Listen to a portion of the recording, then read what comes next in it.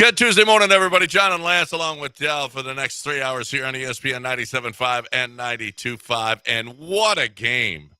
Now, you're not supposed to fall behind Philadelphia 25. That lineup, that Philadelphia lineup, is one of the worst in the NBA. It's barely like. What happened to defense for this team? That was awful. They were awful. What are you going to do? You can't stop a red-hot Quentin Grimes, though. Well, Quentin Grimes was real. I mean, University of Houston's Quentin Grimes, go look at since he's been traded. Go look at his stats with the Philadelphia 76ers since Quentin Grimes was traded. It's unbelievable how well he's playing. Former University of Houston, spent 1 year at Kansas, 2 years at Houston, came out early, shot 40% from three. He's like maybe the only really good three-point shooter that Houston's had. I don't know. Sasser was. I'm trying to remember what Sasser's numbers were, but he like Quentin Grimes yesterday went off, completely off. Now, luckily, he started missing at the end of the game. The last 3 minutes of the game, Quentin Grimes started. Well, no, I should say, I'm sorry. In overtime, Quentin Grimes started missing. Yeah. Not the last 3 minutes of the game. In overtime, Quentin Grimes started missing. If you missed it, the Rockets tied their greatest comeback in the history of the organization, a 25-point comeback against a miserable team that's loaded with injuries. It's the second time this year, though, that they played in overtime against them. Yeah, I don't love that. I don't get it. I don't love that. Well, sometimes you have matchups that you just, I don't know, for whatever reason, or that team just gets up, whatever. I mean, but still, you should never be 25 at home down to Philadelphia. No. And especially this version of Philadelphia. But even with all that said, I woke up to a tweet that, this is, we've got a lot to get. We'll get to all of it. My mind's going in a bunch of different directions, but it's, he's like, this is really concerning. And what I take away from that, like, it was fun. It's not ideal to be down 25 to Philadelphia at home. It's probably the least ideal thing of the year. With that said, did you happen to catch Vanessa Richardson right after the game, directly after the game? Right. With Jabari? Yeah. How much fun? Jabari was, man, this is better than beating a team by 20-point blowout. It's more exciting. He was more excited about that. For these guys. Well, he should have been excited. He was awesome. He had a phenomenal He was awesome. Jabari, it's March Madness, so that's back when Jabari did his business in college. Did you see the look on his face after he hit one of the threes? He looked so. I know. Listen, that's the third overall pick, and for him to play like that, that was like a third overall pick should play. I don't think his whole career he's been, had that kind of confidence. But when him having that kind of, you got a third overall pick, you got Ahmed, it's a fourth overall pick, you got Jalen was a second overall pick. You got Shepard as a what was Shepard, third overall pick, another third overall pick. I mean, he's gonna get he'll come along. But Jabari playing like that was I agree with him. You're gonna get into some games, and this has been happening with the Cougs as well. The Cougs have fallen behind in the second half or at halftime, and they fell behind at Baylor. They fell behind against Arizona. You know what? They picked it up so hard in the second half and they kicked her. That's what the Rockets did last night. They fell behind and they came back. Now, there's a lot of controversy about whether or not Alpi should have been in the game at some point. Okay. Now, he maybe making a statement. So that's one of the things I want to get to. He didn't play the fourth quarter. He left at 6:27 of the third. It didn't come back till 5 seconds left in the fourth. He did something to piss Ime. Yeah. Ime didn't like what he was seeing, and Ime is holding him accountable. Yep. So I don't have a problem. I don't have a problem with that. I just got to be honest with you. Everyone can cry and complain if they want, but don't be telling me about accountability. This is a game that you should not be losing. You're getting your ass kicked by the Philadelphia 76ers. If Ime wants to hold somebody out because he thinks they're not doing their part, this is the accountability that I'm here for. Yep. This is what I want. Now, he came in at the end, and they got a big first of all, they made a comeback. Jabari's hitting threes to give him a chance to get a turnover late in the game to give them a chance. Which I was screaming, foul, foul, foul, and then Jalen steals the ball. It was awesome. I know, stole it. So there's about 6 seconds left. They run a play in the backcourt, which, by the way, Philadelphia ran the same place. Is now a play that everyone runs. Where they're starting on the backcourt and they get a running start. You throw a pass to somebody, a screen down. They come out from under the basket. They catch it, and they're supposed to throw to the player that's coming. I don't know if you saw. That's how Michigan won the Big Ten championship. No, I didn't see that. Yeah. Well, not so. It was actually just the inbound play, and the inbounder came running by, and he flipped him the ball, and he ran all the way to the basket and laid it up with his left hand. That wasn't what happened, but that guy running on at full speed, getting the ball from the guy who got it inbound. But what happened was that they fouled Jabari right away, and Craig. It's a pretty good point. Craig Ackerman was even saying, he said, that's a play. I think it was Craig and not Ryan Hollins who said that's a play where you don't really have a chance to even look at the basket. Like you're basically giving them a chance to foul you right away, and not even get a look at three. And so maybe it's something to consider in the future. Maybe get a look going downhill as opposed to one where the guy who catches it has his back to the basket. But anyway, he caught it and he passed it to Jalen Green, but he got fouled before then. He makes the first free throw. It was a little shaky going in. And then the second one, he said in the postgame that, who did he say Tay told him to miss? Jay Sean? Oh, Tay. Oh, okay. Yeah, I guess that's who he's talking about. I guess he was on the free throw line. Yeah. Because it was Steven Adams was one side, right, and Alperin was on the other side as bigs. He went double bigs for the rebound, which kind of told you what they were going to do, which was they were going to miss. And he said, "Are we sure?" He looked at Ime, and Ime said, "Yeah, miss it." And so he goes, "Okay." And he goes, "I had a pretty perfect miss, if I do say so myself." And he did. And Alpe was pushing and over the back. The dude. Oh, no. Alperin was clean. That was fine. He was pushing him out of the way. Alpe was just too strong. They were too small for him. Too little. They were everybody on that. And maybe that's why Alpe and Steven Adams had 4 seconds in the game. He didn't play at all. Because that Philadelphia lineup was just too small and quick for those guys. Yeah. Maybe that's why. But we got sound. Here's Ime. Now, we talk about, maybe there's accountability and whatnot. But there's another side to that story, is that Alpe came in with 5 seconds left in the game and basically won the game for him. Not only then in that 5 seconds, but in the overtime as well, because he was a beast in the overtime too. So there's two sides to that story. Alpe could have pouted. Alpe could have been pissed off at Ime. Alpe is a star. He's an all-star, and you're going to bench me? Oh, no, watch this. No, Alpe came in and did his job. Here's Ime talking about benching him and coming in.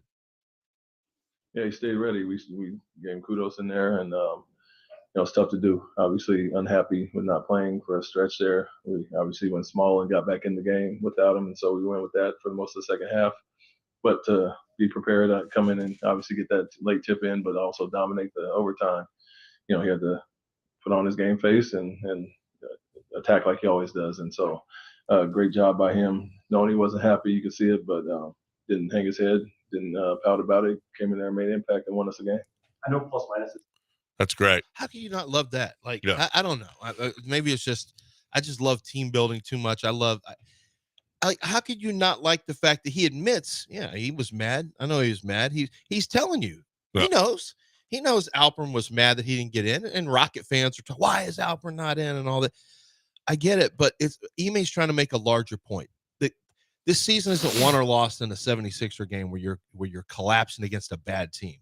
His point is he's making a much bigger point. Everything that I talk about personally, I'm looking at a big picture. And that's why I get so panicked that the Fertittas are just going to fall in love with some star power and kind of upend what they're building. I'm just so worried about that they're going to say, we got to get Kevin Durant. He's going to put people in the seats. Like, no, please don't. Please don't do that. I beg you. Now, well, I can tell you, it ain't about putting people in the seats. It's about winning championships. Yeah, but I think that's a miss too. Yeah, Kevin Durant's not helping. He hadn't helped anyone win a championship for like 7 years. Yeah. Well, they're not. And they're not talking about Durant. They're talking about Booker. Hopefully, they're not talking about because his name's popped up too. Yeah. Well, but you never know where that came from. McCool said. I was talking to McCool about it. He's watching Rockets from Spain, and he said that's where he's living now, from Belize to Spain. And he said they should be reaching out to Daryl about Maxey. So, like he was saying, here's some names I would be looking at. He goes, Maxey would be one. yeah. Why don't you reach I don't know out? they want to do business with Daryl. Well, you could. Why not? You could send him Jeff Green for Maxey because he loves old guys. He might give you Maxey for Jeff Green. Yeah, and Steven Adams. I don't know if if you get if Daryl could get average age 36, that's his dream come true. Well, he had a bunch of net nobodies there last night. Holy crap! Well, that's because That's because all your expensive guys are all hurt. Major League Baseball started today, and that ump is in good shape. He had a big offseason. Hey, we had tightened it up for a while after some unfortunate health stuff with large umpire. Anyway, Major League Baseball started in Tokyo today. Cubs and the Dodgers. Surprisingly, the Dodgers are winning a baseball game 3-1 over the Cubs. So there's a lot more. How about the game that Jayshawn Tate played? There was one rebound that he just whacked out to the top of the key that he slapped away from one of the Sixers and kept the ball alive for the Rockets. That was a huge play. He was 3 for 5 from the field. Jock Landale comes in and he's 3 shots, 3 baskets. That you needed every single one of those. Aaron Holiday came in with a couple of shots. Landale over Steven Adams, which he's a better athletic fit. Yeah, that's interesting that Ime didn't just stay, well, this is my rotation. Yeah, right. He said, no, we'll go and that's the thing about Şengün. It might not even have been how bad he was playing, but that we needed a small lineup. Well, he's been going to double bigs. Why not go to a small lineup? Right. But you know what? A lot of coaches, he's got an all-star, wouldn't do that. I'm really curious about what's going on in this baseball game. Something seems like because they've stopped this game and the umpires pointed to something, and guys not guys from Tokyo. No, they're looking in the outfield. Yeah, like it looks like security type guys, or I don't know what it is, but he went and he's talking to some guys who just came out of the dugout. So I don't know. We'll keep you updated on what's going on there. But it was it's obviously, I don't think too serious, but they have stopped the game. Kyle Tucker does not have an RBI, and some people on Underdog have lower than 0.5 RBIs for Kyle Tucker today. Well, Kyle Tucker has not had a really good start to end to last year. That's why some people have lower. Yeah. That's why some people have Who higher. Are these some people? Just different. The streets. Oh. And the streets have higher on Shohei Ohtani's total bases of 1.5. Wow. Well, look at the people. How about those people? All right, let's play ball. We are playing ball here on ESPN. Did you watch that game last night? A 25-point. It tied the record for greatest comeback in Rockets history. 25 points. The other one was against San Antonio. They came back from 25 down. Was that the Tracy McGrady game? 19. I was thinking the same thing as 19. Oh, yeah, it was 2019, right. And then they had a game against Washington in 22 where they were down 25, but who would remember the 22 Rockets? They stunk. Yeah, no. I don't even know. I missed that one. Yeah. I missed that game. I may have accidentally seen it, but who cares? Yeah. Man, just everybody. Oh, my God. NBA referees. Yeah, what was that about? Fred VanVleet. Oh, okay. Ejection because he fouled. He hit the ball hard. That was the explanation was that it was a hard foul. He got mostly all ball and he got some arm, but because of how hard he hit him, he got a flagrant 2 and ejected from the game. That is the worst, the softest. If this is what Adam Silver wants, that you cannot foul the ball hard, you can't hit the ball hard out of somebody's hands, that is the worst indictment on this league that I've seen in a long time. Because he hit the ball hard. That was a ridiculous ejection. Can you imagine basketball players in the 80s and 90s and 2000s? You got ejected because you hit the ball hard? No. I mean, how soft is that? It was the intent of the foul is what they're calling. Got ball. Well, I know that's what the intent was. He was coming in for a hard. First of all, he got fouled. First of all, he got fouled on the other end with no call. He threw up that 3 that was like 4 feet short because his arm was hit as he was shooting the ball. Right. Nothing. So he goes back. They've got 3-0. He goes back and fouls the ball, hits the ball, and gets ejected from the game. I mean, you're going to lose. You really are going to lose fans because of this. Yeah. Honestly, I know everybody says, "Oh, I'm never watching again." Blah blah blah blah blah. But I was disgusted. I was literally disgusted with that. Yeah, you were mad. You put a tweet out about us. I did. I did. And you're not even drinking. That's right. This was I remember that. Well, I remembered to put the tweet out because I wasn't. It was drinking. sad to me. I kind of had a sad day yesterday because I watched John just slowly and sadly walk out of Kobo's, like without having a drink, nothing. Just he didn't care about being anywhere. Just I go home. He was like, he's turning into what is it called? An existentialist. He's just what's the point? What's the point of anything? What's the point of anything? Right. I can't drink. Why would we? Why are we even? We have. I almost got the sense you didn't even like. Live. I just realized you don't ever have a drink on St. Patrick's Day. No, never. So but for you, probably who cares? That's an amateur day. New Year's Eve and St. Patty's Day are for amateurs. I like to drink on a Tuesday afternoon. Okay, that's a pro. Not on. Oh, it's St. Patty's Day. Let's dress green and everybody drink green beer. Throw up on each other. That's just throw up on each other. Yeah, that's what. Your drunk is always about people getting a quote unquote obliterated. Right. You can't move. Right. You throw up. You're in a coma. Right. Like some people have drinks and they're perfectly not fine. On St. Patty's Day. Yeah. Okay. Yeah. Some people still can just be perfectly fine. Don't go too far. Yeah. I highly disagree with that whole theory. Okay.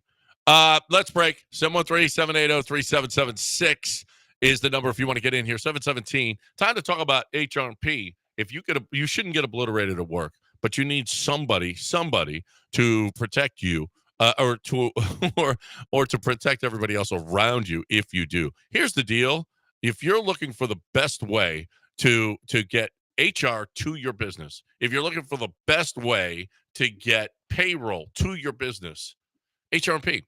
Our guys, we love what they do for us. Honestly, we've had them for I don't know how long. We switched from the other people, the other guys that we had before them. They weren't as good.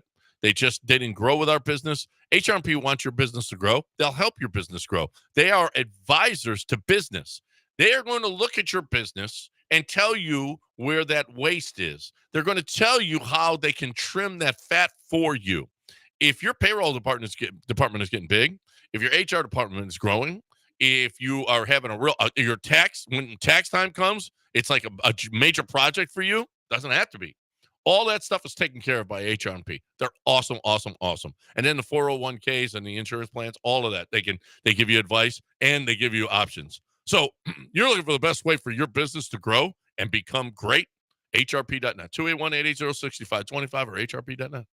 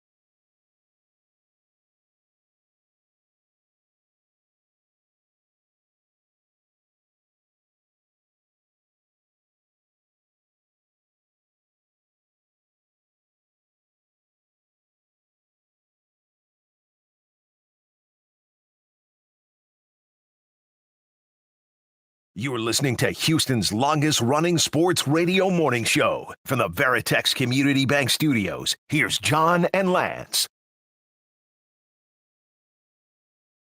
Did you see Tracy Morgan puke all over the court last night? Yeah, because the Heat made him disgusted. The Heat? The Miami Heat. He was just. Somebody said the Heat are making Tracy Morgan vomit. He was literally front. He was basically center court front row, and he's puking all over. It was gross. I don't even want to think about it. You know, it took a God. Roll. What do you think he? Do you think he? I hope he's okay. He's had his medical problems now. Well, he was in a bad crash. He was in a bad He was in a really bad crash. It screwed him up for a year and a half. So he's had ups and downs. I remember I taped a Tracy. I used to tape comedy stuff, and I had Tracy Morgan on what was it called? Snaps. It was on HBO. It was a Russell Simmons thing where you had different people. It's kind of like ranking on people, the dozens, whatever you want to call it, where you just stand across from somebody and you insult them. And there was a young Tracy Morgan. He had this big beer gut, and he had this hat with a propeller on it. And I think that's what he had. I think a Michigan jersey. I remember it actually pretty clearly. And that's the first time I ever saw Tracy Morgan. And he was hilarious. We had him in studio when we were at 610. And we've never lost control more than Tracy Morgan. We had no control. None. We were in studio, and Tracy Morgan came in with a buddy of his. He was in town doing comedy, and we'd have comedians come in. And man, we just had to it was a stream of consciousness. It was just complete rambling, and it was hilarious, but we couldn't get to a break. We couldn't do there was nothing we could do. We had no chance. Nothing. Now, he didn't throw up. No. But he did threaten to get one girl pregnant, that real hot girl who was worked at the front, Natalie. Yeah, Natalie. He did threaten to get her pregnant. Yep. Somebody about to get pregnant in here. Oh, look at this. Somebody's about to get pregnant in here. I'm like, oh boy, I hope she doesn't get pregnant. And I hope it's not me he's talking about. Hope I'm not about to get pregnant. No, Natalie was very pretty, and Tracy Morgan saw her through the window because she came to watch studio that was she was just watching. Saw he's double taking. And boy, was that funny. Holy crap, that was funny. I wonder what she thought about getting pregnant. She probably thought, I just wanted to see you do your comedy thing. I didn't want you telling me you're getting me pregnant. Yes. He's not really going to get you pregnant, though. It's okay, Natalie. So the Rockets won last night. And by the way, we talked about Tracy Morgan. What about the West Virginia governor? That's fake. That it is? That AI? Yeah. Yeah, that's fake. He says he's suing? If you watch the video, well, I don't know. The video I saw, I was like, oh my gosh, and I'm listening to the voice, and the voice and the words don't match up. I mean, the video, the mouth and the words. We got to be real careful with it. Because I'm like, my God. And that's why I had to big screen this so I could make sure. And I'm like, okay, this is fake. It's on. It's all over. I was on with Nate this morning on Channel 26, and he played it, and we talked about it. Well, hold on. Maybe I'm wrong, but and this is on right here. This is on. Unless somebody took that video and they put something else in it. Yeah. Well, but it's about North Carolina, right? Well, he says he's suing the NCAA. I totally believe that story. He's suing the NCAA for West Virginia not getting in and North Carolina getting in. He called it the National Corrupt Athletic Association. I saw that. I think it might be real. Well, I mean, what I saw, he was clear. There was somebody at a podium. It was the governor. I thought the words I was hearing didn't seem like they matched up with the mouth. Maybe somebody took what he was saying and then added to it. But what he was saying was basically what you're saying.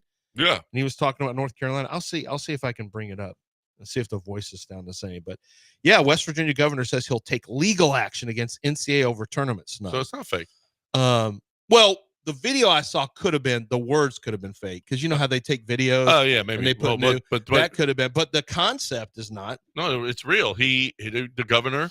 Well, this is not the first time that legislation is getting involved. Legislators are getting involved. Oh, you're going to sue? No, you're not. A team not getting into. No, a you're tournament. not. You're not. Yeah. So, well, I don't disagree with him though. No, it's a bad look for college basketball that North Carolina got in with the president of their with the president the guy who runs the tournament is their athletic director, and he gets $104,000 if they make it. That's just too much conflict of interest. Yeah, it's absolutely much. Everything should change now. You should never be allowed to have that happen again. I'm liking the Cougs more and more and more and more. I'm thinking about this team. I'm telling you, Billis, he said, look, you don't have an easy, he basically said he thinks Cougars are just rolling into the Sweet 16. A lot of people are a little worried about Creighton and Georgia at the 8-9, but we'll see. We'll see. He was, Gonzaga and I'm sorry, not Creighton, Gonzaga. Same Creighton's thing. on the other side. Same thing. Well, they're similar. I guess just the blue, really. Gonzaga's been a lot better. A lot of white guys. Historically, Creighton's always Creighton, but Gonzaga's they flipped it up a little bit. Did they? Well, a little. They'll still crack. They're going to still white it up. They're still going to crack some whiteys at the shooting position. Yeah. And maybe a big. Yeah. Actually, now I just have to go look at Gonzaga's roster. 713-780-3776 is the number. Let's catch up on break. 713-780-3776. Is there anything that you guys want to talk about? You're more than welcome to get in here. We're all over the place with Gonzaga. I got a lot of white guys. Yeah, but who's this guy? With the hair? Yeah. Look Does this guy look like he played D1 basketball? Does this guy look like he'd be on a list of some sort that you can't live in your neighborhood? One guy looks like he's from Gainesville, Florida. No, 100%. Yeah, and the other guy looks like he's from somewhere in Utah. He's this guy looks like he's 37. How old is this guy? Wow, we gotta play that big dude. I gotta tell you what. This guy's not playing the Cubs-Dodgers game right now, which he feels like he could be. He should be. I don't know that he should be. This Gonzaga team is the most. Look at the freak too. Look, and this guy looks like Eli from There Will Be Blood when he gets hit over the face with the hit over the head with a. And the other guy looks like Cheech or Chong. I don't know which one. Yeah. Wow. There's a lot of stuff going on. This guy looks like he would not play for Mark Few. Too many tattoos. There is that's a crazy Gonzaga team that we're gonna have to keep an eye on. Cougs playing 1 p.m. Thursday. 1 p.m. Thursday. An early game. They're always like the 9 o'clock Friday game. Always. Yeah. And this year they're 1 o'clock Thursday. Well, the late games are for TV. It's not a bad thing. You get more viewers. Yeah. Oh, yeah. It's better for us to get them. Well, it's better for me and you. I want them to be done with the SIU Edwardsville. And let's go. Well, that's why. Yeah, you're getting a gross game. As long as Emmanuel Sharp hits a lot of threes, everything's fine. Let's break it. Let's talk about Doc Linville. I was with Doc Linville last week. As a matter of fact, we were hanging out, and he says, "Listen, tell the guys. The deal is this: is that if you're starting to lose your hair, you're starting to recede, that bald spot is starting to grow. This is a great time to come in and see me." And it doesn't have to be. It's not going to be expensive. It's just a PRP. That's easy. That's easy peasy. And he says, "Listen, this is just a side job for me." Okay. And yet he's one of the biggest hair replacement guys in the city of Houston. He does a lot of augmentation for women. That's what Doc does a lot of. But this hair thing, he said, I want to take care of guys. He says, I'll take care of your stomach. I'll help you, get trim. I'll help you. Your eyes, I'll help your hair. Guys, there's a lot of stuff that you can do to look better to whoever you're trying to impress. Doc Linville is here for you. And he says, listen, I'm not going to give you the neo grafting if you don't need it. If it's just PRP, it's just PRP. Let's go. And he said, I don't care about your money. I ain't worried about it.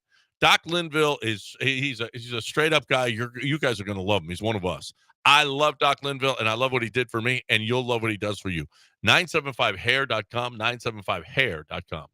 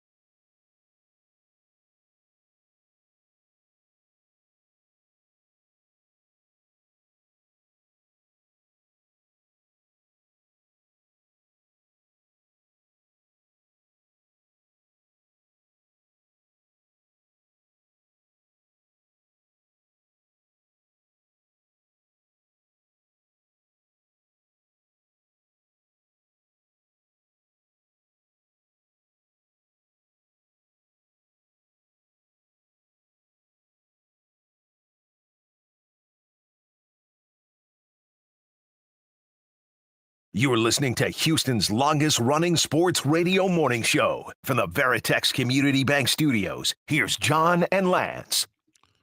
Oh. Dodgers lead 4-1. Shohei Ohtani hit a double. For some reason, a lot of the streets are happy about that. Shohei Ohtani with a double. He scored on the base hit by Teoscar Hernandez. It was Yamamoto versus Imanaga to start the game in Tokyo. As it should be. Yeah, as well it should be.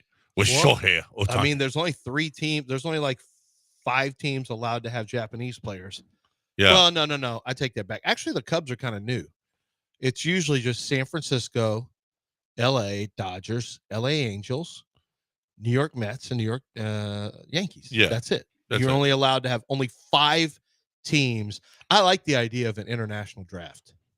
We're like, too bad, so sad. But then they just won't come over. They ain't doing that. Did you see the women's is it the women's soccer, the North American Soccer League, the Women's Soccer League is actually competing with Europe because there's no draft now. They're just signing players at will, each of their teams. I don't know what it's not North America Soccer, whatever, NWSL. Is that what it is?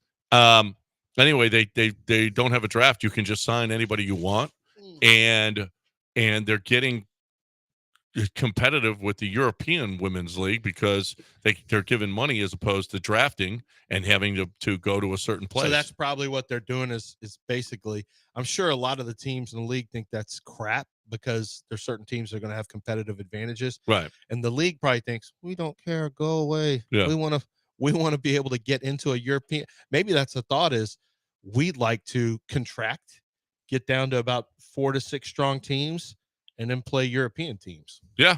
And it looks like from a scheduling standpoint, doesn't really. The Cubs also have Suzuki. Yeah. Yeah.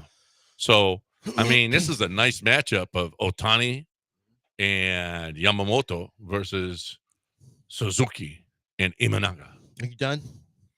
I'm just saying, challenging this.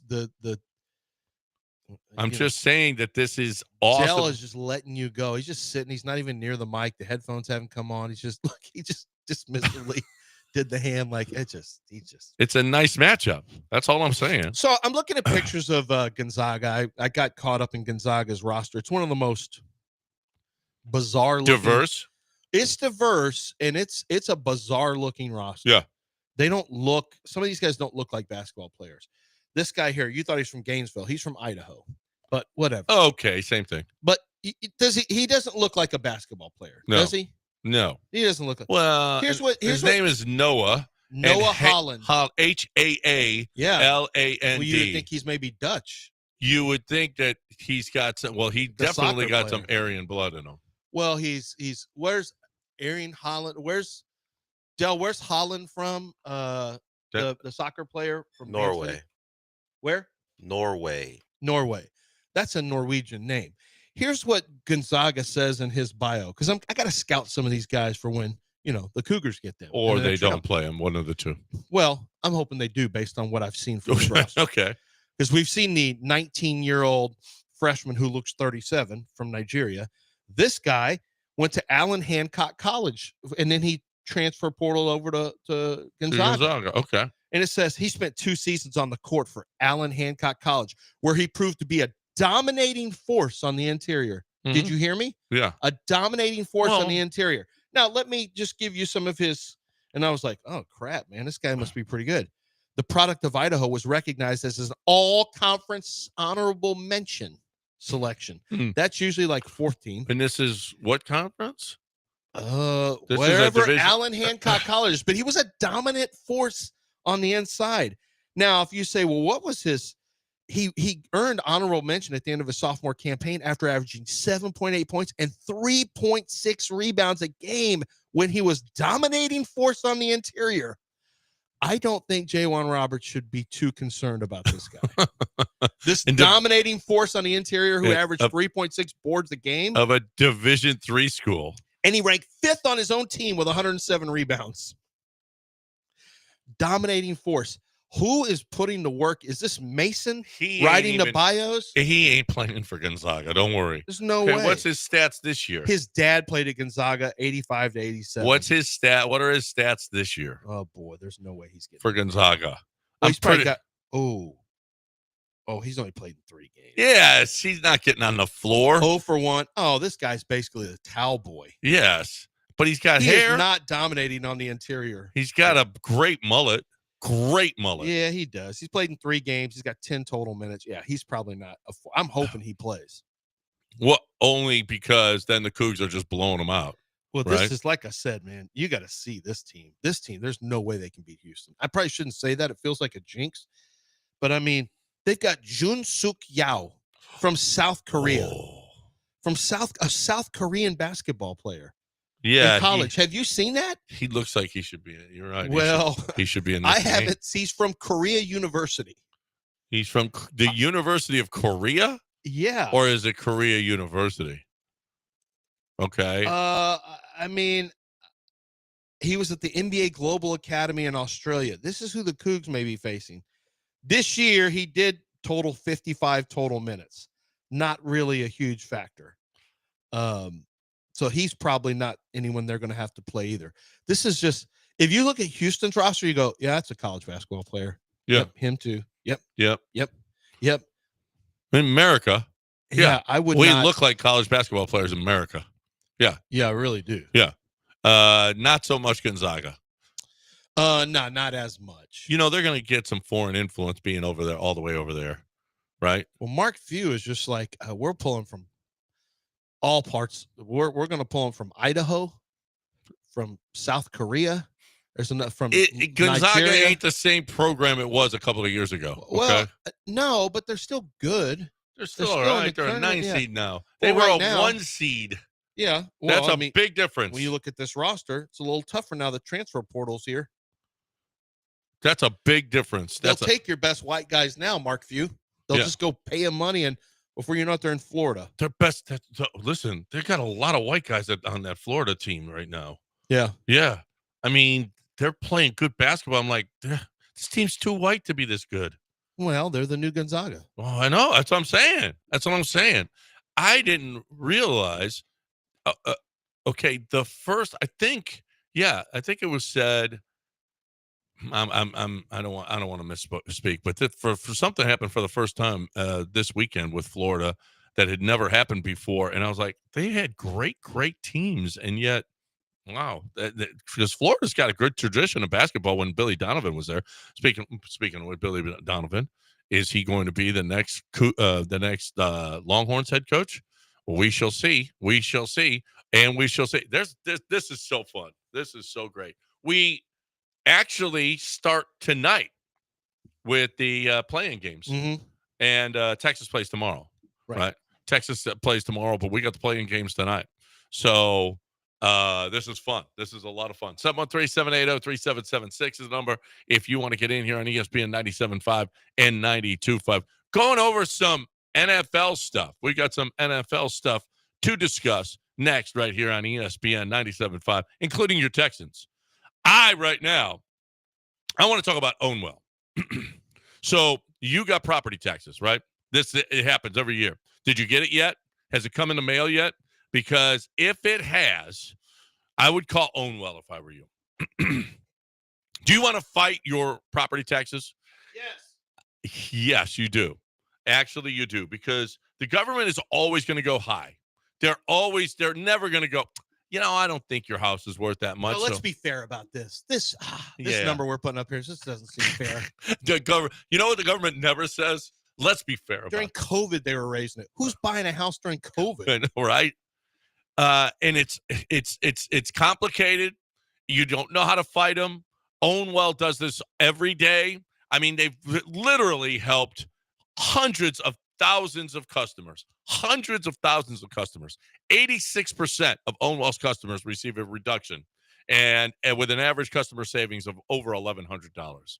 That's an average. So you can't do this. They can. Ownwell knows how to fight. All you have to do is sign up and then let them do the rest. You don't have to lift a finger. Takes about 3 minutes to sign up. Think you can do that? I think you can. The deadline to protest is May 15th for most counties. Save money on your property taxes with Ownwell. Sign up in less than 3 minutes. Start your protest today at ownwell.com. That's OWNWELL.com. Ownwell.com.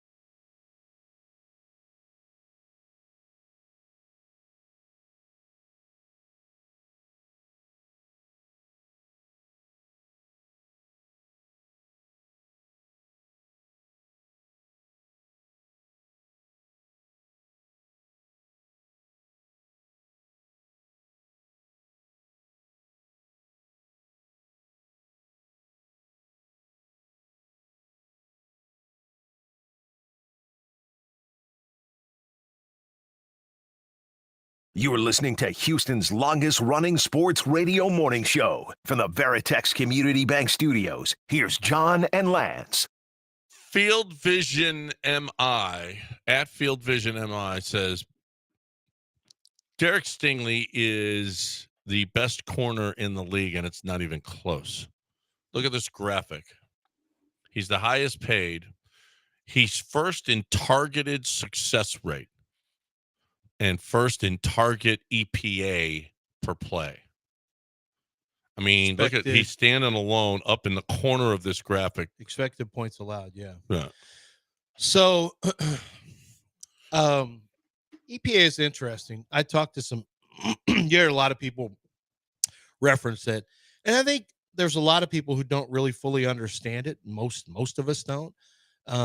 You kind of understand it, but the process of how you get to it, I was reading about it yesterday because I talked to 2 different analytics guys, and I said, hey, what do you think of EPA? Is this, I know a lot of people are quoting this now. Is this really, is it an accurate stat to look at? Is it something that is truly, is truly representative of play? And they both said, yes, it's a good stat. It takes into account the context of a play. In other words, if it is 3rd and 5 and you gain 5 yards and get a first down, or it's 3rd and 10 and you gave 5 yards and you obviously don't get a first down, then the other one has a higher EPA. You created a positive play towards scoring points. Yeah. So it's based on a concept of really creating a metric that puts into context the plays that you're making, which to me, if you've got if you're able to put that all together based on situations, then that's a good stat. Now they have, EPA has become a really big football stat. So for him, what that's telling you is situationally, he's awesome. He's better than everybody. And he is. I mean, I think, it's hard to say. Pat Surtain doesn't get thrown that much.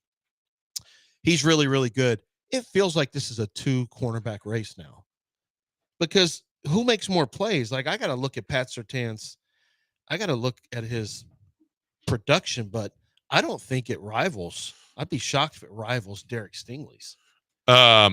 I don't know where it's all pictures of each guy, so it's hard to tell. Yeah, it's a visualization. It's a visual. Yeah, so I would imagine Patrick Surtain is up there as well. But you know what? Big ups to Nick. He got this one right. And Laramie Tunsil thinks that Nick got it right as far as trading him.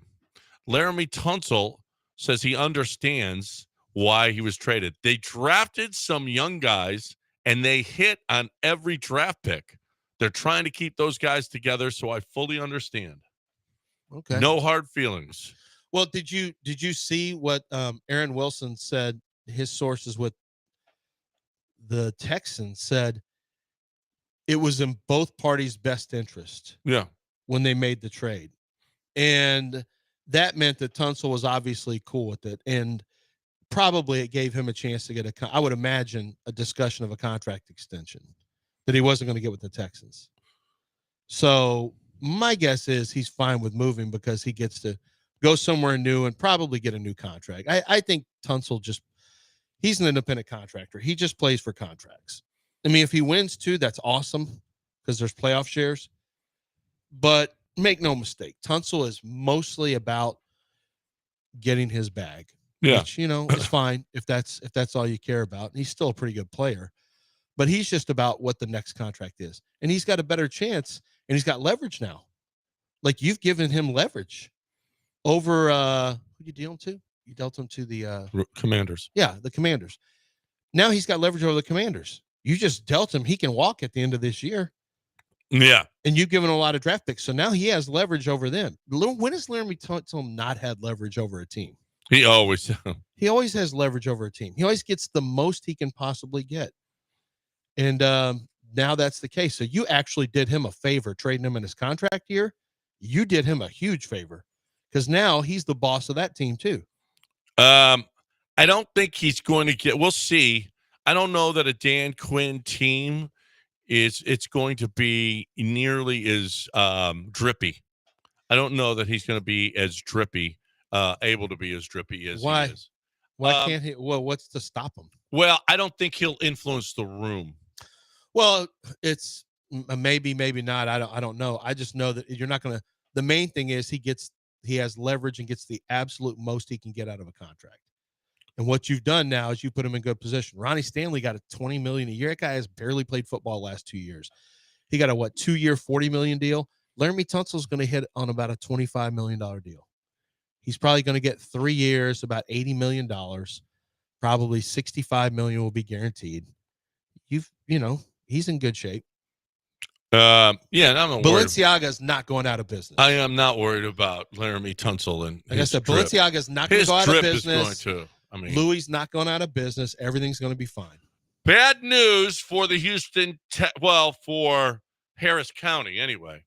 So Dove Kleiman put out every NFL, Major League, NBA stadium, ballpark, arena ranked by average review rating on Yelp, Google, TripAdvisor, and Facebook. The number one stadium in America. Can you guess what it is? Rice. No, it's Pro. Okay. Rice is out of it, although they probably would have been right up there in the top 5. It'd be pretty high, yeah. It's rare that you can still find original toilets from 1955. I think that's kind of cool. And actually, retro plays pretty big here. It's very vintage now. It used to just be terrible facilities. Now we just call it vintage. Vintage. The football stadium. Yeah. Let's see. The best in all sports? All sports. Anywhere? Number 1. SoFi? It is not. It's not Yankee Stadium. Think old. Think tradition. Oh, is it Fenway? Fenway 7th. Wrigley is 8th.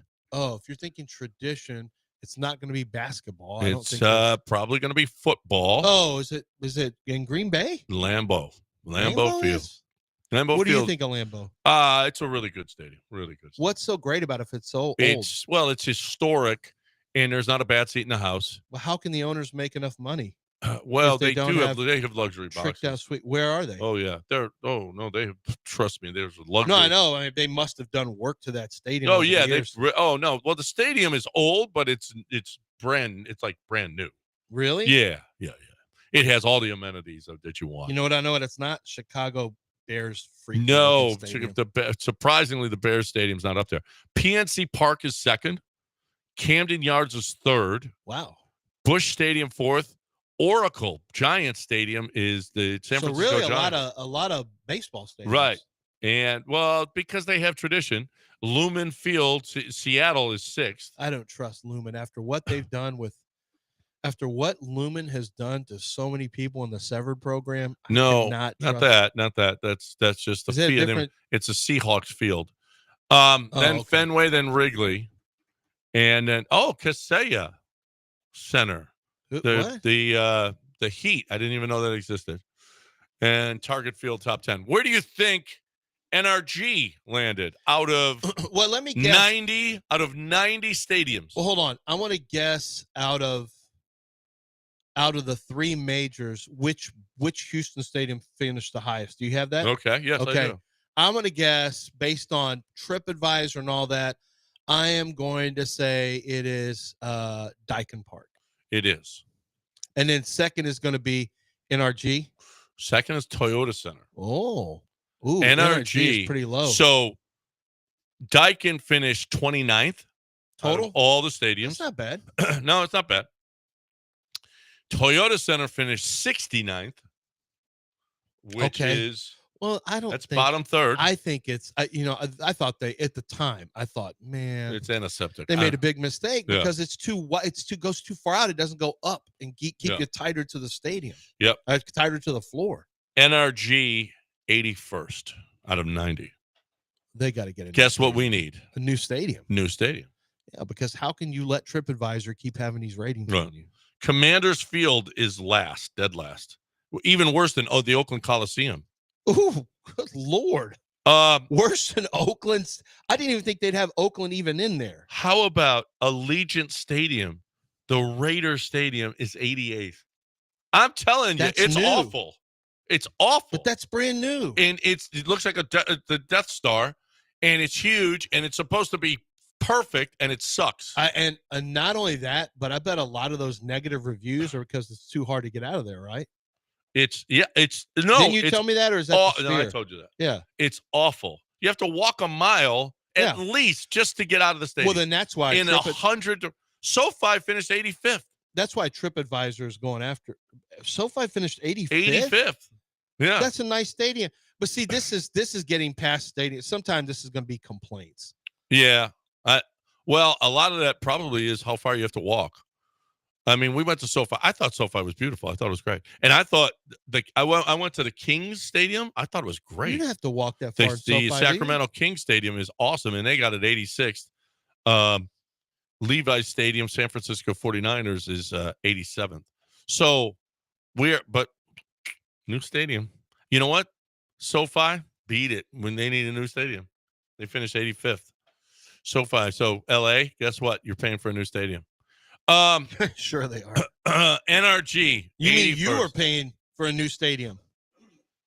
How are you going to like it when you have to start paying for new stadiums in LA? And how about Intuit, where the Clippers play, brand new, supposed to be the 84th? Who cares? This is complainers too. Yeah, probably. TripAdvisor. Yeah. Well, I am a whatever. I am a traditionalist. No, where they get those they put enough little reviews that they start changing their badges. I am a super elite reviewer. Oh, God, here comes their self-important reviews of everything. They can tell us, like Sebastian Maniscalco said, who goes home and writes a review of the salmon. Yeah. Well, he goes, how about this? The salmon's dry. Eat it and shut up and never go back there. We don't need your review of the salmon. Well, South Park did a thing on it, and and I agree with them wholeheartedly. Reviewers should have access and free stuff for everything because they review, because they're important. So you know what influencers do? They call up restaurants or they message them and they say, we'd like to do a collaboration with you. So collaboration means we want free stuff. Food. And then we'll put, as long as you give us something free, we'll put something on our social media page. Yeah. And a lot of restaurants now are like, okay, absolutely, we could use some. And so they just run around doing collaborations with hotels. Like they don't pay for anything. They travel the world basically for free. I mean, it feels like I would love that job. I wish Dale, do you think John would be a good influencer? Great collaborator. Yeah. Because here's the thing. People are going to follow your account and then you're going to say some stuff when you get mad.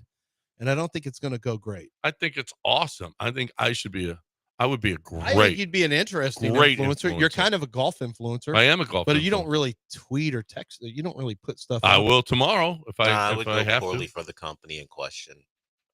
It would, because someone would challenge you on something you said, you call them stupid or worse, and it'd be over for you pretty quick. Yeah, that's true. No. If they're stupid, then they're stupid. Hey, here's something you can hear loud and clear. They can't call people stupid. Yourself.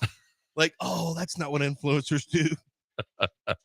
Oh, no. You know what influencers do? They tell you about Chastang Ford. That's what. You know what? I don't get anything for. I pay for my stuff at Chastang Ford, and yet I still love them. I still love talking about them.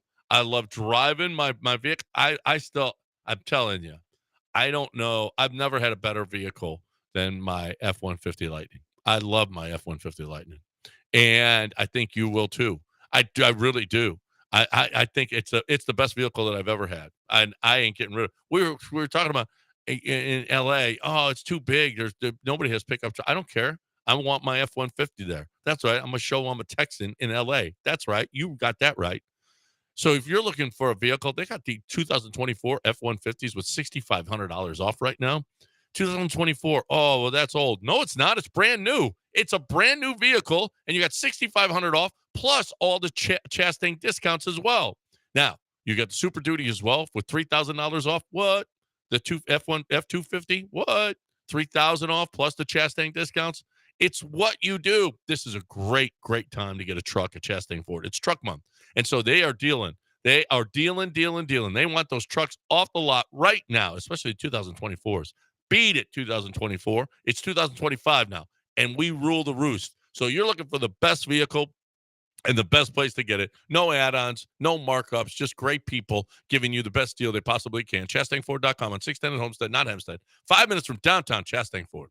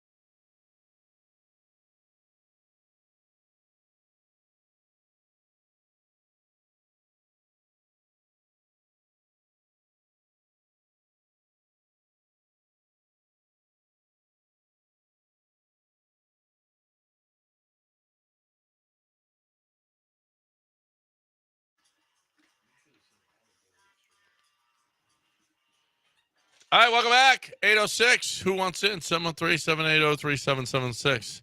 You're more than welcome. Come on in and hang out with us, whatever you want to talk about. I brought this up to you during the break, and you've got an opinion on this.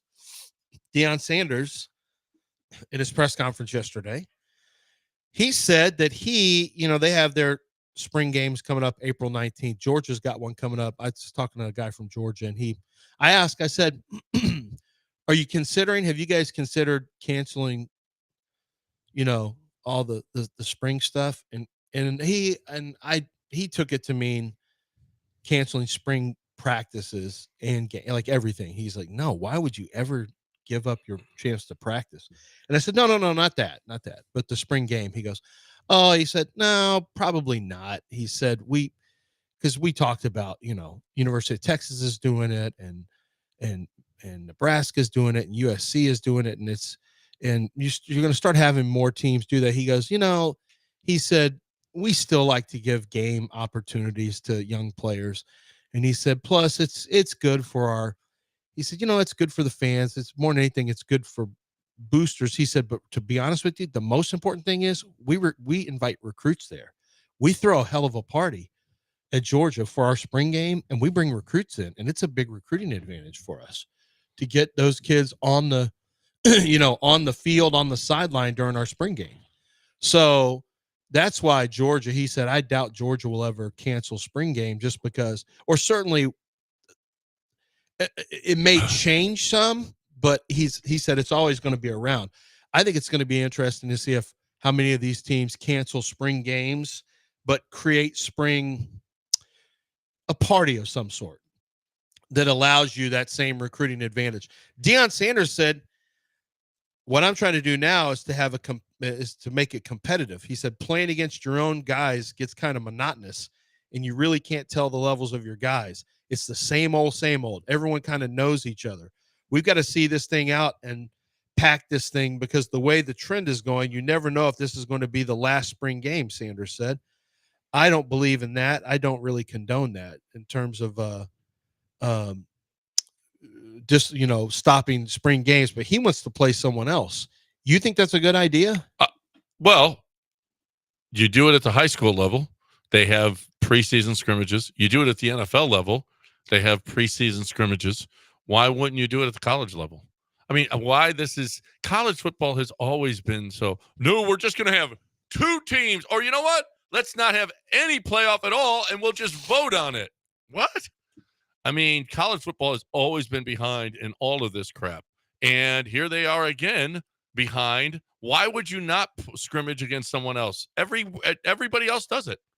Every league does it. Well, if one team hurts another team, goes and low. It happens in the NFL, same thing. Well, no. But I'm asking, what do you think people would say if a guy on one team gets his knee taken out from another just because of a tackle? They go low. Guys get every year somebody in preseason hurts their knee. It could happen at any point. I just think there'd be an uproar about, well, that team needs to have a punishment that's commensurate with this, because this guy's now he has an ACL tear or whatever. He's going to miss the year. You should have to have a guy miss the season. But that's not fair. I'm pretty sure J.J. McCarthy got hurt in the preseason. I'm pretty sure Teddy Bridgewater in the preseason. Well, they're pros. I'm pretty sure college kids aren't getting paid. In high school, it happens too. John, college kids aren't getting paid. Those are pro players that get paid. Oh, wait. Boy. Yeah, actually, we can't let them get hurt now. Yeah, we can. They can get hurt now. They're pros. They can get hurt just like everybody else. You can't say this anymore. Why are we criticizing these college players? Yeah. We can't criticize. They're just in college. We can't criticize them. They're only college kids. Leave them alone. No, that's over. No, I mean they're paid, and they're making a lot more than most everybody. We can put out college kids' personal information who don't even play sports, like the girl from Ole Miss. I don't think you can make the case anymore that you can't criticize a college athlete when you can literally try to ruin some kid's life who you don't even know. So I'm pretty much over that. College kids can take all the criticism. That's just the way it goes now, especially when you're pros, because they're pros now. Mm-hmm. Pros meaning they're paid. They are they have paychecks now. So I was talking to Dana yesterday. As a matter of fact, he's heading back to Nebraska tomorrow, and I was talking to him about the season, and and he's like, "We got to start the season earlier. This will solve a lot of stuff. The season should end January 9th.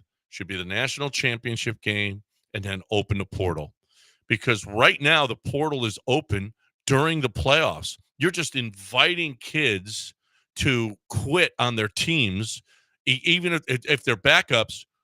And then the kids who are playing have an unfair disadvantage against the kids who are already in the portal and not getting a job, not able to get the jobs that are opening up at other universities, whatever, or places that they might want to go.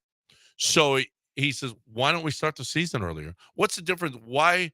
He says, we practice in August. Why can't we play in August? Now, the fans don't have to sit in August weather, especially down here in the South. But if you're a Southern team, go up and play in Minnesota or New York or Pennsylvania for the preseason. Go play a team up there. Schedule a team in the preseason up in the North so that it's not nearly as hot. In Miami in August, could you see? I mean, you're already playing in August, right? And you got a home game at the end of August, right? So why couldn't you have a home game like 2 weeks earlier in August?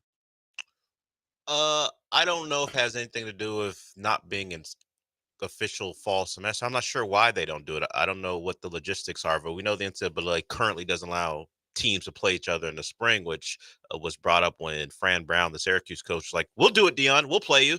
And then they asked the NCAA, and the spokesperson said, "Well, we don't allow teams to practice against each other." So there's a stumbling block there.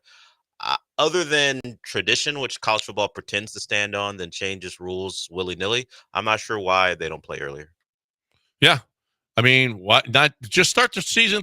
You know what? What's going on in August? Start the season 2 weeks earlier, and you can figure this out. And oh, by the way, the portal shouldn't open until all the teams are done playing. The only thing I think of is the official start of semesters. Although college football is now separate pretty much from NCAA and how they determine the title. That's the only thing I could think of. Like, we're not actually in that fall semester, so that's why we're not playing. Well, college basketball is never in there. It's always in between semesters when they're playing. When does college basketball play between a semester?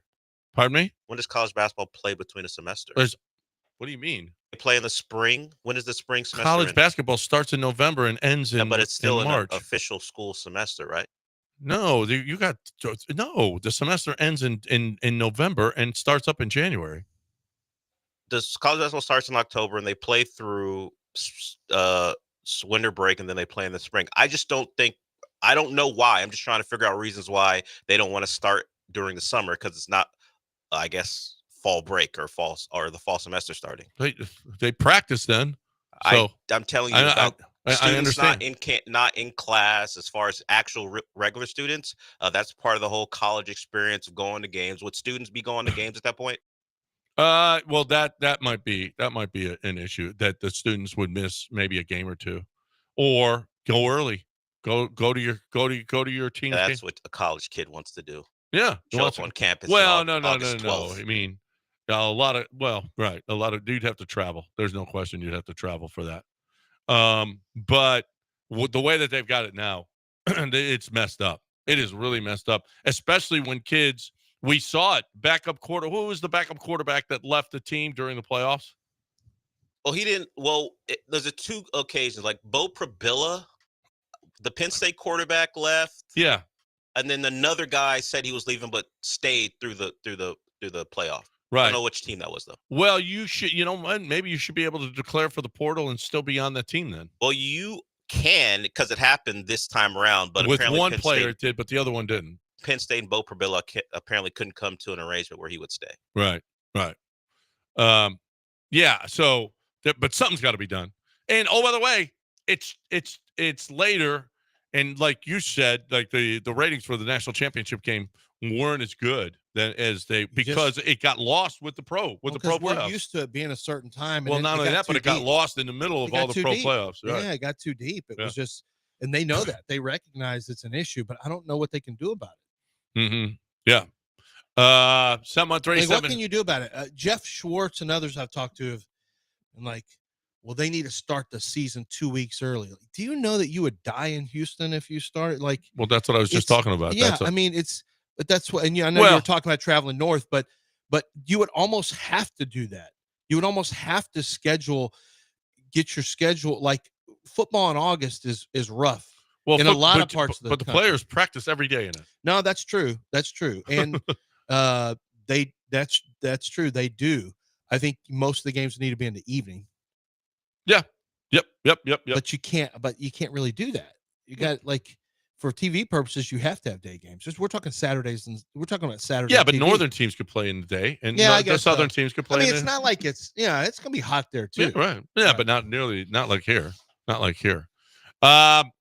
Anybody wants in? 713-780-3776. I want in at Game Day Men's Health. I have been going to Game Day Men's Health. I feel great.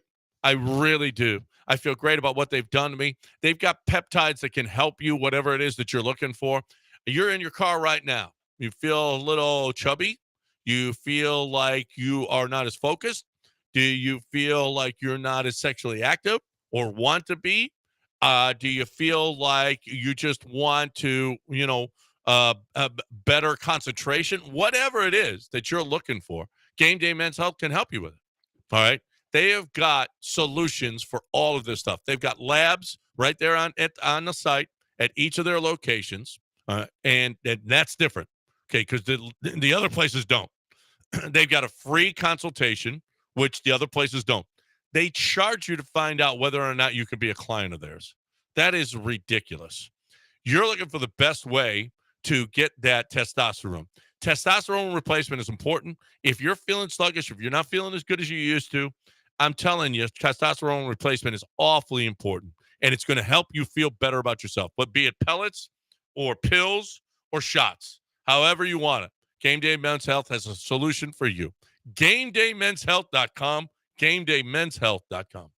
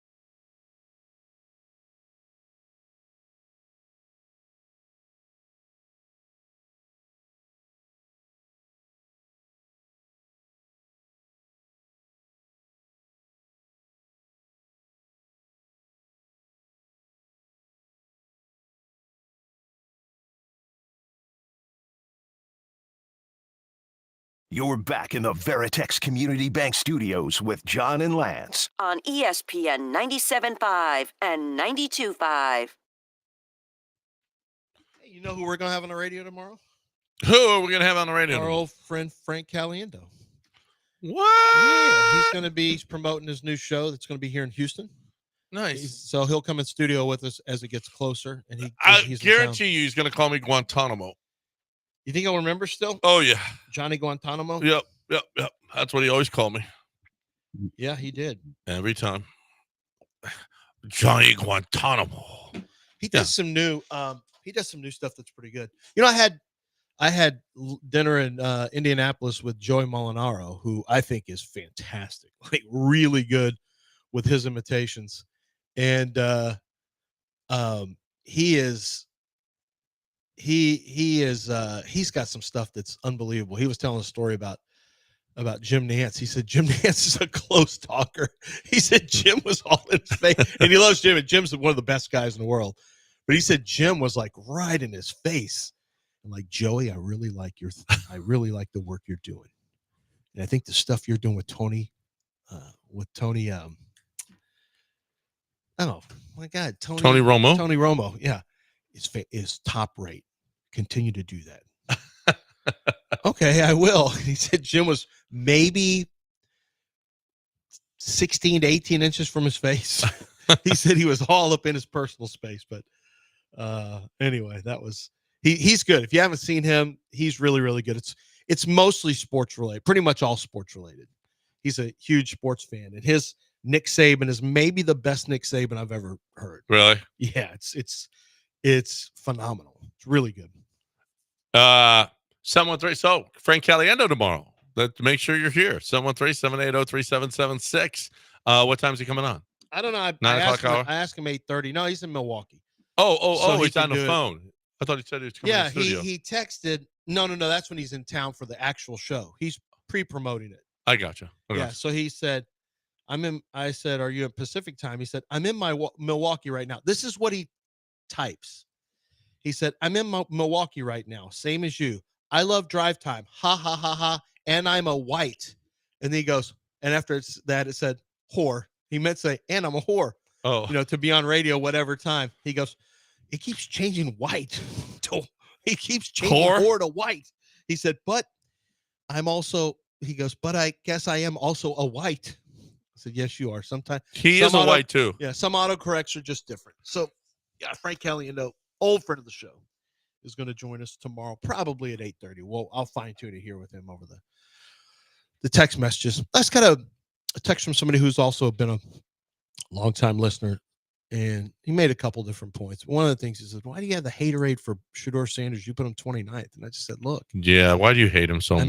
I mean, I'm willing to take the bullets and be called a racist because I've got a mock draft, I guess. But I deal with this every year. Everyone's mad. Last year I had Jaden Daniels ahead of Drake May, and I lost all my credibility for that when I had that in January. Because I watch the tape and I see what guys are. And guys like Shedeur typically don't go in the top 10. It's not special. There's no special arm. But it's this battle of team need versus your draft board. And no one is going to have Shedeur. No one's going to have Shedeur, and for sure not Jackson Dart. The Jackson Dart thing to me is just like, I really can't believe the Jackson Dart stuff. If you draft them, to me, if you draft them, either one of those guys in the top 10, you're just drafting purely on need, and you're gonna let a good player pass. Now, I will also say you can't score if you don't shoot. So if you don't draft a quarterback, but if you do draft a quarterback and that quarterback ends up being average to below average, you're stuck with that guy for the next 3 years. In most cases, every once in a while you Kenny Pickett it after 2. In the rare instance, the Josh Rosen. But that was such an outlier because the head coach got fired after a year. Like that's a crazy outlier. The head coach got fired and you brought in Cliff Kingsbury. We've never seen that. Like that doesn't really happen though. Right. So if you draft a guy, you're stuck with him. And by the way, you get fired if you don't develop your quarterbacks. So I don't know. I don't like Cam Ward's got a special talent. He's got a big arm. Like he's got some special. There's something special about his game. Jackson Dart has good accuracy. Shador has accuracy, but Jackson Dart really has to struggle to throw like he's got to really work hard to throw the football. And he's only 6'1". He's been kind of in a system a little bit. He's a little bit of a system quarterback. Like I don't see it with him. I don't see it with Jackson Dart. I think Jackson could be a low-end starter at best in the NFL. I'm not drafting that in the first round.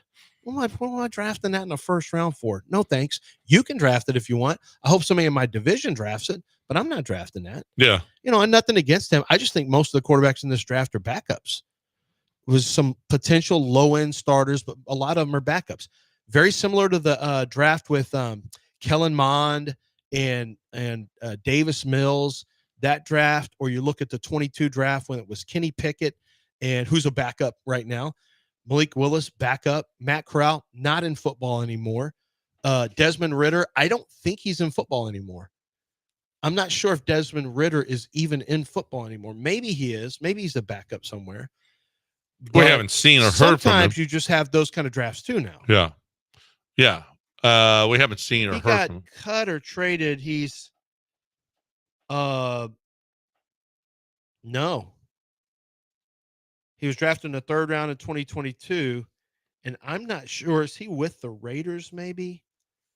I'm not sure if he's with the team right now. He was with the Raiders last in 2024. So maybe 324. Yeah, maybe he's still a Raider, I guess. No one knows. No one can possibly know. No one knows. No one really cares. And sometimes you get that too. Like not every draft is going to produce quarterbacks, unfortunately. Nope. Julian wants to talk about the Texans. He was on the Arizona Cardinals practice squad until he was on the practice squad, 3rd round quarterback. Wow. Until Aiden O'Connell got hurt, and then they added him to the roster in week 12. Let's get Julian in here. He wants to talk about the Texans. What do you say, Julian? Morning, fellas. Morning. Dude, I think I'm very impressed with Casario getting that extension before Gardner, so it wouldn't make his go up as far as the annual average. Now, what I do think is no one's giving Stingley enough credit and his agent for doing a 3-year deal so he can go ahead and get back into free agency because the salary cap's only going to go up. So maybe in after this duration of the contract, it's going from 30 if he gets his play up and health. What is it going to be? 35, 37? Very 38? good point.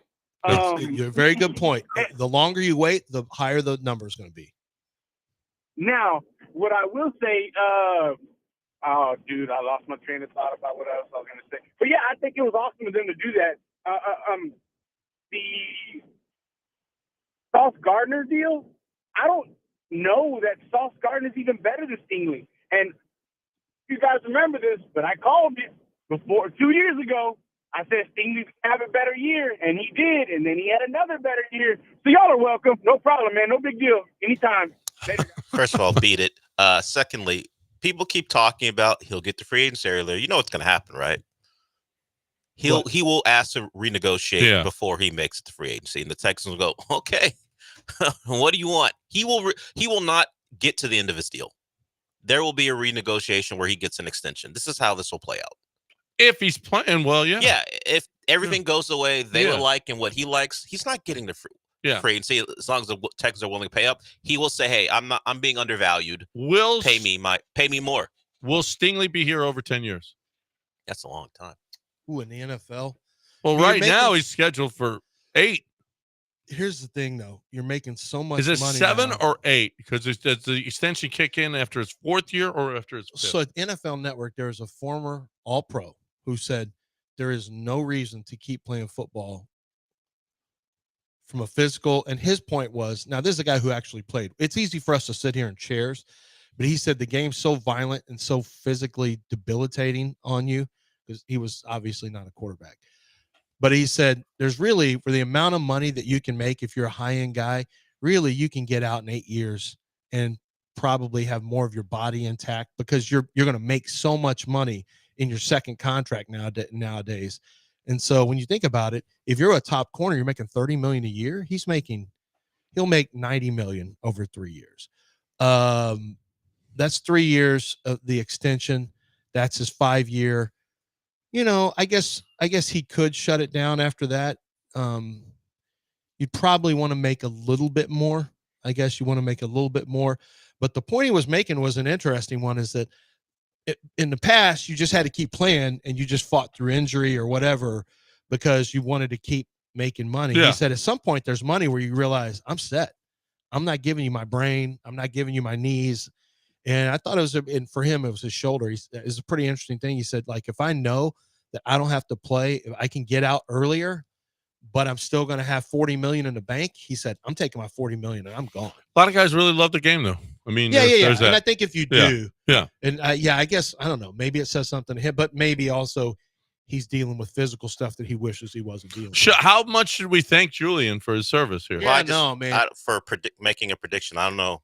Did it lead to anything to say Stingley was going to have a good year? Did it make Stingley say, you know what, Julian, you motivated me to have a great year? I don't remember that, but I'm sure Julian, but thank you for pushing Stingley to have a great year, I guess, if that's what you're asking for. Thank you for your service. Do you think Stingley was listening and he said, man, Julian believes in me? Well, he said, thank you.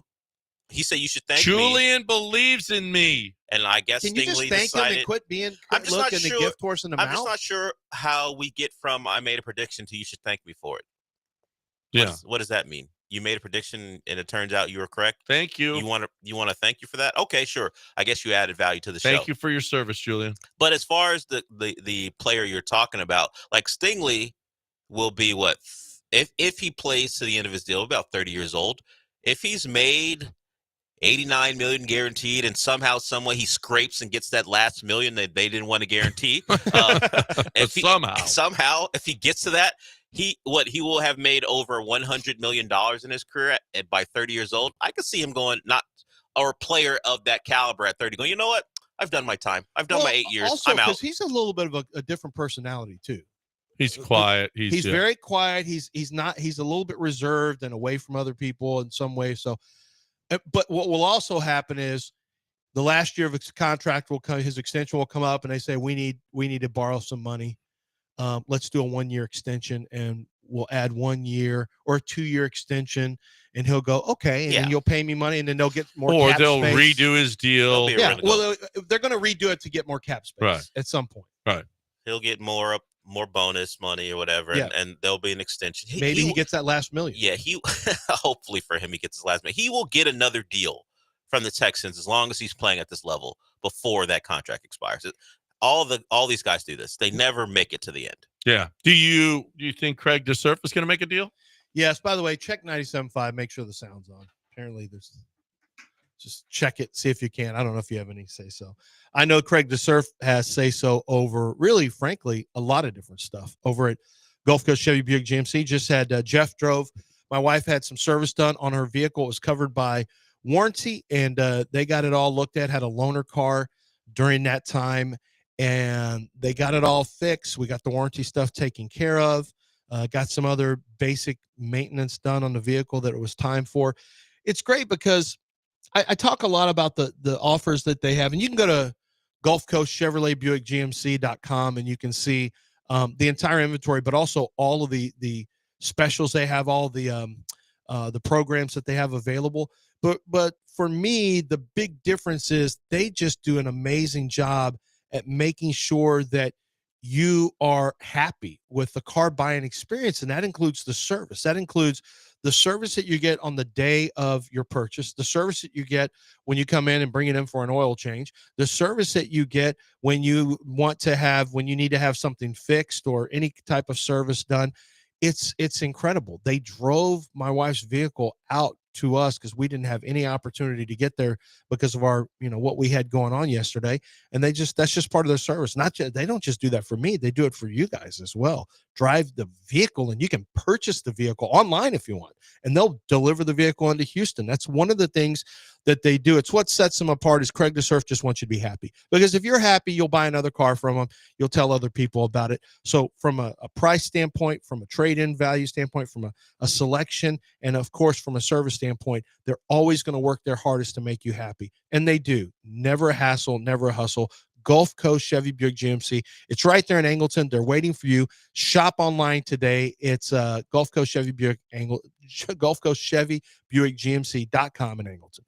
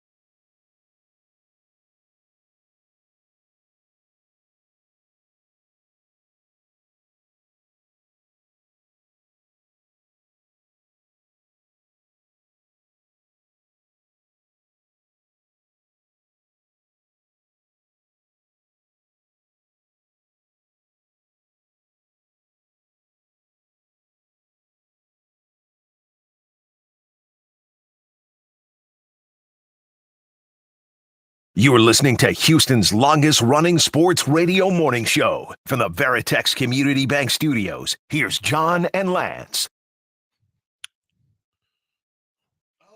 Welcome back here on ESPN 97.5 and 92.5.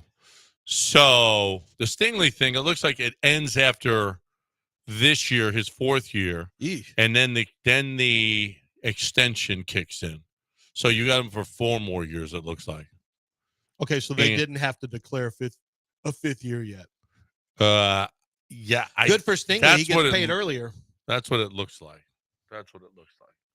That's got to be clarified by the organization. This offseason, winners and losers. Where do you put the Texans in the winners and losers bracket as far as their offseason? Well, a lot of fans will put them in the losers bracket. There's still a lot of fans who are not happy about that you didn't get that you suck on the offensive line and you traded your best offensive lineman. There's still a lot of people who are unhappy about that. I would say, I mean, I don't think you can, I don't know that I would call them winners. I probably wouldn't call them losers. They got everyone re-signed they needed to. I think they got value in return for Tunsil. It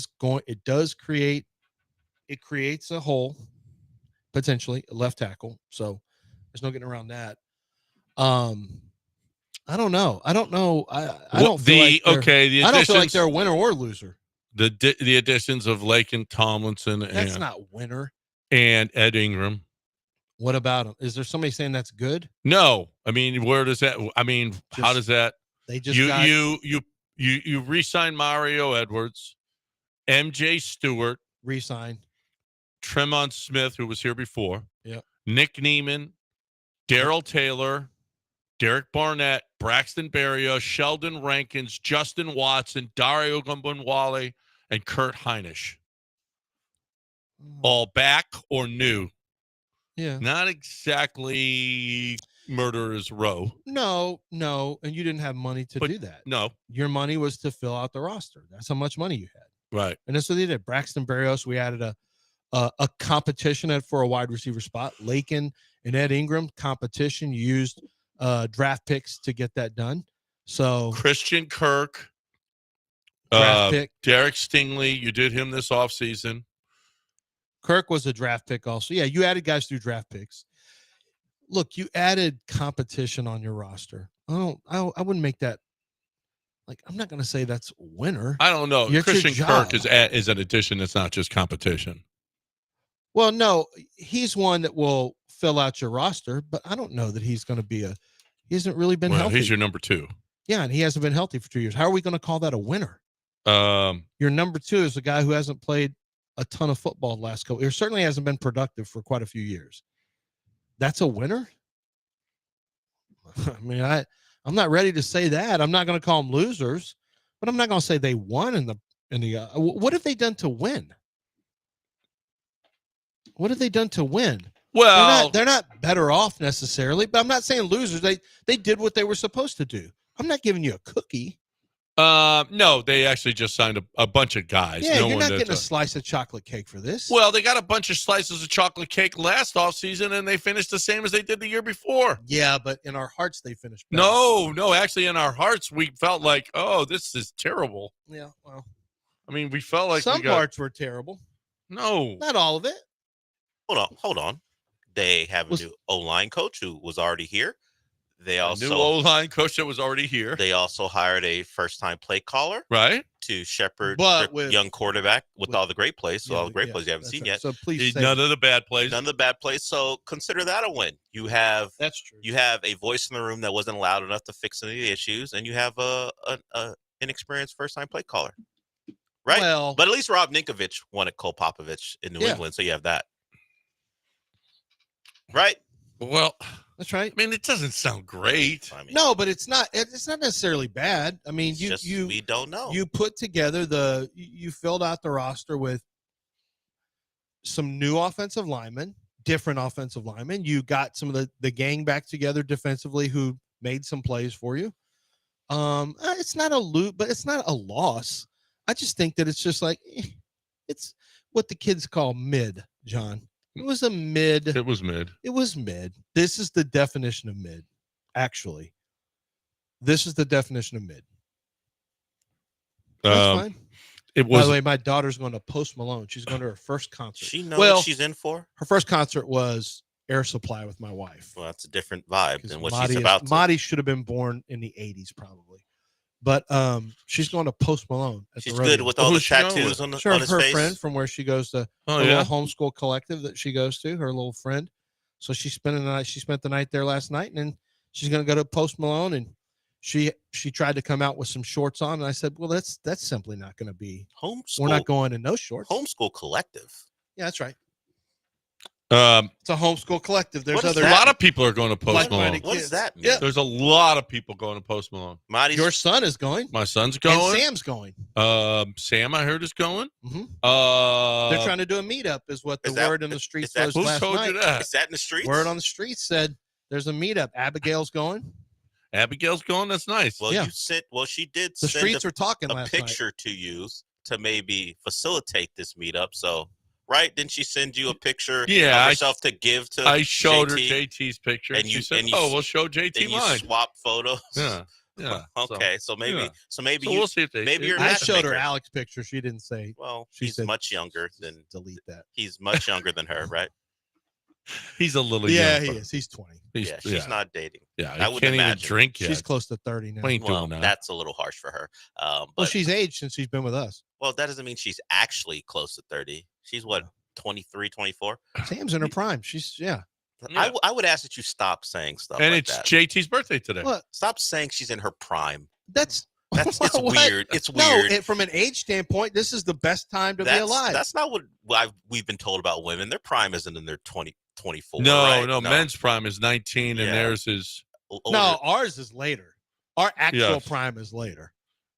Like, we're not grown up enough until later. Not our physical peak is not later. no, our physical no, peak yeah, is yeah. early, is 19, 18, 19. Well, we're not female tennis and players. then we're downhill from there. Yeah. Women's physical peak then is like 16 or 17 when No. they're the best. Well, once you get 24 as a tennis player, you are ancient. Yeah, No, You're close yeah. to death. But generally, when this weird topic is discussed, women aren't considered in their prime in their early to mid 20s. It's later on. They're like a basketball player, 30 to 32 Well, in their prime. depends on the But discussion, Sam bro. is in a coworker. We don't talk about her prime like that at all. We're just happy she's happy. No, from an age standpoint, this is a great time to be alive. 23, 24. This is a great it's time to awesome. be alive. There's a lot. It is Well, awesome. yeah. Have you seen how Gen Z reacts? There's a lot of angst in Gen Z. I don't But think they're not all that her. happy. She's not. She's different. She's wired a little different. Have you been around Sam? She's not really a typical Gen Z. She doesn't seem. She's not very Gen Z-ish. No, she's not soft. She's still like she's the youngest mom vibes I've ever seen. Beside my daughter, Maddie, who's the youngest. Well, okay, I'm not sure she wants that. She's looking for that. nah, Mom vibes? You're not really Yeah. selling. Well, I've her been right saying now. that for a long time. She knows it. She knows it's true. Okay. Well, All all I right. know Sam is from when she's here. I don't She know bosses us. what she's like outside of here. Yeah. Mom vibes or not. Right. Man, I can't believe the comments that I've gotten about I just said NBA referees are the worst. And then the comments of NBA has been absolutely unwatchable for years and years. Thanks for letting me know that I can continue to ignore it. I wish people would stop talking about the NBA. It's a joke now. The people get league is soft, John. I mean, the NBA's No, it's over the top. It's People really- people go too far with this. They hate the NBA for whatever Whatever reason. reason. They don't watch it, and they still can't wait. People who don't watch the NBA can't wait to tell you they don't watch the NBA. Right. And then that same guy can say, "No, thanks for telling me I don't have to watch it again." You weren't going to. You weren't watching that. So why are yeah. you even commenting on something you don't watch? Yeah. There's no. people who hate the NBA for ancillary reasons, and it has nothing to do with the play of the NBA. Why are people sending me "I am the problem" hats? Because it's pretty Accurate. spot on. John Daspit you is are the spot problem. on. That's for sure. John Daspit is not the problem. He's the solution. His nickname should be the solution. Okay? Because for people who are injured in accidents, for people who have been wronged due to someone else's negligence, if you go to daspitlaw.com, and I'm typing it in right now, you go to daspitlaw.com, it's very, very quickly, you see the areas of practice. The practice areas include tractor accidents, wrongful death, work injury, commercial litigation, workers' compensation, truck accidents, product liability, premises liability, plant and refinery accidents. There's a lot of different things that go into it, and there's even negligent security, which he had a case for a lot of people from a certain group that is kind of famous that some of you would know, and he was successful for them as well because the security was extremely negligent. A lot of people had things stolen, and he took on that case as well. Listen, John Daspit's going to passionately pursue justice for the injured, and for those of you, and I mentioned, work injury, wrongful death. There's a lot of things that involve a refinery blast that are going to involve a very, very serious time frame in terms of working to acknowledge all of the hospital bills, all of the time missed from work, in some tragic cases, the amount of compensation that is going to be gone from a family because they lost the breadwinner and the father or mother or whatever the case may be. There's a lot that goes into it. John Daspit turns over every stone to make sure you're treated fairly and you get proper compensation for your pain and suffering, which can be substantial in many cases. Make sure that John Daspit is on your side. You can just go to 713, or you can call 713 call now. That's 713 call now. Or go to the website daspitlaw.com. You can start the process of consulting with them right online. It's daspitlaw.com.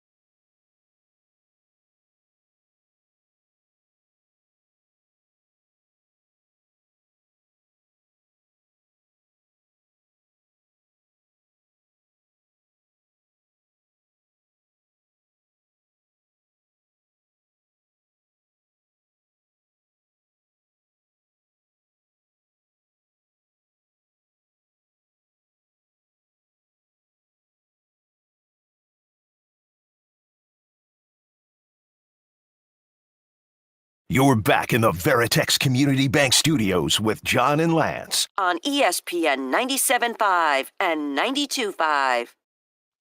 All right, let's go. 713-780-3776. You guys got to do something, okay? Have some kind of participation in this show because we're doing all the work here today. Del, all the work right here. Them, nothing.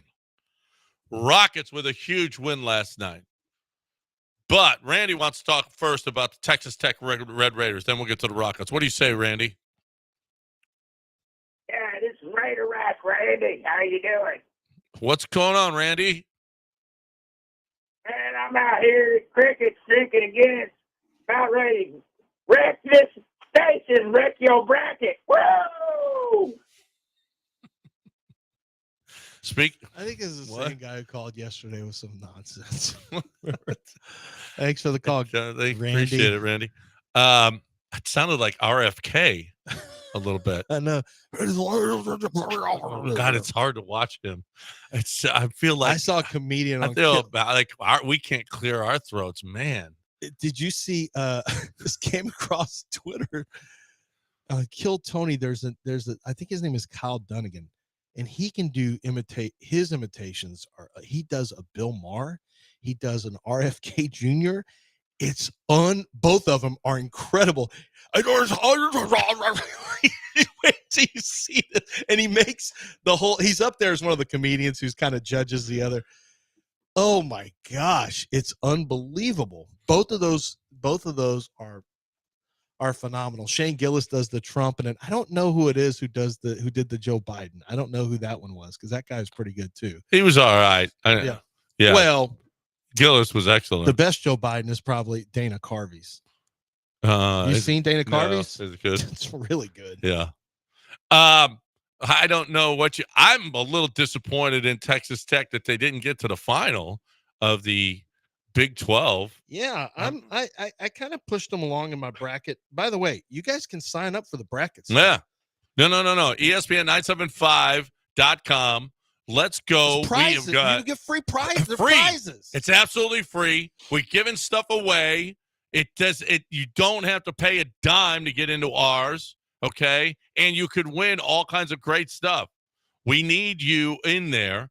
It's brought to you by the Golden Nugget Lake Charles, East River 9, and Two Creeks Crossing Resort. It is that time of the year. You're going to be competing against us and a bunch of listeners. And you're going to get prizes from Two Creeks Crossing Resort, Valencia's Tex-Mex Garage, Gooder Glasses, Nico's, True Lux, and more. Registration is just go to ESPN975.com and fill out the bracket. Let's go. And we'll put ours in there. We got to do this. We got to do it today or tomorrow, one of the two. So we got to get that in before the tournament starts. So let's go. How far is Texas going in your bracket? So I've got them unfortunately eliminated in the first round. What? Yeah. But I also have Creighton eliminated in the first round. Is that who they play? No. Is it? No, they play Xavier. Xavier, yeah. They're also being eliminated. Well, wait a minute. So Xavier beats them? Doesn't matter. It does. Now the brackets don't have a team. They don't have a team. Right. You just have to. So if you do your bracket, you have to do who they playing in the second round. They're playing the 6. In the first round, you mean? No, it's the second round. The first round is in Dayton. Wait, we're not really calling the first round. Is the Dayton. Hold on a second. They're Isn't not it really called the first 4. What's it called? Yeah. It's not called the first. I think it was the first and second round. Then they changed because everyone hated it. I think it's the first 4, and then we get the second. The first round starts Thursday. Friday. When are we going to admit when are they going to admit it's a playing game? Well, they'd rather not call it that. That's why they call it the first 4. I believe. Why are we dancing around that? It is a playing game. I don't know. Why do we have to be so concerned with terminology and wording? Because you're in a playing game. Because I'm sorry if it hurts your feelings. First 4. Hey, that playing game has its pronouns. Okay. Okay. We can't. It has a proper name, and don't dead name it by calling it playing. It's first 4. I'm not gonna dead name it by calling it play-in. Okay, but it's a play-in, Mr. Cisgender. But it's a play-in. We tried to call it the first round, and that's the dead name for it. It's first 4. First 4. Play it. Call it right. Yeah, and then you tried to give it a different pronoun, which is incorrect. First 4. No. Means you're not it's in. Texas versus Xavier. You're trying to it's say, a play. They get money. They get tournament money. So that's all that Are counts. you though? Not allies. No, Texas versus Xavier. Neither of you. I'm not excluding you. Texas versus Xavier in the first 4. We'll see what Texas has. Yeah. Tomorrow, right? They play tomorrow. Yes. The late game tomorrow. Do they play the late game tomorrow? The 8 they play the late game tomorrow. So they're the last in. NBA refs are the worst. And Sammy says, your hair is the worst. What? That's ugly, Sammy. That's not nice. What's wrong with my hair? Sammy's being. You know what that is? That's probably a referee's son. Yeah. Oh, maybe. Yeah. KJ's not happy with me. I tried to tell my son, Alec, he goes and reads like comments on my mock draft where people try to come after me and then he'll try to defend me. Like, don't put yourself out there at all in the comment section of anything. No. Just don't. Definitely not to defend my mock draft. You don't just let people get the anger of how they hate their lives and their lives are miserable and they're miserable at life and they don't want to live. Let them just be mad at my mock draft if it keeps them breathing. Let them spew their hate because I have an opinion about a defensive tackle somewhere. Who cares? And oh, by the way, they'll come back for more. Okay. Yeah, don't worry. Yeah, and then if the comments I'm making end up being right, they'll just disappear into the bush like the Homer Simpson meme, and then you never hear from them again, and they pretend like it never happened. And in some cases, they even delete the things. A lot of people are masochistic, and they just want to keep reading your mock drafts to hurt themselves. Right? Good. Read. Right. All I do is just end up muting it. And I'll go after people, kind of make them upset because they hate when you clap back at them. They think they should just get free shots, and they get so upset. Like, oh, it's real professional to answer back to somebody who said something. What are you talking about? You just said something to me. I said something to you. What's the problem? Sorry, you are affiliated with the NFL. You have to be. I have to just sit. You have to be the bigger person. Just sit and take it. But eventually, I just mute it, and then it's done. And then you're just screaming into the void. So you just sit there and watch it. If you think you know the Bears, let me tell you something. Mute. Not reading this. 902 ESPN 97.5 and 92.5 713-780-3776 is the number if you want to hang with us here on ESPN 97.5 and 92.5. I got to talk right now about Jim Fiume and Gulf Coast Windows. Gulf Coast Windows is the best place to get your window on. I'm not even joking. When you go and you look and go to the showroom, if you're somebody who's in the market for new windows, go to this showroom, Jim Fiume showroom, and see the quality of these windows. It is incredible. I'm telling you, the technology it's just different. It's just better. It ain't just a window. I mean, the way that you can pull them down and wash them from the inside, the way that you can, the quality, the double pane, double strength, the wood clad or aluminum or hurricane or whatever window that you're looking for. I'm telling you, you just don't find a better window. If you see a Gulf Coast window in somebody's home, you're going to go, that's different. That window is just different. It's just better. It is. And so when you get your windows, Jim Fiume's been doing this for almost 40 years. Jim Fiume is a Pinnacle Award winner with the Better Business Bureau. That means you're top of class in your particular division. And Jim Fiume is that. And if you're looking for the best window in the market today, there's only one place, and that's GulfCoastWindows.com. See for yourself and everything about it, first class. GulfCoastWindows.com, 713-849-5454, GulfCoastWindows.com.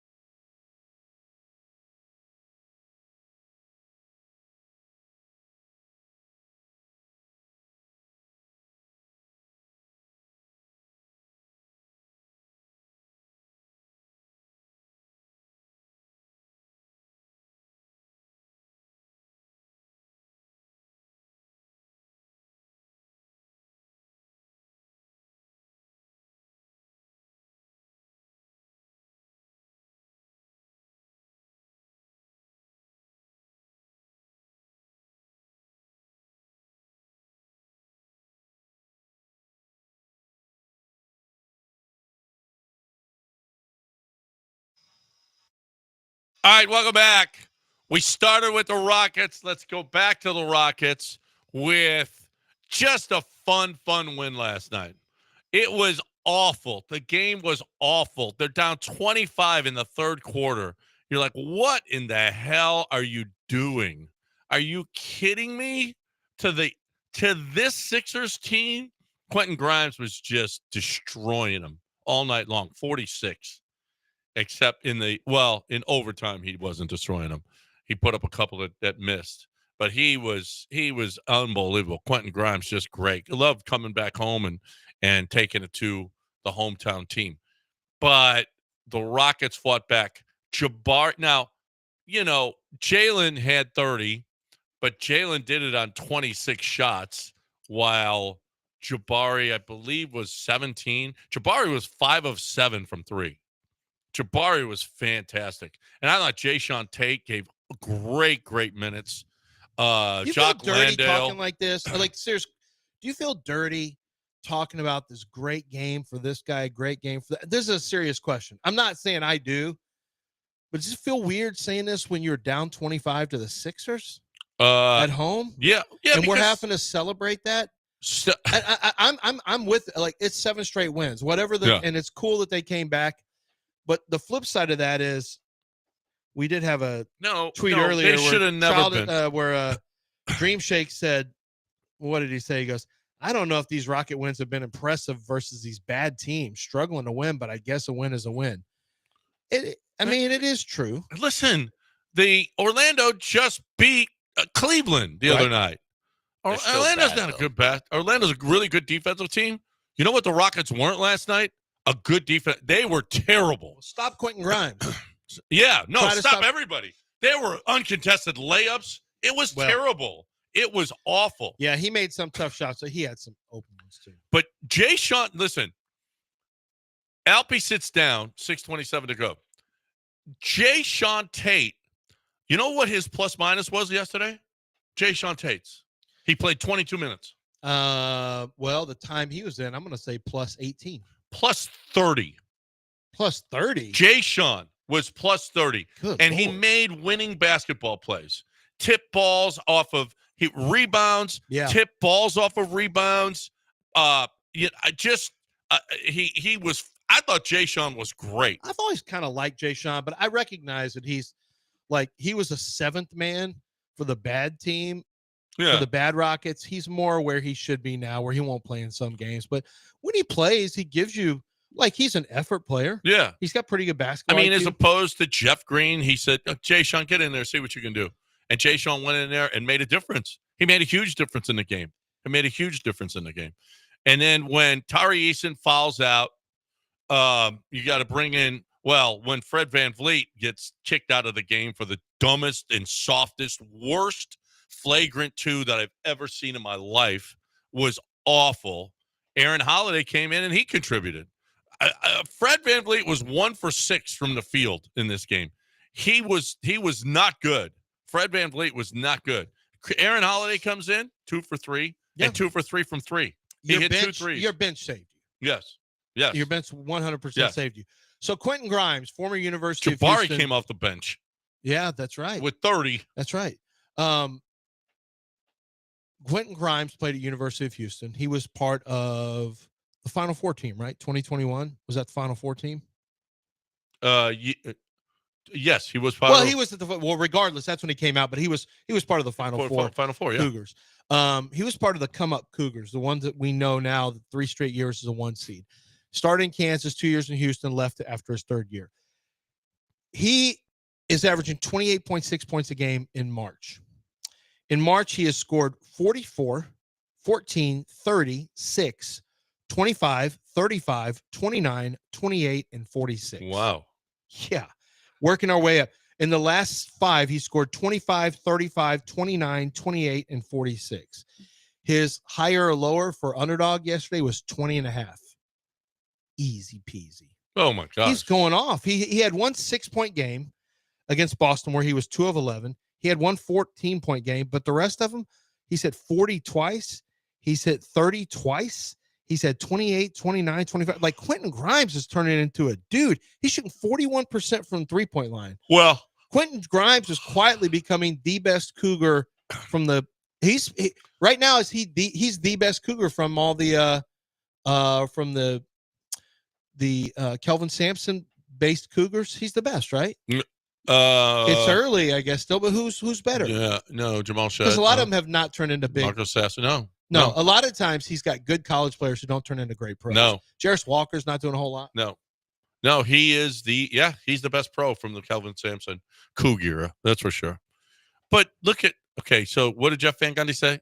Somebody's got to score, right? Yeah. Somebody's got to score on these teams. Somebody's got to score on a bad team. All right, quickly name the college that they went to. Justin Edwards. Let's see. Jared Butler. Butler. Baylor. Okay. O'Shea Brissett. Easy. Syracuse. Ricky Council. Indiana. Achuma Okiki. Gonzaga. Alex Reese. Zero. Xavier. You're over. Xavier. These guys are nobodies. Yeah. This is what you were losing by 25 to. I know it's not ideal. This is Not what ideal. you were losing by 25. If Tracy Morgan had been at our game, he would have thrown up. Just because he would have thrown up on the first row watching that. Yeah. No. Apparently, people think he was because of Miami. So I missed the first half. I didn't get out of here until 8:00 because I didn't get home till 8:00. I did David Gow, I did the Boston the Gloss show. I did TV I guess I ended at 7. I put stuff away. Then I did radio, 2 segments with David Gow. Then I got home. So I'm watching after the Gloss after the wanted first to know half. who the Raiders were taking. It came up. It did come up. and but they ask really good questions. I enjoy doing the show. And yeah, but she's a big Raider fan. She loves the came Raiders. Up. We talked a little bit of Raiders. Yeah. Jarris Walker. So Jarris, this is his rookie season, right? Yeah. Yeah, this is Jarris's rookie season. No, it's his second year. Golly, time is just going by so fast. It hasn't really hit for Jarris Walker yet. I wish he would have stayed another year with the Cougs. Yeah. Maybe 2 more years. Yeah. I know he got to the money faster, but he averaged 3.6 points a game last year. He's at 5.6 points a game this year. He's playing 15 minutes a game. He's going to be going into his 3rd year, having done nothing his first 2 years. Like, Jarris, I wish you would have enjoyed college 1 more year. Picked up NIL money more year. Did he enjoy college his first year? Do we know that he enjoyed it, or was it just, hey, I got to do this for a year? I do know this. Well, he was there for it. I do know this. We knew he was there for a year. When he was drafted, when he was benched, just like last night with Alpy, when he was benched, Jarris Walker's dad called Kelvin Sampson and said, "Thank you. Coach him hard. Coach him hard." Oh, and he was benched at Houston. He was benched at Houston. So he was the 8th pick of the draft. And I guess you kind of have to come out if you're the 8th pick, I guess. But with the way, and this is hindsight, but hindsight being 2020, it'd be nice if Jarris Walker had learned his craft, because it's hard to learn. One of the things that was impressed upon me by years ago from, I think it was Jim Boylan, when he was on Rudy's staff, said, "Lance, it is so hard to teach young players, because in our practices, we have limited practice time during the year. In our practices, we have to get reps. Like, our reps are coming for, we're working on game plan stuff. We're working on what we're likely to see from the other team. It's not really developmental during the year. You're not developing talent. All the development has to happen in the off season, and most of that has to happen on their own. So Jarris Walker's have to develop on his own. He has only had 1 year of college, and this is but it's also, there's a lot of players who are like Jarris Walker, where they come out after 1 year, but their game's not developed. And now they're trying to develop in the pros, where they don't really develop. It's not really a developmental program. Development happens in college, where you have coaches like Kelvin Sampson. Can you imagine had he stayed just 1 more year? Well, Jarris is going through the same thing that Reed Shepherd's going through. Reed Shepherd got drafted highly, but to a team who had no business drafting that high, just because of what they were better than the 3rd pick overall. They just happened to be there. Jarris Walker got drafted 7th or 8th. The Pacers made some trades into that in the year before he got drafted that kind of messed with their record, but they acquired Halliburton, I think, that year. Yeah. And they started to become, okay, we're going to be a pretty good team. So there's no time for Jarris Walker to learn on the fly. He gets no minutes because the Pacers are a good basketball team. So Reed Shepherd gets no minutes Yeah. because the Rockets are a good basketball team, and that's just his lot. If he had been drafted by a team who wasn't ascending, he probably would be starting or at least getting rotation minutes. Now, if a couple guys are hurt, he may play. And if they're not hurt, he's not playing because Miles Turner and Pascal are your bigs. They're going to play the majority of the minutes. Where's Jarris Walker fitting in on and Obi Toppin's going to get front court minutes? Where's he going to play? Yeah, but watching Jarris Walker at University of Houston, I didn't feel like he was a top. Understood, but yeah. No, he wasn't quite ready. He had the body type. He's got all the. He looked 5-star. He wasn't quite ready, but yeah. You could probably say that about a lot of the guys. He wasn't a great player. I mean, he had his moments, but you know what? He wasn't in command. Like, you never got the feeling that he was grabbing a game by the throat. No. You look at him and you go, wow. Well, you said the same thing about Cade. You don't understand it, and Cade has blossomed. I don't know what Jarris will be, but Cade got the time, got a runway. Yeah, Cade got to play, and Detroit was awful, and he got to continue to play. Cade was a baller in college. Well, John said he watched him and said he didn't think. Dude, Cade was over. He wasn't a good shooter. He was the number one guy on that team. He was the number one and pick. He was the top guy in the Big 12. But because of the intangibles, he was not a great college basketball player. He actually disappeared. I watched a lot of their games. He disappeared in crunch time. Yeah, but I did not feel like he was he is a great player now, but I think in large part because of exactly what Dell is saying. He developed into it because he got to play. Well, yeah, that certainly helps. Yeah. And when you enter a draft, you don't know who's going to take you. So that, that plays into it as well. Well, yeah, I guess Cade only played 1 year, but he was first team All-American. He averaged 20 points a game. Yeah. He averaged 6 rebounds and 3.5 assists. Well, the difference is Oklahoma State was leaning on him. They weren't bad. To elevate them. They needed him but to be a great player. Houston did not need Jarris Walker. And he played, certainly. The talent demanded that he played. He's good enough to play in that rotation, but they didn't need him.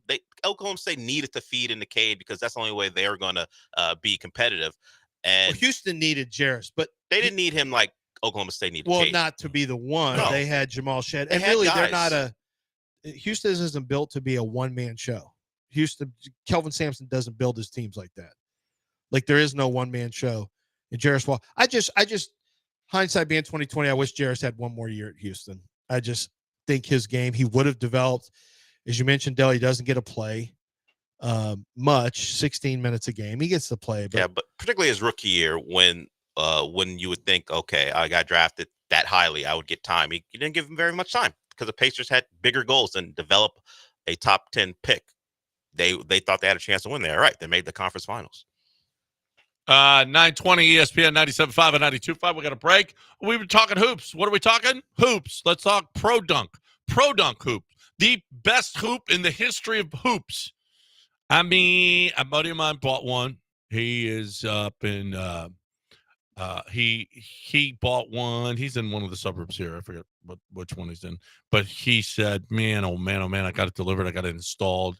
It is absolutely fantastic. It is the best goal. Then he's got little kids. So the little kids love it because you can lower the goal and it's just a push of the button. Zzz, and the goal goes down, and the little kids, they can dunk. The little kids, they can make baskets. They can actually shoot a basket. You get them a smaller basketball and let them shoot to a goal that's 5 feet high, 6 feet high, whatever the case, 7 feet high. But let them get the shooting touch. They can't reach that. They can't reach a 10-foot goal. They can't get the ball up that high. So they're not going to go outside because they can't. So you're going to wait until their 5th, 6th grade until they actually start using the goal? No. Get one that they can use now. Those of you with the little kids, you want them outside. You want them playing. You don't want them watching TV, playing video games. You want them outside. And this is a perfect goal. And you know who else loves the Pro Dunk goal? Big kids, because they can dunk too. Most kids ain't dunking on a 10-foot goal. Most of them ain't. So they want to lower it and they want to have fun too. So if you're looking for the best goal in the history of goals, Mom will love it. You'll love it. Everybody will love the Pro Dunk goal. ProDunk.com, ProDunk.com.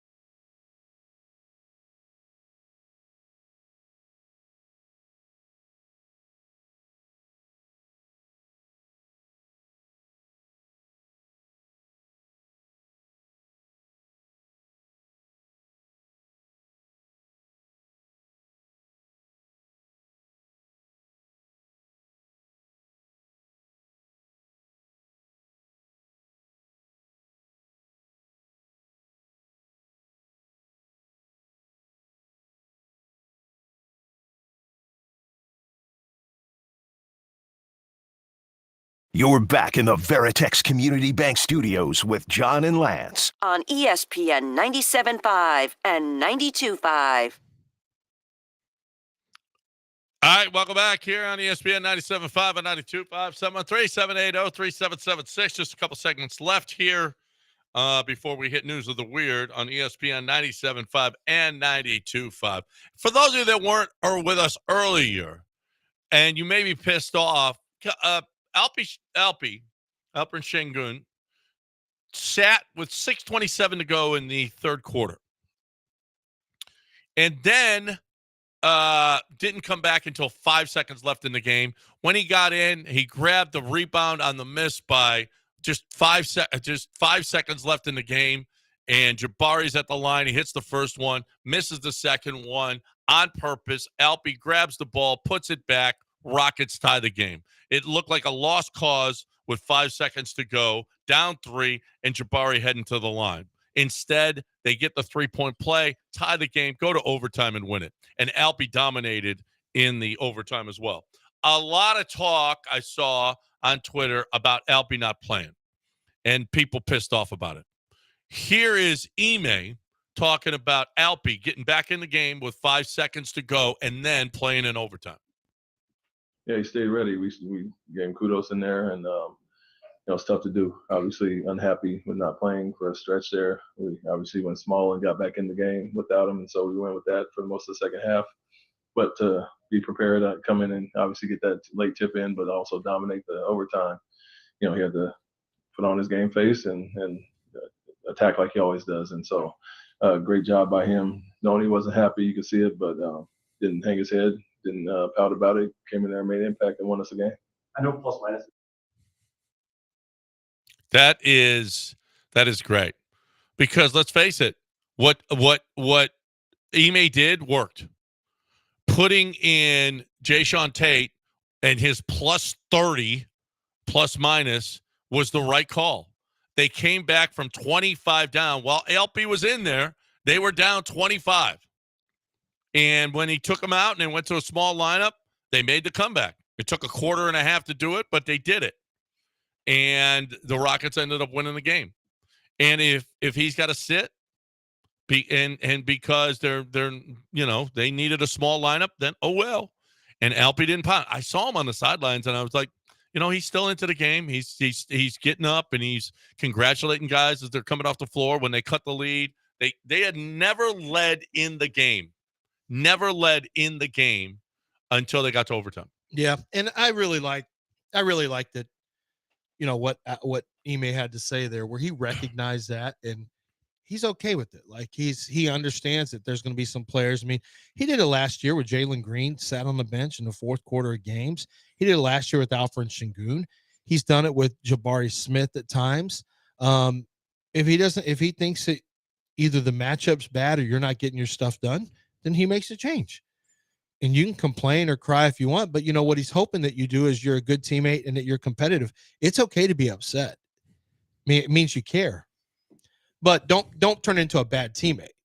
As long as you're a good teammate, which Alperen is, you just mentioned, he's being a good teammate. He's competitive. He wants to play. When he got in the game, he went into rage ball. Yeah. Like immediately down low, fouled, basket made. Next time down the court, fouled again. Alperen got after it. He was a little fired up in the overtime, but it was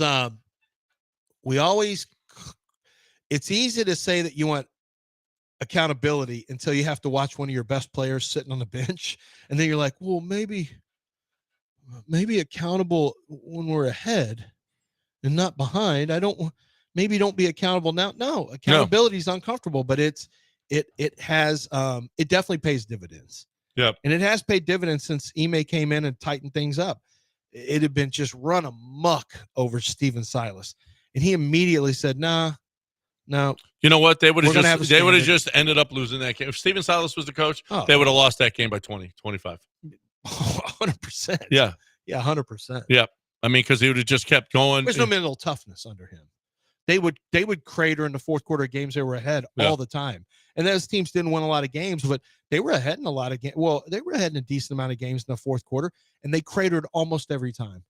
because as soon as something went bad, they started taking bad shots. That was with Kevin Porter Jr. too, who, I've just always felt like, supposedly he's a great dude. Well, other than the beating up his girlfriend thing. Yeah. Which then there's videos of her and pictures. And then after a while she goes, no, it didn't happen. That's all. You guys got it all wrong. Mm-hmm. Okay. But I know the people at the Rockets liked him as a person, liked him off the field, liked his personality. But there's just some guys who are made for trying to win championships, and there's other guys who are not. And I think the Rockets have done a good job of finding the guys who are more suited for trying to chase a championship. I think they got those guys. I'm not sure if Cam Whitmore's that guy. I think Cam Whitmore's days are numbered with the Rockets. Less so about attitude or anything like that, more so about there's just not enough minutes. Just honestly, what's best for Cam? Well, it always has to be what's best for your organization, because your organization, it can't be about what's best for the player, because your organization, there's people who pay season ticket prices. They spend money. They want the best product possible. The best product possible is to have Cam Whitmore available to come in a game, because that dude can get some points off now. He can be a microwave. But I just think that when you look at all the minutes that you have to account for, probably he has to go.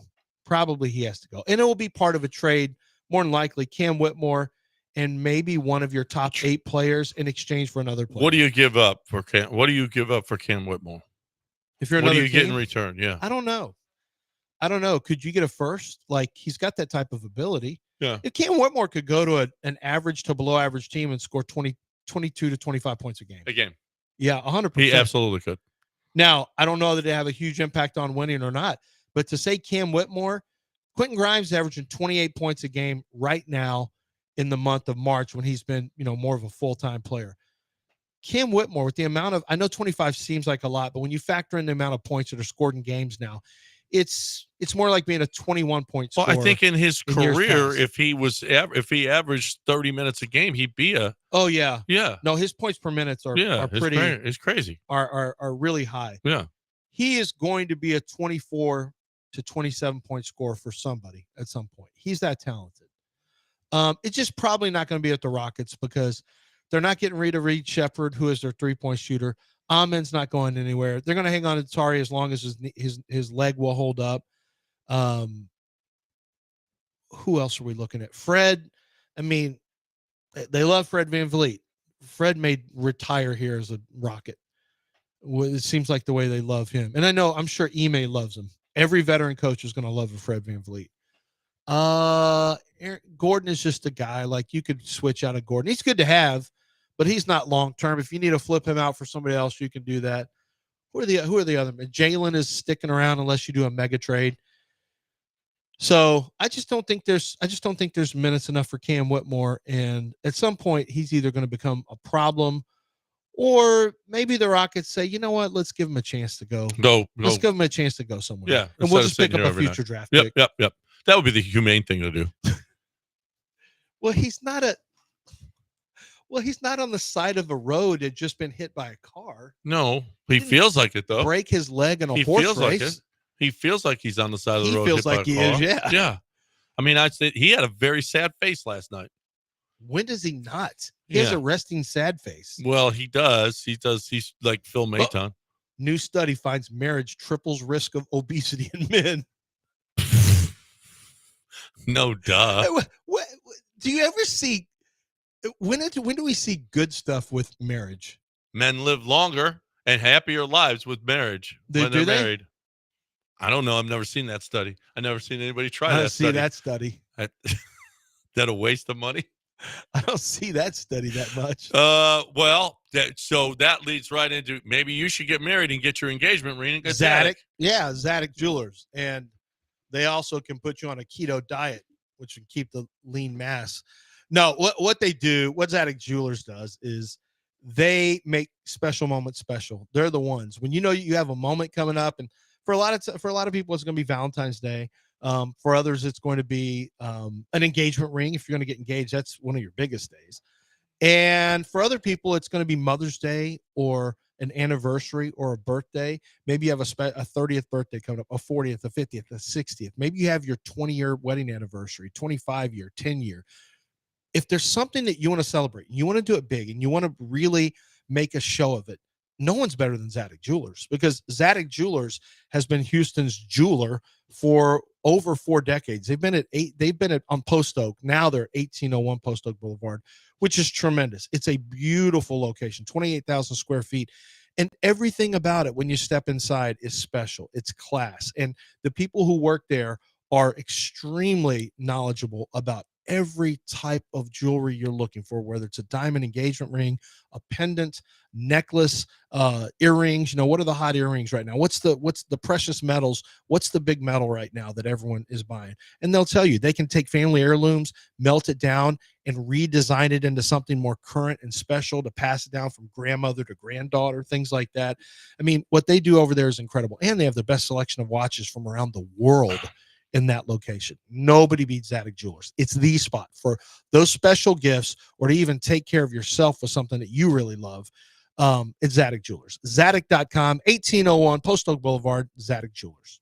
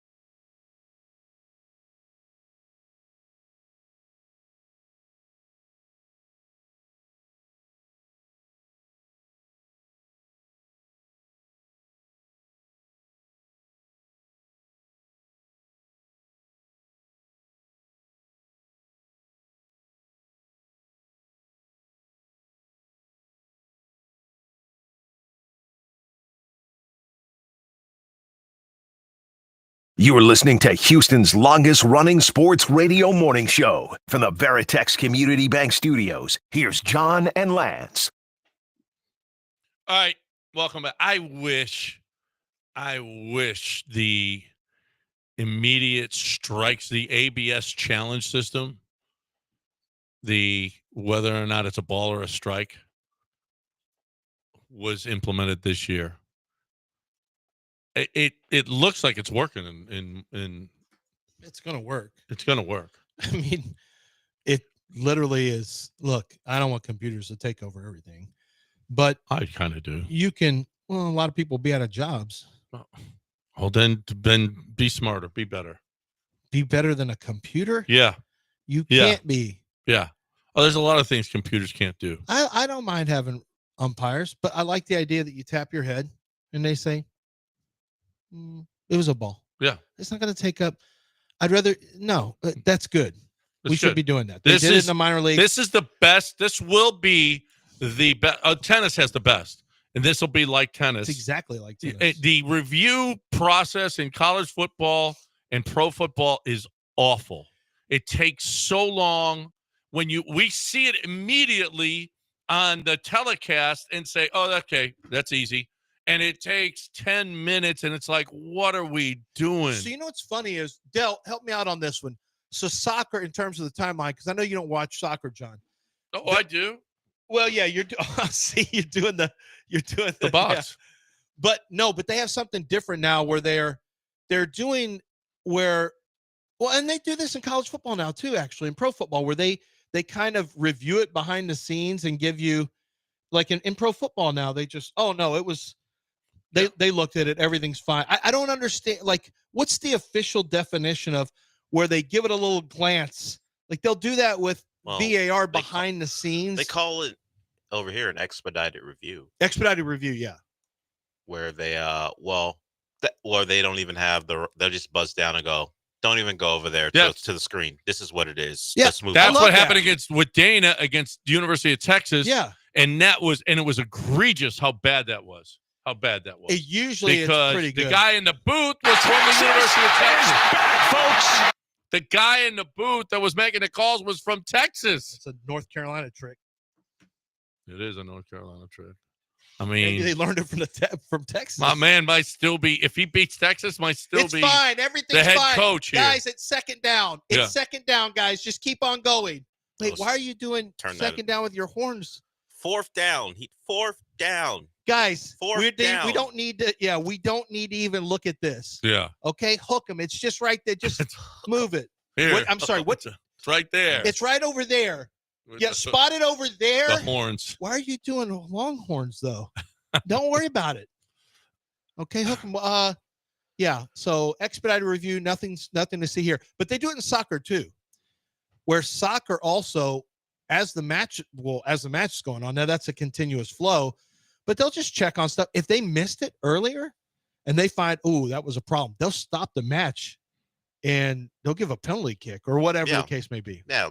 Handballs that they miss, although no one knows what is a handball or isn't a handball. But the leagues across the world, whether it be American sports or European sports, pretty much soccer, trying to figure out ways to pick up the pace on these things because they can take forever. And it ruins the flow of a game. Soccer is always a guy scores and he's not sure he's offsides, and then you have to wait 2 minutes to figure out if he scores or not. It takes all the emotion out of scoring a goal. So they're trying to figure out ways to shorten that time. Do you think the guy who screwed Dana over in that Texas-Houston game used the word bevo instead of before? He would just go bevo all the time. Hey, you mean before? I looked at a bevo. I looked at it bevo. Don't worry about it. Right. Wait, no, that's not. Yeah, that was bad. That one is like a self-fulfilling thing for all the times Cougs fans have talked about how Texas screwed them. It was all there in that moment. You got them in your building. You got a chance to beat them. And then they run a fourth down play that they don't get, but that's a first down. And there's a guy in the room from Texas saying, nope, don't worry about it. You're short. How does that happen? Like the North Carolina thing, in case you missed it, West Virginia wants to sue the NCAA because their basketball team didn't get in. But it's funny to me because my team didn't get screwed. But I can understand. And they're angry people a lot of times, the people from West Virginia. There he is. He's on my television right now. Yeah, Patrick they're Morris. upset. Yeah. they're upset, and they're upset because North Carolina, and they have right to be. Why does Nate have a bulletproof vest on? I don't know. That's a little. He's just trying something new out. Okay. Nate who? Under Armour. Nate Griffin. Oh, you're on Fox right now? Yeah, we're on TV. Fox. They can't see this, but I was on with him this morning. I can never see him when I'm doing the show. He didn't tell you you had a bulletproof vest on? He didn't tell me he had a bulletproof vest on. He didn't say we're both vesting it up today. Me and Nate. You and Nate both have. You didn't say he had Kevlar. But for those who don't know, North Carolina, their athletic director is part of the selection committee, and North Carolina got in despite an absolutely atrocious profile. Yeah. So I'm reading the article on ESPN about the quotes from the governor of West Virginia. They also had the attorney general. They have not broached taken it to beyond complaining about it. They haven't talked about like a lawsuit or anything. I know that's what you said, but at least according to the article, they have not gone to that point yet.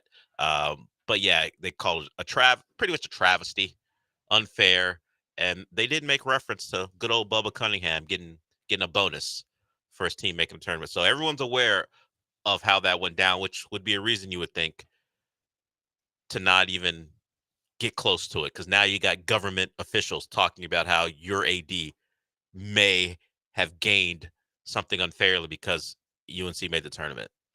And yeah, we talked about it yesterday. Why does UNC have a bonus for the AD? You're UNC. Either make the tournament or don't. He should not be getting extra money for UNC basketball making the tournament. I know, right? It's University of North Carolina. That's what you're supposed to do. You should be the only thing that should be in question, docking him money if they don't make the tournament. That's Why like is he getting having extra? a roster bonus if you're Derek Stingley. Of course you're going to be on the roster. That's an automatic money. Why even put that in there? Or what's roster bonus? Just put it in the contract and not make it a bonus if you're going to do that. If you're North Carolina and you get $100,000, that's ridiculous to make the tournament. That is, and you know what? He needed it this year. Yeah, well, look. You're the athletic director of North Carolina. You want to talk about a bonus? We're just going to throw that in with your salary because that's what we're supposed to do. And if you don't make it, we take the money away because what the hell is going on? Pass. Oh, okay. Although if I were him, I'd say fine. Yeah, because how about we do this? $100,000 if I make it. You can take $100,000 my salary if we don't. No, you don't get $100,000 extra if you make it. There's no I didn't bonus ask you for to it. negotiate my contract, Del. No bonus for it. I'm the North Carolina AD. Negotiate your. Stop watching that man's money. Sorry, ADs from all time have been ADs here. We've made the tournament. North Carolina's giving AD you gets money. $104,000 if they make. We're not giving that to you. Not get to the Final Four. Make the tournament. Literally like Alabama football having a winning record. At this point, particularly since Saban they have a winning record. Yeah, since Saban, it's locked. It's a lock. We're not giving you extra for this. Right. There's a clear problem if we are even on the bubble, which they were, and there was a problem, and so Bubba took care of it by being somewhere near the room. Although he'll tell you he recused himself. He did. Apparently, he's out of the room and blah blah blah blah blah. All right, news of the weird coming your way next right here on ESPN 97.5 and 92.5. But right now, I'm talking about Houston Powder Coaters. The great people over there. Robin. Love what Robin does. Robin has been a part of what we do here for years now. Houston Powder Coaters has been with us for years now, and we love what they do. Houston Powder Coaters, you'll see them all over the city. You're going to see their work everywhere. Downtown on the Ferris wheel, West Side Tennis Club, Texans picnic tables, downtown Galveston Bay, everywhere. I'm telling you, there is not a place that hasn't. There's not a place in this city that hasn't been touched by Houston Powder Coaters. They're just great. They're the best. That you can trust them. They've been doing this forever, 25 years in the business, and they're just fantastic at what they do. Seen it. I've seen the way that they go about it, how they primp and prime. They don't leave any. I mean, they are going to work that thing and make sure that it's perfect every single time. They bake it. They can pick all different colors, any kind of color that you want. They can choose. They can mix and match. They can pick the colors of your teams and make your patio furniture look like that. They can fix your patio furniture, I'm telling you, everything. They can do it all. And it's free pickup and free delivery. You'll love Houston Powder Coaters. You need something metal fixed or you want it to look new again, HoustonPowderCoaters.com, HoustonPowderCoaters.com. Tell Robin you heard it right here.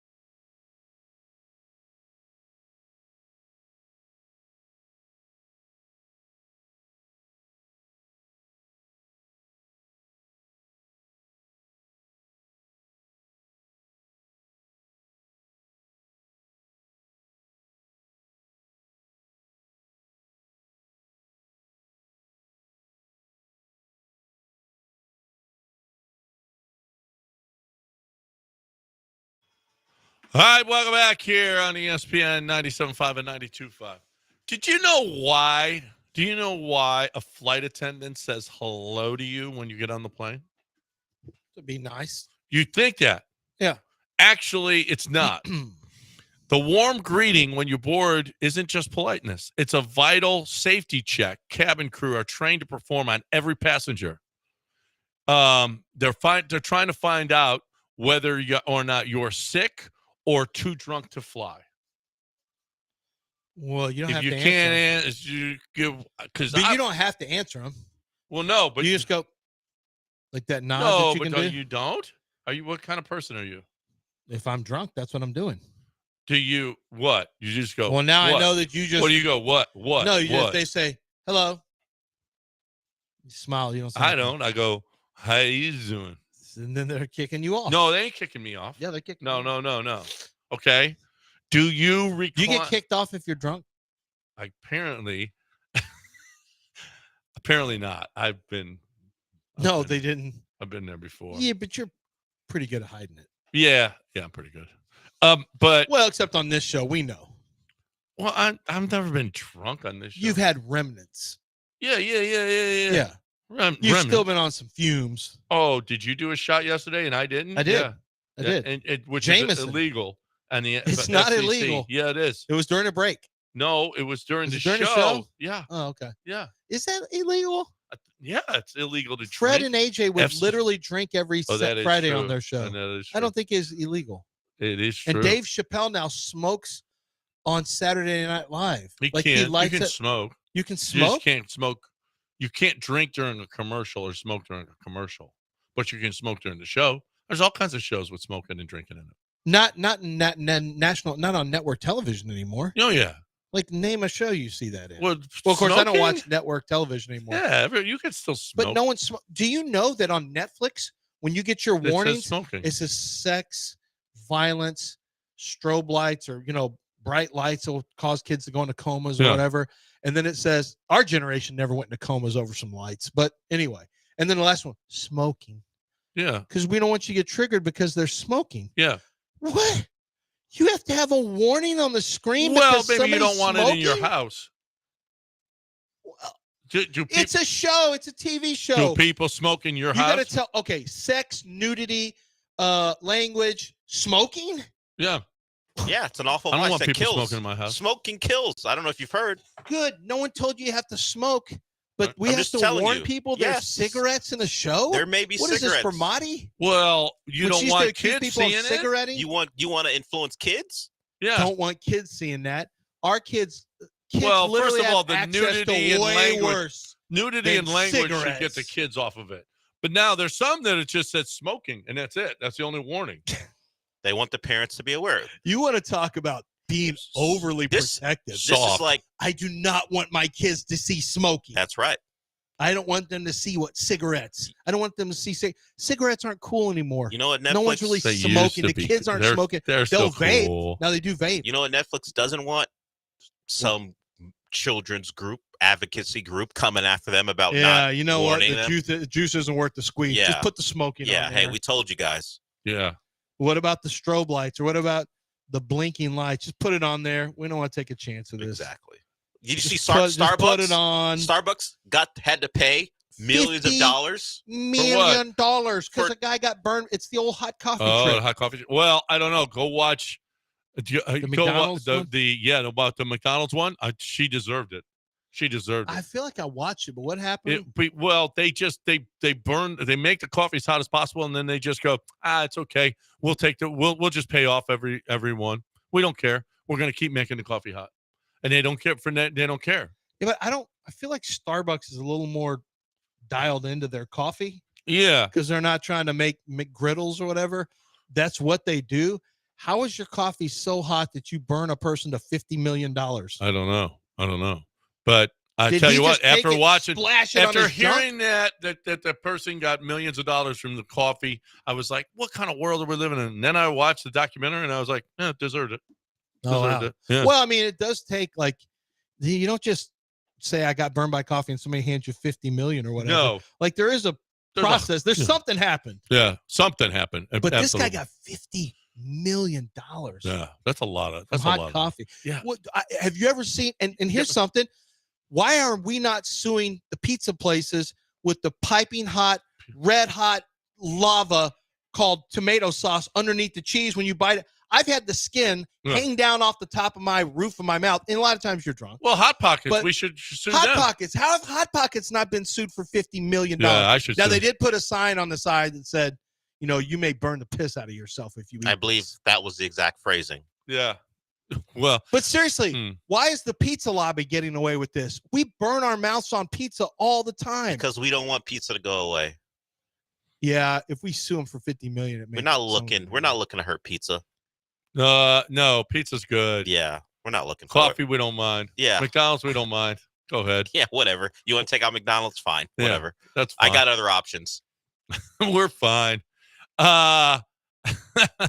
We are done. I mean, that was news of the weird right there. Of course, it's really, and it's not people aren't doing weird things anymore. No, That's what I like about people. People aren't doing weird things. Is what? They're just not doing weird things anymore. That's what I like about people. Yeah, they're not nearly as weird as they used to be. John, you're a historian of your people, right? Uh-huh. Before we leave, we're talking about pizza. I was watching 1923, the Yellowstone spinoff or prequel, whatever you want to call it, and whatever 1925. Some dude, some one of the guys, they're up in Montana, whatever. He's traveling back home, and he winds up in Texas, and he goes to an Italian restaurant, like just full-on Italian guys. This is 1923? In 1925? Yeah, so whatever year it is, 1923, but it's from that show. He had never had pizza before. He walks into the Italian guy pulls out a pizza, starts cutting it up, and he goes, what's that? And he goes, oh, you want to have some? You never had it? He gives it to him. The guy started cutting it up, and the guy goes, no, you don't cut it up. You fold it. You tell me, when did pizza come to this country? It wasn't a popular thing in 1925. When did pizza start becoming mainstream? When did we start letting the Italians in? Yeah, when did we that tried happen? To keep them out as long as we Italians were downtrodden now. My people, I need reparations. Because my people, I didn't know. I gotta go. I should have known. I just asked a simple question, and this is where it went. I gotta go before he gets me fired. You gotta go after you talk about underdog fantasy. I don't know when pizza got popular. You don't know when pizza became mainstream. This guy was like, winner. I don't know what pizza. Chicken dinner, underdog fantasy. Okay. Higher than 1.5 total bases for Shohei Ohtani. Check. Double. Kyle Tucker, lower than 0.5 RBIs. Check. Is there a 50% profit boost on it? Check. That's how easy it is. You got baseball. You got March Madness now. Now we're dancing. We got tournament time. You've got games. You got a game today that you can play on Underdog Fantasy. You go higher or lower on the statistics. Cougars basketball. I've already taken a look at that. I went higher than 2.5 3-pointers for Emmanuel Sharp. I figured they're going to score most of their points in the first half. Emmanuel Sharp's going to be banging away from deep. I think we got a good shot there. Go lower, go higher on the assist for their top player because the Cougs are going to be all over him defensively. So he's going to have to pass. That may lead to more assists. Look, analyze the games and then go higher or lower on the statistics you have available to you. That's how it works. They have profit boosters that are available. They have discounted statistics. They have basically free picks where it's an easy win for you. That's all available in your lobby, but you have to download the app to play. You're going to use promo code Lance on your first deposit, and they are going to get you up to $1,000 worth of credits, $1,000 worth of credits in your account, depending on your deposit, and you get a free pick in most cases. So this is a great chance for you to maximize the money that you already have in there. Make sure that you go to Underdog Fantasy. That's Underdog Fantasy, promo code Lance for those great bonuses and the free pick. You must be 18 years old or older. Terms and conditions apply. If you feel like you have a gambling problem, call 1-800-GAMBLER or go to ncpgambling.org.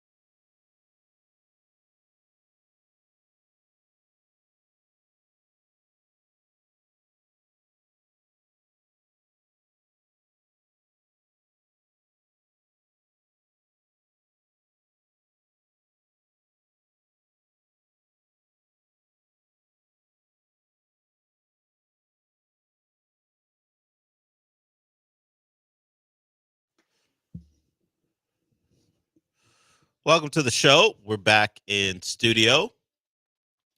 Shout out to John and Lance for having a show so incomprehensible that our intern is not sure what the title of the hours. And I don't blame her at all. So as I'm getting ready, I was in here and I was just walking out to check on something. She goes, "Hey, I'm not exactly sure what they were doing today. So I've pulled the hours and edited them, but I'm just not sure what to title them." I was like, "Don't worry about it. I feel you. I was there as part of the show, and I wasn't sure what the hell they were doing. So I'll figure that out. So your podcast will be up a little later than normal because I gotta scramble together a title for the nonsense that happened from 7 to 10. But we'll get that done. Thanks to our intern for doing all the hard work of having to listen intently to that show. But that aside, we had a very interesting night in the NBA, particularly starting in Houston. And we had the conversation yesterday about the Rockets and what they would have to deal with in a playoff series and how they would handle it. It wasn't playoff basketball because none of those Sixers that played last night outside of Quentin Grimes may ever be in a playoff rotation. I don't know. We will see. They held back. Maxey didn't play. Paul George was shut down officially yesterday.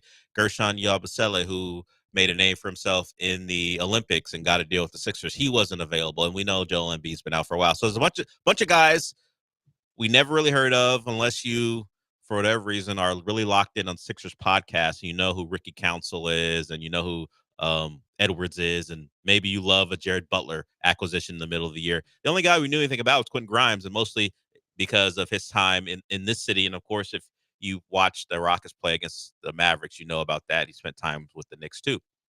So Quentin Grimes goes crazy. The Sixers don't have anyone. It felt like on the floor for about maybe 45 of the total 52 minutes who was over 6'7", it felt like. And they went small and they knocked down shots, and it put the Rockets in a spot where they could not play Alperen Şengün for the better part of the entire game because they looked bad. They could not defend. It was just a poor performance overall. Was it them taking the Sixers lightly? Probably. You can't even recognize who's out there, so you assume you're just going to walk in and win a game considering how you played. It's a bad team. You just expect to win. It turns out you had to match the biggest comeback in your franchise's history to tie the game. And as I mentioned, Quentin Grimes is on that team. He goes nuts, scores 46 points. But shout out to Quentin Grimes for doing the local team a solid. The Sixers are up by 6. The Rockets knocked down a 3, I believe, was the scenario. And the Sixers have the ball. All they have to do is hold the ball, get fouled. They're shooting free throws with the chance to win the game by knocking down the free throws. Instead, the Rockets don't foul. They hold off and try to force a turnover, and they do because Quentin Grimes, as he's trying to get the ball out of his hands, doesn't see Jalen Green coming from behind, and he intercepts the pass, and it results in a timeout by the Rockets. The Sixers foul to play the game of, hey, we're gonna force you to knock down free throws, or we think we can get a defensive rebound if you miss the second one on purpose, and we'll go knock down our free throws and win the game. We're now up by 4, and you have no shot. Instead, Ime inserts Alperen Şengün back in the game for the last 5 seconds overtime. He gets a rebound, gets a putback, was fouled on that putback, but it wasn't called, and the Rockets eventually go in overtime. Alperen dominates on the boards in overtime as well. The Rockets come out with the win. But back to our discussion yesterday when we had a talk about how the Rockets would handle adversity. And the Sixers broadcast talked about it. This Rockets team doesn't know what it's going to be like. And they asked the question themselves. I don't know any of the announcers' names, but they asked the question themselves. How the Rockets deal with adversity in the playoffs when they appear to be fraying dealing with this Sixers team who's having a really good night. We had Tari get ejected. I mean, it barely counts. He was fouled out. Fred got ejected for a questionable flagrant 2 upgrade. So you had another couple Rockets ejected in a game that wasn't going their way. You credit them. You credit Jabari. You credit Jalen for keep shooting. He didn't have a great shooting night, but he kept getting up shots. You credit Jayshawn Tate for his plus minus of plus 30. They found a way. But even the opponents' announcers were recognizing this team may not be ready for all that comes their way. You will say this. They did fight through that adversity and win the game. They had 2 guys foul out, 2 guys get thrown out of the game, One is a combo of a foul out and a thrown out of game. They still find a way to win. Your all-star sits for pretty much the entire second half after his initial stretch coming out of the break, and they find a way. Now, Sean and I and a lot of you out there are college football fans, and this has become a phrase for college football fans: a win that feels like a loss. When you're clearly out-talented the opponent that you're going to see, and you struggle, but in the end, talent wins out, your depth wins out, and you find a way to win the game. Historic comeback, as I said, tied for the largest comeback in Rockets history. At least I said in the play-by-play era. I don't know if they have one beyond that, but the play-by-play era is what I saw from the NBA official account. Largest comeback in Rockets history, tied for it. Is this a win that feels like a loss? Is this one where you're like, yeah, all that stuff is great, all that flowery stuff about fighting back through adversity and Alprin not allowing the benching to change his attitude and how he could contribute when he got the opportunity. But it was the Sixers, and Alprin was bullying like a 6'7" guy to get that rebound. I will take it for the Rockets because they don't know anything of success, not this version of the Rockets. So however it comes, I'll take it. But with the caveat, because I always look on the other side. All right. It's more embarrassing that it would have been more embarrassing that you lost than exhilarating that you won the game you did the way you did. Like losing to the Sixers, that Sixers team, no matter the score, would have been more embarrassing than how good you might feel about winning this game. Even the way you did it. It's more relief. Yeah. For me, watching them let Jared Butler cook Jabari Smith and Jalen Huchafino. I always butcher his hyphenated name. Taunt Jalen Green into a technical foul when Jalen just two-hand shoves him in the chest. I don't know what he said, but he pissed off Jalen Green enough to go the full two-arm shove to the chest. The Rockets didn't like the situation they're in, mostly because I don't even know who you are, and you're pushing me to the brink. It was a frustrating night, but they came through. Yeah, it is very reminiscent, and we talked about it with like the stretch of 10 games against terrible teams that they play, or teams below 500. They're not all terrible, but for the most part, they're pretty bad. And that, like, hey, you're not gonna rip off 11 straight wins against this terrible schedule. Like, just how the NBA works. Like, you'll lose one of these games where you're like, how'd you lose to this crappy team? But this was the crappiest of all the teams possible, considering who was available. And in the first half, I was like, I guess they're just going to do it tonight because the Sixers were shooting like 60% from three at halftime. And I was like, yeah, that's normally how you lose, is if one team like doubles what they should be shooting from three. Like, yeah, that'll happen. But yeah, no, after winning the game, it does feel like one of those college football weekends where like Ohio State escapes with a win against Indiana. Or not Indiana's even, bad example because like Bowling Green. They've been good for 1 year, but like Purdue or something where you're like, hey, listen, we'll play the fight song and stuff, but we can't be that excited that this was just a miserable 4 hours. Like Monday through Wednesday of the next week from the podcast, the local radio shows, they're talking about what the hell happened to Ohio State and how they can fix their problems. They need to really come out in their next game and show that this was an aberration. The Rockets don't have to wait a week for their next game tomorrow. Yes, and the Florida trip. Yes, vaunted Florida trip. Yes, the vaunted Florida trip. If James Harden was on this team, auto loss in Miami. That's true, by the way. Yes. That's not me making fun. That's like he actually always. We knew he did not play well in cities known for their nightlife. Specifically, I don't know Miami if he was won a a game in Miami. And he did win one this year because this version of the Heat are not good. They're in the middle of Eric Spoelstra's longest losing streak as a head coach, and it got longer last night.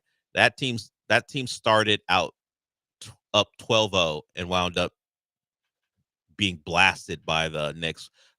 We had a Tracy Morgan sighting and a Tracy Morgan vomit experience that delayed the game. Terry Rozier up close. That's what a lot of people were saying. That the jokes were flying, whether it be Terry Rozier individually or the Heat as a whole. Either way, it was only 64-58 at the time. I wasn't watching it It was a live. valiant effort. I wasn't watching it live because why? Why would I do that to myself?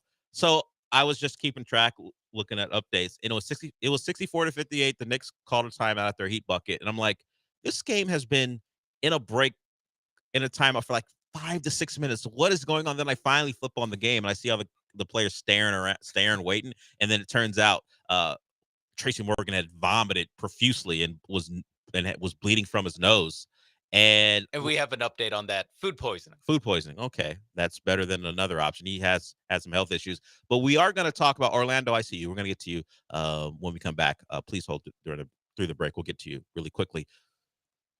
I did see RG3 say prayers up to Tracy Morgan, and how he did it would have me pretty pissed if I was Tracy Morgan. Tracy Morgan may not do it, but if I was someone who knew Tracy Morgan, I was about that life, I go snuff RG3 for what he did.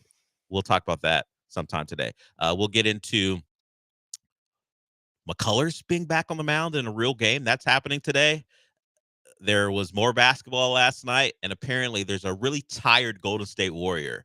Despite their winning streak, some guy's really tired up there, and maybe it resulted in a poor performance last night and had them lose to the Nuggets, who were sitting out. Like Jokic didn't play, Murray didn't play, and they still went on the road to beat the Warriors. So we'll get into the tired Warrior at some point as well. Orlando, like I said, I see you. We'll get to you when we come back.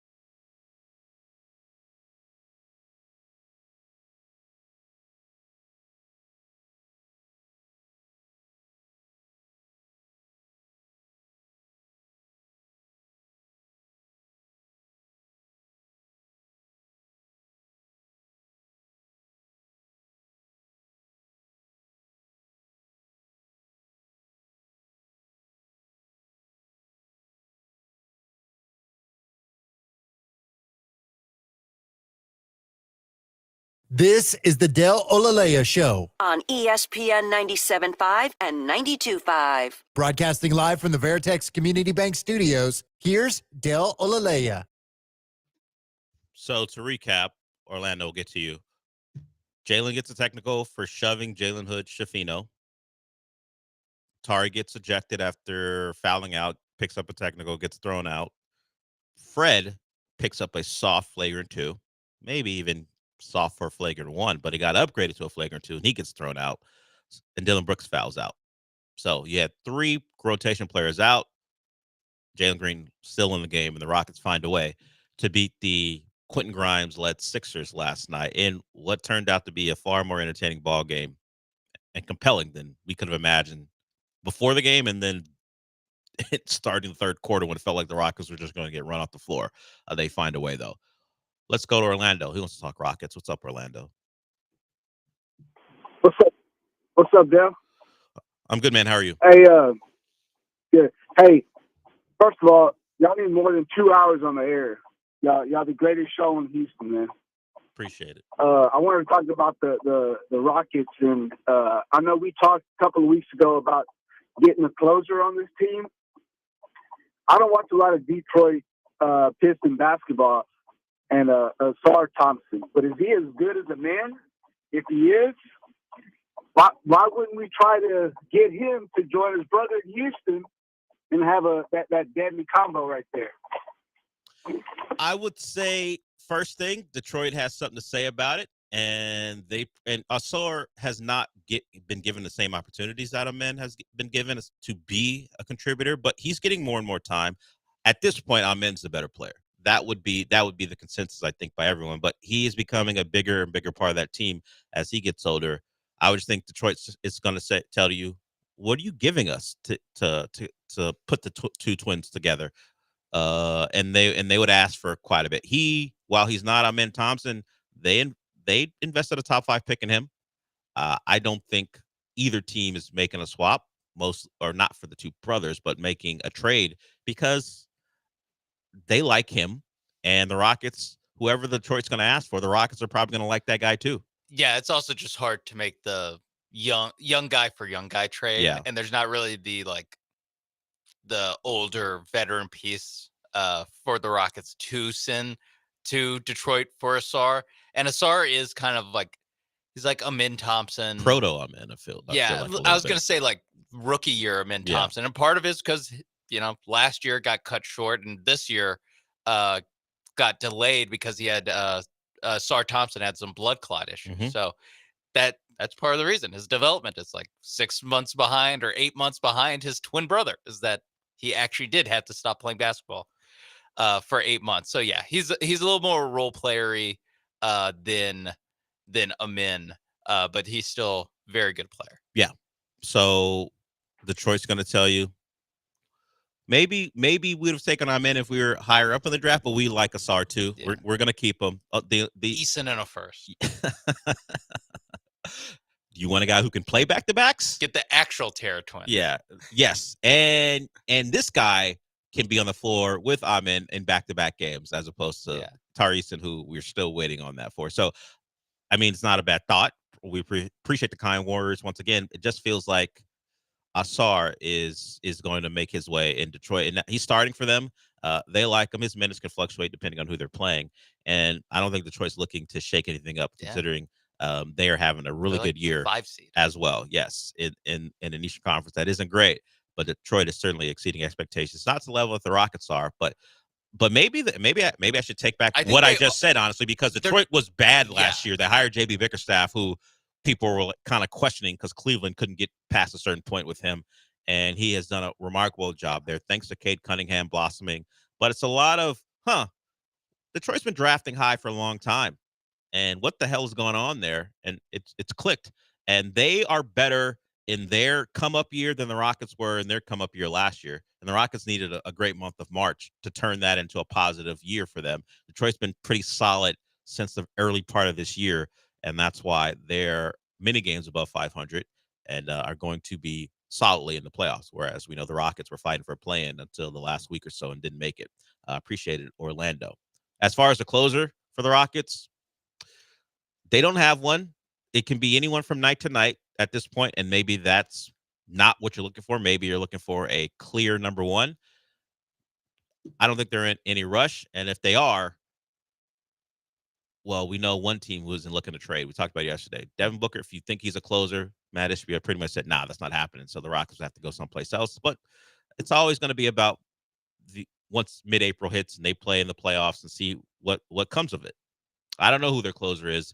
Maybe we'll find one. Last night it was Şengün. He came in and changed that game. I was about to bring that up. Last night it was Şengün, a guy who didn't play until last 5 seconds. Almost to the point to where, I mean, not almost to the point. Actually, after the first 2 possessions of overtime, I was just like, wait, why the hell did the Sixers went small with a bunch of G Leaguers, so they couldn't play Şengün until they did, and he dominated when he was in there. like I was thinking, yeah, when teams go small, and obviously Şengün is not as good as Jokic, but when teams go small against Jokic, the Nuggets just go, oh, I guess we got to sit him. Michael Malone isn't pulling Jokic if a team decides we're just going to run nobody taller than 6'8". He goes, thank you. Yeah, I appreciate it. And it's like, well, you can't have them guarding O'Shea Brissett on the perimeter. No. To which I ask, why not? Why not? It's please, O'Shea Brissett, take as many shots as you like because you think you have an advantage. So the energy from the Rockets is terrible in the first half. Yeah. Also, part of it is that the Sixers are shooting unsustainably hot. That's the thing. From the first half. I was thinking about that during the game. Energy and what it means kind of just is dependent on who's shooting well. That was last night's game to a T. Yeah. When the Rockets started making threes, all of a sudden their energy. They erased a 20-point deficit. And look how much their energy changed. And look how energized they were. When the Sixers were knocking down shots, they looked like the energized bunch. They look like they're outworking the Rockets. Look, make or miss. That's a very simple way to describe things. And sure, if you're playing hard, that leads to maybe better looks or maybe not giving up better looks. But everything plays into it. And once the Sixers stopped making shots, once Quentin Grimes turned that ball over and gave it to Jalen Green, and they stopped making shots in overtime, all of a sudden the Rockets looked like, man, couldn't be stopped, and turned out that way. Yeah. So I just have a little bit of Ime Udoka. I get what we're trying to do here, but maybe you shouldn't bench your all-star for the entire second half. Yeah, I mean, especially after the run in the third quarter. And then the start of the fourth, where they're just immediately down 10 and can't score again. Exactly. Yeah. Start of the fourth quarter. Maybe try to throw in a guy who can't be guarded in the post and just against these guys. And just go to him. And now the Rockets like to play fast, but the Sixers were playing faster and were better at it. So just slow it down. You're already dominating the rebounds. The Rockets had 58 rebounds, 23 offensive rebounds to the Sixers 8 offensive rebounds at 35 total. So they were dominating the glass, whether Şengün was in the game or not. But of course, late in the game when he made the play, and then in overtime he got it done as well. Yeah, it's interesting because Ime will bench a young player who people think a lot of to play, Jeff Green, because he thinks that gives them the best chance to win, and he would tell you that playing small got them back in the game. But maybe, as you said, once you're down 10 again, you throw Alpern in because your run is over, so switch it up. I wonder if at some point because as far as head coach, he's a young coach. He's only done it for 3 seasons. If he'll get to the point where he's like, you know what, sure, I get it. I would love to play this player who's not as valuable to the overall on a night because it's better for the team. But you know what, I got to play Alpern here or whoever the star is, because that's what we do. That's what happens. The star gets an opportunity to play through whatever bad energy and mistakes were made early because he's the star. Will we ever get to that point where Alpern gets beyond you can get benched for almost an entire half? Yeah, or it's if they trade for Kevin Durant and Kevin Durant comes out with bad defensive energy and his man is just blowing past him because he'll be 36 years old if he's on the team next year. Are we just all right, KD, sit next to me and never get off the bench? Yeah, I just feel like some of this, it's dude, just put in your all-star. Yeah, against Ricky Council. Their young team. He's been a veteran assistant, but he's a young coach, and he certainly has a way of doing things, and it's not the traditional NBA way of doing it. And he's got the benefit of coaching young players who are more likely to accept almost an entire half benching without it being a problem, because they're just partly happy to be able to play on a winning team. And that'll change at some point. Is it next year? Is it the year after where they're in the middle of their max deals in terms of Alperen and Jalen, and they're like, no, we should be playing. We got to play. You're paying us like we're the best players on the team. The organization thinks we are. Maybe treat us like that. We'll see, but that's maybe a couple years down the line, or maybe it's just next year. Julian, I see you. We'll get to you when we come back. You want to talk about Kirk Cousins' agent. Kirk Cousins, surprisingly, still a Falcon. But if you looked at the cap ramifications, it probably shouldn't be so surprising. But people thought he was going to be out the door, and the Falcons were like, actually, it'll cost us more to get rid of him than it would be to be awkward and keep him and have him back up Michael Penix. So we'll get to Falcons talk, I guess, when we come back. But first, I want to talk about Aqueduct Plumbing Company. And, it could be awkward if you try to fix a leak in your home. You don't know what you're doing. You might cause a bigger problem. You know who you should go to avoid such issues? Aqueduct Plumbing Company. You can go to the website, aqueductplumbingcompany.com, and check out what they have to offer. Billy Brown, friend of the station, friend of John and Lance. He was at the occasional invitational with us at Wildcat. He is part of the community. He is there to help out local people. So use his company. It could be a big job. It could be a small job. It doesn't matter. They do it all. And not a lot of us understand anything about plumbing. I mean, I would kind of guess that most of us don't. Maybe we could fix a vanity. Maybe we can't. I mentioned that because Aqueduct Plumbing Company could do that for you, whether it be a leak or you want a remodel, or it could be something giant like a repipe. It's there for you. So maybe you got a faucet that's wonky. You need them to take a look at that. Or you need to get a tankless water heater or a traditional water heater. It's all there for you. They provide all the services. You can check out all the services under their services tab at aqueductplumbingcompany.com. And of course, you can call them as well if you need a free price quote. 281-488-6238 is the number. So you're not sure, but you want to find out, they'll take care of you that way as well. Just go to aqueductplumbingcompany.com. That's aqueductplumbingcompany.com.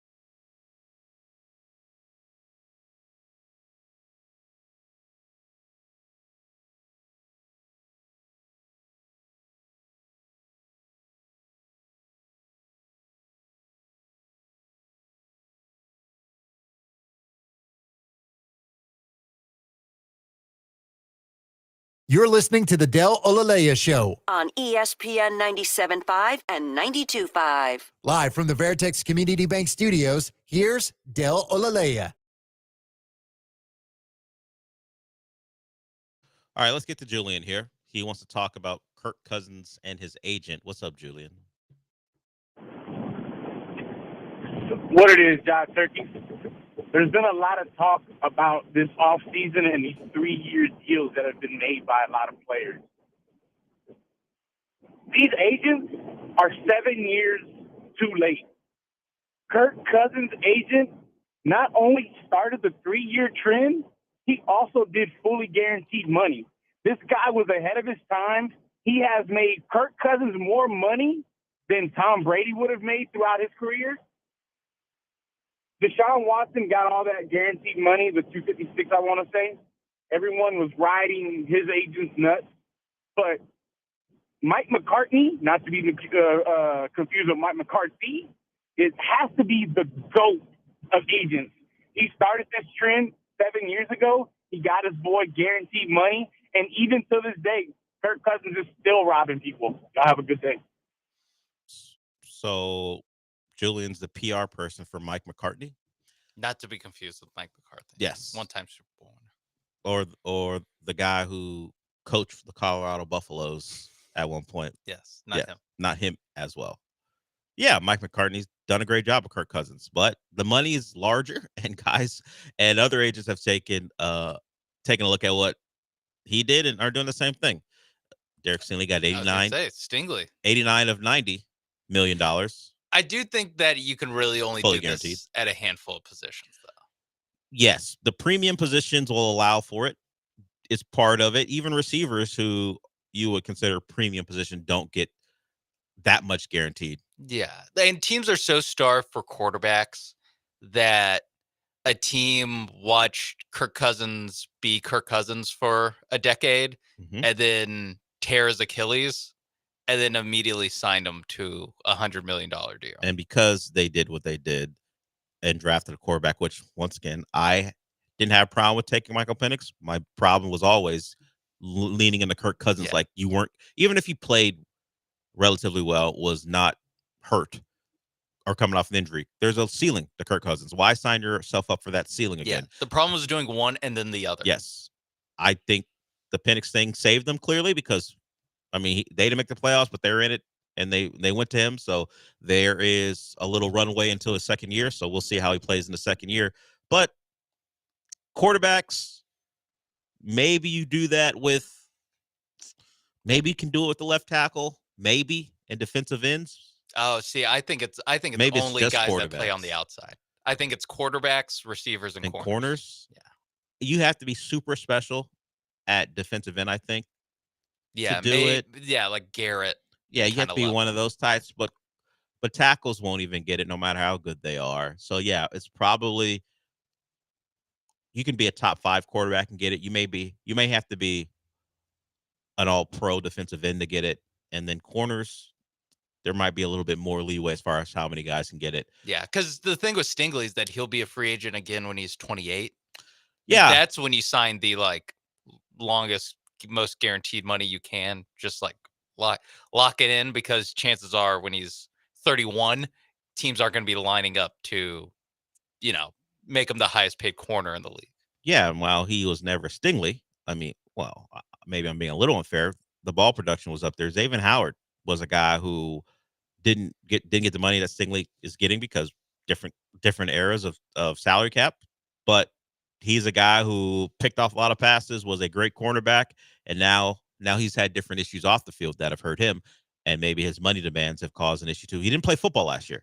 He's a 30-year-old corner who probably pretty solid. Maybe could have got a 1-year deal in the $12 million range, whatever it might have been. Against not playing corner at 30 years old. Just for your long-term chances of getting more NFL contracts, you should have just buckled and signed a $7 million contract or whatever. Whatever it was, he did not play at all last year. Now he's 31 years old. Is he going? So you would think that's a guy who could come back, but we will see. Yeah, now he's going to be a minimum guy or a $5 million guy. After a year off. He's going to be Jeff Okuda. Yeah. Oh, wow.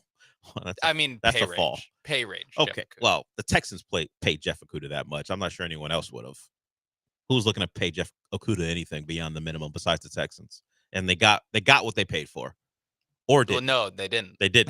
But they, like the Falcons, we were just talking about them. Like, we're done with him. Oh, okay. The Texans are like, hey, and D'Amico talked about, I like the ability. He was once a top 5, top 10 type talent. We'll see.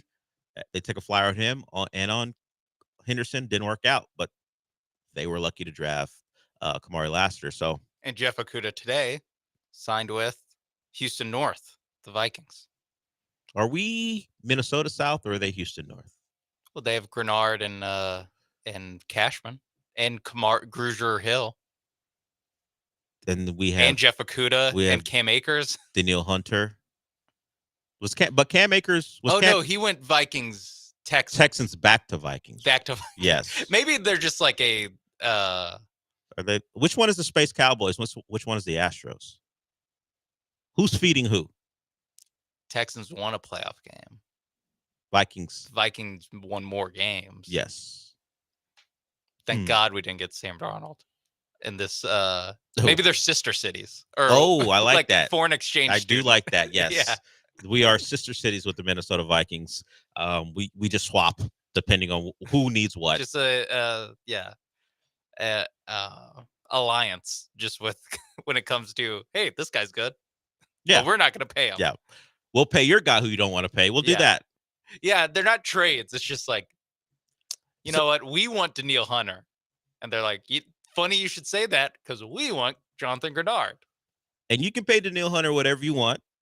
We'll pay Grenard whatever we want, and I think it'll work out for both parties. And we'll take your Blake Cashman as well. Yeah. Stephon Diggs just had a. I forgot. Stephon just had a buffer. Like 4 years? I didn't even mention Stephon. He was up there. He came down here. It's just, hey, we're just swapping out guys, having a good time. Disappointing our fan bases because of seasons we thought had great promise and didn't work out the way we wanted them to. Why didn't we do this earlier and we could have gotten like Randy Moss or Adrian Peterson? Why do we Randy wait Moss until... for Jabbar Gaffney? Yeah. I'm okay with that. Little late. Adrian Peterson for Steve Slayton. Let's make it happen. Well, we missed out, but now we're getting it done. So I guess I can expect Harrison Smith to come down here in the final stages of his career some point. He's a Texan. Yeah, at some point Harrison Smith will be down here. Okay, we'll get out of the segment with that. If you want to call in, like Orlando or Julian, you can 713-780-3776. We mentioned guys swapping places. We're going to hear from a guy who's not in Minnesota. He's now in Washington playing for the Commanders. Why Laremy Tunsil had to do his first media availability with Commanders media outside, I don't know. He couldn't sit in a room, so there may be some background noise you hear as you hear from him. He'll explain why he understands why the Texans traded him. He understands. No hard feelings. It's just a business, as he told us. We'll hear from Laremy Tunsil when we come back. But first, I want to talk to you about Prize Picks, America's #1 daily fantasy sports app. And listen, March is here. Games tonight. Teams fighting to stay alive to make the 64 team bracket, the I guess tournament original. That's what they're playing for tonight, and you can make a little money and have a little extra investment watching these games on Prize Picks. Prize Picks is also offering just a little special for you, Janai Broom, to score more or less, but I think you can only pick more than half a point in Auburn's game against whatever 16 seed that they are playing. Yes, Janai Broom, probably either the best or second best college basketball player this season. I think he's going to score more than 1 point. You can add that in with someone playing tonight. Wait until Thursday at 11:30 when Auburn ticks off, and you make some money. You can make 3 times your money just like that, or you can add it to a larger lineup and make up to 1,000 times your money on Prize Picks. Download the Prize Picks app today. Use promo code MAPES when you sign up to get $50 instantly when you play your first $5 lineup. That's promo code MAPES when you sign up on Prize Picks to get $50 instantly when you play your first $5 lineup. You don't even have to win to get that money. It's guaranteed. Prize Picks, run your game.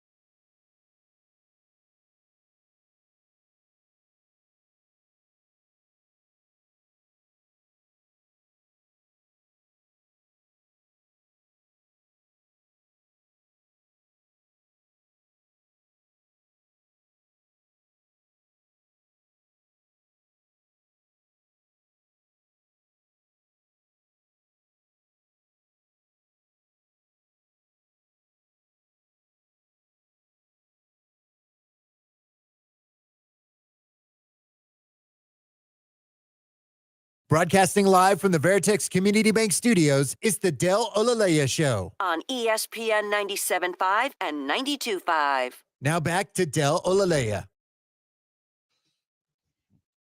I forgot about our big Philly fan intern. He said he went to the game last night. I don't know if he expected his Sixers to put up that type of a fight. Yeah. Was he wearing a Jared Butler jersey? Do we know? Don't know that he owns one of those. He's in his Philly jacket, not a Sixer jacket, his Eagles jacket, and it's good to be an Eagles fan. Currently the defending champions. I don't know when that begins. Can you be the defending champions in March?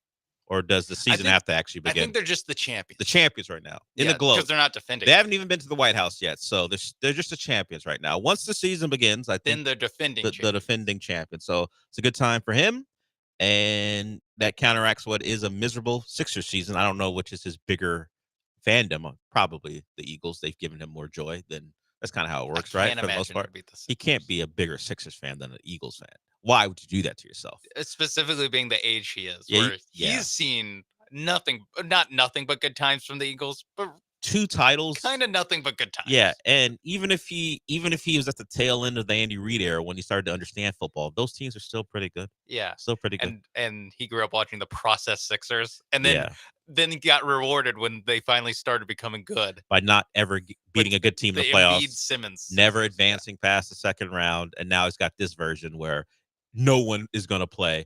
But he did almost have a nice moment until you know what? Last night was the best thing the Sixers could have done because they have protections on their first round pick, but it isn't complete protect. They have to fall anywhere between 5 or 6 or 7 exactly before it goes someplace else. Top 6 protected. So have a great night enjoying your team. Push the Rockets to the brink. Yeah. Watching Rockets get thrown out of games and shove guys, but at the end of the day, you still get a real win as opposed to a fake win. Beating the Rockets doesn't help the Sixers. Losing that game and staying on pace to have a top 6 pick is the best thing that could have happened last night. Yeah, Quinn Grimes playing like Jesus Christ on a basketball court and then losing is like what they need. They need 8 threes from Quinn Grimes and then but in the closing seconds, he tosses the ball away. Yeah, and gives the Rockets a chance to tie. Let's see what Hood Schifino's all about. Yeah, that sequence is interesting for the Sixers, but good for them. All you gotta do is get fouled, go to the free throw line, and you can win. Instead, you toss the ball. You don't see Jalen Green coming from behind your teammate. He picks it off. You fouled. The smart thing, Nick Nurse, I guess, would think, hey, they've been knocking down threes to come back. Let's force them to the line. Oh yeah. How am I going to box out Alfred Sengun? Do you think Nick Nurse forgot that Sengun was active because he hadn't played in so long? He goes, probably. I'm only running out 6-7 guys. I don't have anyone else. So if not Sengun, he definitely was like, oh God, they have Adams too. Yeah. Did you think he all just forgot? And he goes, look, we've been playing this lineup. I don't have anyone else with any size, so it doesn't really matter what happens. But I'm going to foul and think we can get a rebound. Except Jabari put up a miss that was perfect. Great miss. It was only Sengun versus an undersized player. Sengun probably got away with the foul, but whatever. By shoving that guy with his forearm underneath the basket, we've gone through it. Then he makes it, and then the Rockets go on to win. So perfect night for the Sixers. A night of relief for the Rockets as they win that one. Okay, before we close out hour 1, let's get to Laramie Tunsil. He's now a Commander. No hard feelings. The man knows it's a business, and it's kind of the catchphrase for any player when these things happen. Hey, man, it's just business.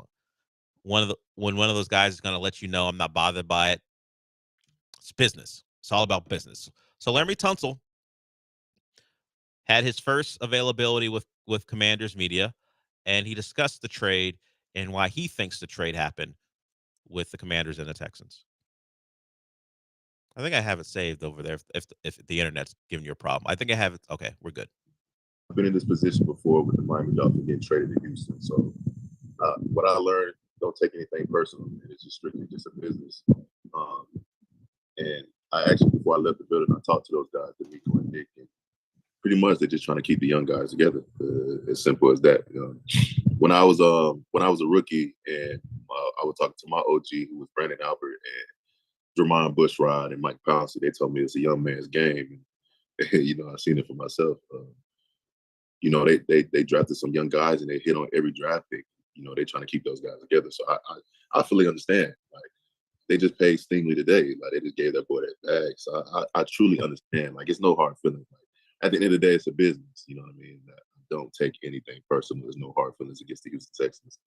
I thank them for just putting me in this position, and I thank you for everything they did for me and my family and changing my life. So I get it, man. When I was with Miami, I didn't get the courtesy call from Miami. I kind of woke up out my nap and got traded. So at least this time was a little bit different. So Dolphins out here going, whoa. Whoa, random stray. It's been weird. It's been years, man. Why are we catching a stray? Chris Greer saying, what did he say? What are you saying that for me for? What did I do? Larry Tunsil, when he gets traded, he's very understanding, because when he got traded from the Dolphins to the Texans, he goes, 2 first-round picks and a second. I get it. I get why you traded me. So he doesn't mind it. He goes, hey, I still got my bag. And he got his bag from the Texans immediately after being traded. So he gets, I don't know how quickly the Commanders are going to pay him, but he seems to not be bothered by getting sent places, because I guess he assumes I'm gonna get my money no matter what. That's what it is. Like when they say it's a business, when most athletes say it's a business, like there's a little bit of like hurt feelings there. Like, listen, I get it, it's a business, but ... For Larry Tunsil, he's like, no, I completely understand this is a business. Me more than anyone, because I negotiate my own contracts, and all my contracts are awesome. He's always got, he always gets a little bit more than you think. I mean, at least the 2 they got from the Texans, you're just like, oh my God. So yeah, Tunsil, most aware that's a business. Thanks, Mike Pouncey and Brandon Albert. And no Bush thanks Rod. to Chris Greer for too busy picking out what hat he was going to wear with a blazer to give him a call. Don't feel like there's a lot of choices with that hat. I mean, it's very similar all the time.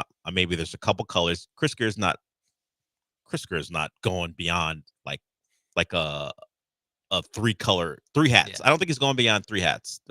There's a neutral, there's probably a white, and maybe a green. An aqua, excuse me. Yeah, I was going to say like Dolphins colors. He's never worn an orange hat. Clashes with the blue blazers he's going to wear. If you don't know, Chris Greer is the GM for the Dolphins, and he will wear a hat with a blazer no matter what. Yeah. He's one of those. That's your not. I he's would one say of those pet guys. peeve, but that's just your what you've noticed. Yeah, it's not a pet peeve. I don't care one way or the other. My pet peeve is him deciding, hey, I know this offensive lineman is down on the ground more than he is upright, but we're going to re-sign him. Like, the whole fan base wants him gone. But yeah, he may not start for us, but if anybody gets injured, he may play, which happened this past week, and the fan base was furious. So, like, we thought we were rid of this guy. Chris Greer, nope, he's got one more in him. It's a culture thing, Dale. Liam Eichenberg brings no culture. Oh, the culture of, like in Batman Begins, it's not about when we fall down. It's about how we get up. And no one preaches that more than Liam Eichenberg. The problem is, always has to. Another Miami figure had that in one of his commercials. The problem is that guy was Dwayne Wade, and when he was upright, he was great. Liam Eichenberg is bad when he's upright. When he's on the ground, it doesn't matter. If Liam Eichenberg was dominant when he was upright, I'd be fine with it.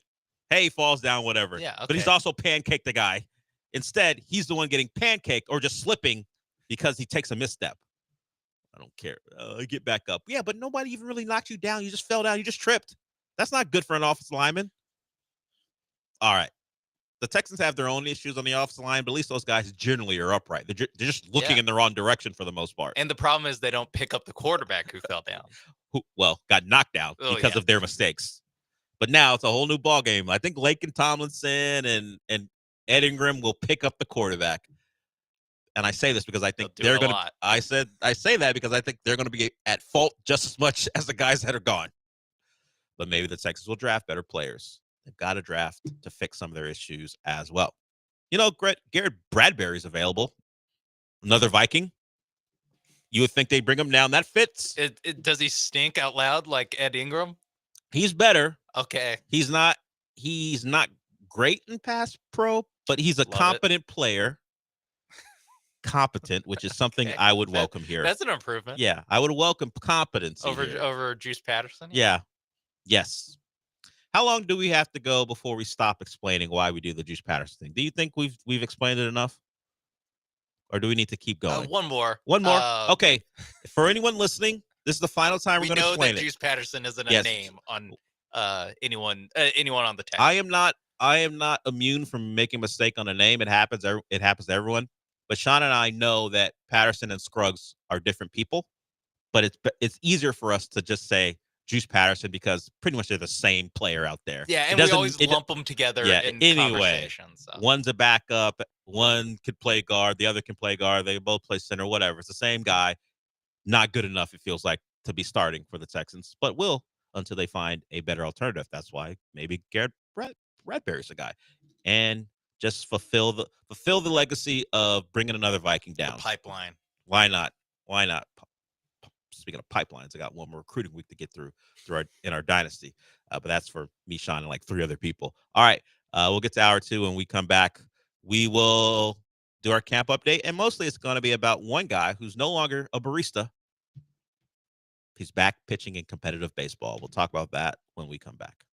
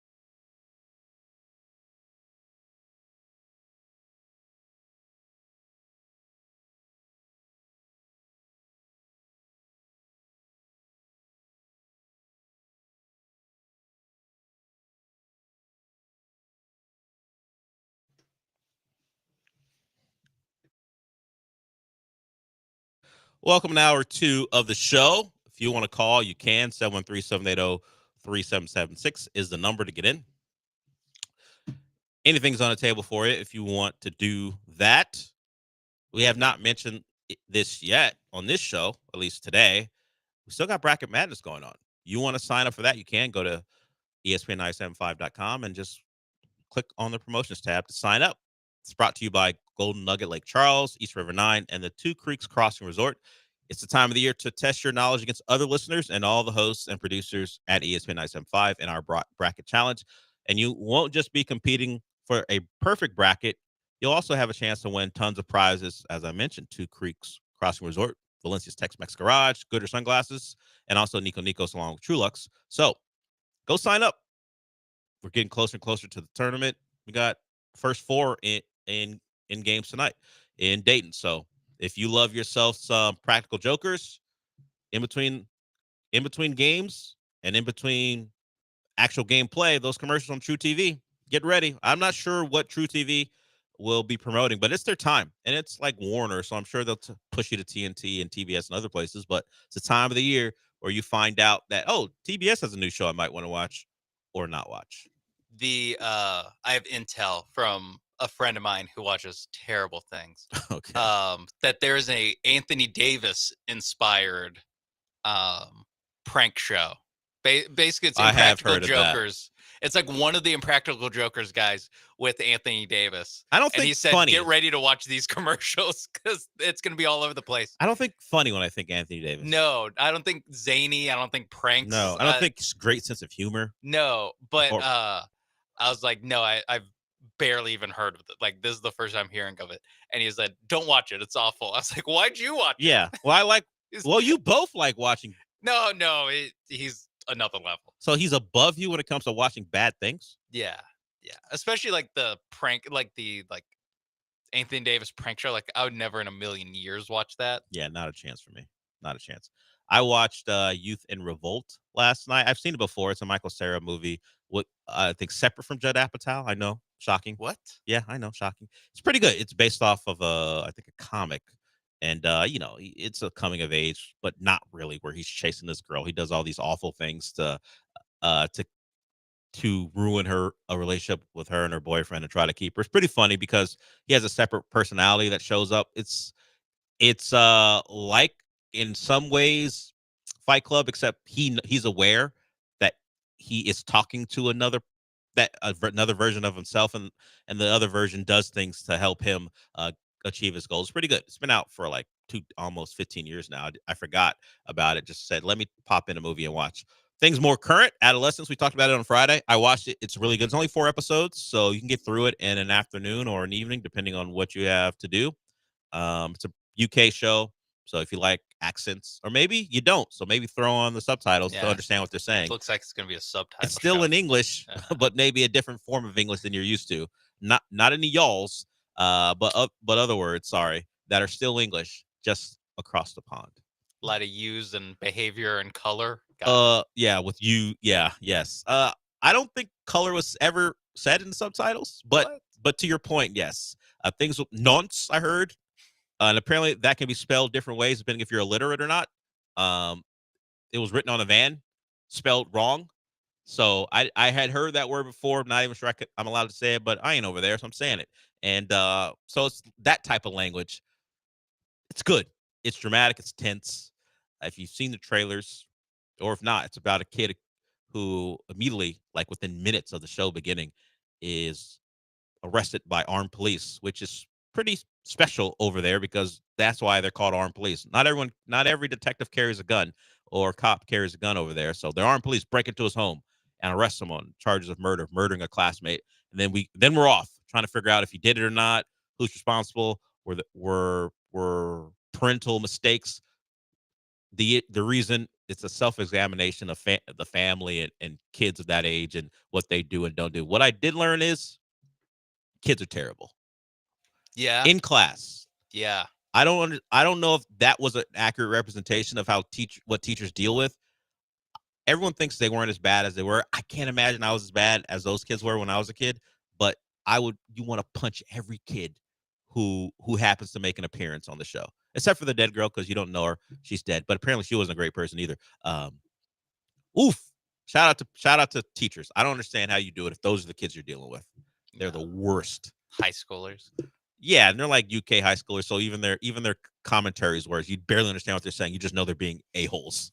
You know they're just saying things that are rude, Just but you out don't of context. Yeah, you just can tell. I know I should be insulted by Yeah, that. I don't know what you're saying, but I can tell by the reactions of the adults in the room that you are saying something really awful to someone. So, but Adolescence is really good. Go check that out. Michael recommended it in his segment, and he'll be back with us on Friday. That's one I was in on, but I certainly hope that Michael would think it was a good idea. Go check it out. Netflix. My mom watched it. She goes, I got to get off of Netflix. I was like, why? Taking up too much of my time. She's one of those. She'll binge. Watch The Electric State, I'm sure. She didn't. I did. It's not good. Not surprising. It's not good. That's one where it's like, don't even have to have the interest. The Electric State has Anthony Mackie as the voice of a robot. We have, I know. We have Chris Pratt as just Chris Pratt, and we have Millie Bobby Brown. So it's okay. By the way, Chris Pratt's not literally Chris Pratt. He's just in a Chris Pratt role. Yeah, it's a role that would not surprise you at all. The sarcastic, yes, less charming Star-Lord. World guy. Yeah, and less charming than Star-Lord as well. Oh, Star-Lord most charming. Yeah. Jurassic World. This is then this guy, Millie Bobby Brown. Like I said, just prime the pump to let everyone know that, hey, remember me? Stranger Things is coming back, but watch this too, and get ready for Stranger Things on Netflix. So it is not good. You're supposed to care about her connection with her brother because that's like the main driving force of the movie. You couldn't care less about what's going on. You're like, if he dies, he dies. I don't care what happens to this kid. Whatever. So what? Her brother is in a robot trying to help save the world. In fact, this world can end if this is the story you're telling me about the world. So be it. Chris Pratt falls in love with Anthony Mackie's robot at some point. What? Yeah. He confesses his love. Like, as you're my best friend, maybe more than that. It's like, what is going on? That's a robot, you know? You can't do anything with that robot. That's the world I was living in watching this movie. What kind of robot is he? Not a sex one. Oh. Not the ones that Tesla is selling, whatever the hell that company is selling. Was it Tesla who has like robots now that you can cuddle with? I forgot what company it was. Yeah, I don't know if they're sexual, but you can cuddle with Kim them. Kardashian was in a bed spooning with one? Spooning in on a mountaintop or something like that. It's not those type of robots. Okay. It's more droidish than anything else. else. I saw that Woody Harrelson plays Mr. Peanut, and I'm like, I did not know whose voice that was. I did not know it was Woody Harrelson. Disappears in the role of Mr. Peanut. Mr. Peanut, murderous at times. Just does what he has to. And not from peanut allergies, too. Literally trying to murder people as a robot. So I would say don't watch Electric State. Watch Adolescence. And we'll find out what Michael recommends when he joins us on Friday. Okay. We had a short segment because, as we do, we were very long in our final segment of hour one. So we'll get to the Lance McCullers stuff when we come back. We'll do our camp update from spring training as the Astros are plodding along, at least like this show feels. Let's pick it up. Although they're a slave to the days. I mean, it's not like they can't do anything about it, but we get closer and closer to them coming back and playing a couple games against the Space Cowboys. And then we have actual baseball to care about. In fact, we had that today. If you care about Cubs and Dodgers and getting up early. I did not. The game was still on when I got here at about 6:30. Dodgers surprisingly won. What? Surprising that the Dodgers won a baseball game. They're going to do I feel like they're going to do a lot of that over the next decade. Probably. They're just going to win a while. I mean, they've been doing it for the previous decade plus. I think that's going to continue. As much as in this city, we talk about how dominant the Astros have been. Some people will call them the best team in baseball over the course of the last 10 years. Dodgers have been pretty good. Even if you don't want to give them credit for their COVID year World Series, they won one last year. They won the AL West. It feels like for an eternity. They're going to, if you believe the Astros have that mantle, the Astros better step up this year because the Dodgers, I feel like, are well on their way of taking over best team in baseball over the last decade, the way they're spending and the way they can. Okay, we'll get to Lance McCullers and his news when we come back. We'll talk a little bit more about the Astros other than him, and our camp update when we return.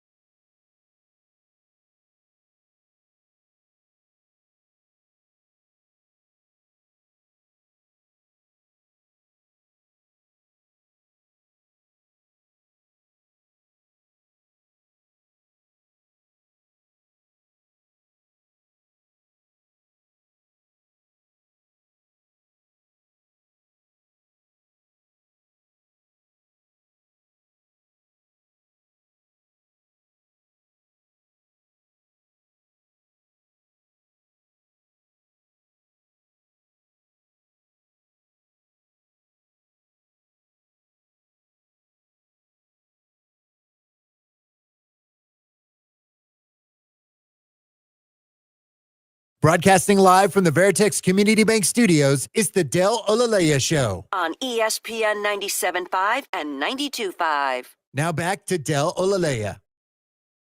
We found out from our Philadelphia fan intern that Eagles clearly number one. Sixers, they're second, but whatever. And that's where his fandom for Philly sports ends. Couldn't get him to. Oh no! Wait, Phillies. I didn't ask about the Phillies. I asked him about the Flyers, and he goes, "Never get into hockey." Speaks to where my mind is. I went to Flyers before I asked about the Phillies. And speaking of the Phillies, we'll get into our camp update. I'm laughing because Sean is currently asking him where the Phillies rank in his Philly fandom. Phillies are third. I heard that through not even through because the door is open. I heard Phillies are third. Phillies third. So the Union have no place in his heart. And one more spot on Mount Rushmore for we'll see where Philly Union. Flyers or Union. We'll see. Maybe there's some I don't know, frisbee golf team he likes in Philly. We'll never know. Or Lacrosse. Philadelphia Soul. Maybe he's a big Arena Football League fan. He loves what John Bon Jovi did to bring football back. The program he built. Yeah. Yeah, we'll see. And we close the loop. John Bon Jovi's son, who's he married to? Millie Bobby Brown.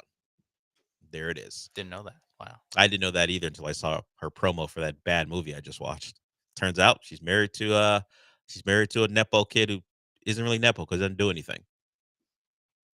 Like she was telling, just a famous person. She was, a son of a famous person. She was telling a story where when they need to get socks, he goes, let's go to Gucci. She's like, no, we can just go to Target. What are you talking about? Why can't we just go to Target for socks? So that's the type of life he's lived. Must be nice. Okay, let's get to the Astros camp update. Sean, what's the music? Oh, return to the Mac. Look at that. Return to the Mick. Colors. Well, that's a slur for the Irish people. Well, I can say it. Are you Irish? A half, yeah. Oh, okay. I didn't know. Like, there we go. There it is. Don't you say it, though. Yeah, don't worry. Didn't cross my mind. Never say it.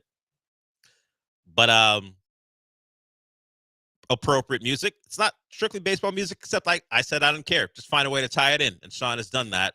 Lance McCullers back on the mound, pitching in an actual game that I know it doesn't matter, but it's a competitive game, something he hasn't done since what?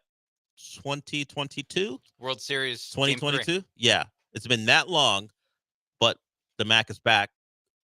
I feel bad about rhyming that seconds after it happened. Didn't try to, but it just came out that way.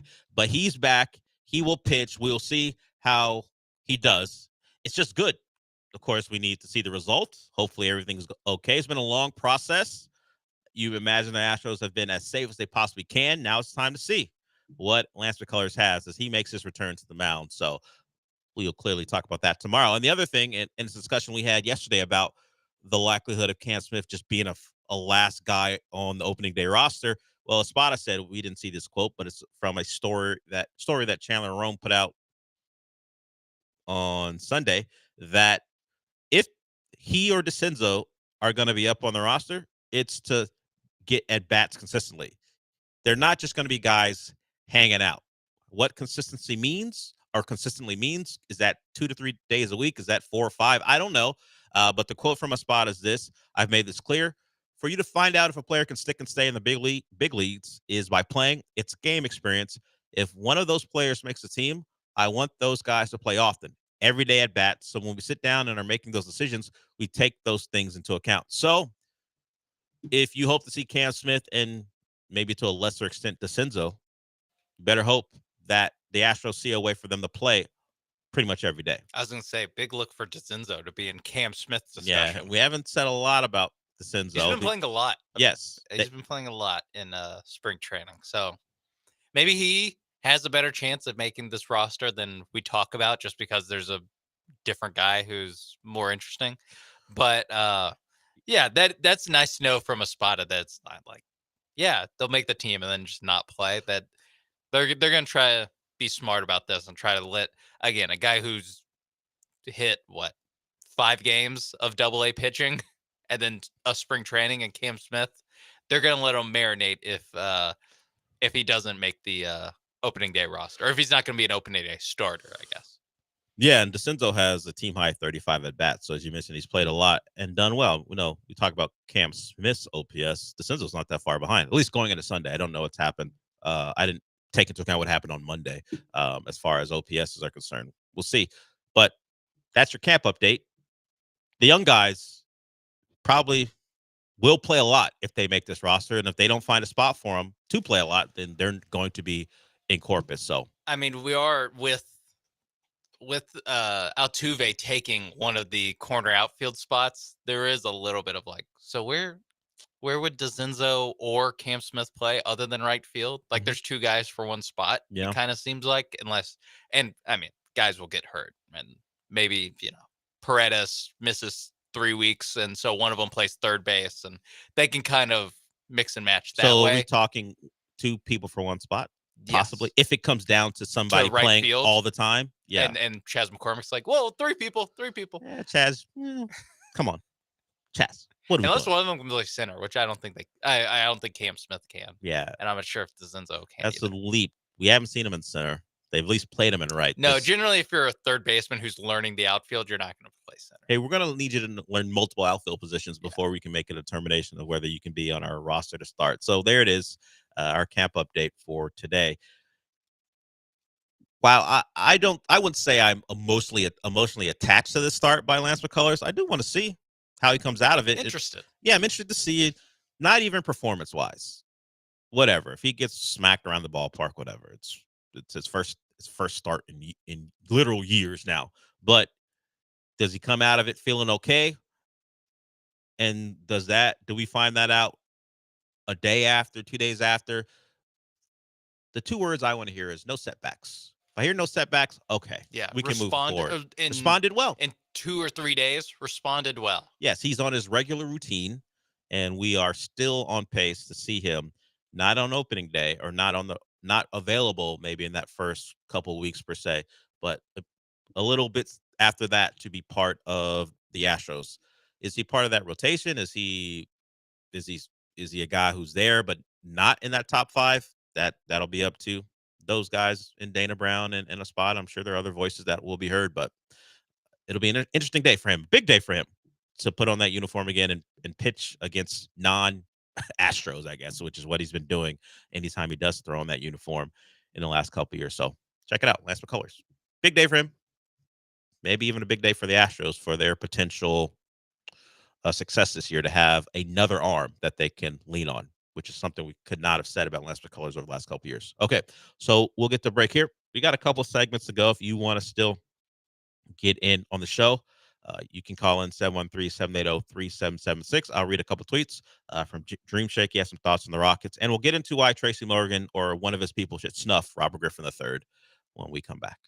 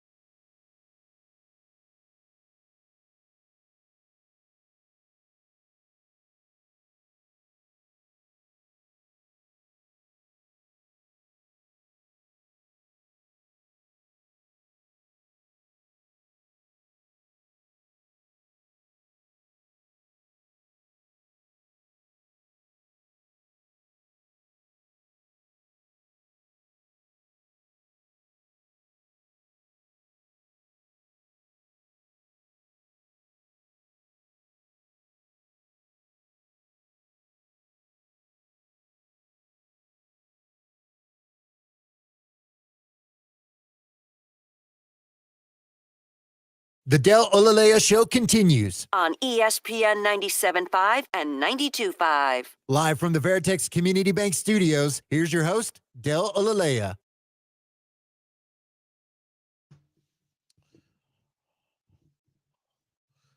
We'll get into what happened to Tracy Morgan at the Knicks Heat game last night in a bit here, but I did want to read a couple of things from Dream Shake because he referenced a conversation we had about the Rockets. By the way, these Rockets, like you said a while back, will be interesting to see who's worth keeping and who is worth moving when they make the playoffs, because besides the 2004 Pistons, who won without a star, I don't see it yet. See, that is the push and pull with these Rockets.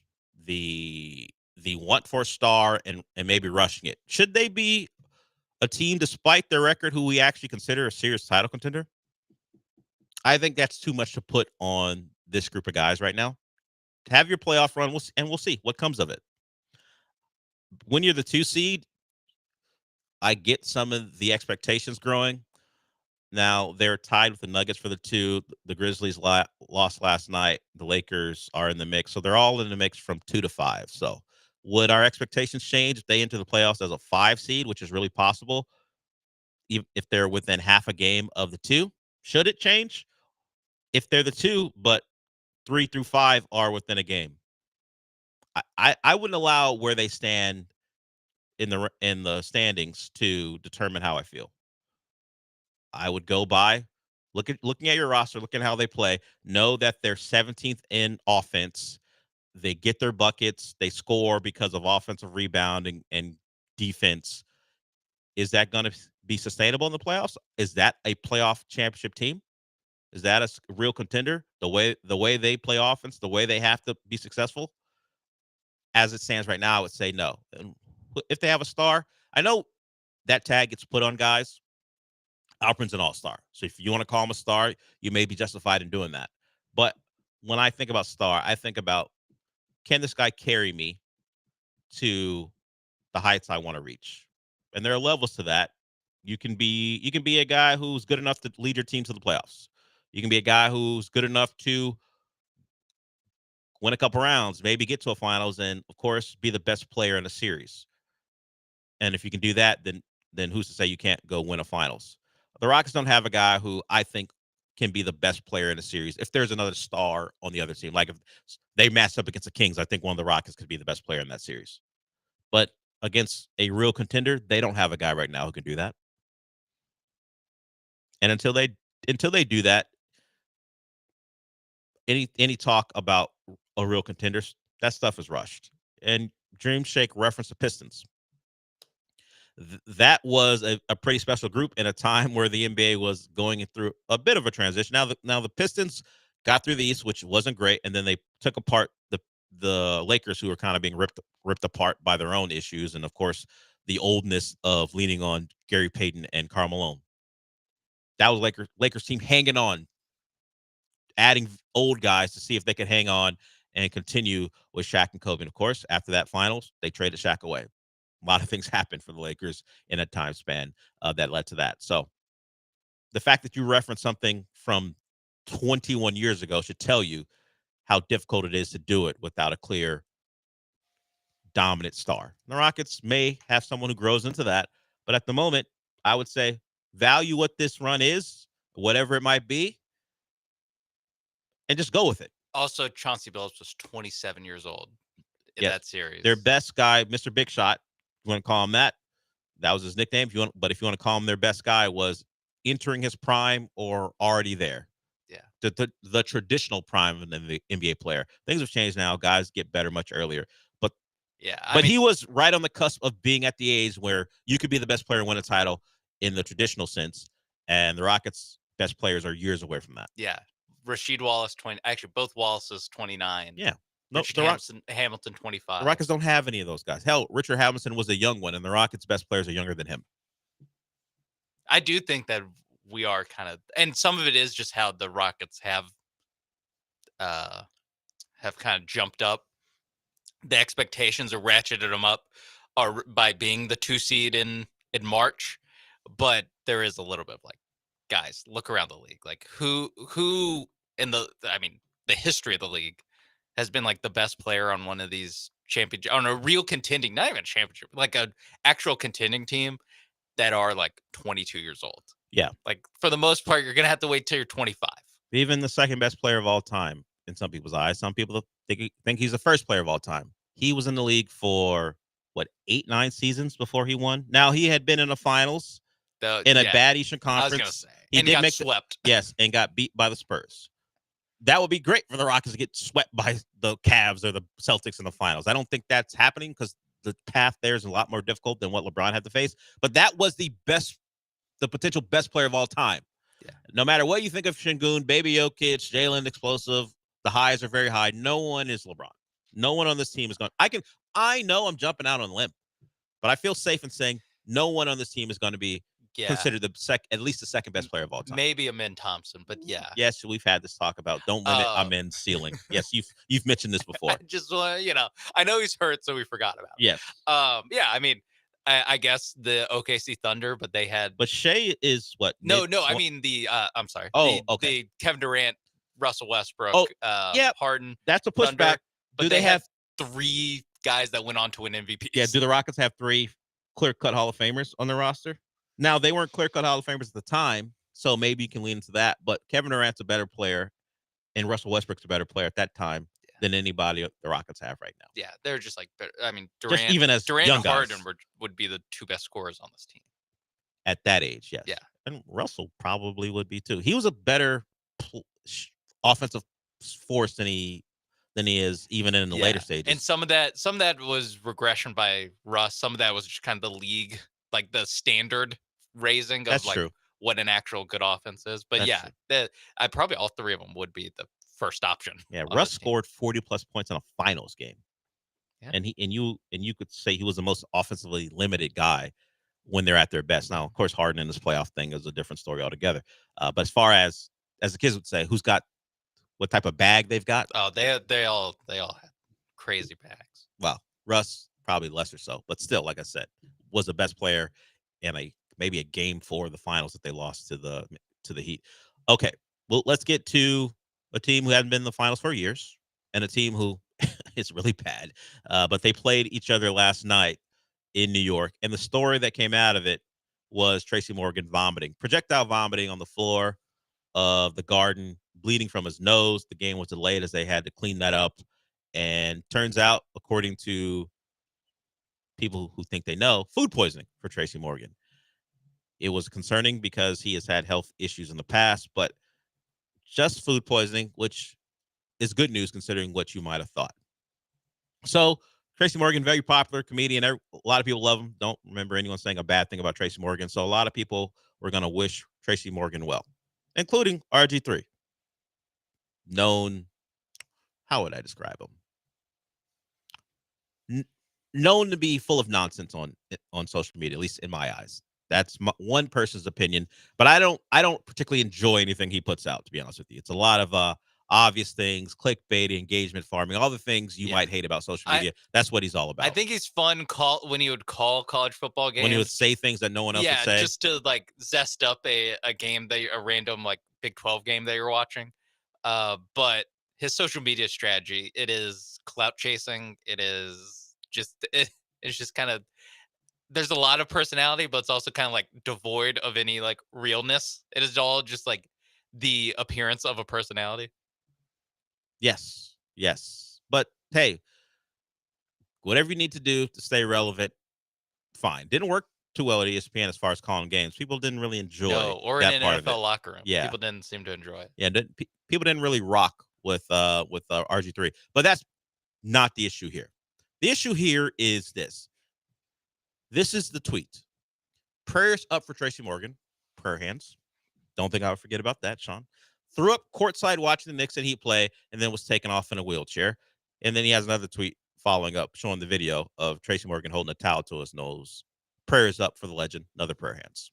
So, if you are very concerned about Tracy Morgan and his well-being, do you, under your prayer hands, put a picture of him projectile vomiting mid-vomit as part of your prayer? Or do you just say, hey, I love Tracy. Great guy. Whether you know him or not, you can always call him a great guy. And then hopefully he's okay. Do you need to post the projectile vomit picture in what I would say is a clout chasey, hey, look at this, please interact with this type of way? I mean, it's the viral moment of the night on X.com. It is also the like key picture of it. Like there's a video of his back where you don't really see what's going on, but no, you wait until you get the I don't know how this guy took this picture. I mean, I guess maybe he it was saw him throw up the once, first time, and then he yes, put up his phone. And it was like this. There's a stream hitting the floor. It is, yeah. And there's the other part of the stream is connected to his mouth. You see it as it's like a weak waterfall of vomit, and somehow this guy got a picture of it mid vomit. Yes, and clear as day. And RG3 found it, decided to use it, and tell Tracy Morgan, prayers up. Prayers up. So in a awful moment for Tracy Morgan, no one looks good throwing up. No famous person wants to be seen throwing up at Madison Square Garden. He decided to. The game stops for 15 minutes because he's throwing. Yes, and they have to clean all that up. A game, an NBA game has to stop because Tracy Morgan is throwing up courtside, and he uses this moment to say, prayers up to you, Tracy, but also look at the photo, everybody, of Tracy having a bad moment. If you don't get the F out of here. That's what I said. If Tracy has people, and I'm sure he does, someone at a minimum has a conversation with RG3 about what the hell are you doing? I would prefer that you go, look at this. Look at what Tracy Morgan did. Then offer me prayers and then show that picture. If you don't cut that crap out, prayers up emoji, and then show my worst moment. Come on. Yeah. Man. No way to treat a legend. No way to treat really anybody, to be honest with you. No, but especially the star of Cop Out. Sure. And he also had his own show that was on, speaking of TBS, we talked about it earlier. What was his show on TBS? Oh, yeah. I forgot what that was called. What was it called? Just like the Tracy Morgan Project or something? I think it might have had an act. I'm looking at Tracy Morgan TBS, The Last OG. Had a more clever name than that. So then the Tracy Morgan Project, because sometimes that happens. I'm not going to deny it. They just throw the comedian's name on it and just go. He was just playing Tracy himself. Morgan. That's true. So that's why I thought it was kind of. That's true. No, The Last OG. The Last OG. He did have the Tracy Morgan show. Yeah, you can't. Okay, you can't post mid vomit photos of The Last OG unless you are here to clown Tracy Morgan. Like if you are out in front of, I don't like this guy, I'm gonna post an awful moment of him and go, look, call it karma if you want. Maybe you think it's karma because Tracy wronged you. I don't like it, but at least I would get it. At least you're on business and you're being upfront. Prayer emoji. Hey, RG3, don't ever wish me well-being or offer prayers to me if this is the photo you would use if you knew one was available. Please don't. Just continue to do dumb things about football on Twitter, please. Asking and answering the obvious questions that no one thinks is that insightful. That's your bag. Don't embarrass The Last OG. All right. We got one more segment to go. Sean, I'd never do that to you. Never. If I saw you throwing up courtside, I would never. I mean, I'd want pictures of me sitting courtside. Of course, but if you had food poisoning and I could capture a photo of you mid vomit as the stream's coming out of your mouth, I would never post a picture and go prayers up. You're watching the Rockets game on the opposing team's broadcast. Yeah, taking screenshots. For some reason, they're taking shots of the fans, and you wind up being caught on Sixers TV. Yeah, look at this guy. Yeah, must be Jeff Doughton that got to him. That's a Sixer, by the way, for people who don't know. There's a guy wearing number 65 last night. I was like, come on. He made a couple jumpers too. Yeah, that's how bad it was for the Rockets until they came back. I would tell everyone if you find RG3 sweet, don't do that to anyone you think you care about. No, that's for if you're someone's biggest hater, and then you pretend throwing in your prayer emojis. Okay.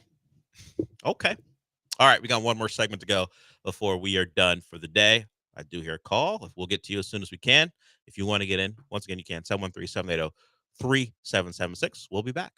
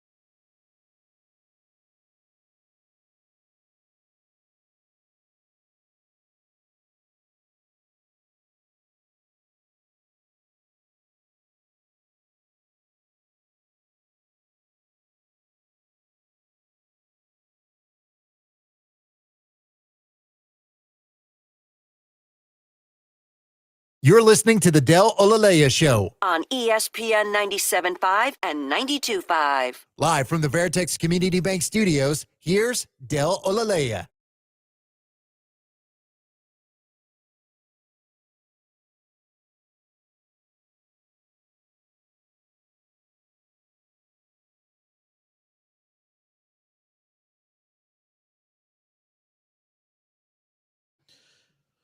Let's get to La Salsa. He wants to talk to me about something. Haven't heard from him in a little bit. What's up? Hey, what's up, Jelly Belly? Not my name. Still. Anyways, so I missed last Friday. I need a new show to watch. What shows should I be on the look for? And hey, Sean A. Makes, what it do, baby? Willie P is like pure of heart. For some reason, I'm bothered by the gimmick infringement when it comes to Willie P. Like when he does the La Raza thing, I don't care so much because La Raza's not pure of heart.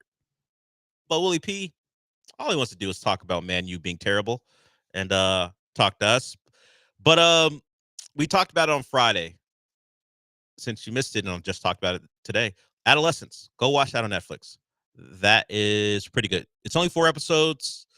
It's about 50 minutes per, set in the UK, about a crime that's committed, and you get to it very early.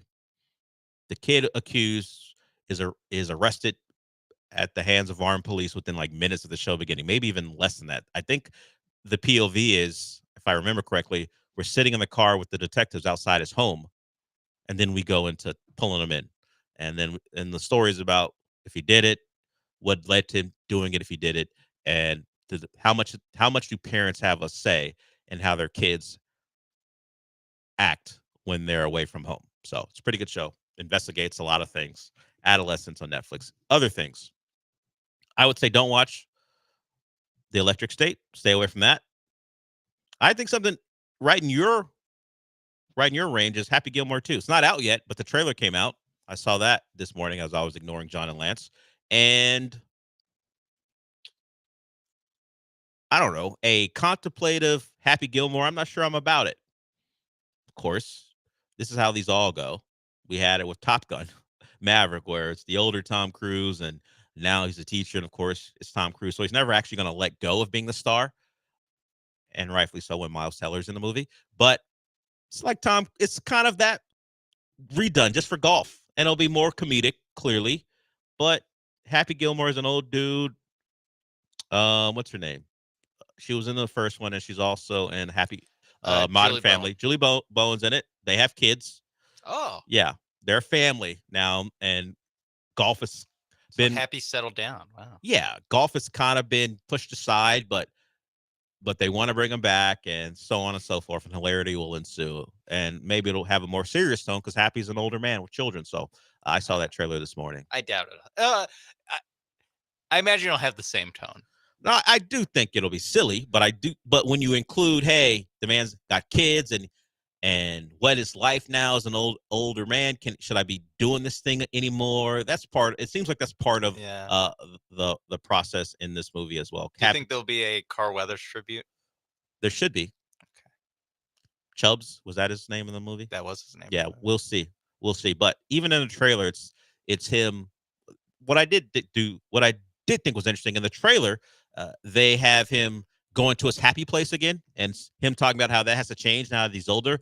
And his happy place, at least in the trailer, were just clips from the movie about what you're going to see. So Happy Gilmore 2. La Salsa. I think that might be for you. I don't know what Ryan likes, the actual person behind the La Salsa personality, but the La Salsa would like Happy Gilmore 2. What else did we get into? I mean, we talked about Wheel of Time. I don't know if you like kind of high fantasy stuff. It's in season 3 now, so you would have to catch up. But I'm in. Season 1 and 2 are not the best, at least for me. They're fine, but season 3, episode 1 got me hooked for the rest of the season. So that will be another one I recommend if you like that genre. As expected in this movie, there's so many golfers. Just looking at the cast listing, I'd be so insulted if I was a golfer, a decent golfer who's not in this movie. Yeah, there's a Mount Rushmore thing in the trailer, and they mentioned like Tiger. I think Rory's mentioned, and then at the end it's like Happy. So Xander Schauffele's in this movie. Yeah, all of them are in it. I mean, PJ was like, "Sign us up." I wonder if there's some line in the sand about live guys. Could they be in it? Could they not be in it? I don't think so. Brooks Koepka's in it. Okay. Ricky Fowler, Bryson DeChambeau. Wasn't just name a golfer. They're in like it. Will Zalatoris is in John this movie. Daly is prominently just in the trailer sitting in a wheelchair being like Happy's advisor. Yes. So he's in it too. So also Margaret Qualley. Of course. Who's she playing? Her daughter or something? Probably. Or maybe the wife of a golfer. Name not listed. Maybe a wife of a golfer. Who knows? And Shooter McGavin's in it too. Yeah. Ben Stiller reprises his role. Does. So they tried to bring back everyone. Carl Weathers would have been back, but life and Bad death Bunny's got in the in way. this movie. I scrolled past Bad Bunny. So that's part of the charm of it was, well, kind of an outsider. It was a golf movie, but it wasn't like so inside golf where we're having all the stars of the tour in it. But that's kind of how it works now. So we'll see if it loses any of the charm. I'm going to bet it does.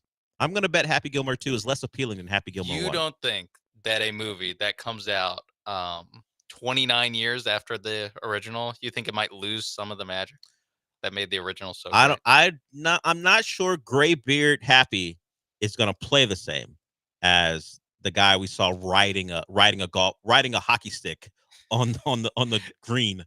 Is Top Gun Maverick the only success story as far as we waited 30 years to make a sequel to this movie here? I mean, you can even lower it to like 20 years to make a sequel to this movie, because there's reboots that have been better or reboots that have been good.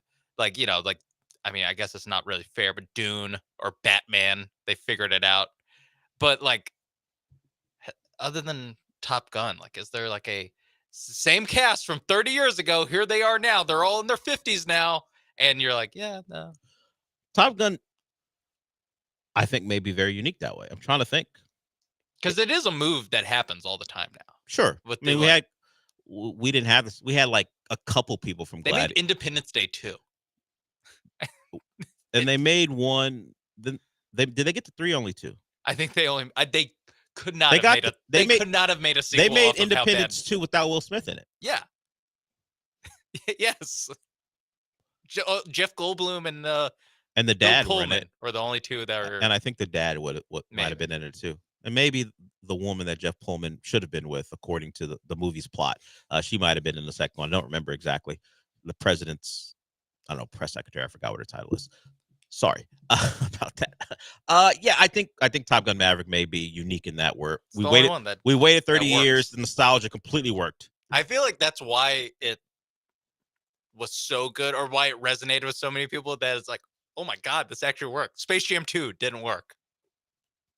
Although that's more of a reboot, isn't it? Yeah, it didn't have Michael as a star. It had his it's I will say this. It's a ballsy thing for LeBron to, hey, I know everyone thinks I'm the second best player in the world. Let me make the second best Space Jam 2 in Michael Jordan's footsteps. This should be like but it should be a something you have to do if you're going to be in the greatest of all time. Like going forward, like if Wembanyama strings together some years, like, buddy, you have to be in Space Jam as part of your GOAT case. Yeah. You're And not in the GOAT discussion unless you start in a Space Jam movie. Unless you were on a basketball team with Bugs Bunny at one point. And I don't know. Bugs never ages, so he's still ready to go for Yeah, Space Jam. talk 3. about a long prime. Whoever is next in line to make another movie where we steal talent from NBA stars, or however the hell this one went. I didn't even watch it. All right, we are done for the day. Since we're done for the day, what does that mean, Sean? We did it! We did. Paul Gallant's up next, followed by the Killer Bees. I'll talk to you tomorrow.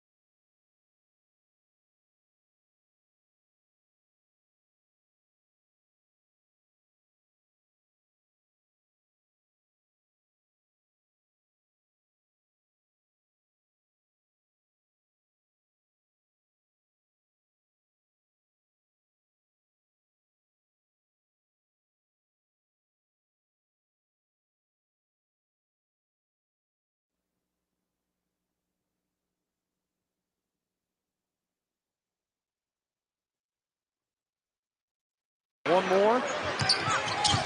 There's the miss. There's the putback. 131. Timeout Philly. 3.5 to go. Double big for life. That game was as drunk as most people were on St. Patrick's Day. Rockets got a 144-137 win in overtime over the bum-ass Philadelphia 76ers in a game that I'm really not sure how to feel about. I mean, to see Jabari Smith Jr. execute the perfect missed free throw for Alperen Şengün to get that offensive rebound and put back with 3 seconds to go right there, all of that, very impressive. For them to rally back from down big in both the third quarter and fourth quarter and ultimately win, at the very least, a tip of the hat for not giving up in a game where lots of Rockets players were getting frustrated and lots of Rockets players were getting ejected. Tari Eason Jr. fouls out of a game, gets ejected on the way out, gives the 76ers a little extra to work with. Fred VanVleet clearly fouled on a three-point attempt. Gets pissy the same way I would get pissy at cherry pickers when I play pickup basketball. Runs a guy down, decks him, gets a flagrant, gets ejected, gives the Sixers some more free points. They won in spite of all of that. So the question I have for you to open things up, 713-780-3776 to call or text on the most interactive sports talk show in Houston. Am I supposed to be happy or annoyed with last night's Rockets win over one of the worst teams in the NBA that's missing pretty much all of their good players? Shout out to Quentin Grimes, the Cougs legend, who's on a tear and had 46 points in the game for the Sixers. But, I mean, is he their best player? Because there's no Maxey. There's no Embiid. There's no Paul George. I mean, that team is missing just about everybody. And it took you to the very end of that thing to win. So that's the question to open up today's show. I find myself more annoyed with it. It was a fun game, though. So I suppose the fun nature of the game makes up a little bit, and the way that they rallied back makes up a little bit for how sloppy they were. But the two ejections, the kind of things that Ime Udoka would get pissy about, the kind of things all of us would get pissy about, they were just so stupid. They're just stupid ejections. What do you think's going to happen if you keep chirping? Even if you're right, what do you think's going to happen? The referee's going to be like, oh, you know what? Yeah, I screwed that up. What do you think's going to happen, Tari Eason? And then for Fred VanVleet, I mean, come on, man. This is the kind of stuff that Draymond Green does. Oh, I'm mad. Now I'm going to deck somebody because the referee screwed up a call. And even if it was clearly a screwed up call, it doesn't justify it. So they played like a bunch of stupid a-holes down the stretch, and they still won because they shot, 41% from three, which you like to see. This is today's NBA. You got to be able to shoot, and this team is very inconsistent from outside, so they did at the very least hit their shots. But how am I supposed to feel about this one? Sean Martinez comments on YouTube on the most interactive sports talk show in Houston. Rockets are going to get bounced in the second round of the playoffs. Yeah, I feel like that's about as far as it goes. Saucewalker7 says, don't ignore in victory what you would in defeat. Yeah. Don't play like dummies. Play a little bit better defensively against the team that's missing a lot of their best players. Todd the Show says on the Twitch, the coaching was horrendous. I suppose you could make that argument. It was an inefficient game for a lot of guys. I know a lot of people looked at not Fred VanVleet's numbers. Everyone's pissed at Fred VanVleet last night. I saw a lot of the people that have been calling for the Rockets to move on from Fred VanVleet throughout the season. Last night, especially that one sequence, that was their moment to pounce. And there were some moments before that where there were good reason to pounce. Jalen Green, inefficient night, but actually played well. I think that was the general consensus that we arrived at after last night's game. He was missing a lot of shots, but all those little things he didn't used to do when he was having an off night shooting, he did them. So really, I don't know where I'm supposed to be at. I feel like it was a great win with the way that they were able to execute down the stretch despite putting themselves in that hole single-handedly. They get the win, but at the same time, I'm annoyed by a lot of what went down. Sean Mapes behind the glass, back with us. How do you feel about this one? Yeah, we compared it. Dell and I compared it to a college football team. It's like Ohio State when they play like Purdue and they win by a field goal. Yeah, where you're just like, hey, listen, you won, but like you're not gonna sit here and do backflips about it. It was like a game they 100% deserve to lose, but they're just so much more talented than the guys on the court that they can overcome that to win. Yeah, I think they showed good resilience in the third quarter, like to tie it. They're down 25 and they tied it in the course of like 7 minutes or however much it was. But this game really did just come down to like the Sixers got out to a huge lead because they just made every 3-pointer and then they started missing. And then the Rockets in the third quarter made every 3-pointer. And that ended up being a close game. And yeah, they played like dummies. Luckily, the Sixers were like, watch this. We'll really, really play like dummies here. And some of it's to be expected because it's a bunch of nobodies that are playing together for the first time. So you expect a little bit of like, hey, they're just going to fall back to the past. Like when they're up 15 in the first quarter, you're like, well, you know, they're going to slow down. Like they're not gonna, like they're not going to score. This team. They're not going to score 40 points in every quarter. And they didn't. And then the Rockets eventually found their way back into the game because of all those things. So yeah, maybe there's an element of them overlooking the Sixers going into this game. I think it is totally fair to, at the very least, to a degree, and they're playing, overlook this team. They're playing what, 10 straight games against below 500 teams. Like you're going to have the like sleepy whatever. And that's what I was writing, kind of writing this game off to at halftime. I was just like, okay, this is just the weird, like shouldn't have lost this game kind of game. And it in a weird way, like the fact that they did fight back to make it close, and then also like weren't perfect down the stretch, kind of opens themselves up to more criticism. Where it's like if they just showed up and completely got blown off the court, you'd be like, all right, whatever. This happens in the league where you just play like trash. But they didn't. They did lock in, but they only did it for a little while, and then ultimately they had enough to come back. I'm not sure I really understand Ime Udoka's reasoning behind not playing Şengün for the second half. I don't really understand letting the Sixers with like their G League guys play your all-star off the court because like they just made shots in the first half. Yeah. And maybe that lends itself to what they were talking about on the Twitch with the coaching side of things. Yeah, it's just a little bit like... Is it load management too? I mean, this is where we get into the tricky discussions with basketball, where is this because of tonight's game and the way things were going, like you mentioned, with all the threes being made? Or is this one of those games where this was scheduled ahead of time? I would imagine it was the former rather than the latter. I was going to say, he played him the entire overtime. Yeah. Like, it wasn't like he just played him for the tip-in. Like, and then in the overtime, guess what the Sixers couldn't do? Stop Şengün. Stop Şengün because they had a bunch of small guys out there. Yeah. Strange logic for sure. And ultimately, I keep on thinking about this. At this point in the year, and I suppose this is where I make my final decision. It was a nice win in terms of, like, it was entertaining. But yeah, at this point in the year, can we stop doing the dumb stuff? Fred VanVleet's a veteran. That was just a stupid play. There's no way to look at it other than that.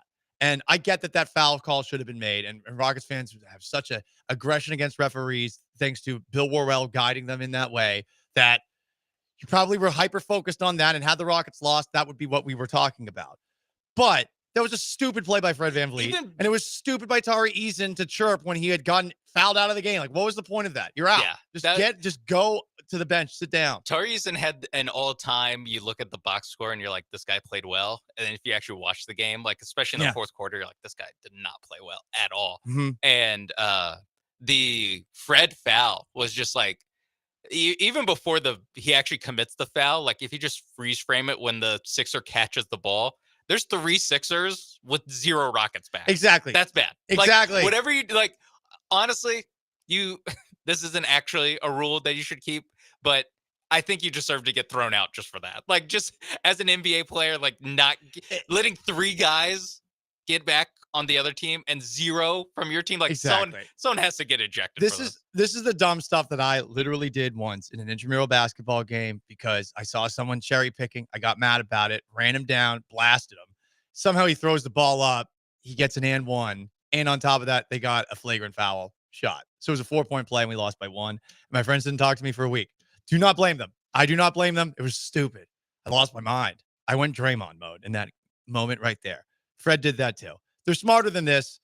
Shout out to Jabari Smith Jr. We buried the lead a little bit. 30 points off the bench, 5 of 7 from outside. And I thought Jalen Green even though he was so awful from outside, 5 of 17 shots. Jeez. At the same time, he did a lot of the little things that we don't typically see from him, or we didn't see from him in the past when he had these off nights. But again, weird win for the Rockets. It is a win ultimately, but are you happy about it or more annoyed by it? 713-780-3776 to call, to text. The most interactive sports talk show in Houston. Speaking of referees, all-time referee rant over the weekend that I think is going to allow us to bring back one of our old favorite segments. Stick around. It's the Paul Gallant Show, most interactive sports talk show in Houston. Stick around.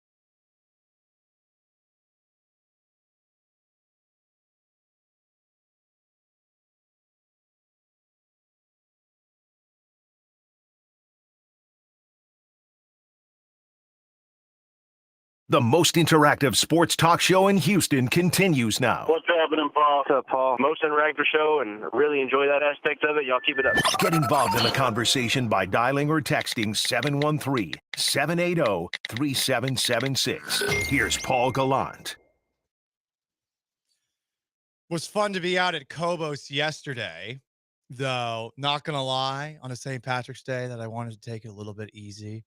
Raul and his peer pressure. Damn. I think it set my voice back a little bit. Shot of Jameson, an Irish coffee. I just wanted a black coffee. And then a Corona Premier afterwards. I actually had to go to the doctor's after the show was done because I was coughing so much. So I got the shot. Guess where they put the shot, Sean? Arm? Nope. Side? Nope. Backside? Backside. Wow. Right on the donk. Had a Band-Aid on it and everything. And on top of that, they gave me prednisone, which is steroids. They also gave me some other drug. I have no idea what it is. And they gave me some of your old school purple drink style cough scissor. Wow. Do you have any? I left do. over? It tasted really good too. That was actually what bummed me out If you the have most. any I'm left like, over, let me know. yeah. Wait, yeah. I'll let you know if I can find any. We're also going to be out and about this week. Thursday, we're going to be at the Tailgate Texas Sports Bar, which is on Texas Avenue. And then Friday, we're going to be at Carbach watching the NCAA tournament with you. So make sure that you come out and join. I see that we're going to be outside on Friday. Damn it. I just saw today. Last night, I was wondering, why is this so bad? Because I know my voice is wrecked partially due to the fact that I have been having a lot of fun at the rodeo. But I also know my allergies are definitely acting up at this moment in time. I guess that the last couple of days, the oak pollen levels in town have been about 15 times what they normally are. So that might explain why I sound like I have emphysema. Anyway, some people were mad at the non-call on Fred VanVleet's 3 that led to him throwing a temper tantrum and getting ejected with a flagrant 1 last night. And the Rockets' 144-137 win over the 76ers. It has me wondering about referees. We do this segment occasionally whenever referees are making themselves the star of the game. It's time for another episode of The Ref Show.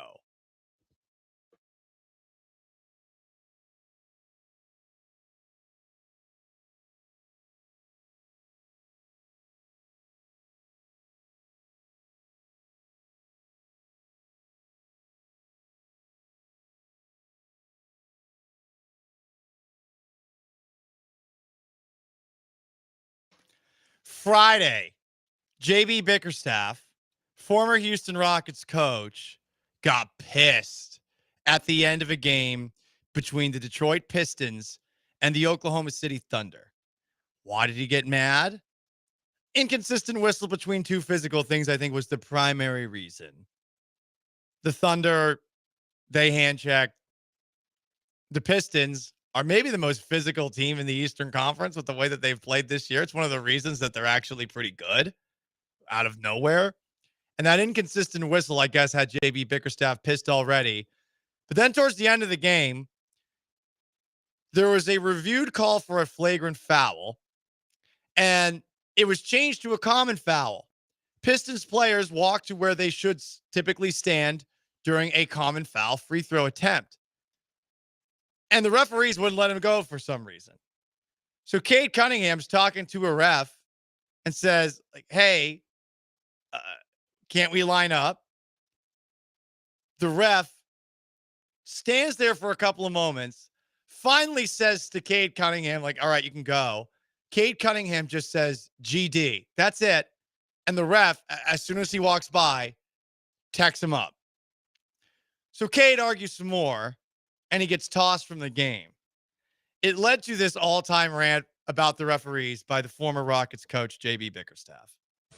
Right? We understand that we play a style of ball that's physical. It's on the edge, right? I coach my ass off with a passionate way. I'm into the games. Our players are into the games. We understand that, right? But we deserve a level of respect because we're competing our tails off and bringing something positive to this league. Right? We're growing young players. Our young players are competing their tail off. The least that they could do is get the same respect that everybody else in this league gets and get refereed the same way that everybody else in this league gets reffed. And enough is enough of it. And what you saw tonight was disgusting. It was a disgusting display of disrespect towards our guys and what we're trying to do.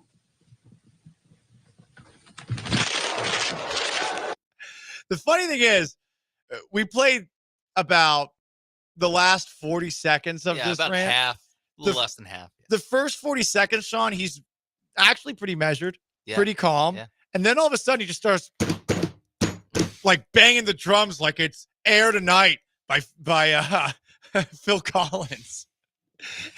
and there's a great rant ultimately. Yeah, I think. I mean, the OKC Thunder have been the 1 seed basically all year in the West. They've been the best team, if not them or the Cavs. They had the best record basically all year long.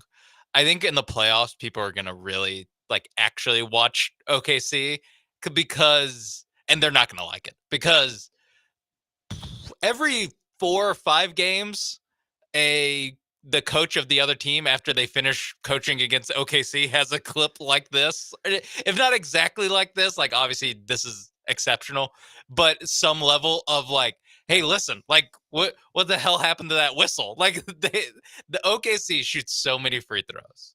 It's crazy.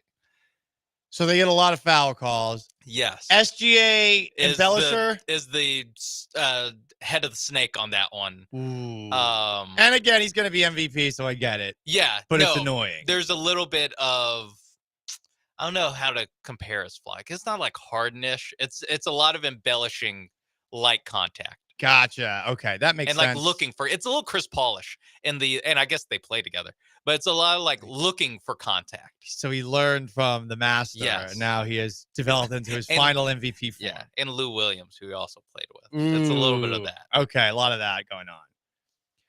Lends itself to the question, are refs the NBA's biggest problem?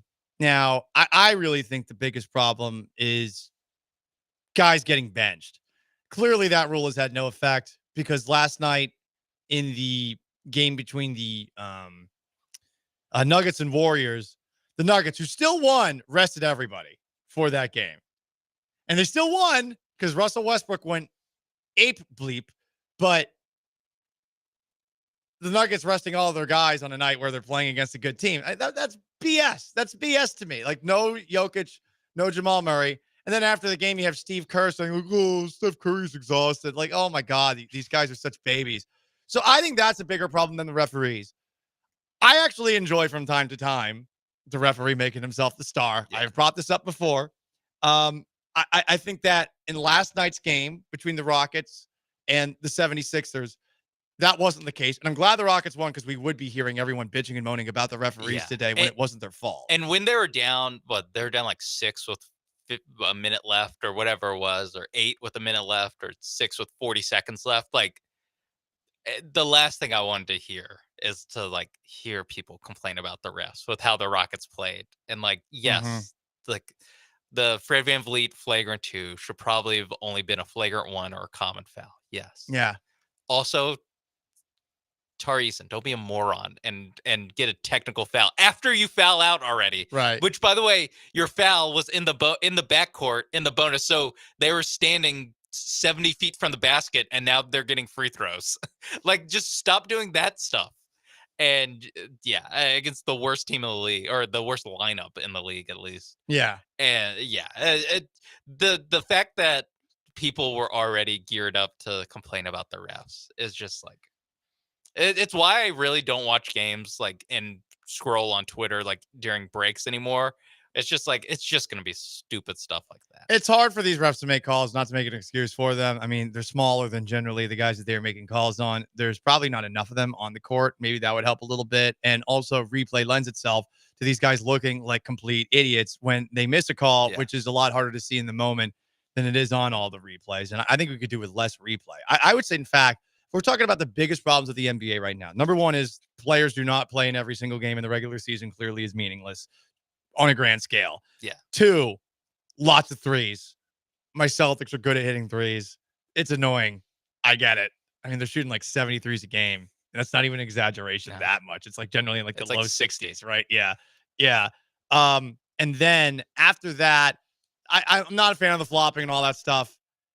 But I would say that the referees are maybe the 5th biggest problem with the NBA behind replay itself. It's like with all the leagues where it's if there's a bad ump, okay, but for the most part, no one's turning off the TV because of a bad strike call or a bad ball. No one's turning off the TV because of bad flags in a football game. We've all seen a football game that just it doesn't become literally unwatchable because we still watch it. Yep. But we all say this is unwatchable because of the amount of flags and holds, and they're calling ticky-tack stuff, but like no one actually stops watching these things because of how it's refereed. If it's how it's refereed in a grand scale where it's like actually you just can't do certain things anymore, like how the league was, like I honestly like last season before they changed the rules in the middle of the season, where like the flopping was like so crazy. So bad. But they just changed the rules in the middle of the season, and now it's better. They should be able to change rules in the middle of the season, but if they actually make a rule where you're not supposed to rest starters and teams actually do it anyway, like ultimately to me, bigger problem than the referees. And you saw it last night with the Nuggets game. I mean, the funniest ones, the only team that's gotten popped for it so far is the Jazz, because they sat Larry Markkinen, who made the All-Star team like 2 years ago. Yeah. And so he qualifies for it. And they're the only team that's gotten fined for it, and I think it's like $100,000, maybe a $50,000 fine. And the first thing is like everyone's like, that's less than a 10-day contract. Like, just do it. Like, who cares? Like, if you're actually trying to sit your best players to get a better draft pick, like paying an extra $100,000 for like 2% better lottery odds, like you just should do that. Yep. So it's tough. I think a lot of it is just like shorten the season, so there's just less games. Each game means a little bit more, and so you can kind of kill a few birds with one stone there, but that's like such a big thing that they'll probably never do, or it's unlikely that they'll do. That yeah, I don't know. It is still March basketball. That's a little bit Right, of like, exactly. That's part of it too. like we shouldn't be judging the league off of March basketball. True, but we've been saying some of these same things about the league all year long. No, I just mean like the resting stuff, where it's like that's just what guys are going to do. Gotcha. Sean Mace behind the glass. I'm Paul Gallant. It's the Paul Gallant Show. ESPN 97.5, 92.5, 713-780-3776 to call into text. And if you want to weigh in on what's the biggest problem in the NBA right now. Up next, everything you might have missed over the weekend in sports, including extra tidbits about Derek Stingley's contract with the Houston Texans. And did you know that baseball season is already underway? Probably didn't. Stick around.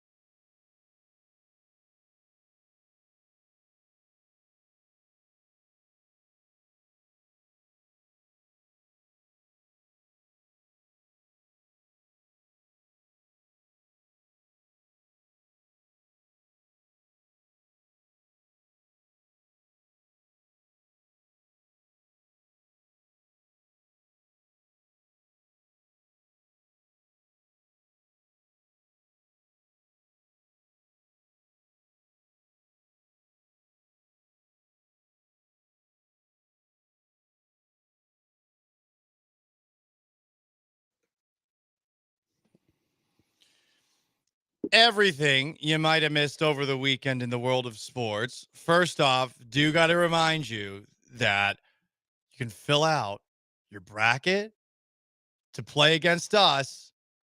How do you do it? All of a sudden, the copy that I had in front of me just vanished. Guess what? You just got to go to the website, okay? And when you go to the website, you can fill out a bracket and compete against every single person at ESPN 97.5 and 92.5. All right. Derek Stingley got that big deal signed yesterday. 3 years, $89 million guaranteed, $90 million total. Does anyone remember this from when LSU won the national championship in 2019? But all hope of a Clemson comeback came to an end when LSU forced a fumble. The ball was picked up by a true freshman quarterback who had spent the game shutting down Clemson's offense, that's for sure, on his side of the field. Derek Stingley Jr.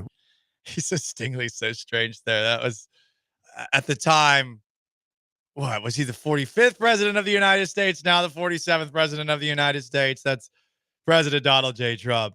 He gave him a handshake right after that happened. A little bit later in the press conference, I think he pointed behind him at all the LSU players and said, there's a lot of money here. So Stingley, first recognized by President Trump, now recognized by the Houston Texans. Apparently, per a chart that I guess measures defensive backs in target EPA per play, you should see where Stingley is because he's by far the best corner in the game. I mean, it's not even close. Kamari Lassiter is actually fairly close, all things considered, too. It's one of those charts that, again, I don't know how it works. Lassiter's like the next closest guy. Yeah. Like if we're going from left to right as far as target percentage success rate, like Lassiter and Derek Stingley Jr. are the two best in the game. And then on top of that, I guess in terms of target EPA per 100, again, I don't know what this stuff means. All I know is there's a chart up there, and like Stingley is so much better than everybody, which is pretty cool to see. And got to see him get rewarded on a deal that some now are calling team friendly because he's still, I guess, under contract for the final 2 years of his rookie deal. So basically, even though he's getting a 3-year extension for $90 million with 89 guaranteed, he's actually getting a 5-year, $113 million contract where he's making $22 million a year. If you were to add up the totals of the 5 and average it out. The average for what he's signed up. Yeah. So it's the extension doesn't start until after Correct. 2 years from he has the rookie. He has the 4th year of his rookie contract, which is this year. And then fifth year option. Then 3 more years after that. This is a hell of a deal. And also, all the guaranteed money for Stingley, which is $5 million more than the next corner in terms of average annual salary a year. It's good, but it's also good for the Texans because they got this done early. They've set the market, and this contract a couple of years from now will probably look like a bargain. I was going to say, by the time he actually plays on this contract, like he might no longer be the top of the cornerback. I think you're right, Sean. At like how much a cornerback is making that year. Yeah. He might not be the top of that. And so, yeah, this is another. I mean, I saw the Nico Collins contract go around. I don't know why, just like randomly. I guess it was after the Chase and Higgins deal. Yes. That people were like, can you believe that Nico Collins makes whatever, $24 million? That's like 15th in the NFL. Yep. And that's another one where we talked about all last offseason, or not all last, until he signed it, how, hey, you're signing him after 1 year production. But if you wait, you're going to have to sign him to a top 5 in the league type of deal. Right. After Chase and Jefferson and CeeDee Lamb are all getting new deals. They signed him first, and then all those guys obviously went over the top of them. These deals are going to keep going up. Yeah. Do it early. You know? If you know that this guy's good. Like, yeah, and there's nothing you need to see out of Derek Stingley for the next 2 years to be like, I don't know, should we pay this guy? Like, no, sign him. Injuries are the only thing that would make you reconsider. Yeah, but he would have to like tear his Achilles or something. Right. Because even like injuries, if he starts like missing games, but they're not like, I guess, sapping his like athleticism, or he's not losing who he is as a player, But if he's just on the field, like he's gonna be awesome. Re-aggravated hamstrings was the only thing I'm a little concerned about, but ultimately, yeah. Even that's like a nagging thing, but like it's something where he might miss games, but when he's out there, he's gonna be awesome. It can ruin careers because I think that's what killed Will Fuller's, but you're right from the perspective of listen. Fuller had 10 of them though. I know, but that's what I mean. Like once one happens, more can happen. But none happened last year for what it's worth. More in case you missed it. Things you might have missed over the weekend. Did you know baseball season began today? Did anyone know baseball season began today? The Twitchers, who are all little baseball dorks, relax. No one else knew. They did such a poor job, as they always do, of announcing that the regular season began today in Tokyo with a game between the World Series champion Los Angeles Dodgers with Shohei Ohtani and Yoshinobu Yamamoto. Both of them were out there for the Dodgers in that game, and they won. Baseball is so pathetic on this front in terms of just announcing the schedules of things, which is truly a very simple thing to do. They also didn't even have, for Fox, we're talking Fox. Fox has money. Fox didn't even send out a broadcast team. They did it remote. Oof. Pathetic. That's bad. That's really bad. You opened your season. It was in the middle of the night. No one knew about it. You didn't make any announcement about it. What are we doing? Yeah. And I get wanting to play in Japan. Like Japan is, I mean, you could argue it is the number one country for baseball, but it's at least like on par with the US as far as like baseball and how much they love it. Oh, they love it more than us. I think. And so I get like wanting to do that, but just like the fact you're starting the season at 5:00 in the morning Central Time, and you're sending LA out there starting their season at 3:00 in the morning Pacific Time.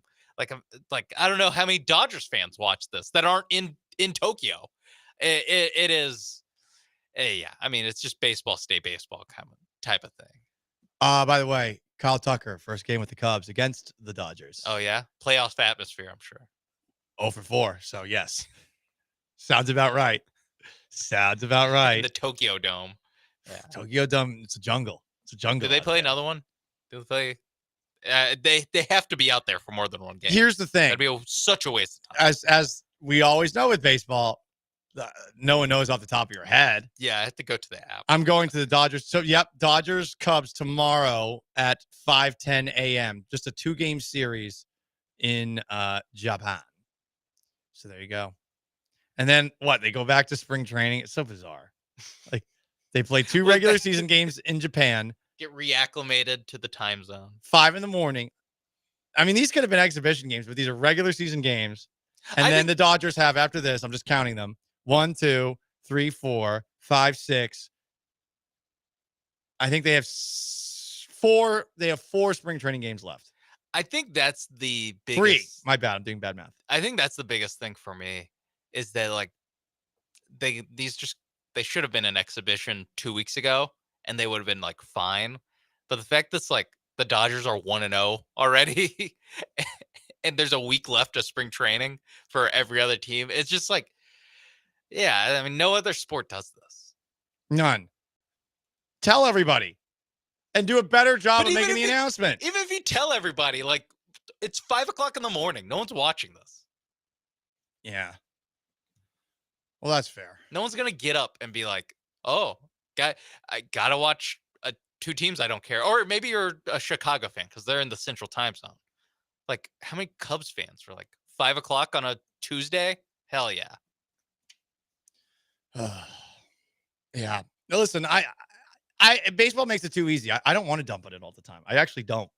But I mean, you open up your season at 5 a.m. in Japan a week before the actual regular season begins. Yeah. And I guess there's nowhere to play. Yeah. There's nowhere to. I was trying to think of like what other, if you want to do an international game where you could have like the hero of the country, because that is what it is. That's why it's cooler than the NFL going to Europe. Is that it's like, no, we're going to Japan where the best player in baseball is from, and they're going to go nuts for this guy. They're going to go nuts for Ohtani. Even, I mean, I think the Cubs have 2 Japanese players too. So like, there's a lot of Japanese players on the field. Whereas it's like, I don't know how much German fans are like, oh, sick, we get to watch Kirk Cousins. Yep. I don't like for someone's commenting. Hey, listen, I mean, we have some opening day. We have some football games that are at 6 a.m. in Europe. And yeah, I hate those even more. Yeah, they're Especially if they're in Germany. I don't know how often they're at 6 though. Mm, They're normally at like 9 o'clock, which is much easier to watch. yeah. All right. In case you missed it, one last thing. West Virginia's governor, Patrick Morrisey, is so mad about the selection committee not putting West Virginia into the tournament that he did a 22-minute press conference and said, "We will put actions against the selection committee." What does that mean? What are you going to do? This is such a pander job. I know. It's a lame pander job, too. I was going to say, do you think when this governor or whatever, like found out that they had been, or when someone in his aide or someone in his office found out that they had gotten left out, do you think they're like, yes, easy week at work for us? Probably. Because all we have to do is do they did us wrong. Yeah. Blah, blah. We're going to file like, what? Are they going to let them in the tournament? Like, no. UNC plays tonight. That's the team that got in over you. Like, there's nothing that's going to come of this. All you get to do is make flyers and give a speech. Like, congrats. You earned your check for this week by doing absolutely nothing. Yeah. There's nothing else. Although, is this going to get him more votes? Although, like West Virginia, like that state runs itself. There's nothing really. There's no problems there. Cannibalism, but no, all their citizens are doing great. It's definitely a very well-run state. So I'm glad he's prioritizing what matters. Also, North Carolina Bubba Cunningham got a 6-figure bonus for UNC making the tournament that he's the committee chair of, the selection committee. So obviously nothing to see here. And of course, as you heard him do on Sunday after Seth Davis gave him the biggest softball question ever, he just deferred to the other guy. I wasn't in the room. Okay, dude. But everybody else in the room probably knew that you'd make a 6-figure bonus if they put you in the tournament. It's also like you're not in the room to talk about UNC, but you immediately walk back in the room after they're done talking about them. Like, it is like, there's obviously conflict of interest there. He's Sean Mapes behind the glass. I'm Paul Gallant. It's the most interactive sports talk show in Houston, and that is in case you missed it. Every single Tuesday at 12:30, everything you might have missed in the weekend in sports. Tonight, the return of a Houston sports hero. Who? Stay put and find out. It's the Paul Gallant Show. Stick around.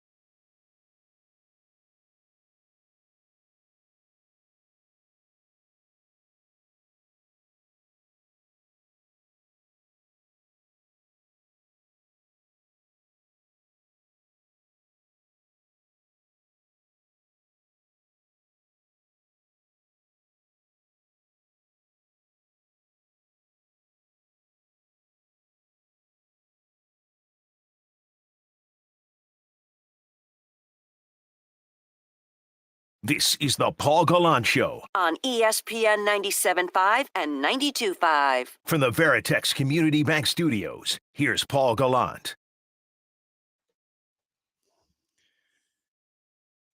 Bracket Madness is back. Thanks to Golden Nugget Lake Charles, East River 9.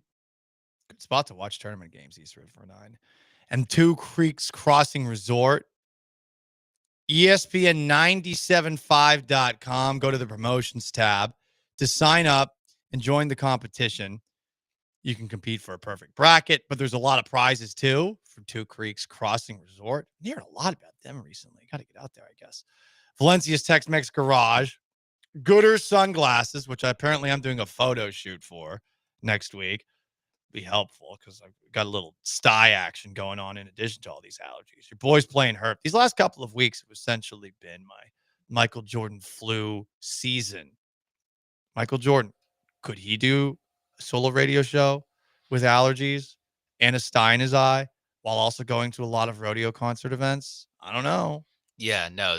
After this is the type of thing where after the season, we're gonna be like, Paul. You know what Paul was playing through? A lot.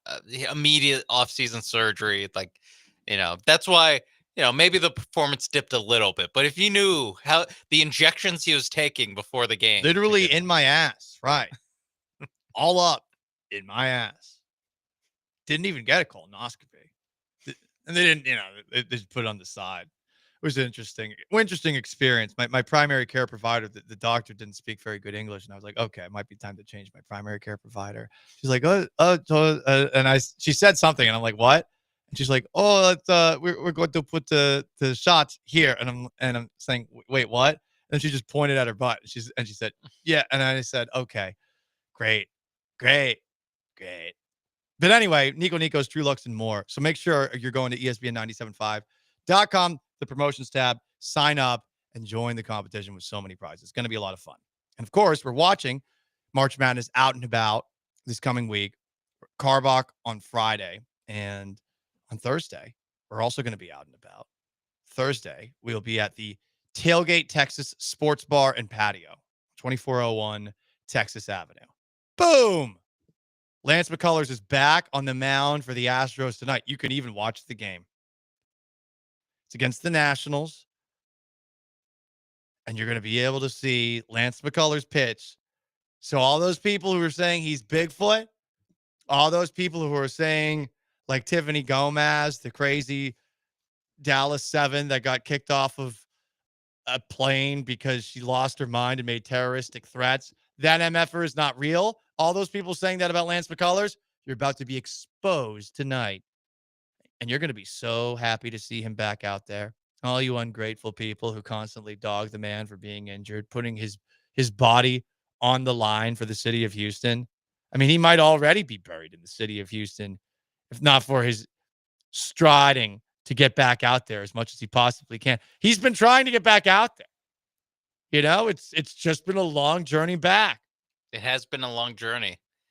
But you can, not only is he returning tonight or 5 o'clock, you can actually watch this game on Space City Home Network. So you won't have to depend on letters from West Palm Beach. Right. With from Brian McTaggart, Chandler Rome, Matt Kawahara, who, by the way, the volume of letters home have decreased, as if the wars in West Palm Beach have led to difficulties relaying the message home, or there's just not much to go on. I was going to say, or the war is winding down, which luckily for us, it is.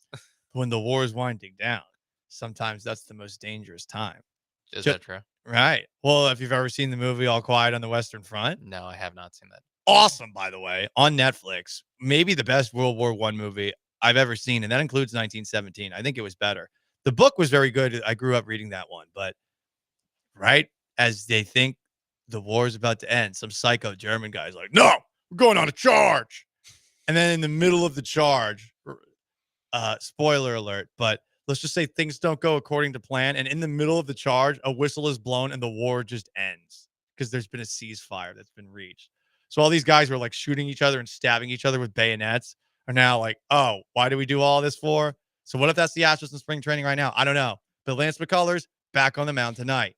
Also of note, I know some people are a little bit annoyed with the Skull and Bones Letterman Jacket Society of the Houston Astros with Jim Crane and how meddlesome he was during the time the Astros didn't have a general manager.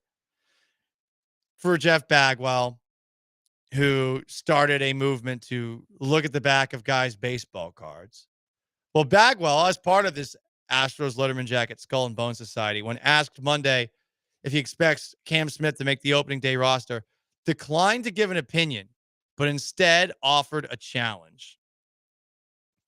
Quote, what I've told Cam Smith is, make us do something with you. He told Cron before the Jim Crane Celebrity Pro-Am at Memorial Park in Houston. Continued Bagwell. And like a lot of our guys, Cam is starting to make us do something. All right. Which is, again, fly by the seat of their pants and put them in right field. But hey, they're doing something. Do something. And Kyle Tucker, as we mentioned in the last segment, 0 for 4 with the Chicago Cubs today. Did nothing. Cam Smith doing something. Do something. Hall of Fame advice. We got to do something. We got to do something. You know, Infant Sorrow, the song from I was like, Forgetting Sarah Marshall. Forgot what song or what movie that was from. Yeah, it's a great song. We got to do something. We got to do something. Cam Smith is doing something, I guess. And Kyle Tucker, not so much. Astros fleece the Cubs? Huh? I think they did. Yeah, look at their spring training stats. Mm-hmm. And by the way, I'm not going to look up Kyle Tucker's stats, but I doubt that they're as good as Cam Smith's are because Cam Smith's are unrealistically good. Unsustainably good, some would say. Very unsustainably good. Yeah, no, I think Jeff Bagwell. I like Jeff Bagwell in this role of former player challenging around the team, challenging guys. Like, hey, listen, giving him a little pep talks at spring training. I don't need him signing first basemen that are 38 years old. That's what I don't need. I don't need him doing that. I also don't need him gaslighting us. While this first baseman that's 7,000 years old, give or take, you got to do the conversion, American years to Latin American player years. It's actually more like a 1.07 conversion rate. Unlike with dogs, it's like 7, Yeah.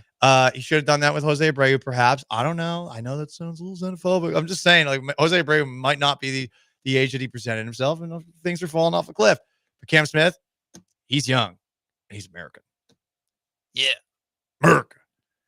Sean Mason behind the glass and Paul Gallant. It's the most interactive sports talk show in Houston. 713-780-3776 to call, to text on YouTube, at ESPN Houston, on Twitch, at ESPN 975. Coming up next, a Houston star athlete who's left us in the last couple of weeks had some very interesting comments on why things did not go wrong. On why things did not go right for his team last year. And you should be thankful he's gone based off of some other comments he made. I'll share them with you on the other side. Stay put. It's the most interactive sports talk show in Houston, The Paul Gallant Show.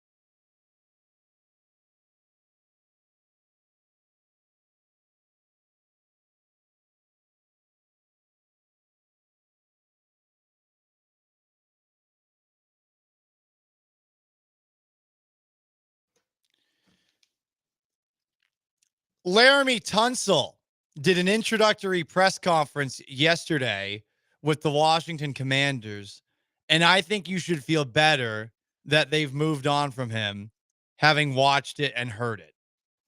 Now, he said all the things that you expect a big name acquisition to say when introducing himself to a new team. He said he expects to make a huge impact on the Commanders this coming season. And maybe he will. I don't know if it'll be from a leadership perspective, but from a play perspective, can totally see him getting things done. Tunsil was asked a variety of different questions. I don't know how many times he said it's a business over the course of this interview, but it was at least 6 to 7 times. And in a question where he was asked about what went wrong with the Houston Texans offensive line last year, he mentioned it. Here's what he said went down. What happened last year? That's tough because we could have did a lot of things better, myself included. We could have protected CJ better. We could have. There's a lot of things that played a part into what happened last year. So I don't think we should just pinpoint one thing. But again, I just can't take it personal. I really don't think it was that. I honestly think it was just like a business move, and a business move just trying to pay the young guys. I don't think it had anything to do with the performance last year or the O-line performance last year. To me, again, I'm gonna keep saying I know I sound redundant, but I don't think it was anything personal. I don't think it was off the plate from last year. Off the play from last year at the very end. Doesn't think it was that. I mean, to his credit, he really did not seem to take this trade personally. It's business. It's a business. Again, he kept on saying. To be fair, he knows the business side better than anybody. Well, he probably cares more about the business side more than anybody. And to his credit, I mean, he gets paid because of it. He knows it. He knows it's a business.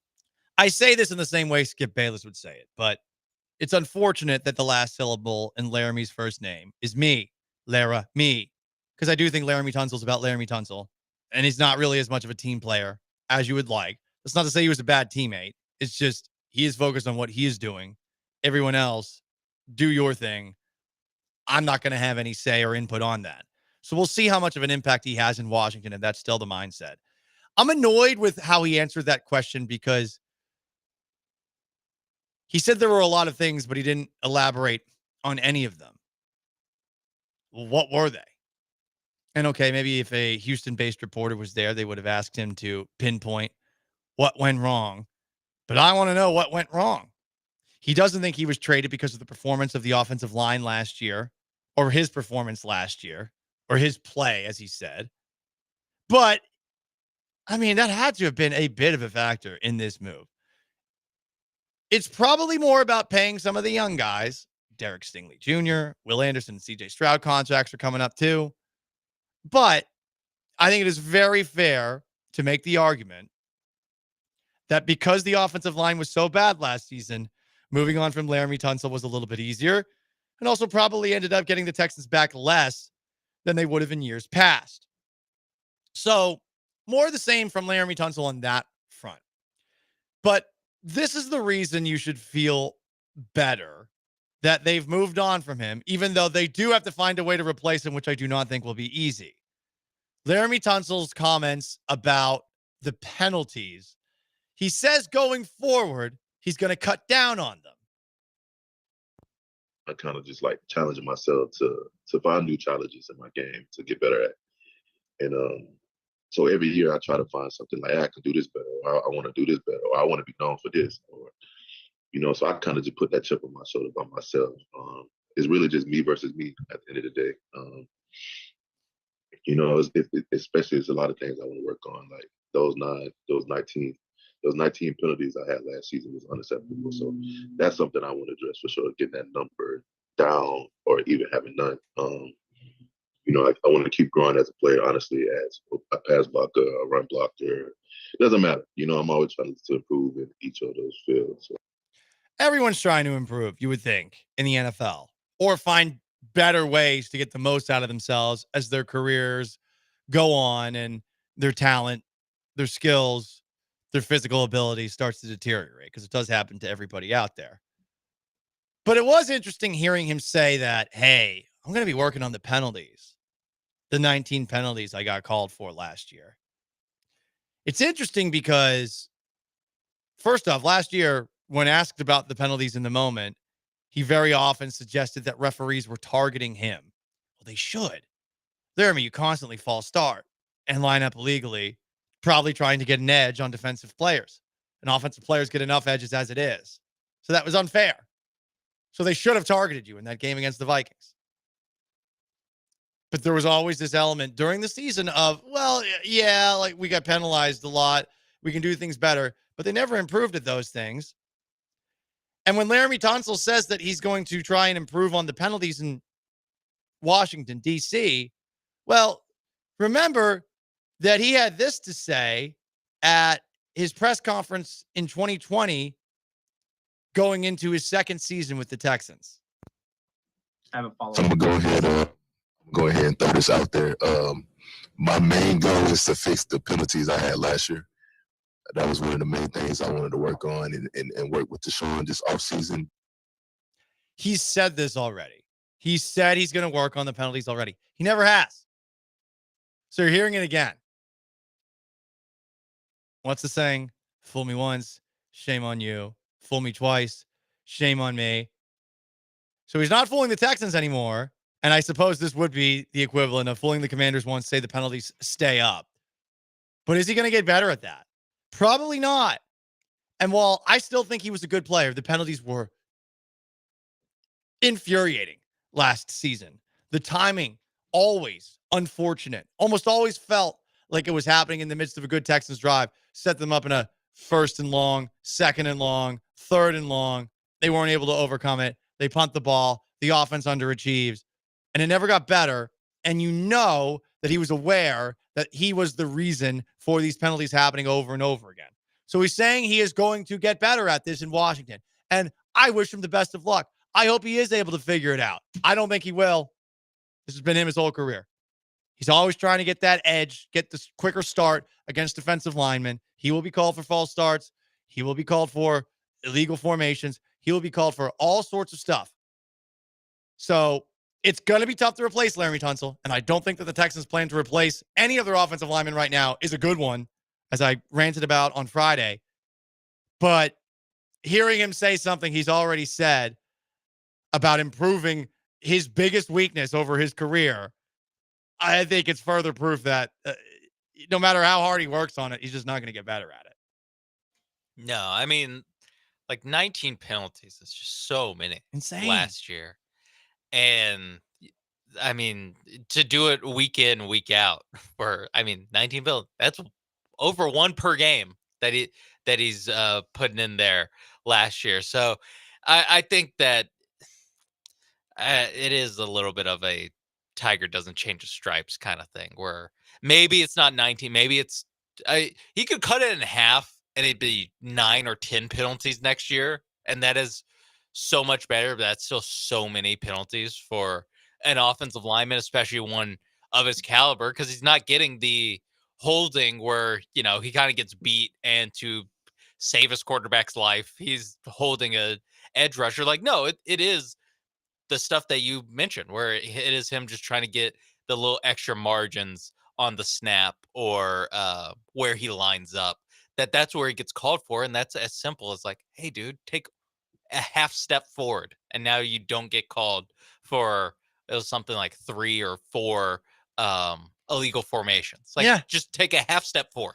But I think he's of the mindset that I got to do whatever I can to get that edge. You line, there's 600 plays or however many that he's lining up illegally. If they only call 5 of them, that's 590 that he's getting away with it. I get it, but also, dude, like, come on. Let's be honest. What's more likely? Laramie Tunsil works on cutting the penalties down, or Laramie Tunsil works on another shortcut so that he can do the things that he has been doing his whole career? Yeah. It's the latter. Yeah. And honestly, if I were in his shoes, I would also do the latter. Like working on the penalties. No, you're working on a different way to game the system if that's what you've been doing. And hey, if it works out, great. He'll get another 3-year, $80 million contract. All That's what you're guaranteed. going to ask. Is he going to work on the penalties or work on his new contract? I would work on my new contract if I'm him. I mean, it's I coming up. Last time he got traded, he got locked up immediately. Yeah. No, not immediately, but he got locked up, I think, that same offseason. So maybe that's what he puts the pressure on the Commanders to do right now instead of working on the penalty side of things. How do you do that during the offseason? I guess you like hang out with Jaden Daniels a lot. Yeah. OTAs, Oh, no, wait. Probably won't be there. Definitely won't be there. Definitely won't be there. See, that's the funny thing. Like, hey, if you're going to work on these things, you got to put in the extra time. Yeah. At least when you can. And look, it doesn't necessarily have to be OTAs. You can individually work out with Jaden Daniels if you want. In that 2020 press conference that I played the clip from, Tunsil said, well, I didn't have enough of an offseason to get to work with Deshaun Watson. And it's funny because little did we know that he was just never going to show up for off seasons. He had been traded relatively late. Yeah. In the summer, I feel like the Laramie Tunsil trade to the Texans was in July. I'm looking it up off the top of my head. When was it? We will find out on the other side. You want to chime in on Laramie Tunsil? 713-780-3776 to call to text. Do you actually believe that Tunsil will get better at the penalty side of things? How much are the Texans going to miss him? And now that he's gone, where does Derek Stingley rank among the best Texans on the team? All of that on the table. Stick around. Paul Gallant Show, ESPN 97.5, 92.5, most interactive sports talk show in Houston.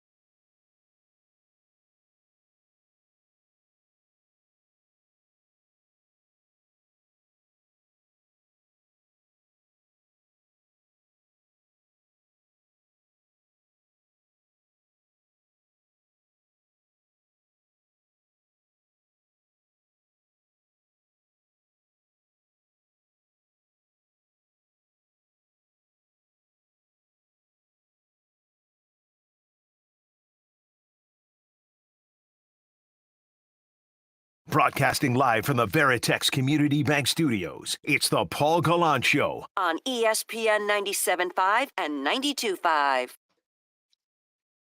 So perhaps that excuse Tunsil had about penalties in 2020 was warranted, given that he was traded from the Dolphins to the Texans on August 31st for 2 first-round picks and a second-round pick. Man, so much.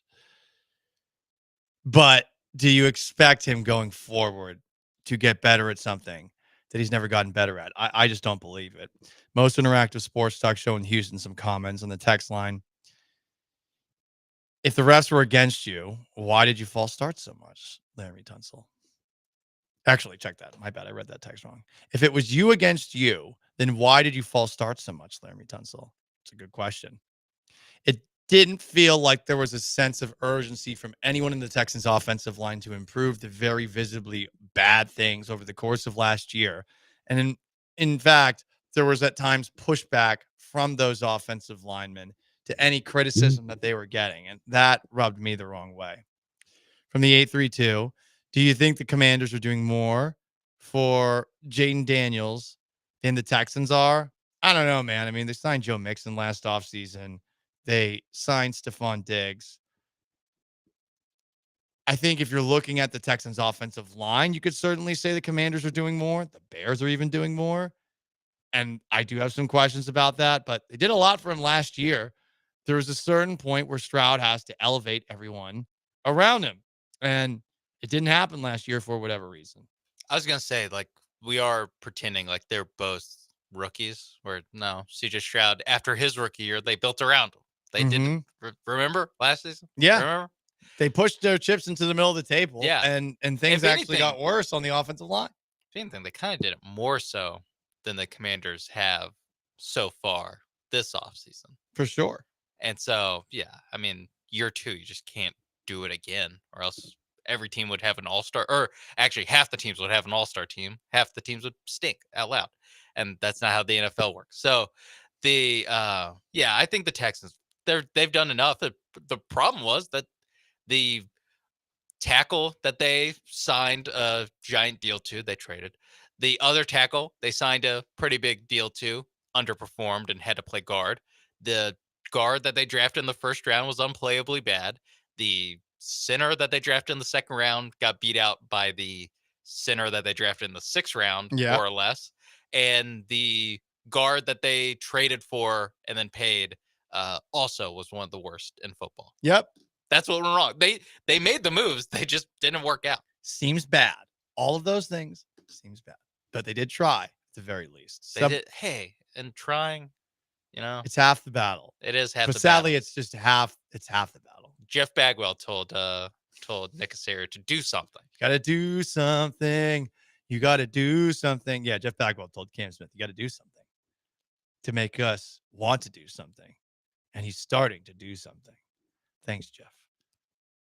Thank you.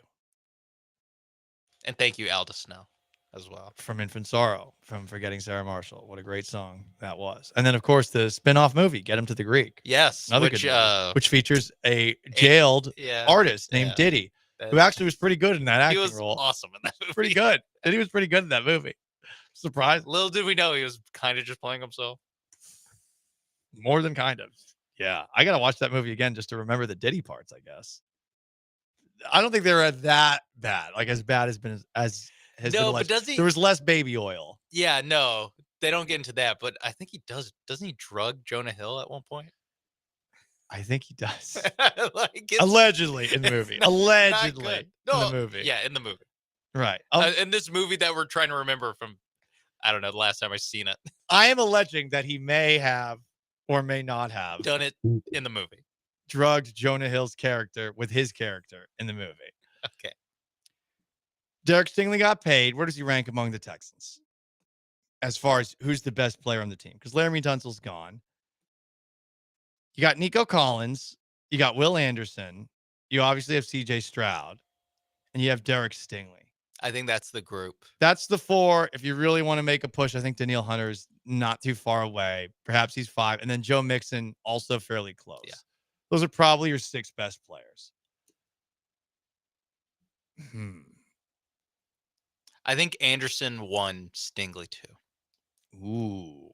Why Anderson 1? He's really good. And maybe I'm doing a little bit of pass rusher over cornerback. It's hard not to like have that. If you just want to do like pure, like Stingley is maybe the best. I mean, if not the best cornerback in the league, number 2 to Patrick Surtain Jr. Right. That's where I'm at, where I think you have to put Stingley above Anderson because Anderson is one of the best pass rushers in the league, but I don't think any of us would say he's the best pass rusher in the league, where Stingley, you could say he's the best corner in the league. So, but the thing is, that is more dependent on how good other guys in the league are at that position, where it's like, it's not Anderson's fault that there's, Myles Garrett and TJ Watt and Max Crosby and Trey Hendrickson. But I think just as far as like how I guess it's more like how important they are on the Texans, where it's like who drives the most winning for the Texans. I'd put Anderson above Stingley. Now it is 1-2, and I think it's those two guys pretty solidly. But yeah, I would lean Anderson over Stingley. River to the Sea comments on Twitch. Stingley's better than Sauce. Yeah, where you been the last year? I think this has been obvious since the start of this season. But if you really know ball, since the end of the 2023-2024 season.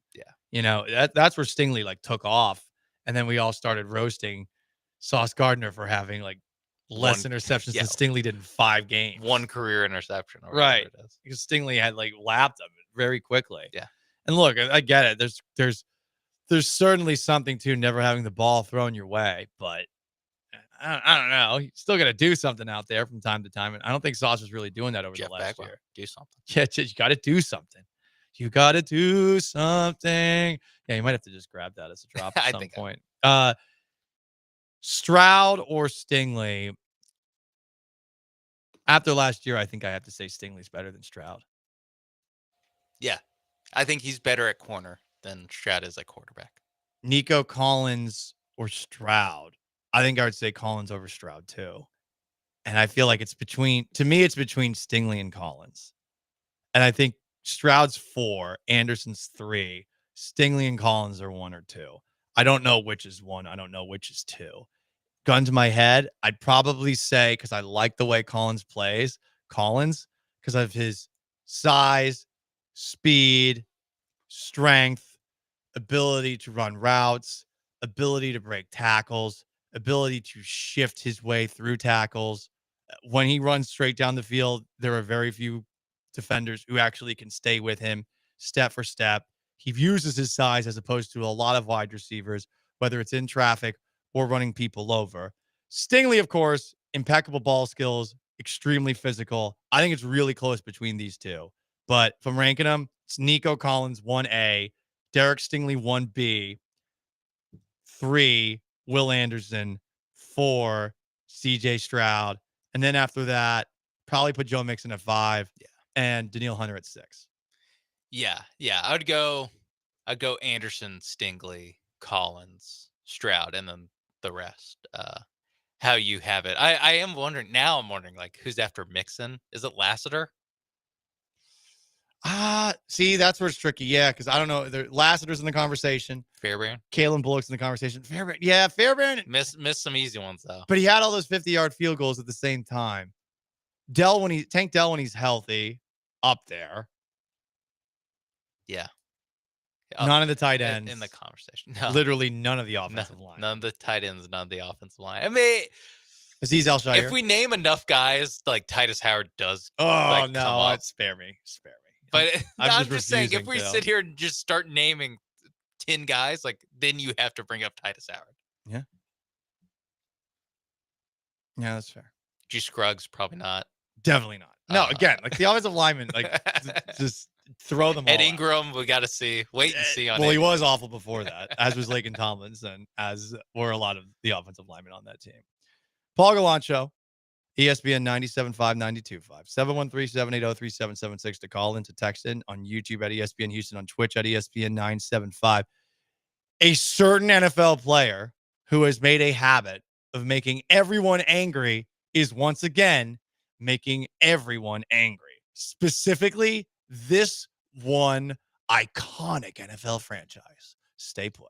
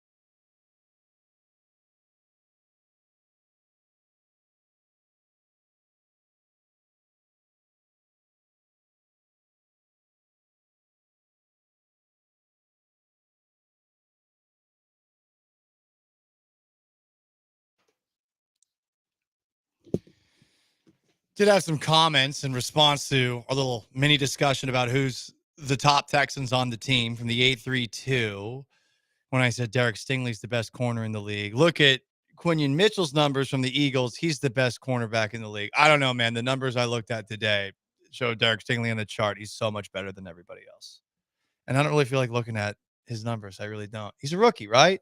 Sorry, I'm not saying he's better than Stingley as a rookie. First round pick. Someone said Cooper DeJean deserves a mention, obviously. Well, yeah, I think Cooper DeJean might be better than Quinion Mitchell, but just no one gives him a chance, like my flag football team. What? Hey, that's fine. From the 614, I think this person's saying Charvarius Ward is better than Derek Stingley. Where is he? San Francisco? Probably Denzel Ward. Denzel Ward. Gotcha. Did you just say Ward? It just says Ward over Stingley. Like, there's a lot of Wards. Like, I said Jimmy Ward. No, that's Cleveland Browns Denzel Ward. Yeah, okay. He's sure. good. He's up there.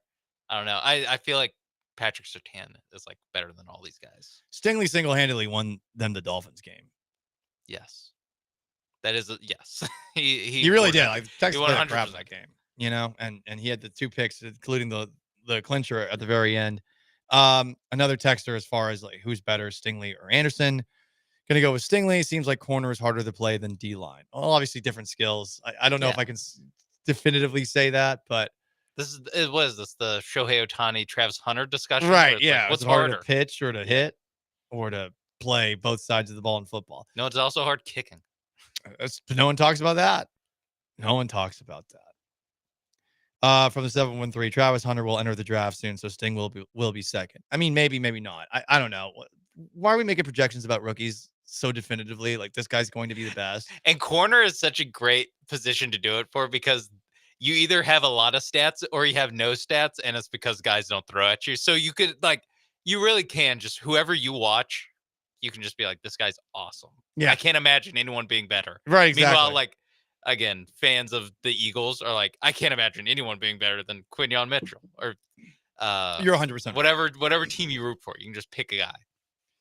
I do think though, if I'm looking for a corner, I think Stingley just brings everything that I want. I think getting interceptions is super important. Being able to turn the ball over is very, very. It's a big positive to have. Deflecting passes, big, and Stingley's one of these guys who misleads you into thinking you actually have a window when you don't, because he has incredible. First off, just breaking speed, but second off, his range is something else. So, I mean, you're second in the league in deflected passes, and he had the 5 picks too. So, I mean, very productive player, and one of those guys who, not as a gambler, but as just somebody who tricks you, is able to make more plays than a lot of other guys out there. So, those guys who shut down people on the other side of the field, there's value to it, but getting those takeaways, it is huge. So, that's why I'm saying Stingley, based off of one chart that I saw today, is the best corner in the NFL. Yeah. I'm not going to study the tape. You should text back all these people with that chart. Yeah. I wish I could, because it's on the text line, of course. Aaron Rodgers is pissing everybody off again. Who would have thought? This time, he's pissing off the Steelers. Cam Hayward, Steelers defensive captain, said on his, quote, not just football, quote, podcast. Oh, I wonder what else he talks about. Clearly not football. Life? I don't know. He said he's not going to great lengths to recruit Aaron Rodgers to sign with the Steelers. Quote, I ain't doing that darkness retreat. I don't need any of that crap. Either you want to be a Pittsburgh Steeler or you don't. It's that simple. That's the pitch. If you want me to recruit, that's the recruiting pitch. Pittsburgh Steelers. If you want to be a part of it, so be it. If you don't, no skin off my bat. DK Metcalf had said the same thing about recruiting a quarterback. Quote, this is a historic organization. They've done the recruiting before I even got here. So whoever wants to come here and try to win as many games as we can, they can join us. But if not, good luck on the other side.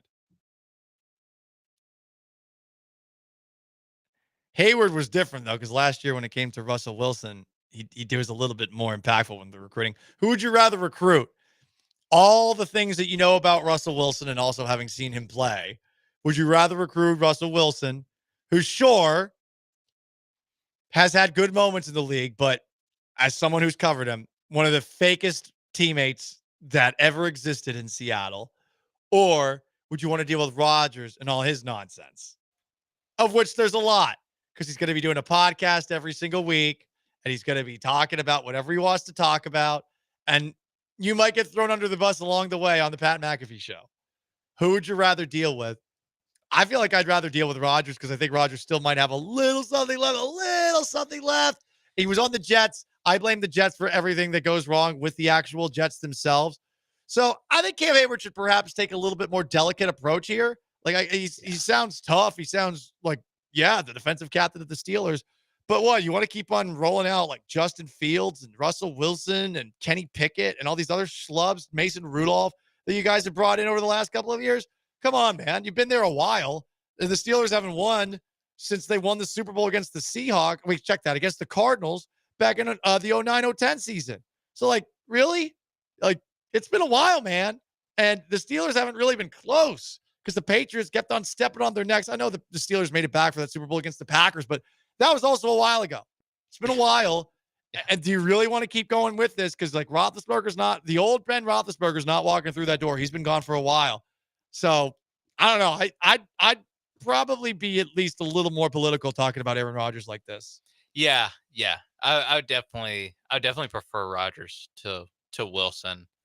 At the end of the day, I think he's better than Wilson is, and I do think it's funny that just by taking a week, because right now it's only been a week since legal tampering has opened, just like a quarterback not signing for a week has like driven the NFL world like insane. It's funny. And it's crazy. It's also reminding me of how I've felt from time to time hosting a show, being annoyed that a story will not wrap up. We were like this with Alex Bregman a couple of weeks ago. Yeah. We were with this. I mean, baseball free agency, it's months long. Right. This is like not everyone in the league signed in the first 4 days. What the hell? OTAs aren't till May, I think. Yeah, it's after the draft. Right. So relax, everybody. If he signs up, he'll sign up. Now, I think teams would like him to sign up before the draft, but I mean, even the draft is 37 days. They just showed on ESPN 37 days away. Like, there's so much time in this free agency, or in this off season. I still don't really have the like, why won't this guy sign? It's like, who cares? Like, we're pretty much done anyway. It's really just Wilson and Rodgers, right? Just like the either or of whoever finishes second place in with Rodgers going to sign Wilson. More text. This is in response to Rodgers or Wilson, or just on Aaron Rodgers as a whole. Aaron Rodgers should go to Dallas, Dak to Pittsburgh for a first rounder. Then Jerry can get his little prize, Archie Manning. Oh, so assuming that Aaron Rodgers would help the Cowboys tank through a season. Sorry, I don't think the Cowboys would tank with Aaron Rodgers under center. I thought you also said, I thought he was going to go with Jerry Jones's ultimate prize of being the lead topic on every sports talk show for the entire season. That makes more sense. Like that's his actual goal, is just to be what they talk about on First Take. They were selectively aggressive, and they signed an old quarterback who likes the ayahuasca. Another from the 713. Rodgers over Wilson. For sure, Hall of Famer. He's got goodies. I don't know if he's going to be distributing the goodies, because I imagine that's against the NFL's drug testing protocol, but that's fair. From the 832, arrogant Rodgers, got him, has dwindled, has absolutely no movement. I would take Wilson, just saying, in my opinion. I didn't think Rodgers was bad at the end of last year, for what it's worth. I didn't think he was bad at the end.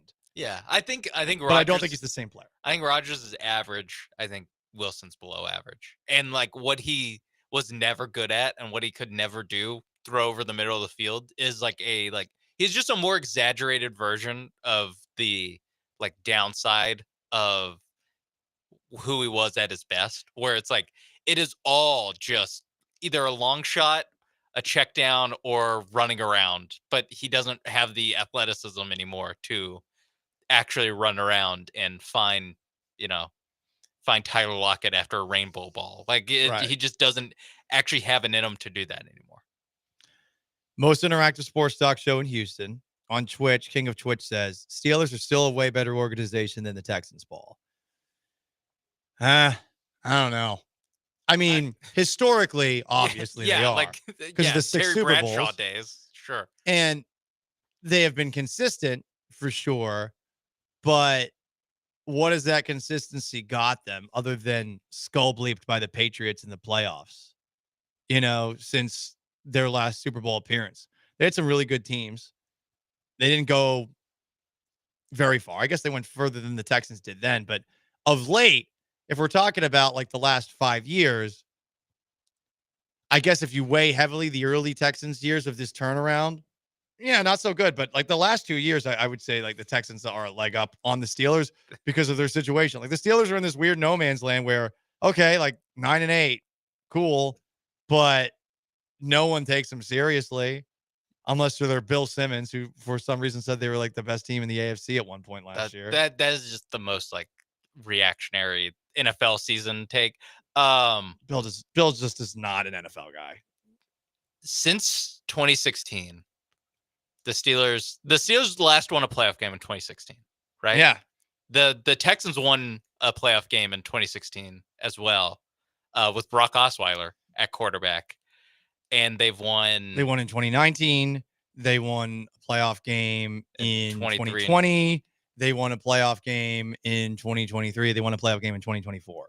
Okay. Like, it's been a while for the Steelers. Like this is all just like medium success, but the Steelers have had less medium success than the Texans. Right. And again, like Cam Twitch, I generally take his football opinions with a grain of salt. And also, if it's from the Twitch, chances are they're weighing heavily the 1970s. Like what was true, Right, when in the none of us 70s. existed and none of it mattered. Oh yeah, And baseball was king. Yeah, on brand. So on brand.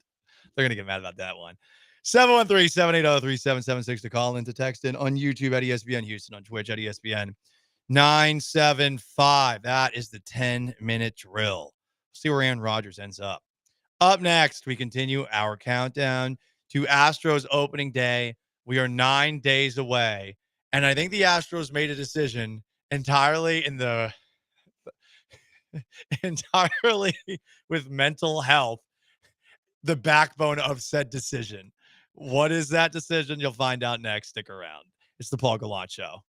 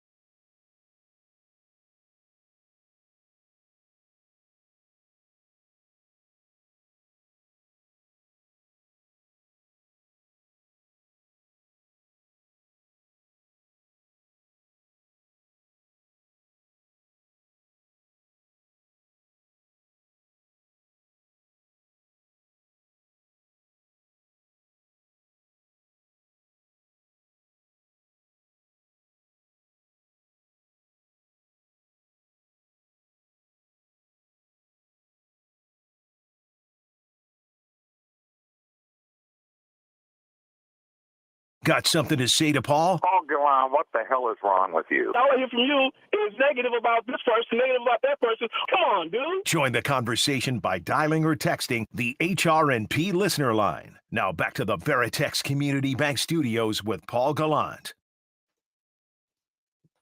Some more comments on the most interactive sports talk show in Houston. People really are into what's next at the Dallas Cowboys quarterback position conversation. The last segment, someone suggested, hey, Cowboys sign Aaron Rodgers. It helps them tank. They'll eventually draft Arch Manning. Here's another one from Huey and Spring. Paul, Jerry's going to shop Dak and take Quinn Ewers in the draft.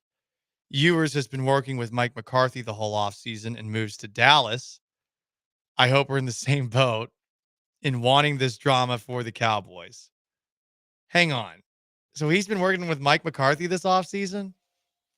Honestly, I wouldn't know because Brian Schottenheimer is now the head coach of the Dallas Cowboys. Yeah, that if anything, that's a snag in this. But wow. Hang on a second. Cowboys fans really not down with Dak, or at least the people commenting really not down with Dak. Who didn't he sign a contract last offseason? Right. After having, Guys, I think maybe he's his going best to be the season quarterback this year. Yeah, I think he's going to too. After having maybe his best season ever, I imagine they will think about trying to pull something off around the draft because I mean they did. Cooper Rush did. He went to Baltimore. Kind of weird. That was the guy to have. That was 100% the guy to be the backup, be the starter, so that the Cowboys can tank. To tank, right? Yeah. I mean, no. Well, wait. Is Trey Lance still on the team? Yeah, that might be the guy. Yeah, that's true. But there's something about Trey Lance starting where the tanking's so blatant that no one wants to do it. They'll get investigated. But yeah, Quinn Ewers has been working with Mike McCarthy, former Cowboys coach, as he gets ready for the draft. That's noteworthy. There we go. Interesting. From the 713, someone says, slow down. Luka got traded. Anything can happen. That's right. Anything is possible. Yeah, a really awesome player got traded. All right, guys. We're 9 days away from Astros pitchers and catchers. What am I talking about? We're 9 days away from Astros pitchers and catchers and players playing in opening day. Reporting to Houston. Reporting to Houston for opening day. Yeah, sorry. I don't know what's going on there. Anyway, let's give me that countdown. Give me that bone.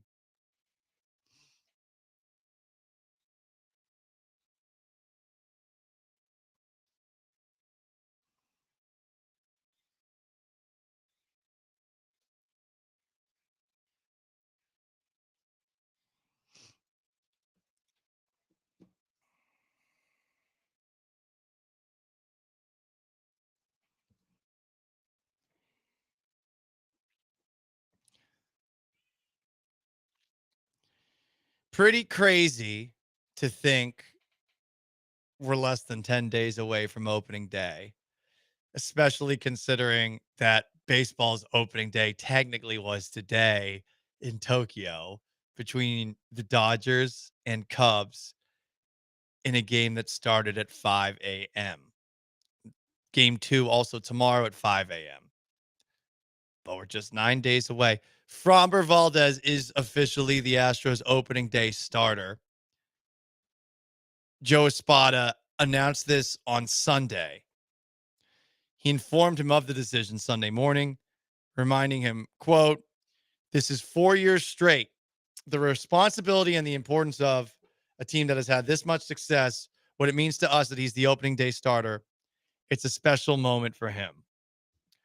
Among qualified major leaguers, Valdez ranks first in wins, fifth in innings, and sixth in ERA. Over the last 3 years, he's been in the top 10 in AL Cy Young voting each of the last 3 years. Certainly has gotten more consistent. The meltdowns happen from time to time. Some of them happen in the playoffs with less temper tantrums. The temper tantrums that happen in games, they still happen, but hey, look at that. The consistency is there. And as awesome as Hunter Brown was for much of last year, the Astros were always going to make Fromber the opening day starter. But one of the added elements is if they made Fromber not the opening day starter, I guarantee you he'd be pissed about it. And it would potentially affect his play. That's something you always got to have in mind with him. The man who the Astros have to wear specific jerseys for so that he feels his best. They do a lot to accommodate him. I am curious to how much he will ultimately sign for after his last season with the Astros this coming year. I do not think it'll be with the Astros. If they're not going to bring back, Kyle Tucker or some of the other players, Garrett Cole or Springer or Correa, are they going to really change things up for Framber Valdez? I doubt it, but he is your opening day starter. So that's nice. Christian Walker, Astros projected first baseman, assuming he is healthy, is going to get into games this weekend and be ready for opening day per Joe Espada. So that lends itself to some questions about who is going to be left off the Astros opening day roster. The Chronicle put together a piece with Matt Kawahara writing it, suggesting these 5 names as the biggest question marks about what you do with in training camp. A couple of pitchers, Steven Okert, who's been doing a great job as a reliever. Luis Contreras, another one on those lines. Then you've got, of course, Cam Smith, who we have talked ad nauseum. You got Brendan Rodgers at second base, who is a Gold Glover and finally playing at sea level for the first time in his career. Yes, that's actually a quote that he has said could lead to him being better than he was when he was in Colorado, where he won a Gold Glove. And then John Singleton is the big question. And I mean, I think if you're John Singleton, you're hoping that Christian Walker isn't going to be ready to go for opening day, because I think Singleton's in danger. He's not playing well, even though he's in the best shape of his life. He's not really versatile. Like, you can only play first base or DH. And while he's good at occasionally drawing walks, like, you want a guy who can actually hit. So I think his numbers in spring are very poor. And I wonder what happens if Christian Walker is good to go for opening day, because it does seem like the oblique injury he's recovering from, he will be fine for opening day. Because if they don't have him on the opening day roster, that's it for Singleton. Like, he's a free agent because they're out of options for him. Yeah. Yeah. This is like kind of make or break for Singleton. And the make is like, maybe you stick around while Christian Walker's healthy, but the Astros feel they need a steady backup first baseman to give Walker days off or whatever, or if he re-aggravates something, that they keep Singleton around early in the season for that. But it definitely feels like when we talk about Cam Smith, when we talk about DeZenzo, Zach DeZenzo, right? To a lesser degree, Brendan Rodgers too. Like, it feels like Singleton's kind of on the cut line, so to speak, when it comes to, how we talk about training camp. That's where Singleton, I think, finds himself. Feel bad for him because he's in the best shape of his life. Yeah, and he's been solid the last couple of years. He has been bad. He has been so much better than Jose Abreu, which is such a low bar to clear. And like, he shouldn't be a starting first baseman for a team that's trying to win a World Series. So it's like, part of it, he is doing a good enough job. It's just he's been so overstressed because Abreu was such a disaster. Mm-hmm. So you see more of him, and hey, he has the 2 home run game. He has the one game where he hits a home run, and you get excited, especially the bat flip's cool. Yeah, he should be a glimpses of backup or pinch hitter where you remember the game where he had 2 home runs. You remember how he drew a walk in Game 5 of the AL CS in 2023. Like, it should be more of a moments thing as opposed to seeing him play 80 games a season. You're like, yeah, I feel like we can do better. So if Christian Walker is completely healthy, I can't imagine that's awesome for Singleton. Sean Mapes behind the glass. I'm Paul Gallant. 9 days away from opening day for the Houston Astros. Up next, the Rockets won a weird game last night. Should we be happy about it or pissed about how sloppy it was? That's on the table, along with a lot of other things. The most interactive sports talk show in Houston. It's the Paul Gallant Show. Stay put.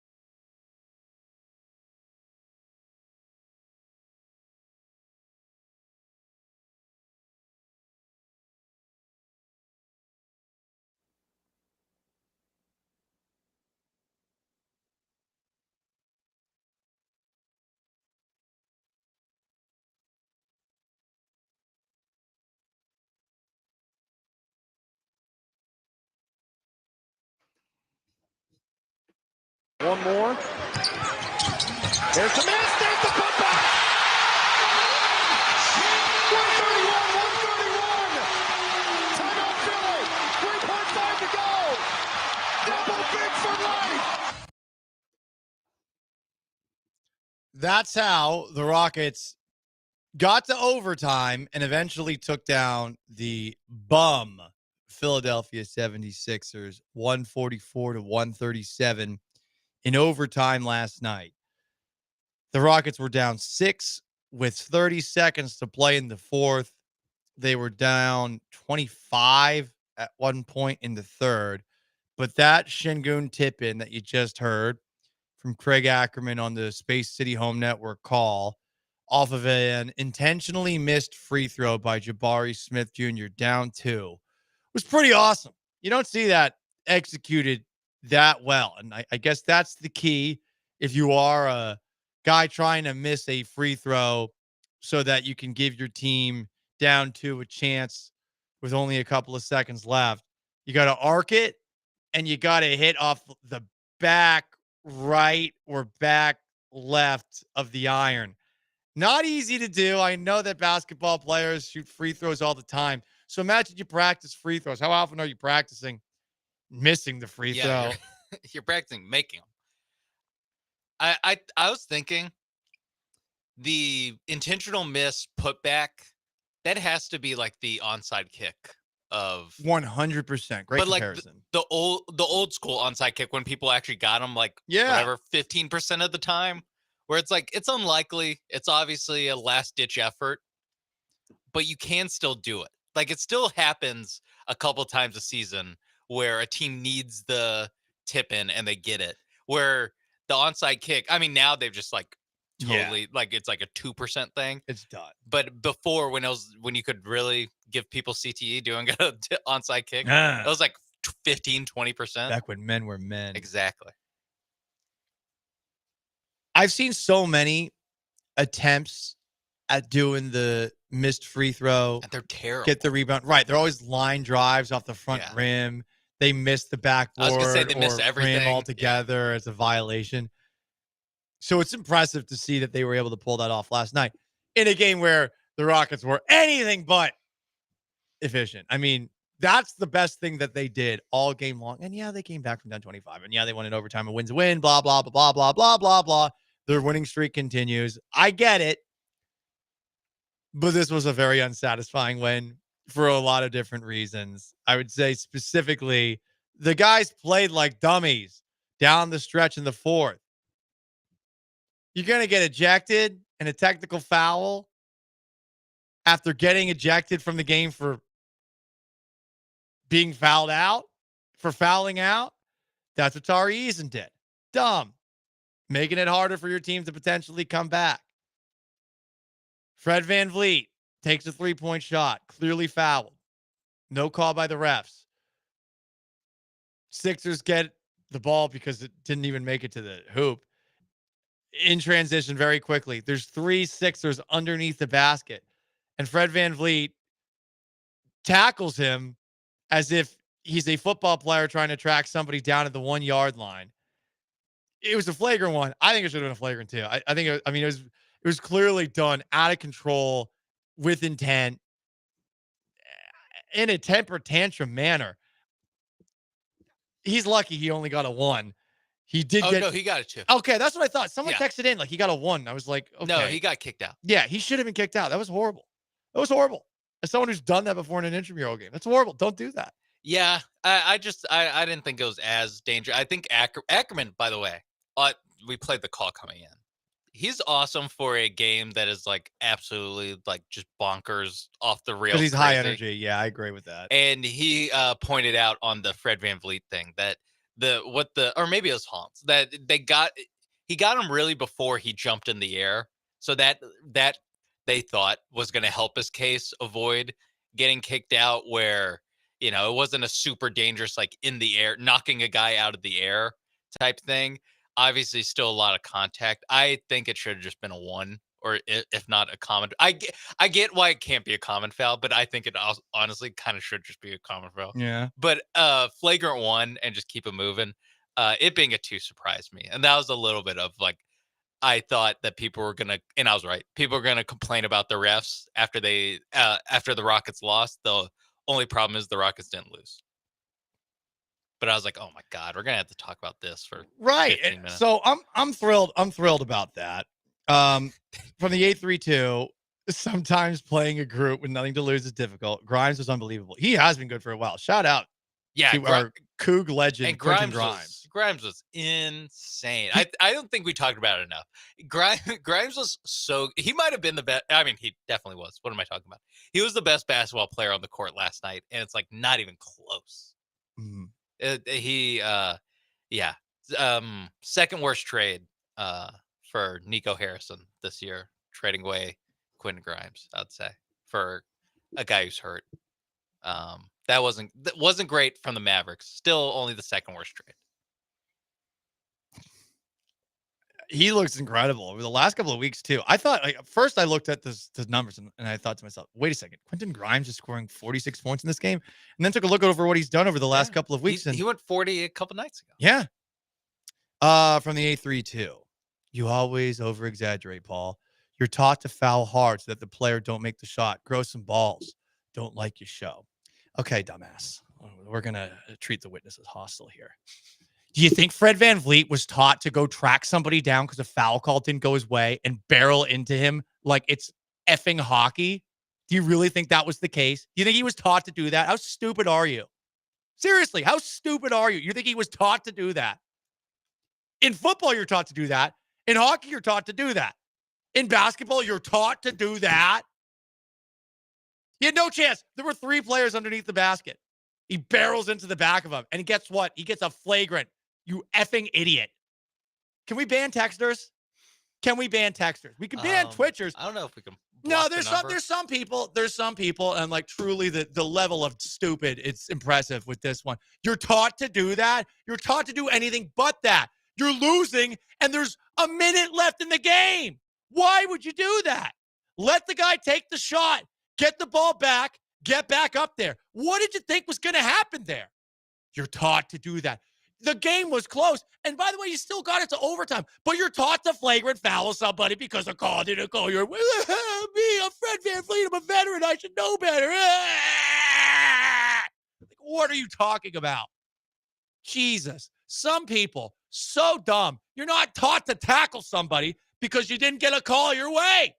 What are you talking about? I'm looking at it again. Yeah, I mean, that's definitely not targeting. I think he's good in college football there. Yeah, I mean, this was bad. Again, I don't think it was flagrant 2 worthy, although for how he I guess reacted to the what's it called? To the non-call on the play literally right before, like 2 seconds beforehand, and then to not get up and then be late. And again, there's 3 76ers down the court before anyone from the Rockets get down the court. That's where I'm good. Just being like, get out of here, dude. Like, yeah, I just view that as a benching. Like, he got benched for how awful that 5-second sequence was. It was a terrible 5-second sequence. And look, that happens to a lot of players over the course of the game, but he was taught to do that. How stupid are you? This is one of the stupidest things I've ever heard. You're taught to do that. Yeah. Just losing a game to the Sixers by only a few points, you have fought your way back into this game and you ultimately did win it. But no thanks to you, but you're taught to do that. Yeah, if he would have like wrapped up, that would have been. Yes, you know what you're taught to do. You're taught to wrap up. Yeah, you're taught to wrap up, so he doesn't get the ball over his shoulders. That's what we were taught. You're taught to wrap up, right? You're taught to wrap up in a lot of different things, but in that spot right there, you're taught to wrap up. From the 713, and we'll move on from here.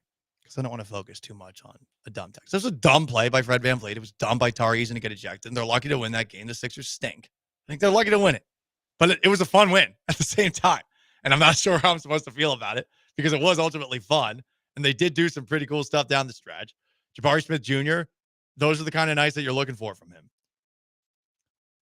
Jalen Green on a night where he's awful and inefficient, he did all the other things that you're looking for from him. I was going to say, Jalen Green had kind of the night that we're talking about where most of the time you can just look at the 3-point column of his how he shot from 3 and just be like, this was either a really good Jalen Green game or a really bad one. I think this is a case where the 3-point column actually understand. I thought he was actually really good last night, doing all the other stuff, doing all the kind of star stuff they need to do Yeah. when your shot isn't falling. I mean, really the 3 best guys are all the guys that kind of get dogged the most. It was Jabari, and it was Jalen, and it was Dylan Brooks. Dylan Brooks was the only guy. Like, there's a point where he made like back-to-back threes, and both times they do the little ISO cam of the guy who made the shot, like getting back on defense, and he was just like MFing himself under his breath because they're down 20. And he was taught to not do that. He was taught to not do that. Yeah. It's part of the being taught things. You know, it's important. Classes, learning lessons, and being taught to do that. But today I learned Fred VanVleet was taught to just barrel into somebody like a bull in a china shop because he was pissed off they didn't get a foul call his way. Rockets are lucky to have won last night, but hey, the winning streak continues. 713-780-3776 to call in, to text in. On YouTube at ESPN Houston, on Twitch at ESPN 975. It is the most interactive sports talk show in Houston. Interact with what guys were taught to do and to not do. Yeah, that's a good way to get interaction. Well, also text in something like that where you might not like the interaction you get, but you will get interacted with. If you texted something where you say some little mini thing that bothers me, but it's usually like that. Like, you could call me names and stuff, and I'm not really gonna care. But it's when you bring in, like, you always over exaggerate. Oh, I do. That's what sports talk radio does. But like at the end, you're saying don't like your show. Well, then why are you texting in every day? You know, you're always here. Like, I know I've seen this texter a lot. I think this texter said, I'm going to another station. Oh, you are? You'll be back because my show's better than the other stations. It is. Everyone knows this, except for the stations themselves, except for those stations. But it's fine. I get to actually say whatever I want here, as opposed to being like hamstrung by the ball and like the little ball in your mouth thing, like the gimp thing. Yeah. That I would have to do if I were at the Rockets and Astros flagship. My God, they're censored like crazy. Yeah. And you then, probably couldn't have done the segment you just did. No, probably couldn't. Probably the Fred VanVleet conversation would have gone differently. Yeah, a little bit. And then at the Texans flagship, Too much, not enough Texans in that segment. This would be Where was the actually, Texans? We have to reset the Stingley Could Fred contract from 2 days ago. Could Fred VanVleet play for the Texans? 713-780-3776. Good closing speed. That's how you call in. That's how you text in. Got beat deep as safety. That's not good. Anyway, cough, cough, cough. Coming up next, Mr. Allergy himself. He's going to keep this thing going as best he can. Is Paul Gallant going to throw another temper tantrum over a texter and then flagrant foul him verbally on the air? You're taught to do this. I was taught to do Syracuse, this. to be fair. Stick around and find out. It's the Paul Gallant Show.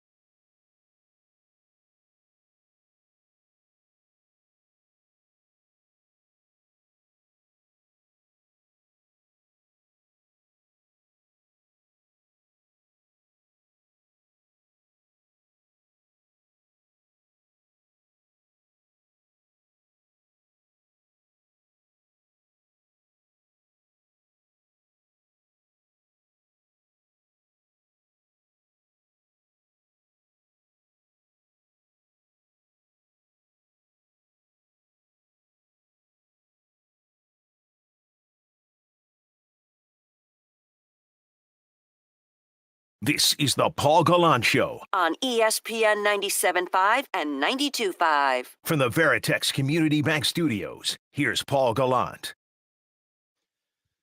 Most interactive sports talk show in Houston. 713-780-3776 is how you call or text in. I probably should be, I don't know, a little bit less with the calling a texter a stupid idiot thing when someone says they don't like my show. Probably should be a little better on that front. I think I was taught to do things that were different than that. So guess what, guys? New segment on a Tuesday. It's a taught to do Tuesday. I got a couple of Houston area stories, and I don't think these people were taught to do these things. A suspect in a LaPorte garage shooting is facing more charges. Why is he facing more charges? Because he did something that I doubt he was taught to do. You know, you get arrested, you're taught to respect police officers, right? Because you don't want to escalate the situation. This should go without saying, but if you rub your own poo on a police officer, you probably weren't taught to do that. Sometime after his arrest, the suspect in this LaPorte garage shooting by the name of Andres Hinojosa, 26 years old, was taken to a hospital for treatment where he reportedly rubbed poop all over the officer who attempted to restrain him for medical personnel. He's now in jail with a combined $35,000 bond for both charges. How much was the poop side of it? That's also what I'm trying to. Right. So because shooting is probably most of it. It should be most of it. But how much is rubbing the poop on a police officer? It's at least 10 grand. Right? I don't know. I bet, we're talking $25,000 bond. 25 for the shooting, 10 for the poop. Yeah. Or 30 and 5. But 5 seems way too low. 5 does seem. It would be happening every day. Well, the person who got shot, and I hope this person's okay now. Last I checked, they were in critical condition, but it did seem like they were breathing and things were trending in the right direction. And again, I don't know the latest, but like the reason this story became a headline is not because of the poor person who ended up getting shot here. It's because the man rubbed his poo on a police officer and now is in jail for a combined $35,000 bond charge. Per the story that I read,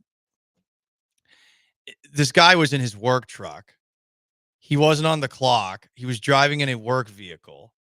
And he saw, I think, someone at his home that belonged to his ex-girlfriend. So clearly the guy doesn't exactly have the best judgment. And I think he was probably taught, at the very least, to respect police officers when things are not exactly going your way. And probably it was implied that you don't rub poop on them. So was he pooping himself? He must have. And then like reaching in and rubbing it? I think so. Well, it's a taught to do Tuesday. I don't think this person was taught to do this either.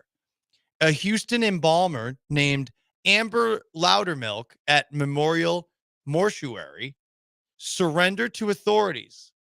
Why? Because he cut off a dead man's penis and placed it in that man's mouth after learning he was a registered sex offender. One of his employees witnessed Loudermilk cut off the penis and twice stab the dead man, who was a registered sex offender, with a scalpel in his groin before telling the employee, "You didn't see anything," according to records. Just before the dead person was put into crematory equipment, another employee said they noticed the penis in his mouth.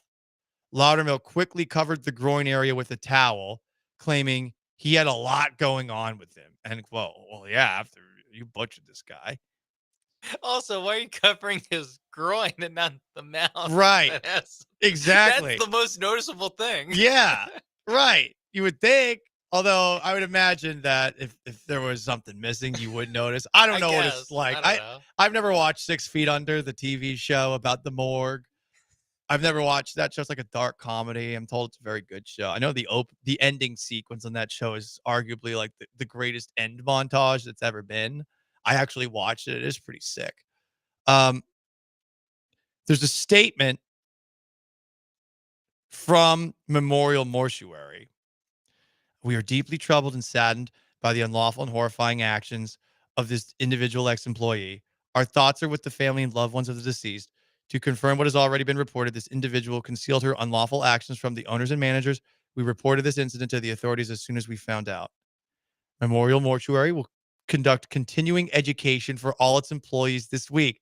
Now it's a matter between law enforcement and the former employee. So now going forward on a Taught to Do Tuesday, Memorial Mortuary is going to make all of their employees take a lesson about how you don't cut off someone's penis and put it in their mouth before you put them in the crematory thing, even if they're a registered sex offender.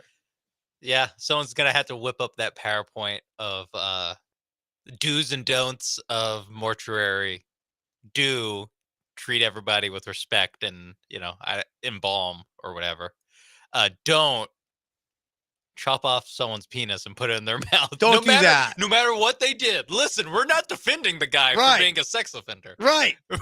We're not. But he's dead. Don't defile his body. Yeah, he's dead already. Although, I guess if you're getting cremated, it doesn't matter. But no. Yeah, that's not what you're taught to do. That's not what you're taught to do. That is, there's some logic there of, wait, why does it matter if this is all going to be turned into dust anyway? Nope. You're not taught to do that. On a Taught to Do Tuesday, is this something we should all be taught to do? This guy might be back tomorrow on the Hard Boys section of Soft Boys. This is a story that happened last week. Uber driver shot twice, drove himself to the ER in the medical center. Wow. An Uber driver was shot in the collarbone and leg while driving a passenger near the medical center. The driver drove himself to the emergency room nearby to receive care. The passenger got out of the vehicle after shots were fired, stayed on scene to assist police. No suspect information at this time. So, yeah, this guy was in an intersection with a passenger in the back seat. Someone began shooting at the vehicle. The passenger hopped out of the vehicle. The Uber driver drove himself to the medical center to get help. He was in surgery, and the passenger stayed at the scene. I mean, I gotta say, the passenger staying on the scene. I would not. Not. You're like the witness, and you got out of the car. Someone just got shot here, and I'm getting out of the moving vehicle where I was not next to, but sitting 4 feet behind. Also in the middle of an Uber ride. I mean, I want to finish where I'm going, probably. So that's where my mind went originally too.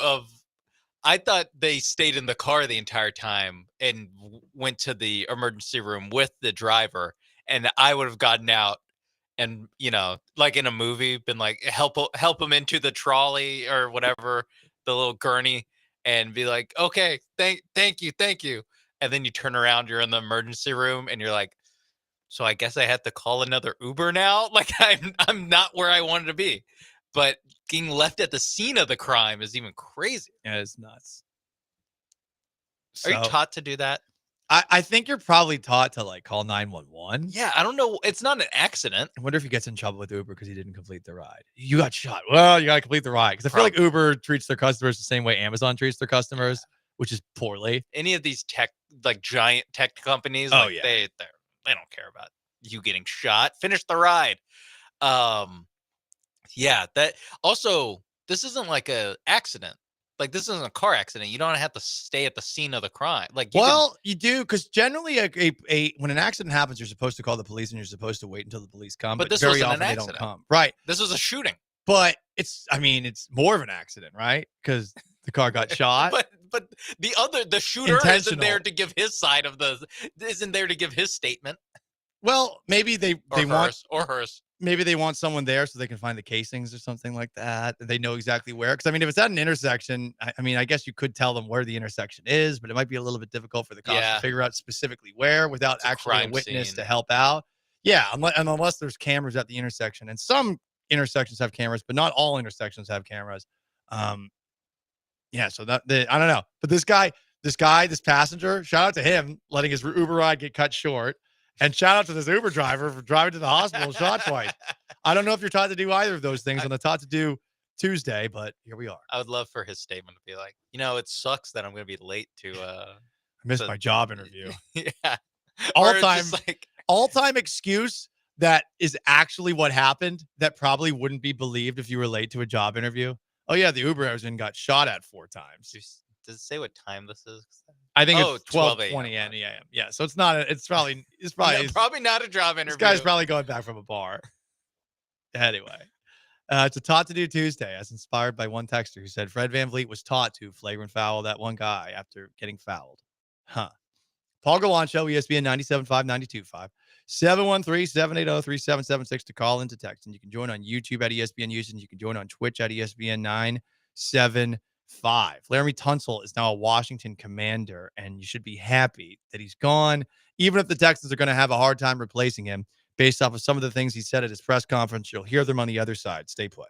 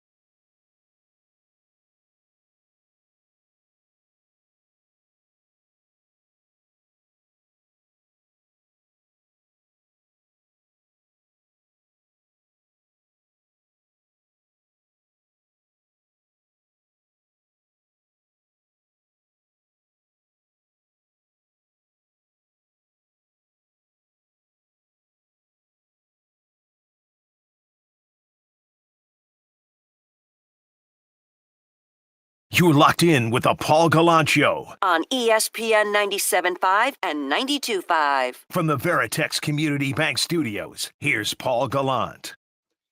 Here's what we know about tonight's Astros game against the Nationals with Lance McCullers on the mound. Lance McCullers will pitch just 1 inning. Also, Thursday, Luis Garcia will face hitters for the first time this spring, throwing a live batting practice. Other news, Yordan Alvarez is being scratched with a sore right thumb. He injured it during batting practice, played in the game after injuring it, arrived today with soreness. He should play tomorrow. Their lineup today, Altuve, 7. So weird to see him in left field. Paredes, Alvarez, before he got scratched. So now it's somebody else. Pena, DeZenzo, Victor Caratini, Mauricio Dubon, Chas McCormick, Jake Myers. You did not see Cam Smith there, which is a bummer. A bit of a bummer. Chas McCormick is out there. And Hunter Brown will start the second game of the season. Framber Valdez is your opening day starter.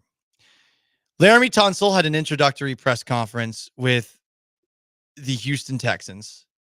And not with the Houston Texans, with the Washington Commanders after the Texans traded him for a 3rd and 7th round pick in this coming draft and a 2nd and a 4th in next year's draft. They also sent over a 4th round pick to the Commanders as part of that deal. In that introductory press conference, Tunsil said he expects to make a huge impact on the Commanders. All right. I mean, look, from a play perspective, it's a very good left tackle that they acquired. But I feel like Laramie Tunsil's impact will be entirely based on just what Laramie Tunsil does as a tackle, much more so than his impact as a leader, his ability to get the most out of younger players. Laramie Tunsil is a guy who's focused on himself. I don't think there's anything wrong with that necessarily, but if the Commanders think they're getting more than that, I think they're in for a surprise. The press conference he did made me feel a little bit better. The Texans have moved on from him. Here he is being asked about what went wrong for the offensive line last year. What happened last year? That's tough because we could have did a lot of things better, myself included. We could have protected CJ better. We could have. There's a lot of things that played a part into what happened last year. So I don't think we should just pinpoint one thing. But again, I just can't take it personal. I really don't think it was that. I honestly think it was just like a business move, and a business move just trying to pay the young guys. I don't think it had anything to do with the performance last year or the O-line performance last year. To me, again, I'm gonna keep saying. I know I sound redundant, but I don't think it was anything personal. I don't think it was off the plate from last year. You heard him say, don't know if I can really pinpoint one thing. Pinpoint anything. I'm curious. I mean, Tunsil said that in his exit interview with D'Amico Ryans, with Nick Caserio. I guess he talked to them after the trade went down. I think he asked them, hey, what are some things I can improve on? And I imagine that they were honest. Would have been nice to hear them have that message relayed to us by Laramie Tunsil. Obviously, it's a private conversation, so the odds of it happening aren't that high. I'm not going to pinpoint one thing. I will pinpoint anything. That's really what I would have liked in that answer. But that's not the answer that I took issue with. Tunsil was asked about things he can work on going into his time with the Commanders and about the chip that's on his shoulder. Here's what he had to say about something that was a big problem for him last year: penalties. I kind of just like challenging myself to find new challenges in my game to get better at. And so every year I try to find something like, I can do this better, or I want to do this better, or I want to be known for this, or so I kind of just put that chip on my shoulder by myself. It's really just me versus me at the end of the day. Especially there's a lot of things I want to work on, like those 19 penalties I had last season was unacceptable. So that's something I want to address for sure, getting that number down or even having none. I want to keep growing as a player, honestly, as a pass blocker, a run blocker. It doesn't matter. I'm always trying to improve in each of those fields. So. It's nice to hear him be reflective about a serious problem for the Texans last year, but I mean, it's something that we've heard him say before. that he's going to get better at cutting down on penalties. Here he is at a press conference in 2020 before the season began, talking about the many penalties that he had committed the year before and how he wants to cut those down. I have a follow-up. So I'm gonna go ahead and throw this out there. My main goal is to fix the penalties I had last year. That was one of the main things I wanted to work on and work with Deshaun this offseason. You hear that, and you could tell this is a pandemic era interview because just the crappy nature of the audio and the question getting stepped on by Laramie, who probably wasn't sure if the reporter was done asking the question. But he got penalized a lot his first year with the Texans, and he said, hey, listen, I had some cadence issues with Deshaun Watson. I came in late. He got traded to the Texans on August 31st. So you could, there was some legitimate argument to be made as to why it took Tunsil a while to figure out how to not get false start calls and stuff. But this is a guy who doesn't really show up for much of the offseason. Is he going to show up for all of the Commanders' offseason? I'm skeptical that he will. Maybe he will. But that's how you fix this penalty situation that's an issue for you. And remember what Laramie Tunsil didn't really do last year? Show up for the offseason. And one of the things that always bothered me with Tunsil and a couple other players before him, DeAndre Hopkins and Jadeveon Clowney, is that it felt like there were different rules for them because they were talented. They did not necessarily have to show up for everything that the rest of the team had to show up for. It would have rubbed me the wrong way as a teammate. Certainly. It's only natural to get annoyed by somebody, even if they are more talented than you or more important than you, that doesn't do everything that they are supposed to do as part of their job when you're doing all of those things and you're there and you notice it. It drives you crazy. And I don't think it's necessarily everyone that feels that way, but it's a lot of people that feel that way. Some people just put their nose down, but others are like, F that guy. Why am I here and he's not? Yeah, I think there's a difference between in this case, like getting a vet day, which every team will have that. They all do. Where, yes. Hey, listen, the guy who's been here a while, who doesn't really need the full training camp, ramp up and the whole everything else, that they can take it easy on their body for a day or two. Maybe they come in late to camp. When Laramie Tunsil, it's like, you just have people being like, yeah, he doesn't really practice that much. Just like in general, he doesn't practice that much.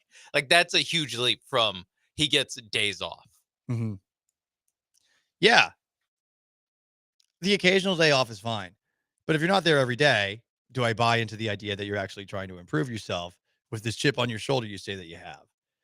And the main chip on his shoulder is that he hasn't been a first-team All-Pro before. A couple of texts. These are weird texts. I'm surprised by these.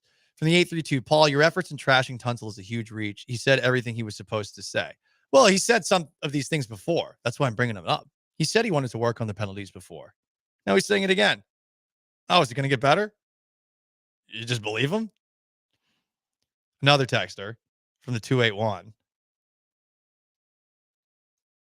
He can't hurt you anymore, Paul. I feel like you're acting like a bitter ex. Move on. You've got a lot of life to live. Well, I mean, it's March 18th, and there's not a lot going on. So Laramie Tunsil's press conference, that is something we're going to talk about. And when you notice that he has said something in that press conference to the people of Washington, much like he said to us, I think you got to remember those things and wonder just how good he'll be there.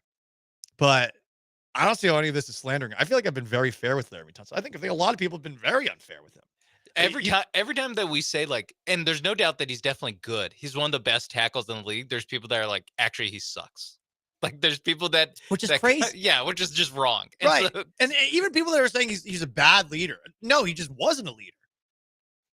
I mean, that's not necessarily his job. They did put the C on his chest and all that, but he didn't do everything that you hoped an offensive line that needed someone like him to do did. He didn't do the things that you were hoping that he could theoretically do over time. But he came here as a young player too, He did grow into a role, though, where he was clearly the very respected veteran of the team. And a lot of the same things kept on happening last year.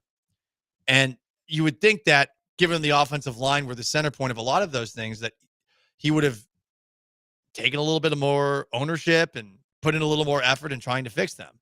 It's definitely on the offensive line coach and the offensive coordinator a little bit more than it's on Tunsil and all those things. But last year, the offensive line took a huge step back, and he was a part of it. So the Texans moved on from him for a variety of different reasons. I think a lot of them have to do with paying guys more than they do with, hey, what was going on behind the scenes. But I really don't think he was helping things out behind the scenes as much as you would have liked. This is bitter. I don't get that vibe. This is. I feel like anytime you talk about, or anyone talks about someone who's left and are like mildly critical of them, there's people that are like, move on already. It's like, well, it's not how. I mean, he got traded 2 weeks ago. It's not like we're still bringing up Deshaun Watson and stuff. Like First time we heard from him. Yeah, it's literally his introductory press conference. Yeah. So you react? Nah, just no, can't react to it. What more mortician talk? More mortician talk. Has anyone else? Times that you were so mad at a stranger that you think Mutilated their corpse. Yeah, you could defile their body. He's Sean Mason behind the glass. I'm Paul Gallant. 713-780-3776 to call it, to text it. You can join us on YouTube at ESPN Houston or on Twitch at ESPN 975. It's the most interactive sports talk show in Houston. We wrap up with a little garbage time and more after this.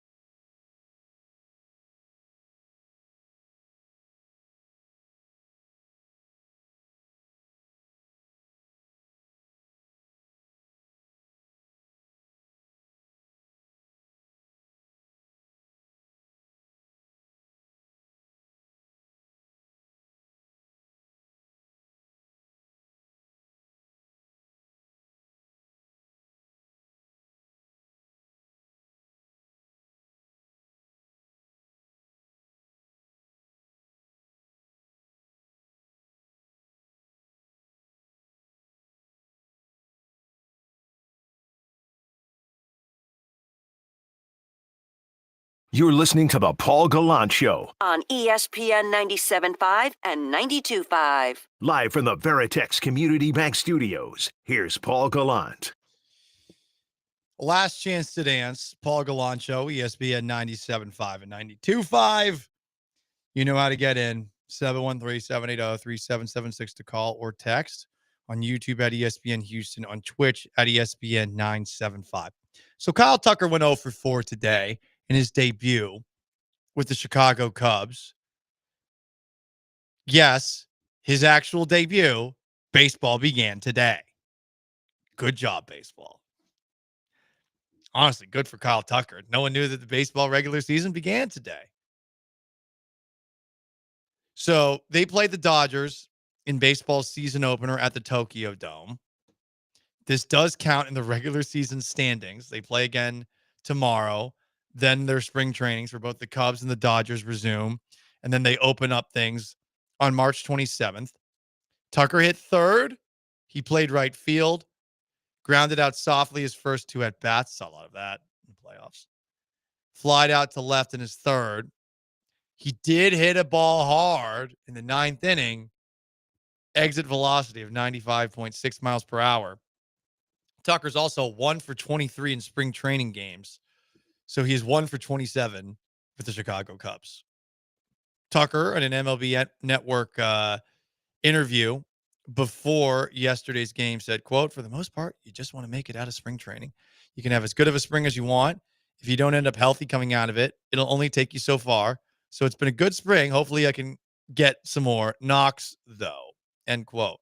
But not on his chin. No, don't want to bruise that. Because we don't want that bruised again.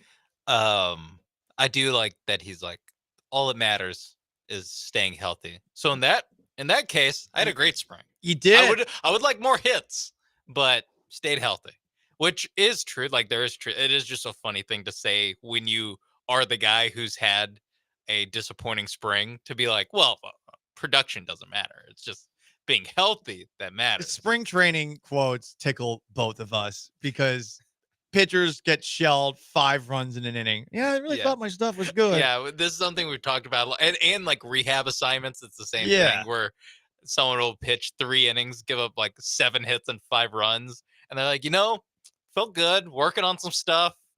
I ultimately encouraged by what I saw. And They're I can like, understand how they're not going 100%. It's not the playoffs. It's not the regular Yeah. season. They're blah, maybe not blah, throwing blah. certain pitches, whatever. But at the same time, it's just funny that that's always what we hear out of guys who struggle, especially guys that we expect to not struggle. Like in a preseason like basketball game, if Jalen Green went like 3 for 13, he wouldn't be like, those were just kind of working on stuff. Just working on stuff. Felt good about it. Like real good. It's the only sport where it's like you just stunk out loud against a bunch of AA players, and then you're Hall of Famer Justin Verlander, and you're like, wasn't that bad, honestly. That's Sean Mapes Behind the Glass. I'm Paul Gallant. By the way, Cam Smith, 11 for 26 with 3 homers in spring training, compared to Kyle Tucker's combined 1 for 27, 1 for 23 in the spring, 0 for 4 in the regular season. Let's get it. Time for some garbage time.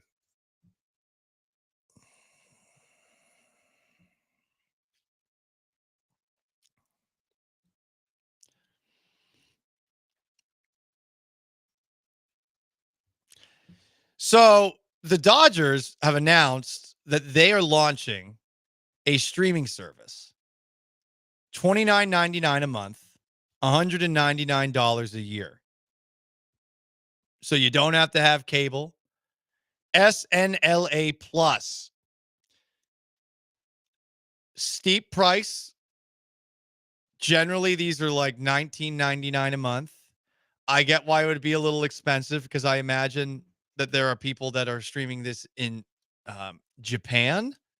I could be wrong on that front, but the Dodgers and Sportsnet LA are launching this service in conjunction with Major League Baseball. I hope that the Astros do something similar, but I imagine it too would probably be rather expensive, trending towards $30 a month, as opposed to, $10 or 15 or something else reasonable for streaming apps these days. Yeah. If it's like 20, that's like that's like the price where it's like steep enough to where I get it, but also I'd still pay it.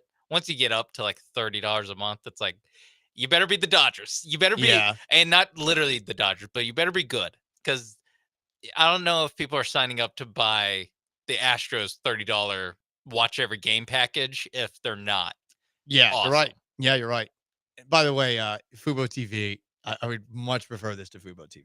I would love to just cut out Fubo TV. Yeah, exactly. Like this is where I think like this should all be heading, is like with the regional sports network. Like we hear about them dying all the time, and it's like, well, why? I don't understand why they can't just like, hey, if you want to pay to watch every Rockets or Astros game, like here's just a flat fee.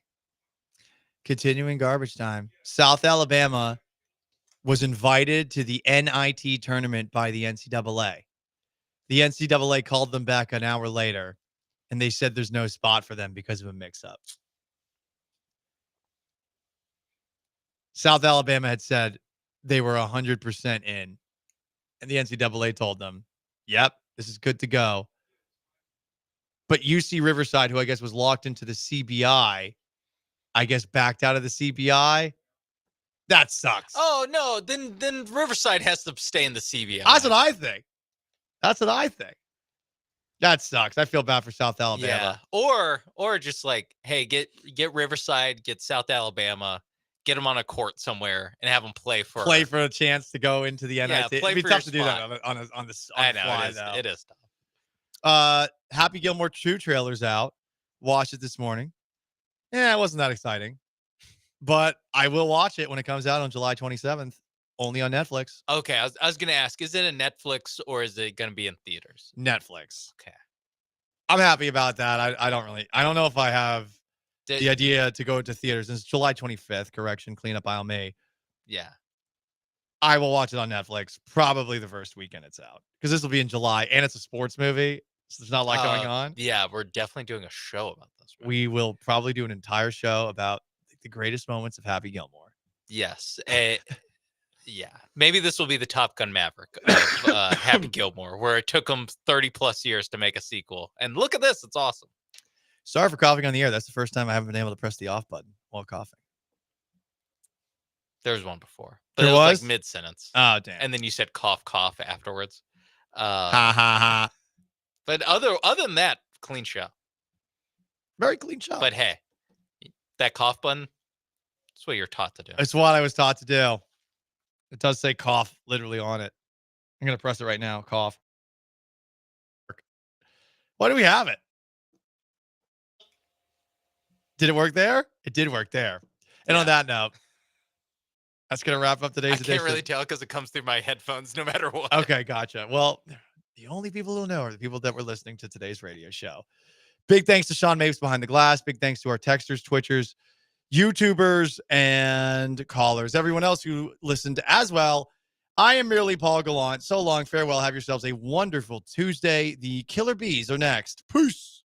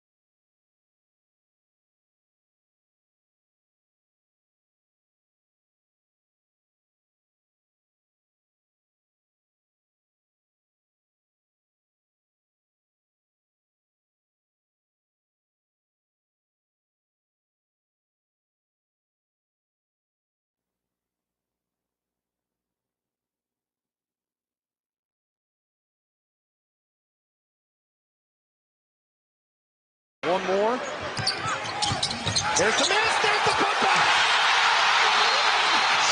131. Timeout Philly. 3.5 to go. Double big for life. Ooh, H down. Hey, how we doing?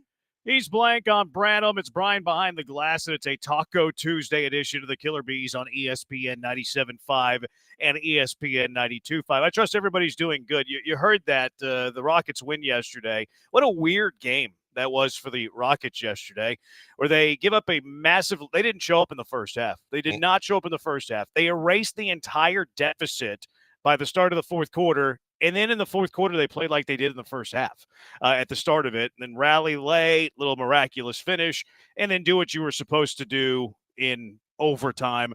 But a weird one last night, Blinkers. Yeah, no doubt, Jeremy. I mean, when you look at how badly they played against the team that basically was resting all their stars, and it was, look, the Q Grimes show was unbelievable. He was phenomenal, and for most of the game, he was the best player on the floor. He was fantastic. And this was one of those games we've been talking about where you handle your business. We've been giving them props. They've been handling their business. You go down 25 to a Sixers team that's not playing Maxey and Embiid and George and all those guys, and yet you're scratching your temple going, well, why? What's going on? But then they found a way to win. I kept watching them continually, kind of scratch and claw. Jabari was phenomenal in the third quarter. And then the fourth quarter, I was like, they're close, but I just don't see it. And then they started making a whole bunch of stupid mental mistakes and other things. And then the tip-in happens, and you're like, oh, my goodness, they're going to win this game in overtime, aren't they? And then, lo and behold, they found their stroke in the overtime and found a way to win. Yeah, it was an eventful game. Watching it throughout the entire thing, all I could think about was how in the world did they take Usman Garuba and Josh Christopher over Quentin Grimes? I'm with you. Because I remember that draft, and I was like, yeah, take Quentin. Come on, take Quentin. And they went Usman Garuba and Josh Christopher. And look, Quentin Grimes didn't turn into this right away. It took him a little while, although he's always been like a rotational piece. Would he be popping off for 40 points like every other night if he was still with Dallas or if he was on a good team? Probably not. But it is showing you what he's capable of doing. Don't you think that guy could help a little bit? So, yes, I don't blame Rafael Stone too much for a pick in the 20s, 2 picks in the 20s. But at the same time, my Houston bias really wanted Grimes, really wanted Shed last year. I was just going to say it would have been really nice to have both of those guys. How about you be a little bit of a homer? Come on, Rafael Stone, be a homer. Come Jeremy, on, Tillman, be a homer. We see this all the time in football. We see the homegrown talent. We see the Kenyon Greens of the world and the guys that played close to home seem to find a way to their hometown NFL team quite frequently. I was with you last night. I'm watching this game, and I'm going, I know Daryl when he was here and around this team. I know he kept an eye on U of H. And because Kelvin used to work with the franchise, he had connections in too. But I know that from the time that he came out, he was being compared to a Ray Allen type, to the fact that this team still desperately needs outside shooting. You don't need him to get 40 for you a night, but I was thinking the same thing all night long. Like, if you had a guy on the wing that could do that, and it wasn't just spot up and shoot, like he was taking them off the dribble. He was shooting contested threes. He was getting to the basket. He made the majority of his free throws. You're looking at him and going, my goodness, and he's the perfect age to fit with the rest of this group. And that's all I could keep thinking about was those two guys from U of H. They did not want to get either guy, and I don't understand why. Like, back in our day, we had the chance to draft Rashard Lewis. Rashard Lewis, his parents were so overwhelming and overbearing that Rudy and CD and the guys were like, yeah, we love him as a player. We're not going to do that because there's too much going on here at home. It'd be a distraction for him and for us. This is one that it just doesn't make sense to me. Both those guys would be great fits here. Yeah, I think that if I had to guess, I think Rafael Stone has a body type, quite frankly.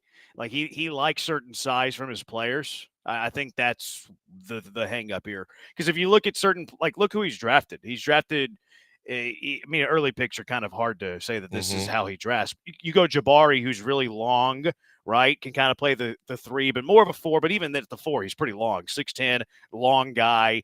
Jalen Green might not be the tallest, but he has long reach and can jump through the roof, right? Amin Thompson, who's 6'7", can jump through the roof. I think he believes in NBA size. And Quentin Grimes, a little undersized for a 2-3. Jamal Shed, a little undersized for a point guard in the NBA. That's my guess. Total guess. But I think that's what Rafael Stone kind of does. But don't you feel like I look at him and I say, isn't he similar in body type to Atari Eason? Quentin? No. Quentin's not nearly that tall. Because Tari Eason, I think, is slight of build. I think at least from Quentin's standpoint, he's a little more filled out. But I don't think he's short by any means. I understand with Shed if you're onto something with the body type. He looks bigger than that. I mean, he's 6'4". I mean, Tari's like 6'7". Yeah, but I mean, and this is, Brian, don't save this, but I think give or take 3 inches, 6'8". I would rather deal with the fact that Quentin Grimes has an NBA body. Tari's a little slight of build. I think, boy, I couldn't stop thinking about the fact that Quentin Grimes would be a perfect fit on this Rockets team. Well, I'm talking about length. Oh, no, I understand what you're saying, but I mean, they play two different positions, kind of, too, because Tari, you like that versatility of him playing like the up-tempo 4. He plays the 3. He's obviously a defensive-minded guy, whereas you'll give up a few inches in height when you've got a guy that can shoot it the way Grimes shoots it.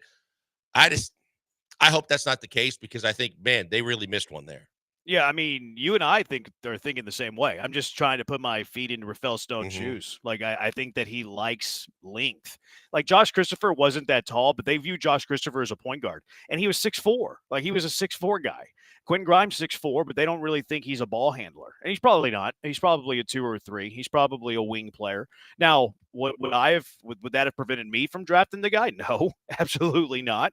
Would it have prevented you from drafting the guy? No, absolutely not, because those dudes are winners. That's what Houston, they win. And he's a shooter. They need that so much. That's why they went and got Reed Shepherd, because they needed shooting so desperately. He would have already been here. And for the fact that, on icing on the cake from the standpoint of what we're talking about, well, the guys that you drafted instead of him are no longer in the league. Yeah. No, I'm with you 100%. The texter says Christopher wasn't big, but I think they wanted Christopher to be a point guard. And at 6'4", that is kind of big for a point guard. 6'4" playing the 1 is much different than 6'4" playing the 2 or the 3. Now, I agree with you. He is like yoked. He is a massive dude. But yeah, he went nuts yesterday. Second 40-plus game, like in the last 2 weeks. The Mavericks are idiots. Like I saw a graphic on, I think it was on the bus on the way over to the hotel, actually, where it showed the Mavs and like what their starting 5 could have been. It had Luka on it. I think it had Jalen Brunson on it. It had Quentin Grimes on it. Right. It had Porzingis on it. I forget who they had as the 4, but like a bunch of dudes that they had, and they just kind of left. Let them leave. Obviously, Brunson free agent. They traded Luka, traded Grimes. Now, what I'm excited about for Grimes, he's a free agent at the end of the year. He's picking a very timely time to go off for 40 burgers every other week because he's gonna make a little bit of money. I was gonna say 4 out of his last 5 games, he's plus 30. It's insane. Yeah, he's been going off. So that's good for him. He's become a lot better, like getting to the basket and finishing around the rim too. Like that is an area where I think he's elevated his game. But enough of my my Cougar love when it comes to one Quentin Grimes. What did you think of the benching of Alpi Şengün? It's very interesting, and I think that's one of those situations where you've got to give credit to Ime for being able to have the stones to do it and follow through with it and realize you get some guys in this league that, especially when they start doing some things, that they are offended deeply if things like that happen.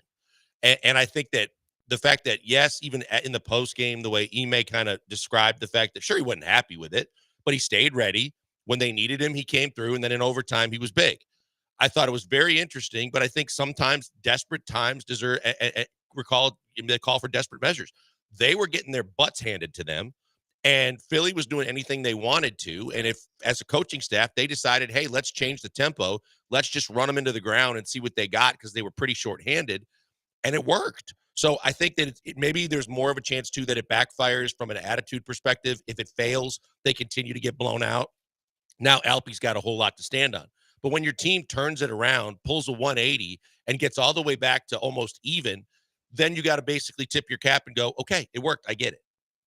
Yeah, that was pretty interesting. But look, they didn't come to play in the first half. Like I support Ime Udoka. If you're gonna have no energy, and he saw whatever he saw in Alpi, and he feels like he needs to bench a guy to A, send a message, B, give his team the best chance to win, Cool. I like that kind of coaching. Like, you better come to play. Like, yes, we talked about this yesterday. It's a 14.5-point favorite. It's a game that I think you can roll out of bed and win. But because of where you are in the standings, and yes, second in the West, but only 3.5 entering yesterday ahead of the 7 seed, like, these are important games. Like, these aren't games that you can just, roll out of bed and then try to beat an NBA team. Like, they're on scholarship too. So I liked what Ime did. I thought Alpi responded to it well in overtime. And of course, the final tip in, I thought he responded to it very well. So that's promising to me. How about the ejections? One, Tari had already fouled out, so he got ejected on the way out, like whatever. Like, he gained the other point, so that kind of hurts. But let's not go whatever, though. Because why not? Because you and I have been talking about the fact that he doesn't play smart in key moments in the game.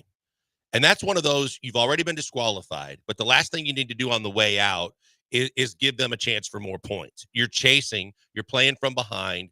You just burned a ton of energy too. And then I would question how far he took it just in terms of trying to get a scrap going. But I understand initially to stick up for himself, and I don't think he did anything wrong. But then you get disqualified on fouls, and then you, on top of it, get thrown out and give them free throws. I don't like that. Free throw. Right.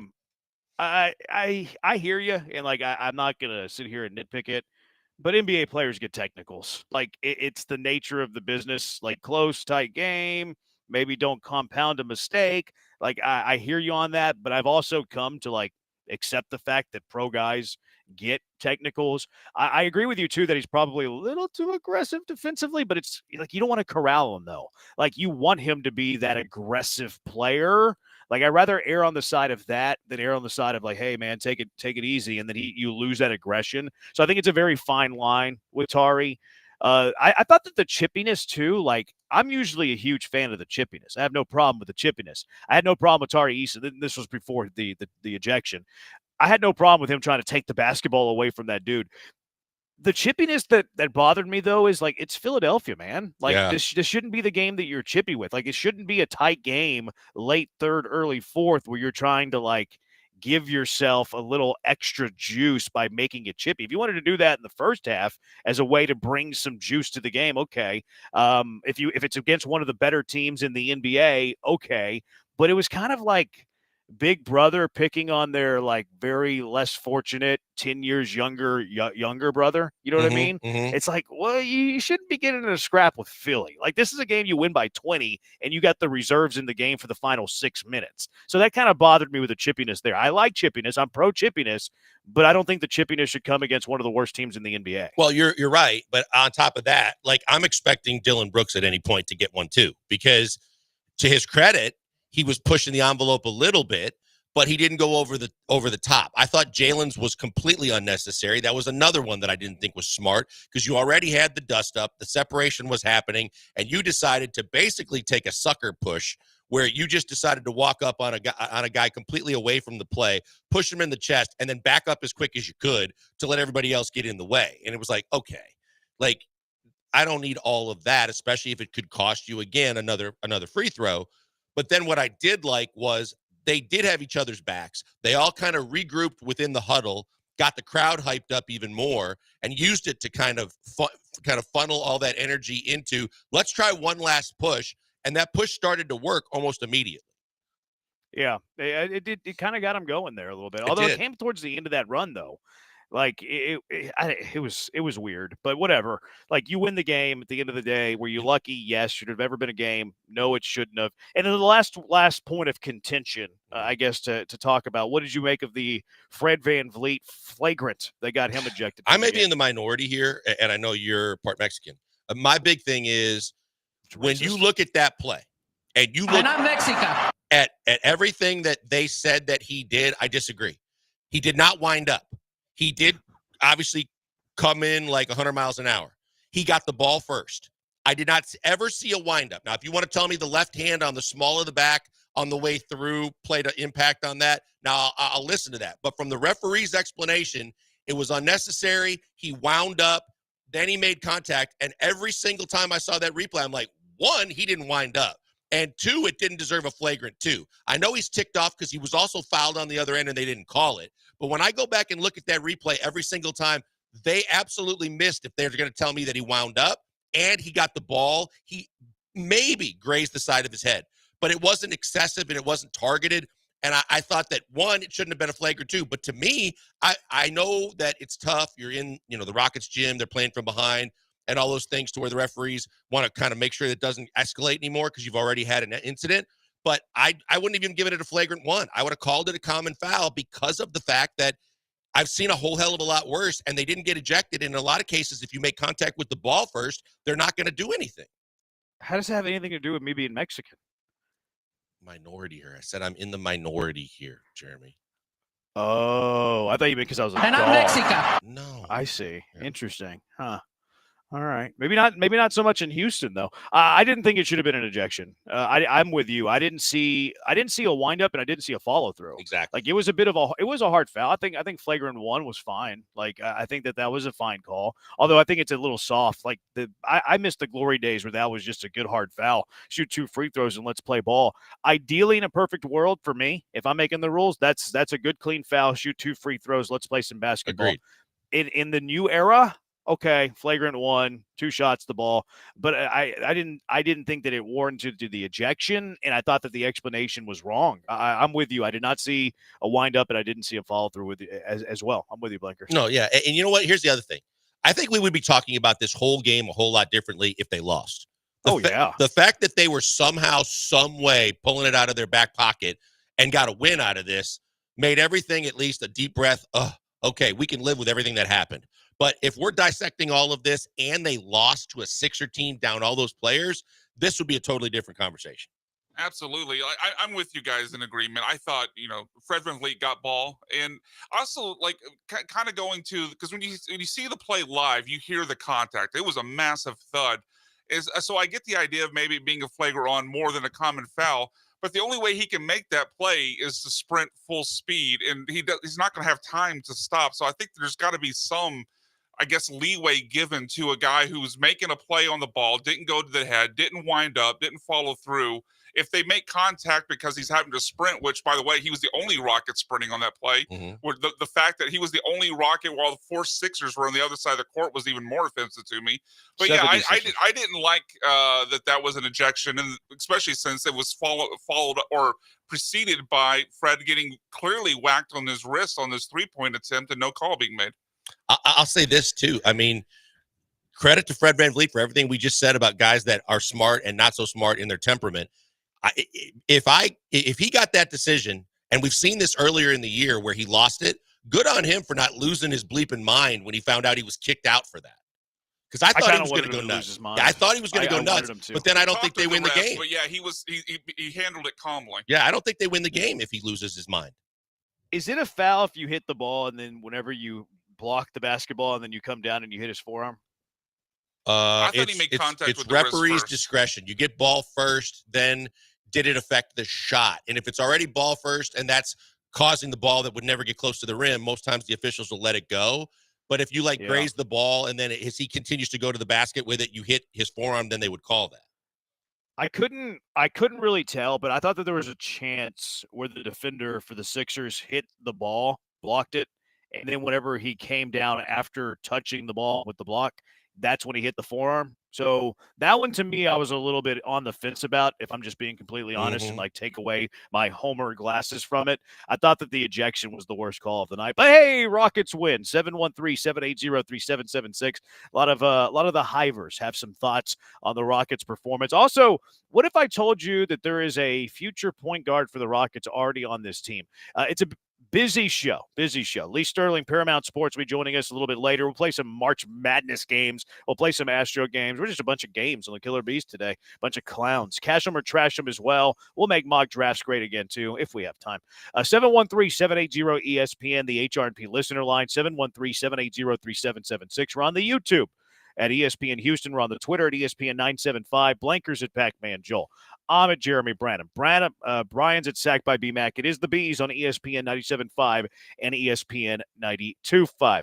Have I told you about how great HR&P is lately? I have. You know I have, but that's because they are great. Human resources and payroll, it's in the name, HR&P. Cougar owned by my colleague, Go Cougs. Chris Fisher over there as well.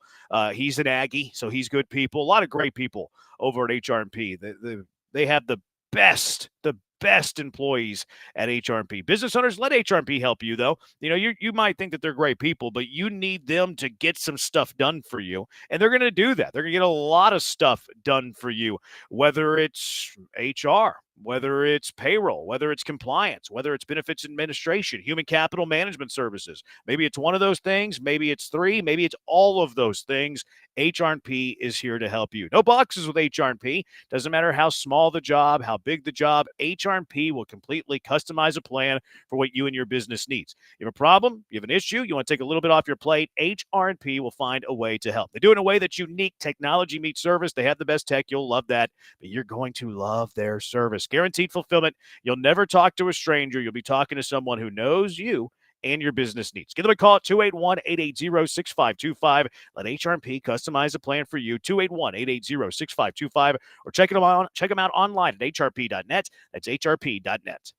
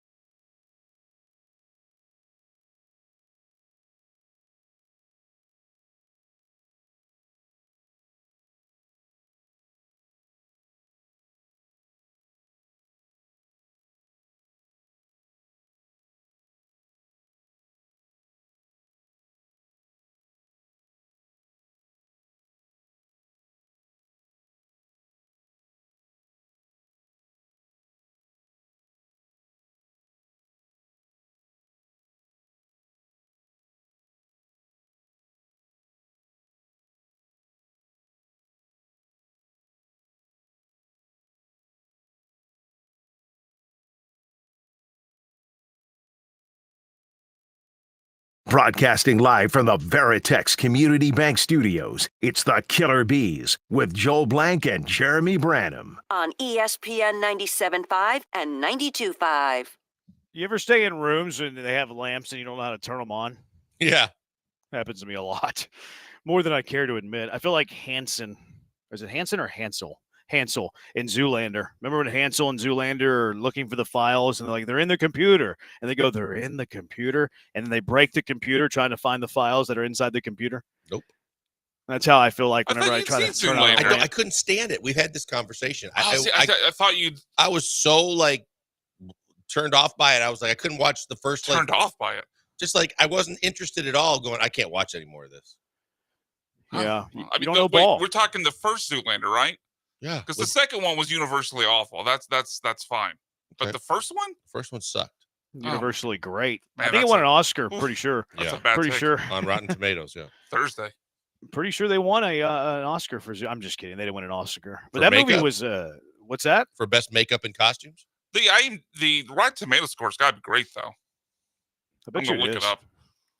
Yeah, look it up for us. Eric says, "Don't ignore in victory what you wouldn't in defeat. The Rockets sucked last night." There's truth to that. Like we probably shouldn't ignore the fact that they didn't play well, and especially the first half. Like I get that, but the reason I don't think they played well is because I don't think that they really took Philly seriously. Like I think they expected to just coast in that game and be able to like easily win. So that's better for me, I guess. I mean, I don't like seeing it. I don't like seeing the team coast, but it's going to happen in the NBA and pro ball. It's better than them playing like just bad. You know what I mean? Because like, Yeah. why did they play bad in the first half? What is the reasoning why? I always like to look at the reasoning for things, the motive for things. The reason that they played bad is because they didn't show up. It's not because they were a bad basketball team. Yes, they played poorly. The production was poorly, but do I think they're a bad basketball team because of that first half yesterday? No, I just don't think that they were professionals and showed up. Well, I mean, and Ime after the game took the blame for it and just said, and he hauled off the Utah game, the Sacramento game, this game, and said, I got to do a better job, and we got to do a better job of kind of motivating and dialing these guys in so that they do a better job. Because, you know, we've heard the old adage all the time, you play to the level of your competition, but it's so hyper important for this young team to take every one of these games, you know, at the utmost importance because they're right now the 2 seed. And as much as it's fluctuated in the Western Conference and where they were even a week or so ago, to be sitting that close to locking up a home court advantage and potentially the second best record in the West, those are all so important that they need to take advantage of every one of these games. That's one that, again, if you let that one slip away, now everything is magnified and blown up by 1,000. Thankful they won it, but now learn from it, do something about it. Yeah, like I'm not pleased of the game. Like I'm not pleased that it happened. The first half was poor, but it is better, obviously, that they won, that they didn't lose. And I don't think that there's some like fundamental flaw with them.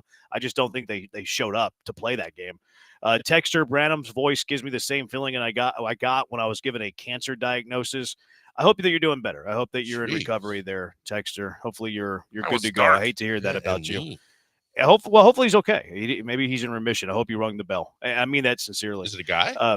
I couldn't tell you. How would I know that? I don't know, but you said he. Hopefully he's okay. We don't know. I tend to say he with all of our texters because we have a probably not all, not 100%, but the majority of our audience are guys. So I usually jump to conclusions, and I shouldn't do that. That's my fault. That's my bad. Now, it is a fact that a majority of our listeners are men. So I think that's why I make that mistake. But you're right. I should. Well, you got me on it yesterday. I did it on the same kind of thing, and I did the same thing. I assumed that. Let's just be better. Let's be better with fine. that. Yeah. It's hard to do though, knowing that most of our listeners are guys. But that's very disrespectful to our women listeners, and we love you, women. Sorry, Twitch. What's that? So I apologize to Twitch. No, but I do hope that that texter's in remission. Cancer's not anything to mess around with. That's hard stuff. Texter, right now, would you take Shed over Shepard? Genuine question. Ooh, boy, that's a Go tough, Cougs. that's a I'll tough take question. him. I'll take him. No doubt about it. Give me Jamal. Give me Maul. I understand your allegiances and all that. I'm gonna stick with Reed Shepard for now, but that's a tough question because I really like Jamal Shedd's game. Homer. No, I'm not a homer. I'm sticking with the other guy. Wasn't the Shingun benching more about matchups rather than discipline? I think it was both. Yeah, look, we both have been talking about the fact they didn't show up. They didn't have energy. They really needed the energy of the scraps to kind of get focused, and then they focused in the third quarter. So he was not locked in. He seemed to start pouting a little bit when he wasn't, getting touches or when certain plays didn't go his way. And I think that on top of that, the coaching staff saw an opportunity to try and get back in this game. That's the biggest comeback in the history of the franchise, 25 down. So there was a massive undertaking to get that done. And so, you got desperate. You just said, we're going to go small. They're not going deep onto their bench. Let's run them into the ground, see what happens, get back into it. And they did. Yeah. And plus, it didn't help that Alpy was off the floor when the Rockets made that big run, because now you're going to ride the hot hand. So, I think it was a combination of all of it. Is Morey on his way out? Seems like his time should be up. What do you think about that? The Paul George thing is what really hurts him, because otherwise they were kind of trusting that this was their savior that was going to do what he did for the Rockets and more. He re-ups Embiid, and then right after Embiid plays in the Olympics, doesn't get hurt again or anything else, and then has had this disaster of an injury-riddled season. And then he went out and spent all of his resources on Paul George, another guy that he's continued to chase throughout his career, just like he did with Melo, and then got Melo when Melo wasn't Melo anymore, and that one backfired. He chased Paul George to the bitter end, got him, thought he'd be a difference maker. He has absolutely backfired. And I think Philly fans are really, really getting tired of Daryl in a short period of time. I would say the leash is getting pretty short for Daryl Morey. He might survive one more year, but I would understand it if they wanted to make a change. Yeah, plus it's Philly. It feels like the hot seat gets hot. The biggest thing he's got going for him is a contract that's for multiple more years that they don't want to pay at $12 million plus a year. But He makes other than $12 million a year? oh yeah. Oh my gosh. Don't you remember that he worked Tillman? That he knew Tillman wanted to get rid of him, and then Trump was meeting with Tillman and said, "Is that guy that made that China tweet still with you?" And he's like, they chuckled, and Trump shook his head. And so Daryl knew that Tillman wasn't happy with him. He backdoored a deal with Philly and had it in his back pocket. Went to Tillman and said, "Hey, I got a couple years left. You want to buy me out? I'm gone." Tillman gives him $10 million as a going away present to get out of the rest of the deal, and he signs for $2 million more a year for 5 years with Philly, and just counts all the cash. Must be nice. I wish I could be an guess. overrated general manager No and make that doubt. much money. The Rockets were very disappointing last night. The only positive thing out of it was they came up with a W. Or the Rockets bad, or did the 76ers just have a great night? They made everything in the first half. Rockets were bad. Yeah, there's a reason that they made so many shots. They were wide open. They were wide open the entire first half. And NBA players are good. You leave them wide open, and that's what it looks like. I would push back on the only thing that was good was the W, because I really liked the way Jabari played, especially in the third Yeah, quarter. he played well. He played extremely well on both ends. He's been really good defensively, and I don't think as many people pay attention to that, but he was huge, and without him, you don't win that game last night. So I give Jabari a big plus last night. See, that's what I see in Jabari.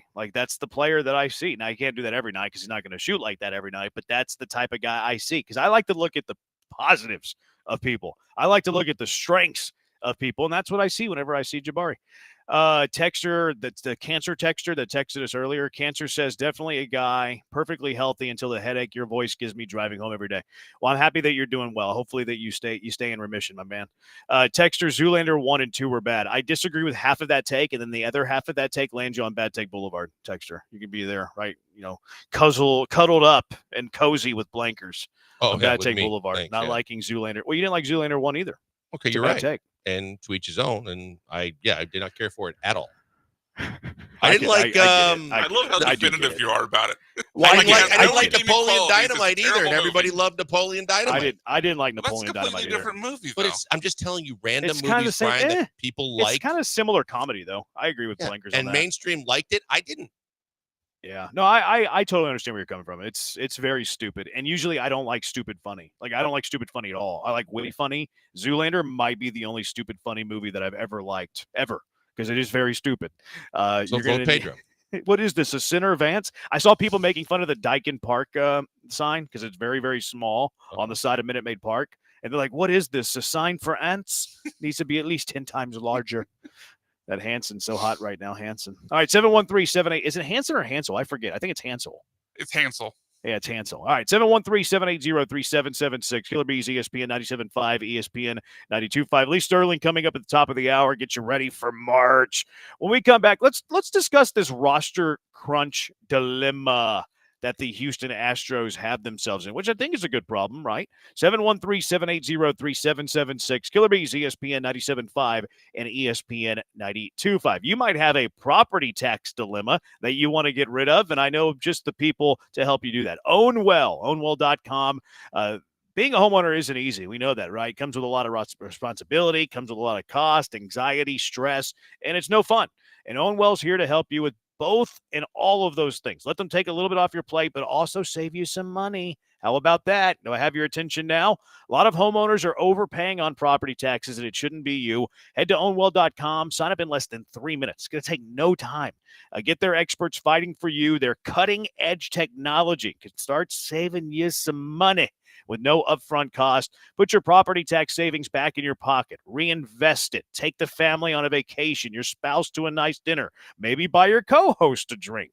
Ownwell handles it all from the start to the finish and delivers top results, no upfront cost. Only pay if you save. It costs you nothing. You're only paying a little bit if they save you money. You can't beat that. Ownwell levels the playing field, eliminates the concern of paying too much on property tax. Here's some numbers for you. 86% of Ownwell's customers receive a reduction, with the average customer saving over $1,100. Sign up. It's free to do. No upfront cost. You could save up to $1,100. You could save over $1,100 perhaps. Why not do that? The deadline to protest May 15th, so don't run out of time. Save money on your property taxes with Ownwell. Sign up in less than 3 minutes. Start your protest today at ownwell.com. That's OWNWELL.com.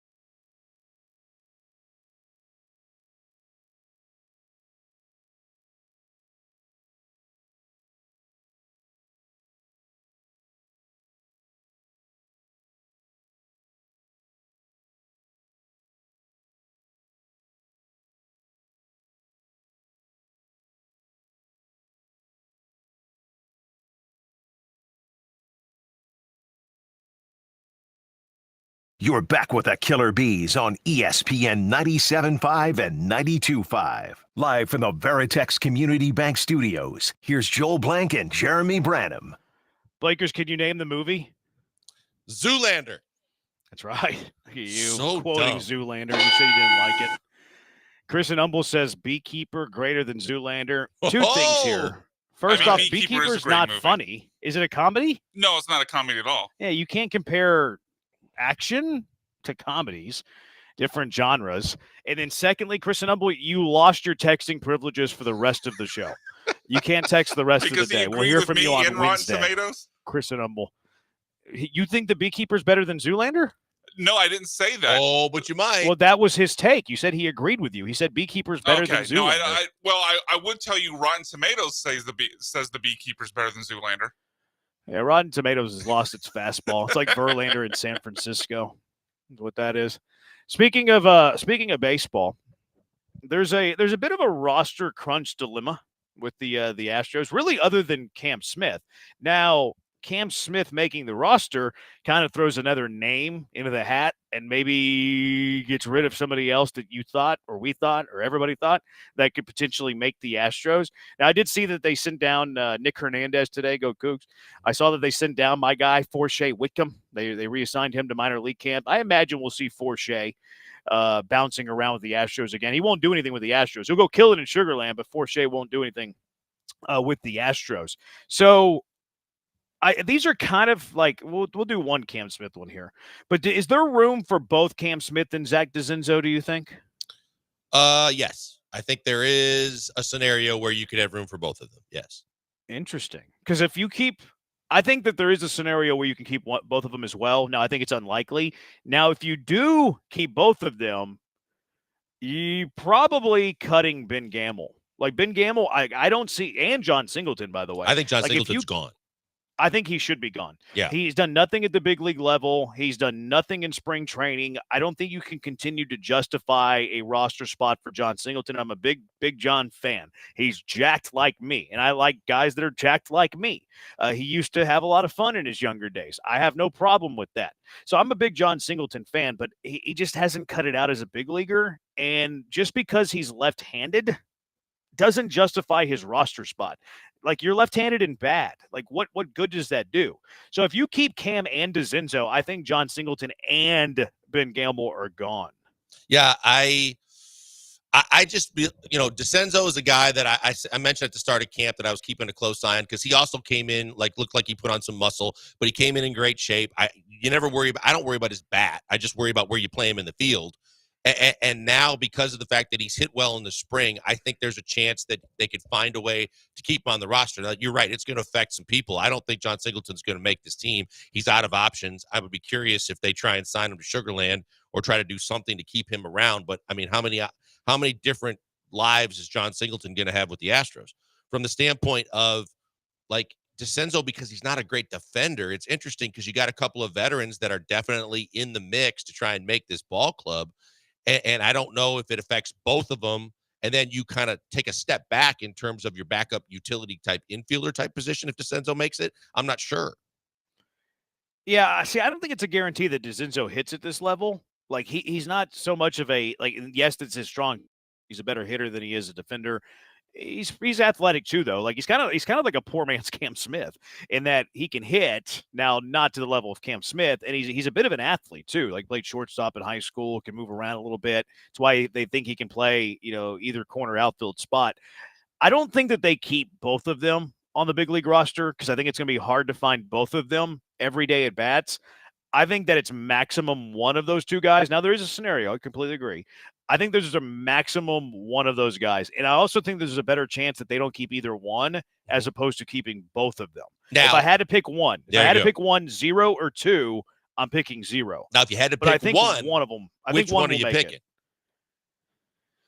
I think it might be Cam. I don't know. I go back and forth on this because I think there's like a 40% chance Cam makes the team. But if he makes the team, I don't think DeZenzo does. But I could also see them just be like, here you go, Zach. You've already started your clock. Like, let's give you the at-bats. Let's let Cam Smith learn right field. Because DeZenzo played right field in the Winter League. So it's tight. Like, it's tight. If they keep one, it's tight. I think there's a decent chance they don't keep either. That's why I asked, because I think that obviously all the hype train, it can't get out of the station soon enough to get Cam Smith on this roster. But when we talk about and we highlight the fact that he hasn't had a whole lot of professional experience, even in the minor leagues, is he ready for all of this? And if he's not, then it's DeCenzo. But, I think that because of the fact they both have been hitting so well, and we know that there's a lot of eyes on what's going on with Chaz and Jake, and to see if those guys are going to be able to do anything for you in the outfield, that's where the question marks are. If those two guys can both help you, then I would like them to at least get creative, but I'm kind of with you. Like, if I have to choose between the two, DeCenzo at least has been there, done that, and had a little success offensively to where if he's played some right field, I'll start him in right field if I have to. But I kind of believe that they're going to give Chaz every opportunity to succeed, as well as Jake, and to start the year, they're still going to start those two guys in the outfield. So you think there's a better chance that there's 0 than 2? Yes. Yeah, we're on the same page there. Okay, which backup infielder are you keeping? Like, even if you cut Singleton, it's going to be difficult for both Brendan Rodgers and Luis. Is it Guillermo? Guillermo. He says his name funny. Guillermo. Is it Guillermo? I thought he said it funny, but whatever. Which of those two, if you're only keeping one, do you keep? See, I think offensively, that's where it comes down to. I think Guillermo's probably a better fielder, but I don't think Rodgers is a bad fielder. But I think between the two of them, it's who do you have more confidence in would be a better offensive player for you? And I go back and forth on this. I lean Rodgers. I mean, Rodgers is easily the better offensive player. The thing that I struggle with, though, is that Rodgers only plays one position. Mm-hmm. Like, he only plays second, whereas Guillermo, it's actually pronounced Guillorme. Yes, I knew it was weird. Really? But, yeah, it's Guillorme. I just put it up on Baseball Reference. I heard Callis say it the other day. I was like, who the heck is he talking about? Because I thought ESPN and then I realized, guys, when I saw Mets games, I thought they said Guillermo. I'm looking at Pro. Well, I look, believe maybe that is the case, but yeah, Pro Baseball Reference has a Guillorme, and Callis said it the other day. I was like, who? Like, I had to do a triple, quadruple listen. But whatever. He plays multiple positions, so it comes down: do you want the offense or do you want the defense? Because if you want yes, Rodgers can play a good defensive second base, is a former Gold Glove winner, but he doesn't have the position flexibility. So if they want to keep a guy who has position flexibility, they go Guillorme. If they want the bat, they go Rodgers. And then Dubon, the fact that he can play multiple positions, maybe they can keep the bat in Rodgers. Mm-hmm. Now, there is an outside chance they could keep both, cut Singleton, cut Gamble, and then like both of those rookies that we just talked about aren't on the roster. Yeah, I haven't. I mean, I don't think at the lack of a price tag that Gamble cost you too, that should prevent you from doing what you need to do. And I think that they do have so much versatility and flexibility with those three guys, as backup infielders, including Dubon in with Rodgers and Guillermo. To me, I think I thought it was always going to come down to either Guillermo or Rodgers, but same.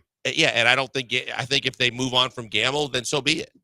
I just don't want to put a whole lot of stock in Brendan Rodgers as I know he's probably the better offensive player, but just like his offense, you look at his career numbers, his career OPS outside of Coors Field is 628. Like, he's outside of Coors Field, he's not been a good hitter in his career. So maybe he's the better offensive player of these two, but I don't know if I'm making the decision because of his offense. Touche. If you had to keep that's a good point. If you only had to keep one left-handed bat, Gamble or Singleton? Gamble. Right now, Gamble, because Singleton's just been awful. Yeah. And it's not a great choice to make, but I would lean Gamble, and he had success last year at the end of the year. I'm with you there. One thing that I don't want to use the word concerned, but has my attention. The one thing that has my attention, do you realize that the Astros are more than likely? Like, if you set down Joe Espada in the law firm of Murphy and Miller, and you said you're getting through spring training healthy, we're not including McCullers, we're not including Luis Garcia because they're not going to be ready yet. If they could write down their 13 pitcher pitching staff, 3 of the guys in the bullpen don't look like they're going to start on opening day. So already a thin bullpen, right, after Hader and Abreu. They're more than likely going to start the regular season without 3 guys that they were probably counting on to be on their opening day roster. Caleb Ort, he hadn't started throwing yet. Have y'all seen him start throwing? Nope. I haven't heard that he started. Caleb Ort's going to be gone. Sean Dubin, I think he might be tossing now, but Sean Dubin's not going to be ready. And then Forrest Whitley now with his knee. So, like, it's already a thin bullpen, and now the Astros pen has 3 guys that were more than likely, if everybody could get through healthy, going to be on the opening day roster that they're not going to have available. So that's kind of like, okay, like, let's see that bottom of the bullpen. Let's see those low leverage guys, because that's already, before opening days even started, has already taken a hit. Yeah, no, it's interesting. Look, I like the fact that there are other candidates that have performed well in spring training that, at least in the bullpen, could give you some options. But Ort was a guy that, before we started spring training, I was relying on, and we all had conversations about, as a guy that might be able to fill the role of the 7th inning guy, because he was so effective down the stretch. And now he hasn't started throwing yet. And now here we are again, watching all these arms with all these injuries and crossing our fingers and hoping that at least one's going to step up and be ready maybe and speed up the clock to where we can, have someone else in the mix. But it is something that you're right. You definitely have to keep an eye on, especially because you got rid of Presley and because Scott at the end of the year was not his first half self. And so there's some guys to kind of really watch. And you're also relying on a guy like Forrest Whitley, which you've never had to rely on before, too. Yeah. Yeah. It's, I think Ridley's going to be ready for the start of the year. Like with the knee, like he's probably right. not going to be available. So Caleb Ort, you were counting on him to be in your bullpen, maybe even your seventh inning guy. Forrest Whitley, who had been really good in spring training, who they were even talking about being a multi-inning guy, like 4 or 5 outs maybe. And then Sean Dubin, who might have been the long guy, already without those three. So, like, we thought that the Astros bullpen was thin, kind of top-heavy. And on top of that, opening day is going to roll around, and they're not going to have 3 of those guys. Hopefully, and it shouldn't be long term. Knock on wood. Pitchers' injuries kind of crazy, but especially in this organization. Yeah, I know. Something to monitor. A texter: where's Bryce Matthews' timeline to the majors compared to Cam Smith? I feel like you hold Cam back, and they're your core moving forward when they're ready. I think Matthews has a chance to play significant games this year at second base. Now, he has to be good in the minors, and then you might need like Dubon, Rogers to struggle, and Altuve to stay in left, because it looks like Matthews' future position is second. And I think that's part of the reason that they moved Altuve to left field, was because you're right. They think Bryce Matthews is their second baseman of the future. But ETA, July, August at best, probably more realistic 2026. Yeah, I was thinking late June, maybe July, around All-Star break. If he's raking in the minor leagues and you're struggling to find consistency in the infield, specifically second base, that there'd be a chance. But I think that, I think they started out thinking maybe third, maybe second. And right now it looks like they probably are going to kind of speed him through as a second baseman if it means that he's hitting the ball in the minor leagues and it gives you a better option than the guys that we just got done talking about. Yeah, there is some league-wide fear that he's not great hitting secondary pitches. So, like, he needs to improve in that area. But I would say he's probably 6 to 12 months behind Cam Smith in relation. Now, hopefully Matthews is the future at second base. Cam Smith locks down one of these corner positions, and they are part of the future. I think that they certainly hope that. Texture, what about Brian King? Yeah, Brian King's going to be he's pitching, right? I haven't heard of an injury with Brian King. Brian King's firmly in my bullpen. My bullpen as of yesterday, because I do it every Monday. My bullpen is Hader. This is in order. This is in order from high leverage to low leverage. Okay. Hader, Abreu, Taylor with an E. Scott, Brian King. That's where I have to get on the edge of my seat here. Rafael Montero. Oh, my. Yeah, I think he makes the team. Logan Van Way, who's been killing it. Steven, I believe it's Steven. Steven Okert, who's your loogie. Well, you can't really use a loogie anymore, but he's a loogie. And then this Luis Contreras guy who's been lighting it up. And again, I think, because I think this is my guess, I think Caleb Ort, Forrest Whitley, and Sean Dubin, who would have all been in this rotation, I think that they're all going to start the year on the IL. Yeah, I think you're probably right. I think that it's interesting that, the guys we talked about that we relied on. I mean, even when you said Taylor Scott, I was like, yeah, but which one? Like, I was so supportive and saying, Astros, great find on this guy, pulled him out of nowhere, and he's just pitching his tail off. And then I think that they just worked him into exhaustion. And the key wasn't that we're late in the season, he got the opener start and they pushed him too far over like 35, 40 pitches. And he was never the same after that. And I'm like, okay, can he be? I understand it's tough to have the first half that he had again, but hopefully he can, if he falls back to the mean, he's more like first half Scott instead of second half Scott. So I cringe a little bit even having him there in the seventh inning. Yeah, there's a very real chance that last year was his career year. Like maybe it was a year that came out of nowhere. The advanced numbers, like the predictive numbers, don't necessarily love him. Like they think his ERA was better than it should have been. But like I'm looking at his projections right now, they have him for a 3.50 ERA. I'd sign up for a Taylor with an E. Scott, a 3.50 ERA right now. Yeah, I would take that. I would. Like, yeah, that's not too far into the regression mean, right? No, but like I said, I thought. I would hope reliever. that Ort isn't a serious injury and that Ort at a certain point, not too far down the road, is my seventh inning guy. Yeah, me too. Like I wanted him to be the seventh inning guy, but he faces hitters Tuesday, according to Brian McTaggart. He'll throw a live BP session Thursday. Next week? I guess this week, Thursday.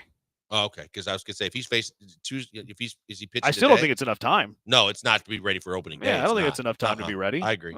Yeah, I think he's starting the year on the IL.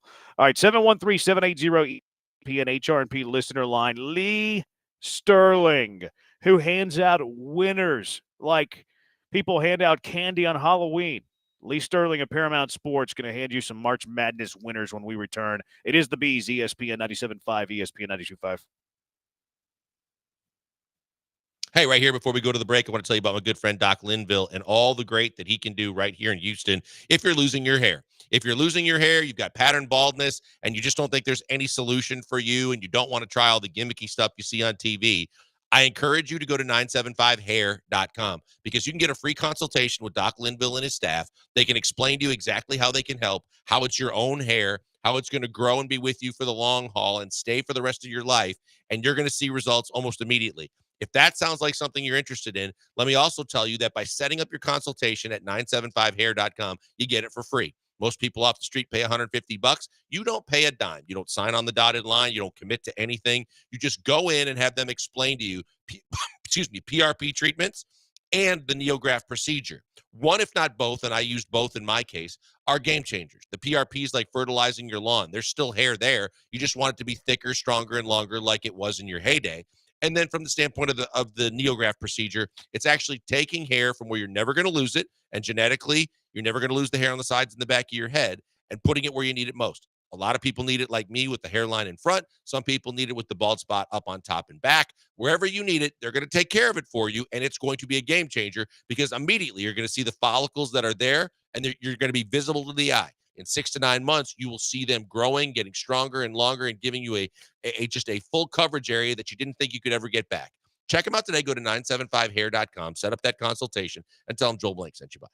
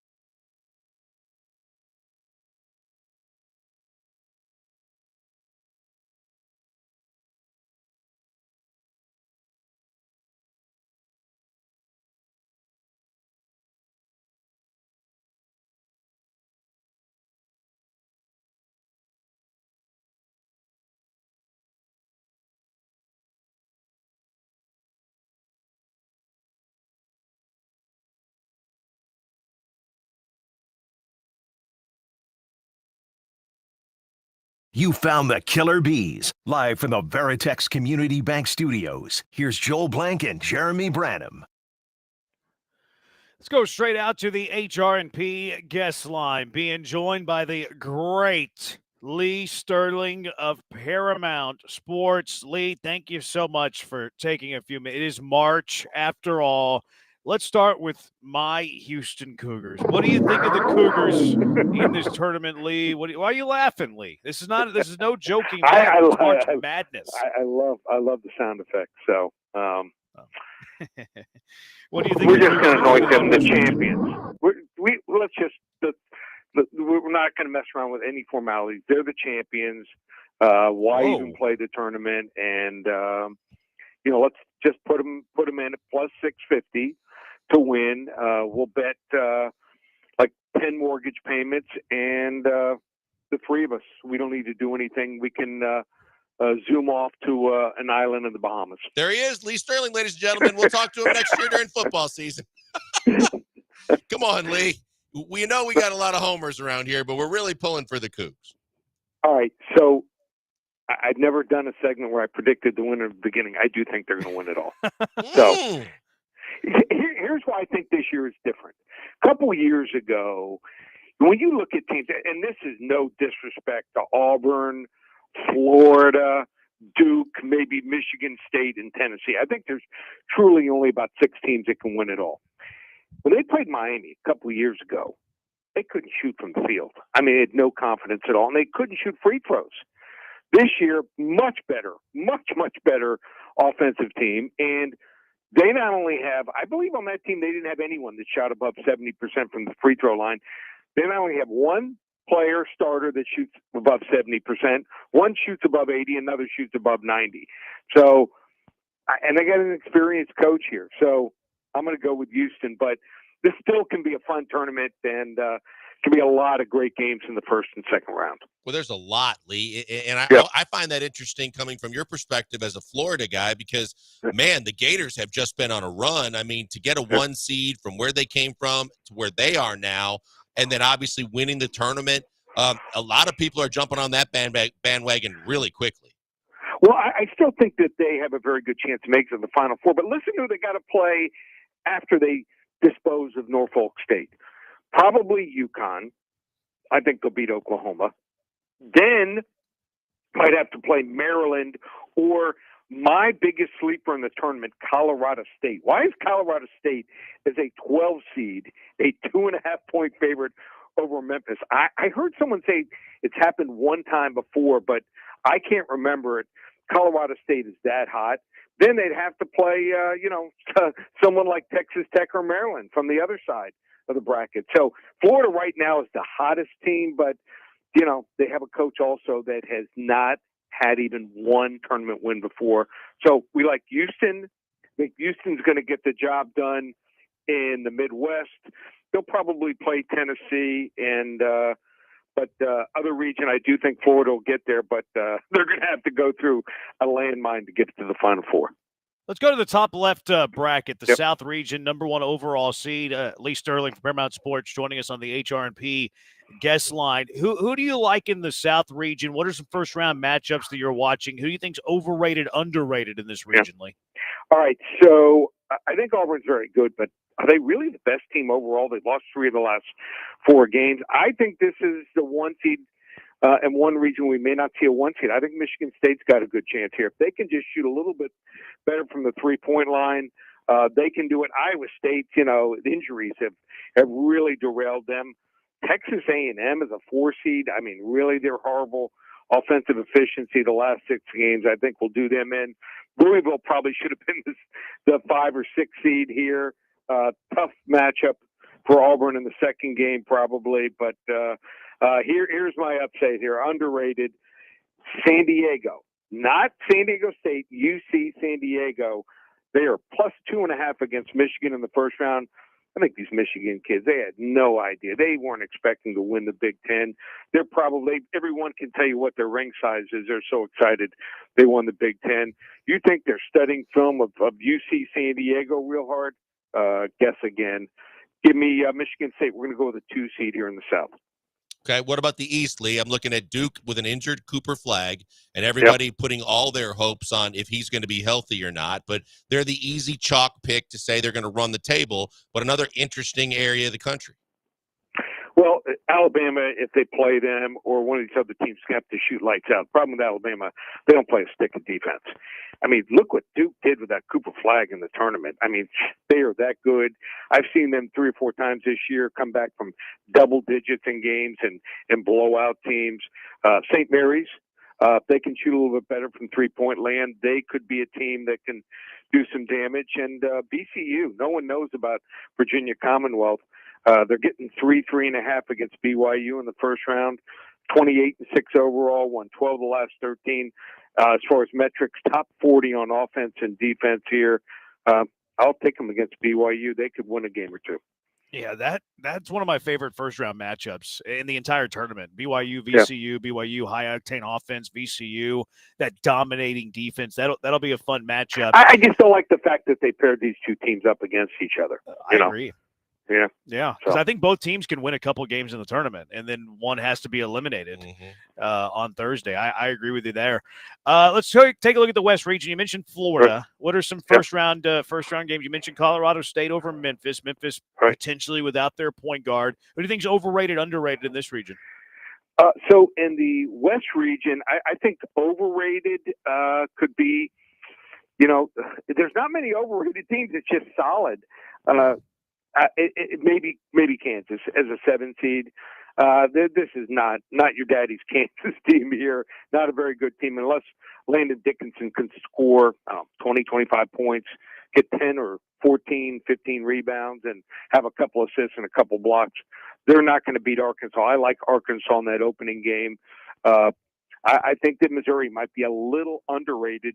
There's an offensive team that can score over 37% from three-point land. They're just small. They only have one player above 6'5" that plays a lot of minutes. And why not Grand Canyon? School that no one knows about, this Grand Canyon team, one of the biggest schools as far as enrollment in the country here. And they're supporting their basketball team. They did well last year in the tournament, won an opening round, and I think 10.5 points, probably a little too much for Maryland in the first round. Midwest is interestingly simply because of the fact that one, like you said, when you're matching up teams, and I was, of course, drawn right away to Arkansas taking on Kansas, but then that Gonzaga-Georgia matchup, that is a very intriguing 8-9 that I think could go either way. There's a lot of interesting matchups as you move around the country. Yeah, I like Georgia there as a 9 seed. I even like McNeese State to cover against Clemson. I think that could be a one-possession game. So McNeese State kind of under the radar, passes the ball well, doesn't turn the ball over. And you want a game that, scary game that could come down to the end. I like High Point, believe it or not, getting 8 points. They'll slow the ball down and take their time. They'd love to have a 61-58 game. Something tells you something's fishy when Purdue as a 4 seed isn't laying double digits against High Point. And finally, you want a blowout team that might boat race another team, UCLA over Utah State. UCLA's thoroughbreds, I think, get the job done against the Aggies. Lee, do you mess around with the first 4 at all? 2 games today, 2 games tomorrow? Yeah, we're going to have something. Yeah, anyone wants to get involved. We've won 7 of the last 8 tournaments. In fact, football, I didn't even want it to end. Normally, I'm ready to move on, even though football is my favorite. But we won every single game in the NFL playoffs, including the Super Bowl 10-0 run. We had never done that before. We've only had 3 losing weeks in college basketball this year. They can get the entire tournament from tonight. We have both games, selections on both games, all the way through the final, Monday, April 7th. Just $197. That's going to be probably 25, 30 selections. Also, we'll throw in the UFC for you for the card this Saturday night. And how about baseball? Already had a winner go off early this morning, 5 a.m., start the game between the Cubs and the Dodgers. We had the first 5 innings under. We've won 5 straight years in baseball, too. So check out all the specials, ParamountSports.com, or give us a call, 800-400-9741. Lee, enjoy the brackets. Enjoy March Madness. We'll talk soon. You too, guys. Take care. Be safe. Lee Sterling, Paramount Sports. He's ready to win, Blankers. You can hear it in his voice. He's fired up, man. When dominate. Those emotions, when he gets really feeling good about his picks, and obviously he's got plenty of reasons to. Boy, I love the emotion that he shows. He undefeated NFL. He's good. won 7 of the last 8 NCAA tournaments. He's going to be cutting down the nets, I think, in early April. That Lee Sterling. Texter texted in a little bit late. He said, "Please ask about Wisconsin." But we have a guy from Wisconsin on the show. What do you think of the Badgers' chances, Blankus? You and I talked about it. I think it's really tough to say that if they both win their opening, that you put Wisconsin against BYU, and both teams are interesting because they've got size up front. They play really structured. I think Wisconsin's big keys are, look, they make all their free throws. They're a solid defensive team. They can shoot the 3 ball, including their bigs. But BYU can be athletic. BYU's versatile. And I think that if they get by BYU, I think that they could win another game. I think they're very structured. But they also are a team that fades quickly in the NCAA tournament, so I don't like to put any money on them. I don't know, man. All right. It's Milwaukee, so I don't know if I can take your opinion seriously. About Wisconsin, he can. Yeah. Absolutely. Do it about Wisconsin. All right, 713-780-ESPN. Just had Lee talk about March. So let's talk about March. Let's play our annual March Madness game. We'll explain when we come back. It is the Bees, ESPN 97.5 and ESPN 92.5.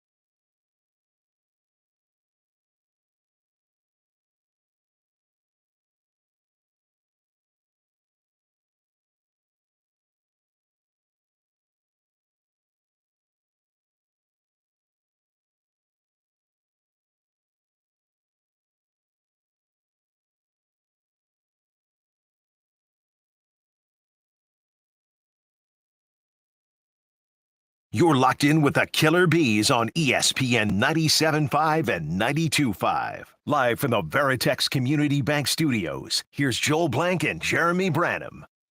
It's time for the Killer Bees NCAA tournament game, where the three of us have a snake draft. We draft college basketball teams. We are awarded a point for each win in the NCAA tournament, and the high point total wins. Now, this is a 3-week event. Lunch bet, drink bet. Oh, I mean, we did this yesterday. I think we settled on lunch bet, right? Hey, lunch is fun. And this was for the baseball. We didn't do this yesterday. Oh, you're right. You're right. Okay. Yeah, I'm fine with the lunch bet. Lunch bet for the 3-week event. Mm-hmm. Okay, sounds good. Loser pays the winner. Yeah, loser pays for the winner. The middleman just gets to sit on the side, or if there's a tie, Then they split it. they split a lunch. Well, if there's a tie for first, the loser has to pay 2 lunches or 1 lunch and the winner split. He pays for 1. Yeah, I think that's fair. Cheap. All right. So how did the you did the random generator here today, Brian? Because you thought I cheated yesterday, so you had to do it today. How did it turn out? Funny you ask. You came in first, so How about I'm wondering who that first pick will be. Lady But random Luck order is on my side. Random order will be Jeremy, Joel, and then me. I will have the benefit of the back-to-back, but yeah, Jeremy, Joel, Brian. How many rounds are we doing here? You want to do 4 or 6? We do 6 last year, or did we? I think we did 6 last I thought we year. did 2. Yeah. I'm fine with 6. You thought you did 2 or 6? No, I thought we did. Okay, smart ass. 6. All right. I have the first pick, you said, Brian? Yes. Who has the first pick? I have the first pick? Yes. I'm going to go with the Houston Cougars. Cougars. Houston Cougars. Give me the Cougars. I got the Cougars. Take the Florida Gators. Why do you like them? Because their 3 guards are phenomenal. They have a 7'9" dude who rides the bench. He's redshirting, right? Yeah, he's tall. He was cutting down the nets the other day, and he didn't need the ladder. It's crazy. He cut down the nets without a ladder? Oh, if you've seen him like doing his pregame routine where he just stands flat-footed and holds the ball up, it's Can he scary. move? I don't know. I'm not sure. I've never seen him play. Like I've seen him like do like dunk like highlights coming out of high school, but I've never seen him like actually playing a game. I don't know if he can move. All right, my 2 picks here. I won't make it that crazy here. I'm going to go with the other number 1 seeds. Give me Auburn and give me Duke. Weak. Going chalk. Yeah. Look at that. So weak. Okay. Joel? I'm going to go with Tennessee. Ooh, what do you like about them? I think they're versatile. Don't think say Rick Barnes. They're athletic. I think they can defend in their wings. They can defend. I think that they're deep. Why don't you like Rick Barnes, Brian? Because he never beat a team seated higher than him during his time at Texas during the NCAA tournament. Okay, so you never overachieved. Texas doesn't like guys who fail to overachieve. Well, he was there for 15 years? He can never beat one team seated higher? Texas would be lucky to have Rick Barnes. No, Lucky. truth. I mean, obviously the Shaka Smart era didn't work out. Chris Beard obviously got kicked out for reasons off the court, but I think in retrospect they might have been much better off. Yeah, in retrospect, sure, but man, I didn't enjoy the always coming up short. Okay, so I get 2 picks here? Yes. Huh. Should I go chalk? Grant Nelson's availability worries me, but Nate Oates can coach. He's good in March. Very good offense. They play hard defensively. Give me the Alabama Crimson Tide. That's a basketball school. Give me the basketball school. Alabama, Roll Tide. SEC is now a basketball conference. Grant Nelson, second one. They're thinking he's going to be back for the first round or no? He's kind of questionable, but I mean, Grant Nelson might not be their top 2, top 3 player for Alabama. Yeah, not the best player. He's good. They need him, like to make a deep run. They need him, but I hope this is a long play. I'm thinking, second, third week, and they're 2 seeds. Hopefully, they get to that second week. All right, the next one I'm gonna go with a legendary Hall of Fame coach who just wins in March. It's what he does. Give me the Fighting Tom Izzos of Michigan State. Yeah, that's a good pick. Thank you. Yeah, I thought about it, but not this early. But yeah, give me Izzo, baby. Izzo wins in March. He really does. January, February, Izzo, April. Yeah, I'm gonna go. It's mine. Yeah, it's your pick. I want to this pick here. You want to trade it? No. We'll go Texas Tech. Damn, I'm surprised you didn't take Wisconsin there. Because I'm not stupid. I never bet with I my like that. heart, That's a good and I'm pick. also smart enough to realize Wisconsin, as I told you, has shortcomings in the tournament. I think Texas Tech, if they're healthy, can play with just about anybody. I really hope they're healthy because that Hawkins point guard's electric. Now he's been healthy, but he's small but fast and quick. Chance McMillan's that dude can shoot. Hopefully he's healthy. Darion Williams, fantastic. And then they have the Big 12 Player of the Year and JT Toppin. JT electric. And Grant McCaffrey can really coach. Is McCasley's Toppin related really to good. Obi? No. Really? Yeah, I thought so too. And then I did my little, I did the prep that I was doing, and they're not related. I thought so. Like I assumed that as well. I did too. But then whenever we played them the first time, I realized they weren't. All right, Brian, you have 2.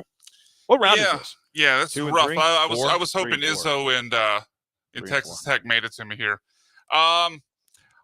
First pick. I'll go ahead and go with St. John's. Give me Rick Pitino. How about Rick Pitino being disrespected in the Killer Bee March Madness draft? Sleeping on Rick Pitino like we're a Perkins waitress. I thought it was an Italian Wow, it was an restaurant. Italian Yeah, it was an restaurant, Italian restaurant. Yeah, that was Tiger. Tiger was the Perkins. That's my bad. Exactly. You know what? For my next pick, this is I feel like this is a bit risky. They've dealt with some injuries, but a good offensive team. Give me Kentucky. Ooh. Kentucky, huh?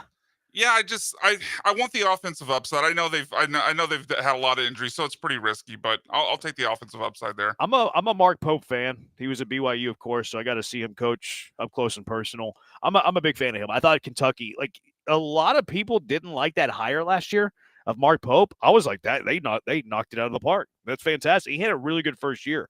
If they didn't have the injury bugs that Brian alluded to, I think you're looking at a top 2 seed.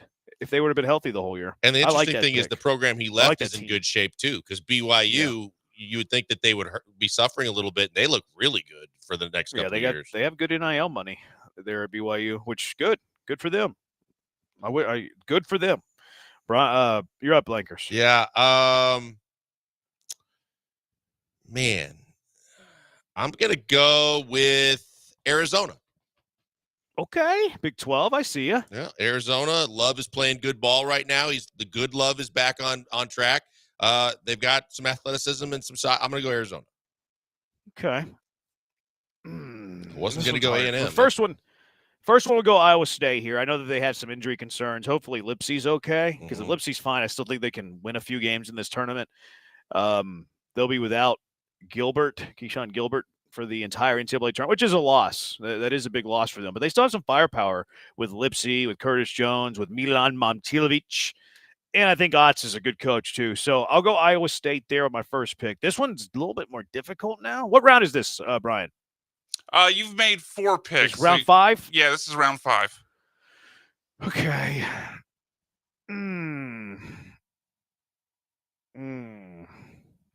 Give me Maryland. Give me the Terps. Yeah, that's a good one. Well, they have a nickname. They're calling them like the Terp 5, I think. I don't know. Yeah, I missed that one. I'm a big fan. Oh, the Crab 5. They call them the Crab 5. That's because right. they're Yeah, I've from heard Maryland. that. Yep. The Crab 5. So I'm taking the Crab 5. I'm a big fan. I'm a big fan of Queen. Queen can go. Derek Queen, talented freshman. Probably going to be a one-and-done guy. Probably be a top 10, 15 Freddie pick Mercury, in the good upcoming singer. NBA draft. Yeah. What's that? Freddie Mercury, one of the all-time frontmen for a band. Big fan of Queen. Never mind. Never mind, Jeremy. Go ahead. It's your pick. I thought he had. I thought you. I went Iowa State, Maryland. I went the Crab 5, baby. Okay. Yeah, it's on you, Joel. All right. Cyclones of the Crab 5. I'm gonna go Texas A&M. Foundation of love. Yeah, Buzz. All right. I like Buzz as a They can coach. defend. They play defense. Shooting worries me at times, but they've got experience with Taylor. I'm hoping to God that they win a couple games. That much, huh? Yeah. Well, Easterby's there, so he'll help you out. Praise. Yeah, where's my drop? There's Shout my out drop. to the fish. Shout out to the fish.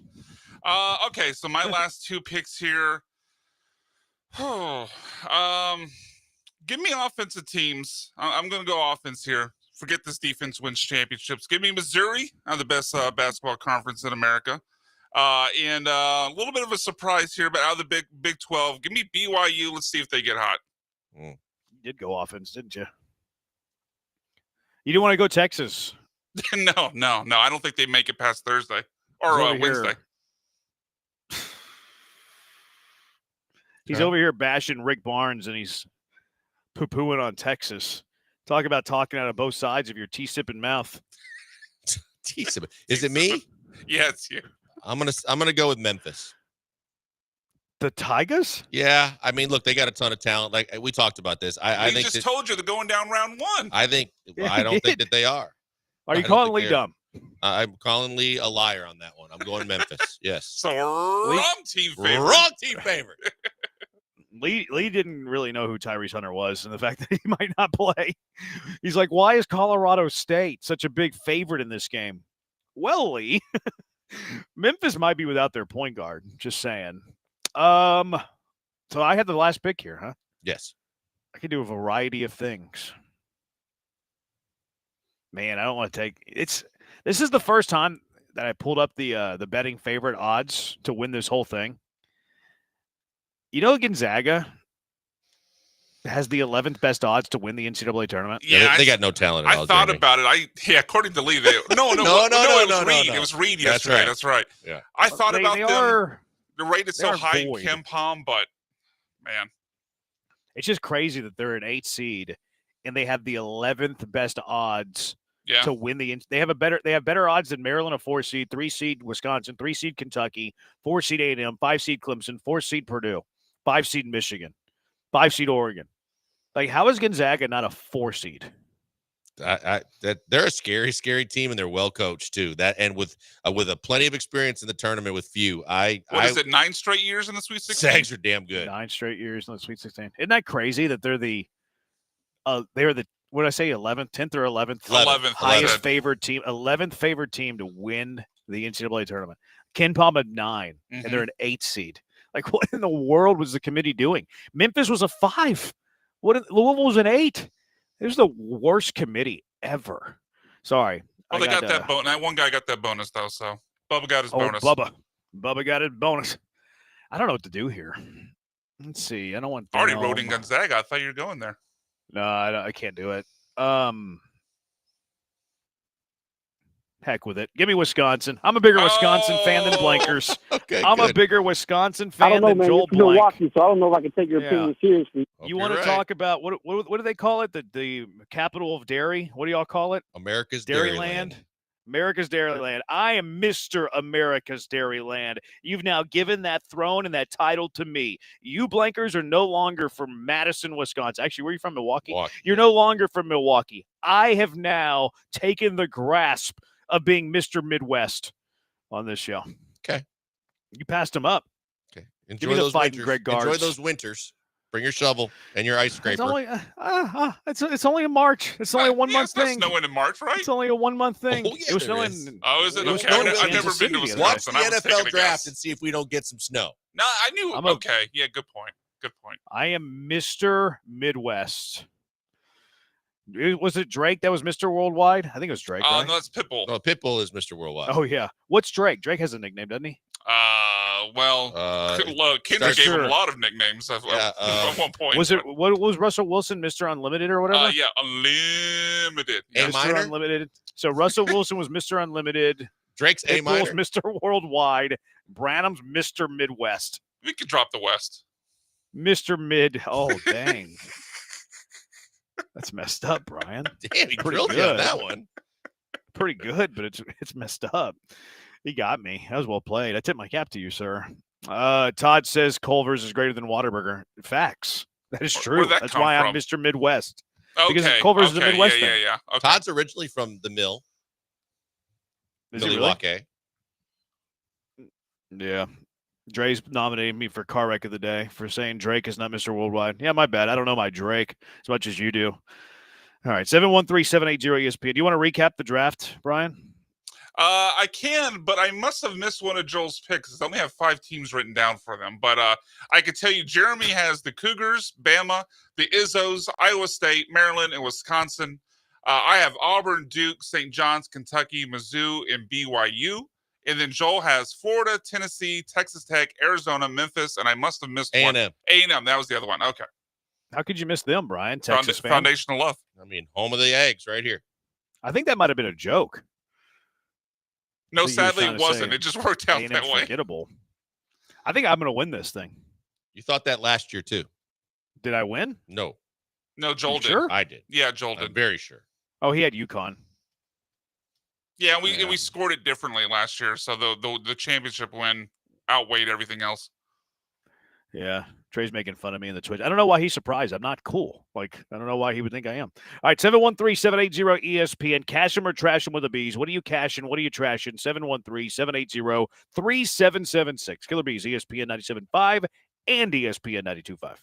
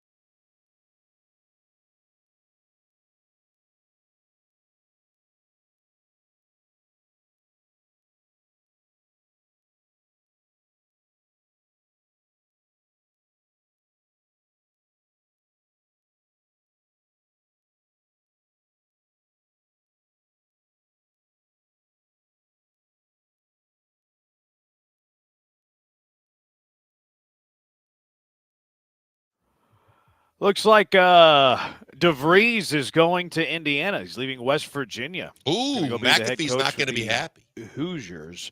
Imagine being a West Virginia fan right now, man. I feel bad for them. You get snubbed because the UNC AD is the committee chair, and then you lose your head coach to Indiana, like all within a few days. They thought he was going to Iowa because I think he's from Iowa or he went there. Darren DeVries probably going to take his son to Indiana too. I bet. Yeah, he can play, right? He was hurt. He was out for You the mean whole that guy year. that was out the whole year? Yeah, but he can The play. guy that played 9 games, and then Bubba Cunningham said that, "Whoa, we had to take his injury into account." Bro, he played 9 games. They played their last 22 games without him. What are you talking about? Yeah, he's from Applington, Iowa. You ever been there? Where? Applington, Iowa. Nope. I've been to Appleton, Wisconsin, but not at Applington, Iowa. I've Yeah, been to it's- lots of places in Iowa. Appleton, Wisconsin. It's not. He played at Northern Iowa too. But yeah, he's going to went be the on, head coach at Indiana. That'll be fun to see what he can do there. Really good coach though. West Virginia will get somebody good too. But DeVries was a really good coach. All right, 713-780-ESPN. This texter already says I'm cashing Joel's picks out of the three of y'all. A white thumb up emoji. Good call. Bad taste, that guy. Did you see this? The SIUE over Houston is the most picked upset 16 versus 1 in the ESPN People's brackets. Those people are idiots. Of a 16 over a 1? The highest percentage of upsets of the 16-1 matchups is SIUE over Houston. It's not going to happen. I mean, they're probably the best 16 seed. Like, I don't like. What would you? I mean, did you want them to pick against Auburn, Duke, or? Look, you know what? One of them's got to be the highest one. Yeah, I just don't like it. I mean, I'm very defensive of the What teams is it that I like? 3%? Yes, 1%? 3%. Yeah. Plus, it's the public. I'll tell you When's the who's in last your time I back cared about the pocket and public? has been in the Cougs' back pocket all year is Fran Fraschilla. Yeah, he's a Big 12 guy. Well, boy, does he love him some Cougs. I love that he loves the Cougs. He said he went chalk and picked all 4 1 seeds, but he's going with the Cougs. Yeah.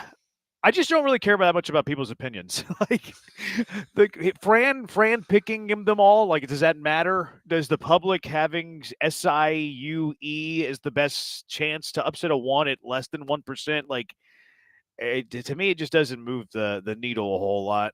Like, who's filling out these brackets? Like a bunch of Twitchers? Like, yeah, they don't know what they're doing. Which, by the way, you can enter our ESPN in his underwear, living in his bracket. mother's basement.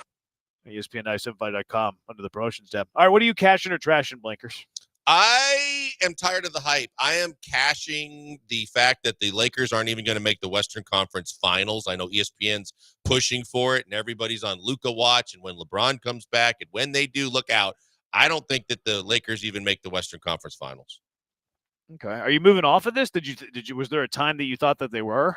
No, I just get sick and tired of ESPN's overhype. I mean, now it's, Kendrick Perkins all over the fact not only have they made they're the only story that makes the NBA worth watching, but now it's that Luka's getting comfortable. Look out. Stop it. When they have to play a big front line, I think they're going to, in a world of hurt, LeBron's got to guard like big guys down low. I just think the hype's overdone. Yeah. I mean, matchup, their path, I think, matters here, right?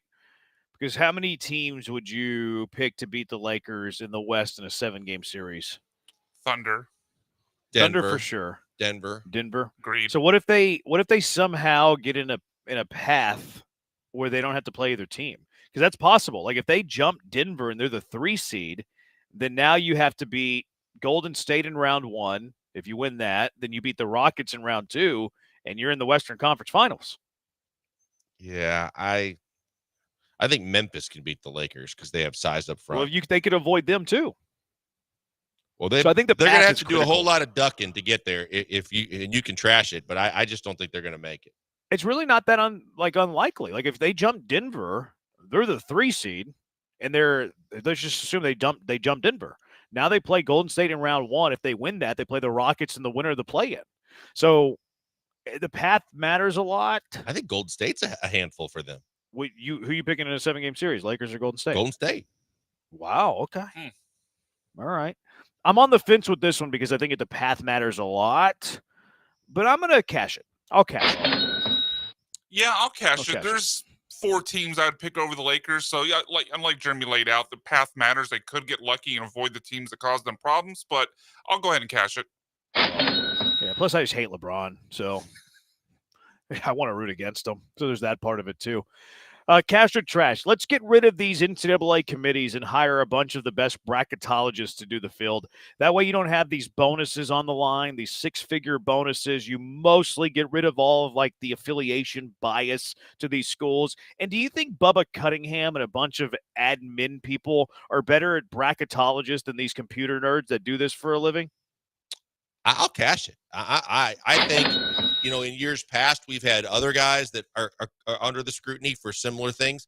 I just get tired of this committee and what they all get to sit in these big recliners and their say so matters more so than guys that are watching every minute of every game of every conference. And a lot of these guys, it's almost like from the standpoint of I take the analysts that are covering, doing TV and radio, especially the TV guys that are doing game after game all season long, to have a better understanding of, what makes a tournament team versus what doesn't. So I'm with you on that. I'll cash it. Yeah, I'll go ahead and cash it too. I would be worried a little bit about the computer models because then you could have, we talked about Gonzaga being the number 9 team on KenPom. Gonzaga's season didn't, necessarily warrant a top 3 seed. So that would be a problem. But I'd rather have that than these guys with bonuses on the line picking the bracket. So I'll go ahead and cash it. 3 seed would have been a better seed for them than an 8 seed. True. There's obviously the truth is in the middle, but that would be my concern with the computer models. All right, let's get to some on the. Let's get to Brian's. Well, thank you for setting the table there. Wasn't there one week that I forgot? What a lead in! There was 1 week I forgot, right? Huh? Yeah, there was. There was 1 week. Yeah, I think that's true. Because I made it my car wreck of the day. I think. Yeah. Yeah. Almost forgot again today. I could tell. I think Yordan Alvarez, for the first time in his career, gets to 40 home runs this season. He's 35 last year, 37 is his career high a few years ago. Obviously, injury is always a concern. He's had mysterious hand injuries, oblique injuries, a knee injury that cost him all of 2020. But I think this is the year Yordan Alvarez gets to 40 home runs. Cash that thing. I like it. I want it to happen. I'm gonna wish it into existence as well. I'm gonna support you, Brian. Maybe you'll do the same to me someday. Did y'all see the Yordan Alvarez news today? No. Don't do this. Sore thumb, scratch from the lineup. Oh, sore thumb. I'm fine with that. There's 2 weeks. Well, a week and a half to go. He was hitchhiking to Kissimmee and hurt his thumb. He's counting too many dollar bills. Yordan. Actually, Click ripped him off. Kind of did. I'm going to hedge this. I'm going to hedge this because I have Yordan in who leads the Astros in home runs. And then also, y'all have heard of Branham foot and mouth? Whenever I say something, it always goes the other way. So because I love Yordan and I love the Houston Astros and I want him to hit 40 home runs, I'm going to trash this with Branham foot and mouth in mind. So it's kind of like the reverse jinx. So trash it. That way we can play this back at the end of the season when Yordan hits 58 home runs. But look at this idiot that said this. Branham foot and mouth it. I Branham foot and mouth this into existence. Like so for that reason and that reason alone, I trash it. Trash. There we go. I'm a team player. We, not me. Texter Culver's is the Chick-fil-A of burgers. Whataburger's a joke now. Cash or trash? Oh, I'm not gonna say Whataburger's a joke. Yeah. I'll cash the Culver's. Hey, Culver's burgers are fantastic. Best fast food burger in the game. But I still like Whataburger. Whataburger's not a joke. I still like it. It's not number one. Good. Yeah, it's not number 1. It's probably not even number 2, but it's still good. I still like it. Cash or trash? McCullers does not get out of the second inning tonight. Is he supposed to go? How many is he on a pitch last count? bullpen was 40 pitches. So. It's a troll text. The spot said he's going 1 inning. So yes, there you cash go. it. Yeah. Nice try, Texter. Silly Texter. Cash this. Rockets will win the division and get the 3rd seed. Cash or trash? I don't even look at divisions in basketball. Yeah, Let me pull that up real quick. Trash it. I think they're going to be the 4 or 5. I said They're 5. They're going to be 5. They're going to be the 5. 3's so exact. Like they could end up from anywhere to 2nd to 5th, likely. So I guess I'll trash it because of hashtag math. Trash. But I do think they're going to win the division. So yeah, trash. How many games did you say they're up on just Memphis, 1? Joel? Just 1. They do have the tiebreaker also, so that factors in. But But do you think they'll hang Midwest banners? I hope they don't pull tied? Indianapolis Colts now. It's been a while it's since not they even won Midwest, anything. It's Southwest. Don't put it I past don't even them. know the names. I don't even know the names of the division. They play in the Southwest. Southwest Division. Yeah. That's how little I pay attention to divisions in basketball. Yeah, I can't remember It's last Eastern time Conference, I cared about Western division. Conference. Yeah. Do you know how many divisions there are in the NBA? 6. Yeah, there are 6. Yeah, I don't care about divisions in the NBA. Just not my thing. All right, let's get to mock drafts great again. Let's make mock drafts great again. And today we do it with Daniel Jeremiah's mock. It is the Bees on ESPN 97.5 and ESPN 92.5. Look, if you're trying to get away for the weekend, I don't blame you. I would be doing the same thing. You get off work, head on down to Two Creeks Crossing Resort. It's beautiful out there. Open green spaces, beautiful wildlife, and majestic trees. Also, some of the best fishing in Texas. You're going to love that. You can't beat that. Escape the rat race. Get away from the hustle and bustle of the job, traffic, coworkers, stress, whatever's causing you stress.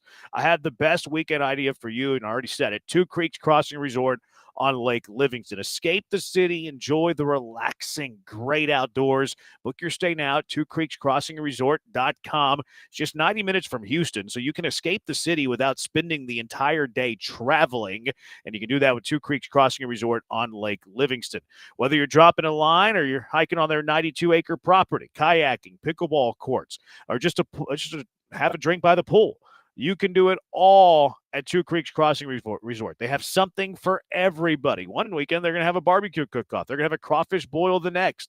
You're always going to have a great time at Two Creeks Crossing. Get away from the stress. Get away from the anxiety and get out to Two Creeks Crossing, whether it's the glamping, the cabins, the treehouse, or pull up the RV. They have the perfect stay for anyone. Book your weekend escape now at twocreekscrossingresort.com. That's twocreekscrossingresort.com.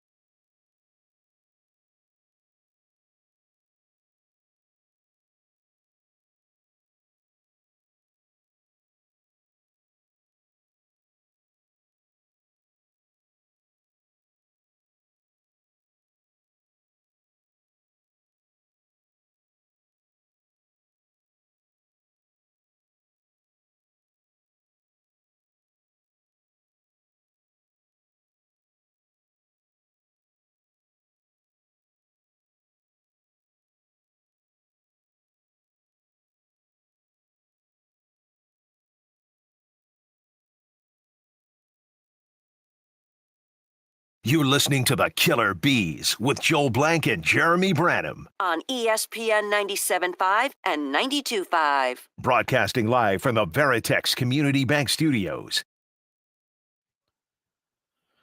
713-780-ESPN HRMP listener line. I didn't know a spot said that about my colors. Good trash, laughing face emoji. Making mock drafts great again. By the way, we're talking football. A little bit later, Glenn Davis will be talking football. He'll be also doing it live, by the way. 2-hour remote at Senate Avenue Brewing. New spot. Glenn Davis will be there from 6 to 8. Live Soccer Matters, live remote at Senate Ave Brewing. So get on out there, hang out with Glenn Davis. The funny thing, though, is that during the show, while Glenn is there for Soccer Matters, you have to drink your beer, your pint, with your feet. Great the joke, Joel. 0.0. You're just bitter because I always make fun of your poor jokes. No. All right, let's get Just to take it the way you making- dish it out. Joe George is going to be there. You can drink beer with Joe. That's true. Joe will be there. Yeah. We're trying to sell the show. We're trying to sell Soccer Matters here, Blankers. Yeah, we wanted people to go. There's a reason I didn't mention Joe. He's a good backstop. We're trying to He could sell be a good goalie. Yeah, he can use his hands. I don't know. All right, so, Go ahead. Sorry. go ahead. No, it's all right. You go ahead. You No, got no, something I more was you going to wanna bash say, Joe go more, for it. but it's fine. Let's keep going. Yeah. All right. So Daniel Jeremiah, the best mock drafter in the business. And I stand on that. But I stand on business when it comes to Daniel Jeremiah. 10 toes down with Daniel Jeremiah. So he released his Daniel Jeremiah mock draft 3.0. And everybody knows the rules. We look to see who the Texans picked, and we use the next 3 picks. We make the decision ourselves. But just along the way, he has Cam Ward going number 1 to Tennessee. So no, there's some thought that Tennessee might not draft a quarterback or might trade down. Daniel Jeremiah says, Cam Ward, number 1, Abdul Carter, 2. That'd be a scary pairing, by the way, with Abdul Carter and Myles Garrett. Like, pretty terrifying. He has Shedeur Sanders going to the Giants at 3. That'll make Todd happy. Travis Hunter drops to 4 to New England. Jalen Walker rounds out the top 5. Ashton Genty goes all the way to number 6. Do you think top 5 comes into play for Genty at all? I have never thought. I thought the highest is top 10. I did not think he could get into the top 5. I know that his stock is rising, and I just think that's too high for a running back. I'm going to say no. Yeah, he's a stud, though. I think 6 is in play. I tend to think top 5's not, but also I don't know, like Jacksonville. They have an offensive head coach now with Liam Cohen and Duval. ETN's kind of been not great. So yeah, maybe he Bigsby's can had sneak some to the top fumbling 5. problems. Yeah, maybe he can sneak into the top 5. But I think I would probably bet that he'll be a top 7 pick. And I usually agree with that sentiment that don't draft running backs that high. But I think Genty's different, man. I think Genty's pretty dang I don't know if the good. Jets would take him. They've already got Brees. Yeah. I mean, the Jets have pick 7. Yeah, well, you said top 7. That's why I mentioned the Jets. I don't think he gets past the Raiders. I think the Raiders are a lock for him. I think that's his floor. The Patriots really need a running back, but 4 is just so damn high for a running back. I don't like Especially if you have Hunter on the board. Yeah, exactly. I don't think the Patriots have a need there, but the 4 is way too high. I think he could go 5 or 6. And I think it's one of those two. One of those two. Anyway, scrolling down, he has Matthew Golden going 12 to Dallas. Dang. Matthew Golden, number 12? Go Cougs. That's a huge climb, man. It's always weird when guys, months after their last game has been played, just keep rising and rising and rising. Combine, baby. I don't know. Combine, pro day. Interviews. We talked about the fact that there's no 1A type wide receiver, but him going that high, I guess, good compliment. I think for CD. I think McMillan's 1A. I think McMillan's easily the best receiver in this draft. I really do. I think he's going to be easily the best receiver in this draft. I want to but say, Dan Jeremiah disagrees. Yeah, and I heard from one. I don't think it was Lance. I'm not sure. Maybe it was Lance too. That there were questions about attitude and things, but I'm not sure. No, he's got a terrific attitude. Tyler Warren, number 14. Colston Loveland, number 18, the tight end from Michigan. I wouldn't hate him at 25, but he's gone in this draft. Omarion Hampton, the running back from North Carolina, goes 20 to Denver. Jackson Dart goes 21 to the Steelers. The McMillan guy that I love falls to 22 to the Chargers. All right, to the Texans. Number 25, Kelvin Banks Jr. There's your tackle. He's a Houston Texan, according to Daniel Jeremiah. How would you feel about the Banks pick? I would feel good with it simply because of the fact that I don't feel good at what they've done so far. The addition by subtraction is one thing, getting rid of 3/5 of your line from a year ago, but I don't like the way that they filled those spots and brought guys in. So if this is what we have to deal with so far, then Banks is a guy that I've got to support, because as much as I cringe at Nick taking offensive linemen in the draft, they need help. Yeah, if Banks is the pick, I'm totally okay with it. Now, let's put your feet into Nick Casario's very small shoes. You get the option of Kelvin Banks, the offensive tackle from Texas. Maybe he can play interior. Trey Amos, who's the corner from Ole Miss. Derek Harmon, the Oregon defensive tackle, or Michael Williams, the Georgia defensive end.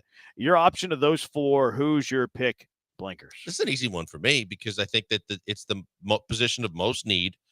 I think that they've already brought Darby in as an extra corner. I don't think that they're going to draft corner this year in the first round.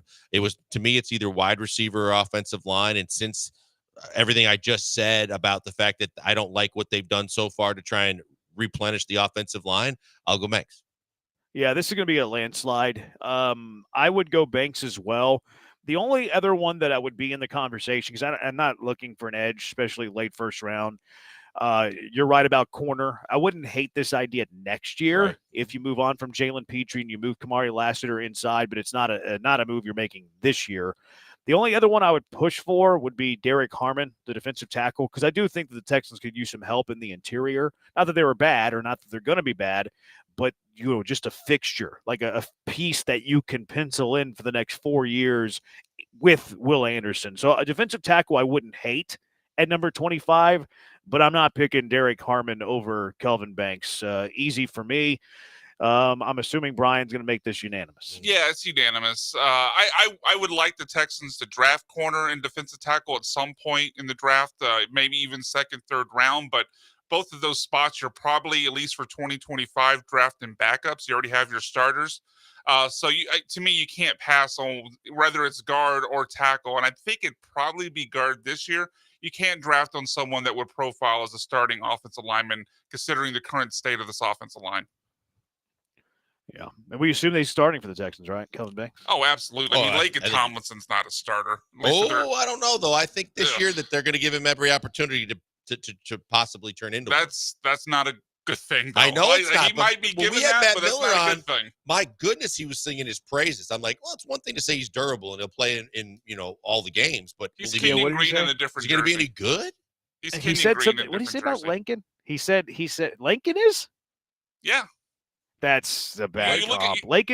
Lakin might not be that talented, but the dude's a dog. Like, he might not be very good, but he's not like on his heels and passive and soft.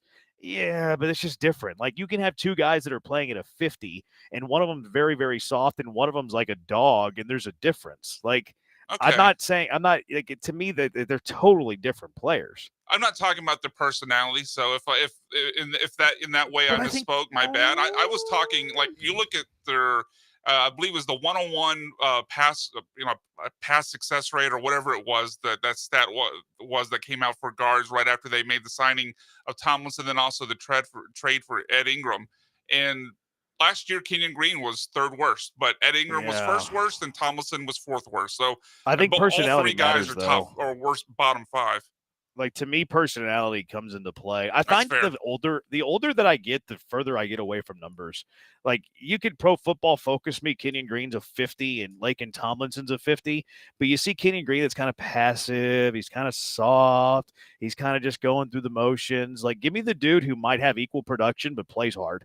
Like, to me, it's pretty obvious. Like, whatever. Yeah, all right, 713. Go ahead, but I would side on that. Like, I guess I'd rather have Tomlinson than Green. I just don't think it's an upgrade to the point where you don't need a starter there. Matt Miller was solid, if not sensational. Yeah, he was pretty big. He was really big on it.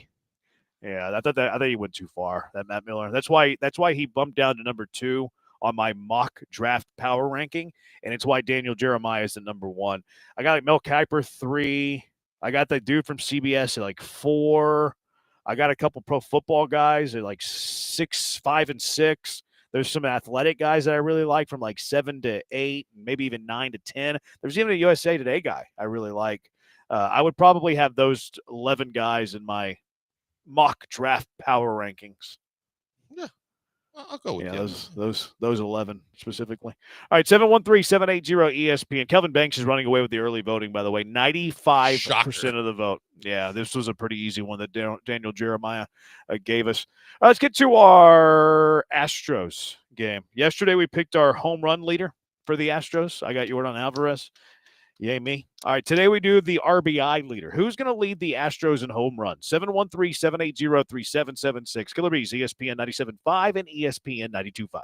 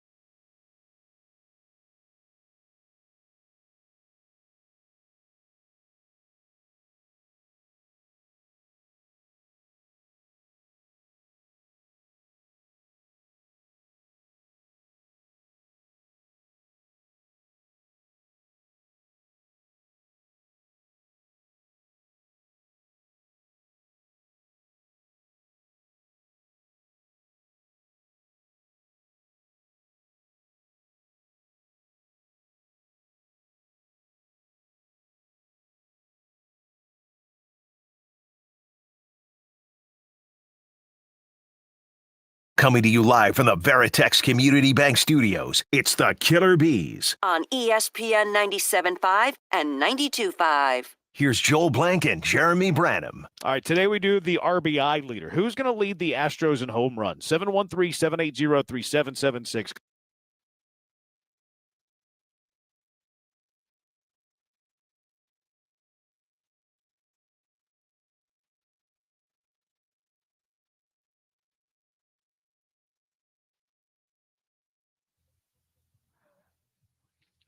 Brian thinks he got me, and he didn't. He thinks he's just trying to do some gotcha journalism. RBI is a category. When you use it in the plural, it's RBIs. Joel, would you like to inform him? You said yes, it is a category. You said home runs first. Yeah, you said we're going to do the RBI leader, find out who leads the Astros in home runs. That's what we were. I thought you were trying to RBIs me. Nope. Yeah, whatever. Been a long day. Yeah, so today we're doing RBIs. Who leads the Astros in RBIs? Brian has the first pick today. Blankers is second. I am third. All systems go on the Astros in 2025. Mocha Lance on the bump for the Astros here pretty soon in West Palm Beach. Should we In do live uniform, updates? right? Against hitters, this is big. Yes, he's playing in a game. Why wouldn't he be in uniform? Because Jeremy, it's a running joke that even when he wasn't playing in a game, he would do his bullpen sessions in full uniform. Let's see. Are they started yet? They're started. Let's do live updates on Mocha Lance. He got CJ Abrams to ground out. Okay. He hit Dylan Cruz. He must have said bad things about his coffee. He got plunked. Luis Garcia grounded into a force out. And he's facing Josh Bell right now. We'll let you know how it goes. Not so bad here. No. 3 batters How's in. the pop? It doesn't have velo. Doesn't track it. But yeah, well, live updates. Mocha Lance. I like Mocha McCullers more. Mocha McCullers. That's pretty good. Mocha McCullers pitching for the first time in a decade, it feels like. All right, Brian. Brian, who's going to lead the Astros in RBIs? No mystery here who will lead the Astros, and I was waiting for you to run out of breath. No mystery here for who will lead the Astros in RBI. It will be Yordan Alvarez. He's been about second, though. Yeah, but I was curious about that, so I looked it up to see if I was crazy. Yes.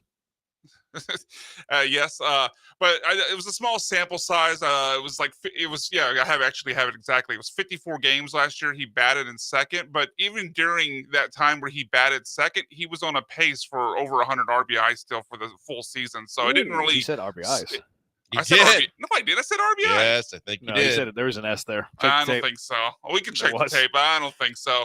Point being, he was still driving in plenty of runs even when he was in the second spot. So I don't have any fear of it.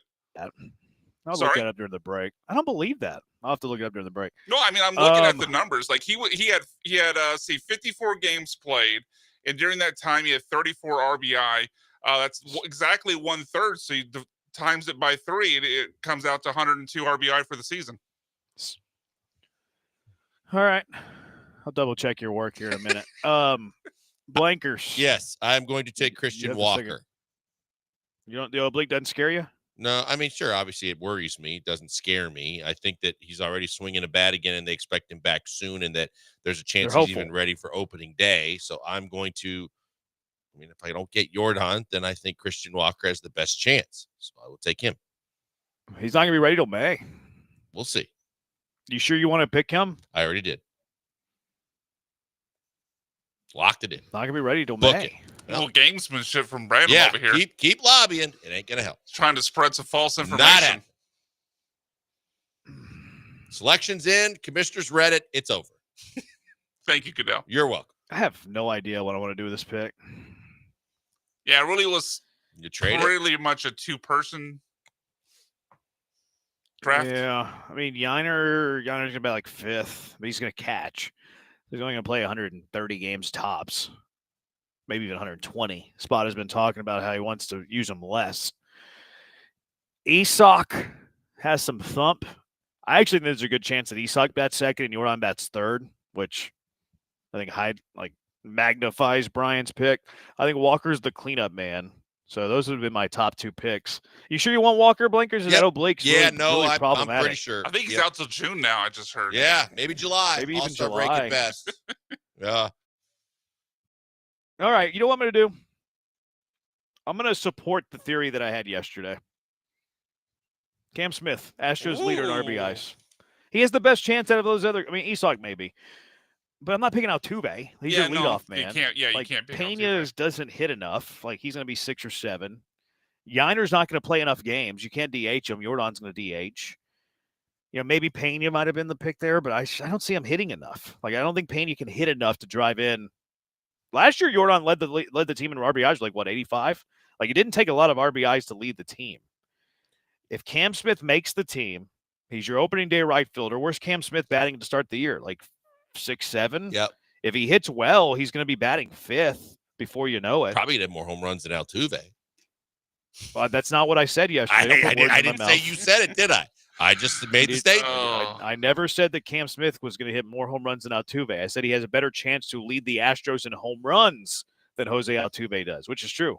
I firmly believe that. And because I do firmly believe that theory kind of holds here again today. Give me Cam Smith to lead the Astros in RBIs. Okay. I don't know how I feel. Put that on the record. I'll take that for data. Who was that? I forgot to take that for data. It was the Memphis coach? I don't remember. I remember the line. I don't remember who said it though. You remember it, Blankers? No, I have no idea. I thought you were going to hit us with the Pete really? Weber. Who You do don't you think remember? you are? I am. What was it? It was David Fisdale. Oh, okay. The assistant coach? No, he was the head coach at the time. Oh, for the Knicks. They were talking to him about like analytics or whatever, and he's like, "Take that for data," and then slapped the microphone. I think. I'm actually not sure if he slapped the microphone, but he said, "Take that for data." You don't remember that? I don't. I'll All find that it. I'll find NBA it. We'll have it inside coming back. TNT. Well, he's you watch fallen. Barkley every night. You don't know about taking for data. Fallen mightily. He's an assistant somewhere, but he was LeBron's guy in Miami, and then he was the head guy in New York, and then he was with the Lakers, and then they got rid of him, and he's like the 3rd or 4th assistant somewhere. No, he didn't slap the microphone. He just slams the table. Slapping the microphone would have been better. Did Denny Green slap the microphone? No. When he said we let him off the hook? He might have slapped the table. He might have slapped the table.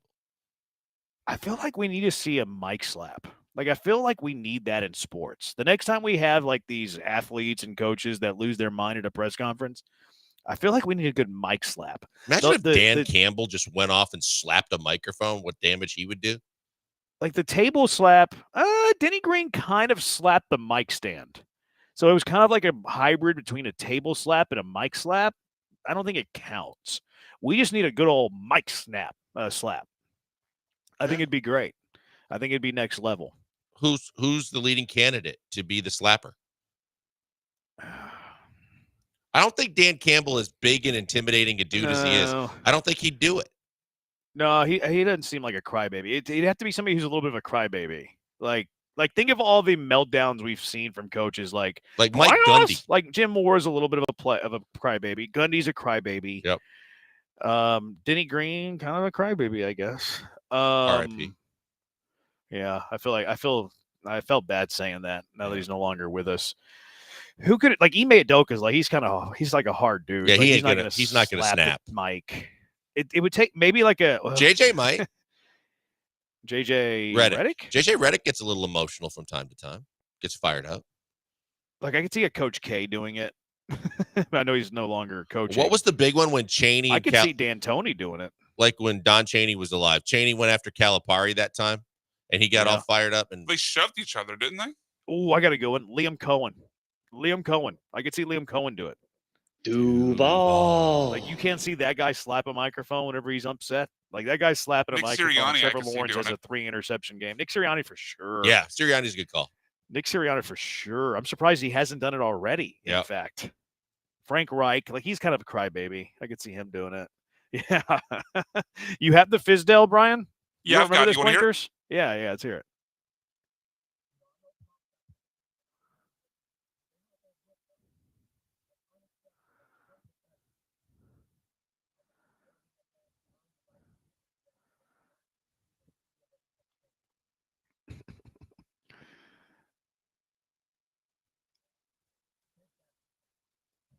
Is it data or data? He said data. He did I know punch he the said table, data, huh? but is it pronounced data or data? I think it's both. Yeah, I don't know if there's a right answer Yeah, it's there. I thought potato, it was potato. data. I always say data, but now I'm I've heard- second guessing myself. Yeah, I don't know which one's right. I'm not sure. I've said it both ways, I think. Because it's data processing, right? I've heard data processing. Okay. I don't know. I honestly don't know which one's right. I think it's data, dude. It could be. 713-780 He did slap the ESPN. table, though. Who's going to lead the Astros in RBIs? Which coach in sports is the most likely to slap the microphone? And we'll also give you an update on Mocha McCullers because today's monumental for Mocha McCullers. 713-780-3776. Killer Bees, ESPN 97.5 and ESPN 92.5.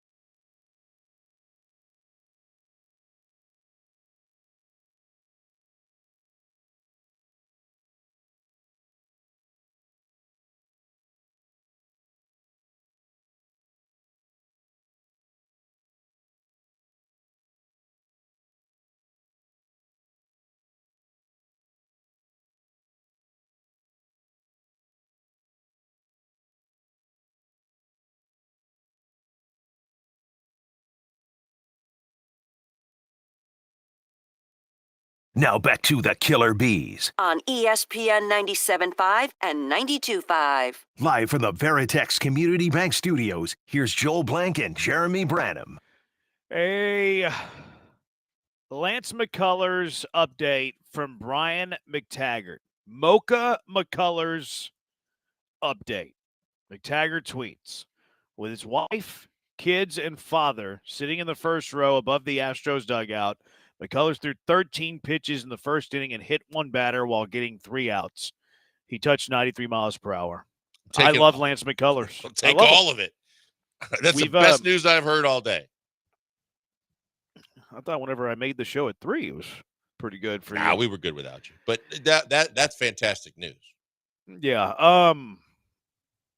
I've already professed my love for Lance. We know this. I've been in ever since he stopped doing the Instagram videos and he started being about business. It was about action, not by talk or social media posts. I've been in on Lance, working hard to recover from these injuries that have forced him to miss a lot of time. I'm at a 10, in fact, with my love for Lance. Last time he pitched was 2022. I'm at a 10, Blankers. Where are you with your Lance love? I'm still sticking with what I said until I see, a couple games in a row where he's facing hitters and more than an inning. I need to see him consistently start bouncing back and facing major league hitters. So I'm at today is encouraging though. I'll go 3.5. Man, I feel like you're moving the goalposts a little bit. Nope. Now it has to be multiple innings. Oh, multiple games, multiple innings, bouncing back, no arm problems. What do you want him to be? Hunter Brown? A starter, that'd be cool. A contributor on the roster, that'd be nice. Brian, you're at a 10, right? Lance, you're at Lance Love. No, I'm at I'm way higher than Joel. I'm at a 4. Yeah, no, which has moved up. I think I was at the last time we did this. I think I was at like a 1 or 2. You and I were like rock bottom. Yeah, within like so 1 or 2. The fact that he got through this and he was effective is definitely encouraging. But not to belabor the point, but he's got to get through multiple starts in a row, going 4 or 5 innings in each start. So there's still a long way to go. You guys are way too serious. You guys have no fun.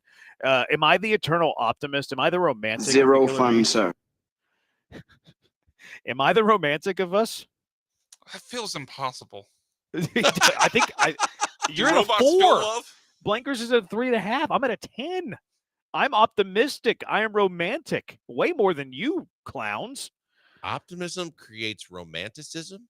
Well, you can be both at the same time. Yeah, you can be optimistic, kind of like a hopeless romantic. Like, yeah, you're optimistic. Would you consider yourself a hopeless romantic? No, I found hope. I found my wife. Happy birthday to my wife today. No, I'm no longer hopeless. Happy I'm birthday just romantic. to Mrs. Actually, I'm Brown. not very romantic. But I am with my pitchers that haven't pitched in 3 years. So more romantic with Lance than Mrs. Branham? Yeah, probably. Yeah, I mean, I'm in Wichita. She's not. Yeah. On her birthday, Yeah. no less. Lance could be. Huh? Jeez. Oh yeah, that sucks.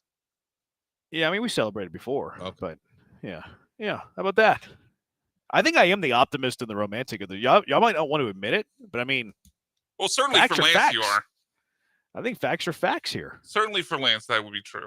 Yeah. Texture, Lance McCullers. Let's be very clear on the Lance we're talking Oh, about that's here. right. Yes. Lance McCullers, I am romantic about.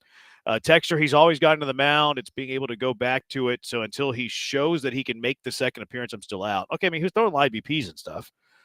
Like that existed. I'm with that. I mean, I think as it relates to Lance McCullers, you might be the most optimistic.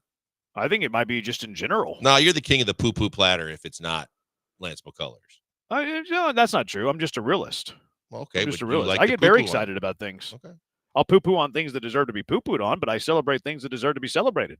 And I get excited about things that deserve to be excited bull for. Is that English? You're very good at keeping emotion out of everything except for That is family true. matters. Yes. I do keep emotion out of things. Not for Mocha McCullers, though. I'm all in on Mocha McCullers. I feel things, though, down in the plums. I just might not emote that. I'm kind of anti-emote. Texture Christian Walker for RBI leader. For some reason, I feel like Sean McVay would slap a mic, and it's data, not data. Saying data just sounds weird. Ariat the driver. Texture says Rex Ryan is somebody who would slap a microphone. Yeah, he does some weird stuff. I could see him slapping a microphone. I think it's fair. Oh, Rex Ryan for sure. I don't think McVay. I think McVay is fired up as he gets. I think he handles the press conferences and stays pretty calm. He's pretty even killed. Yeah, I think like quite a bit actually. Texture Pete Carroll would slap the microphone while he smacks his stupid gum. I don't see Carroll doing that. Harbaugh might. Harbaugh, yeah, the one in L.A. Yes. I couldn't see the one in Yes. Baltimore doing it. Yes. The one in Baltimore is kind of normal. The one in L.A. is a nut job. That guy's weird. People who say data say RBI and not RBI. That's a great texter. Really good text. How about a mic lick? What's wrong with you, Honey Glazed Branham? You're banned for the rest of the day now, too. Do not text the show the rest of the day, Honey Glazed Branham. You're banned until tomorrow. Texture Bobby Knight. Yeah, I don't see Bobby Knight slapping mics these days. Yeah, It'd not be very anymore. difficult for Not him to do anymore. No that. throwing chairs or slapping mics. Dan Hurley's the biggest crybaby. I think that's the answer. Great call. That's the Great answer. call. Yep. That's the answer, right? No question about it. That guy is nuts. Remember at Creighton when he was pointing at his ring finger and doing like two times, He's two bald rings, and called the guy two bald. rings. Baldy. He did. Shut up, Baldy. He's bald. That's my Shut up, favorite Baldy. insult. I got 2 rings. Okay. I'm going to start calling people fat. Like, hey, fatty, shut up. Hey, you're also fat, Branham. That's a good point. I'm going to start calling people ugly. You're ugly. Well, you're ugly too, Branham. Yeah, good point. That's like the equivalent of Dan Hurley calling that dude bald. Oh, it's so funny. Texture in baseball, the plural of RBI, which stands for run batted in, is generally RBIs, following the common practice of pluralizing initialisms. In English, initialism is like an acronym, but you say the letters individually versus saying it like a word. Facts. Yes, I try to teach this to Brian. Brian doesn't believe in MLA formatting and doesn't believe in AP. Where's MLA Paul when you need him? I'm about to say, Where's so you're MLA signing Paul? with MLA Paul? Yeah, I like MLA. I've always been a fan of MLA Paul. I've always been a big MLA Paul guy. I've always been a huge fan. I mean, you had me hang up on him. It's kind of true. Kind of annoyed me. And I that's could kind like of a true. guy. I could like a guy, but he could annoy me for a minute. I told him to call back, just not the rest of the day.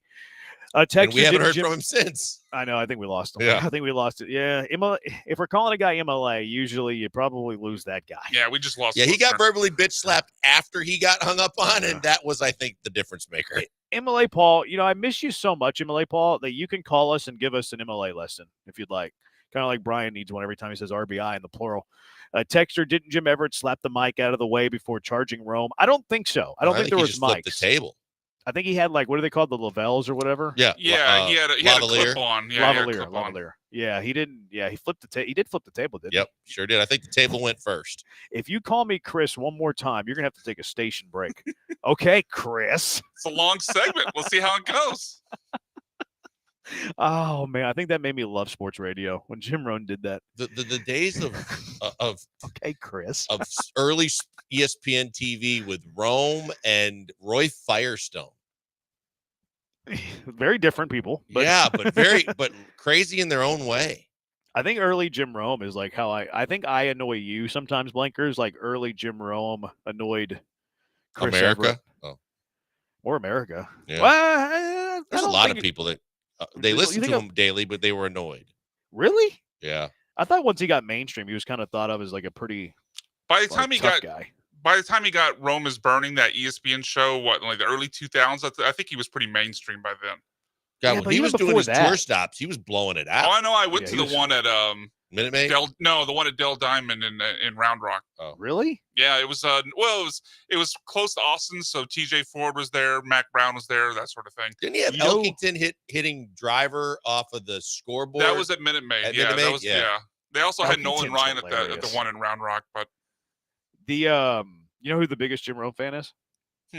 Yeah, I Nick do. Caserio. oh yeah, he's a clone. Nick Caserio loves calls Jim Rome. himself a clone. What was the license? The XLR crew or whatever? The What they call it? XR4TI crew. You think Caserio is an XRTI 4L crew? Yeah, I do. I forgot what you said. XR4TI. I forgot what you said. I can Short-term, tell. CTE. Singleton will lead the RBIs, prove all haters wrong. Singleton's got Singleton's not going to make the team. Tough. You time just to make made the list. Yeah. That guy's high. That guy had some of what John Singleton's having.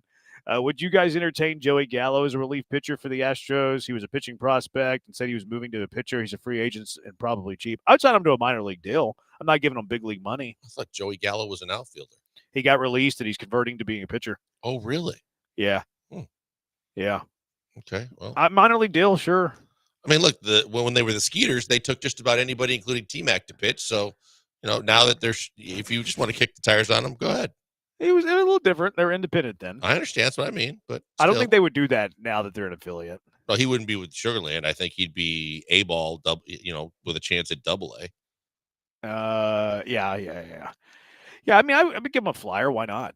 Dan Lanning would slap a mic. I could see that. Frank Ross would smack a mic. I don't know. Frank Ross might get smacked. What's the other Frank that was at Kansas State and was hugging Frank Martin. Frank He was Martin. crazy. Frank Martin would slap a mic. He was crazy. Yep. Yeah, he was crazy. He had a little Bobby Knight kind of antics in him. That guy, wasn't he like a bouncer too? I think in his formidable years, like that dude was. He was massive. big. Yeah, he was a big. big dude. I would want that guy on my side. Bill O'Brien. A bunch of people are saying Bill O'Brien would slap a mic. Yeah, that's I can true. see that. Teapot Yep. That tracks. The guy that's yelling at the guy in the first row that he also sucks. What an That's insult. my favorite part. What an is insult. They put in 2. Hey, Bill, he you owned suck. it. At least he owned it. Hey, Bill, you suck. No, I'm rubber, you're glue. Whatever you say bounces off me and sticks to you. That's what Bill O'Brien basically did. Mike Gundy would smack a mic. I think so. I think Gundy's That was my first call. Yeah. Mike McDaniel? I don't think Mike McDaniel would. No. He's pretty chill. He's very chill. Yeah, He'd be at the bottom of my list. He's like one of those guys that like the quiet, unsuspecting guy that then is going to come in and just go, pick a day. But yeah, I don't think he's I going to have go a hard crazy. time ever seeing him raise his voice, much less slap a microphone. Yeah. Yeah. But Danny Hurley, another Danny Hurley. Don't sleep on his brother. I was just going to say the same thing. Bobby can go off too. Yeah, Bobby Hurley, I think could if he got upset, I think he could slap What's a mic. Nick, what's his name at UCLA? Nick Cronin? Mick. Yeah. Mick Cronin. Mick Cronin. He can go nuts a little bit too. Yeah, he does that more on the sidelines though, not really in pressers. I think he's pretty like tough, like kind of strong-willed. Musselman Musselman would. Musselman for sure. Yeah, Musselman would. He's at USC now? Yeah, he's kind of bashing the Big Ten scheduling and calling their fans not great. One thing is for sure, Espada would never slap a mic. No, Espada would like cover up his mouth Yes. and maybe like brush the mic with his You know, elbow. on the back of his baseball card. That's as much as you're gonna get. I heard Espada on with Salisbury like way early, like maybe at FanFest, and Salisbury's like, "Hey, you should get more fired up." And Espada's like, "Yeah, I'm gonna do that." It's like, dude, like have an original thought. Like maybe just do it. Like instead of like taking the advice of a quarterback. I don't know. Yeah, it wouldn't be authentic for him. It was so weird. Mike Tomlin these days would. You think so? I don't think so. I don't think so. Yeah, He has a controlled anger even in his press Yeah, conference. he'll get angry, Yeah. but I don't think he would get out of control and slap Agreed. a mic. Someone said Charlie Casserly. Nah. Where's that? You know guy who these would slap a days? mic? Paul. Paul would slap a mic. Oh, without question. I think he's done it, hasn't he? I don't know. He threw his remote mouse at the window. Yeah, at the Highway to cracked Hell. it. Yeah, Yeah. he's just Cracked the extremely glass. emotional. Yeah, he emotes. He's a big emote guy. Texture Billy Martin. Yeah, he's dead. Yep. Another one. Texture Americans alone say data. The entire rest of the world says data. So obviously data is correct. Thanks for What all are the- we doing here? Thanks for all As the an prep. IT pro, both Jeez. versions of data are accepted. One is more American, and the data is English. Are we speaking the King's English now when we say data? I forgot which one I said. Jasper, I don't think you can be. I think you and I said data. Yeah, I think I say data. Yeah, I I think said that's data correct. processing. So is he saying that's the right way? That I don't know. I thought he Once you said just data said you was lost right. me at Or the data was second the syllable stuff. European way or Well, English you way. ask Google. Like Google has this lady that like does it. Oh, doesn't let me she? see. Hold on. Aaron Boone would slap the mic. Yeah, data. Oh, I turned on the echo when I did that. That was my bad. That was not my best move there, Branham. Jasper, I don't think you can be romantic and not emote at the same time. Disagree, Jasper. Disagree. And you can't text the show for the rest of the day. Aaron Boone and Mike Slapper. Oh yeah. Yep. Oh yeah. I can see Alex Core doing it too. Oh, for sure. Probably more baseball managers or Mike Slappers. I don't know. than Alex football. Core, though, he's one of those guys on the field. Yes. I don't think at a press conference. He was ready to fight Jeff Blum when they got off a team bus. Yeah, but Like, that was not at the mic. yeah. He's just kind of whiny though. Fight a TV guy on the bus though. the Tracks bus, as yeah, someone off the that would bus, yeah. slap a microphone. Steven Silas would be nicest to the mic and power it off. Remember Oh, that no, one there time was- Steven Silas yes. fake mad and like he pretended to slap the Yeah. table? I mean, Yeah. he did it, but he was like very, very Not one person believed him. wasn't authentic at all. Lance would slap a microphone if you talk about his brisket. He threw a shoe last year. Ooh, that's St. Patrick. true.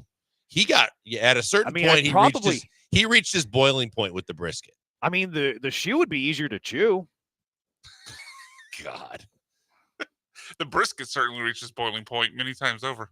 Mike Tomlin would have Pickens and Metcalf slap the mic for him. Oh, shots fired. One more here. Chiefs are done if Reed ever slaps a mic. That's true. If Andy Reid's getting to mic slapping mode, the Chiefs dynasty's over. Texture Lance McCullers eats pizza at a Chinese buffet. Steve Kerr. Steve Kerr's a good call. Steve Kerr's a good call. Yeah, he's He kind of does whiny. get whiny. He but gets I don't whiny, know, but I don't think know. he gets like hyper emotional, unless Dusty it's Wood political. with gloves. Yeah, Dusty might with gloves. Is Keith still on the line, Brian? No, sorry, he dropped off. Yeah, was it the guy? Was it Keith that gives us the old Yeah, outfielders? because the first thing I said to him is, "Are you going to give us some random outfielder they should sign?" He's like, "Oh no, I promise this one's legit. He's better than Chaz and Jake." They But said Gary Barr show. He's probably trying to sign Jason Lane. Yeah, probably. See what Barry Bonds is up to. Someone else who spent time with the Skeeters as a pitcher. That's right. Jason, I right. thought of Yes. Jason Lane actually. I think it's why it was front of mind whenever Gallo made his decision, because I was like, Jason Lane did that. So like Joey Gallo, like that's the one thing you should. What's that country western song? Like parents don't let your kids grow up to be cowboys. Mamas don't let your babies grow up to be cowboys. Yes. Mamas don't let your babies grow up to be Jason Lanes, and that's what's happening with Joey Gallo. It's terrible. Mhm. All right, 713-780-ESPN. Willa Bits coming up next. You never know what you're going to get, but you know it's going to be gold, Jerry. It is the Bees, ESPN 97.5 and ESPN 92.5.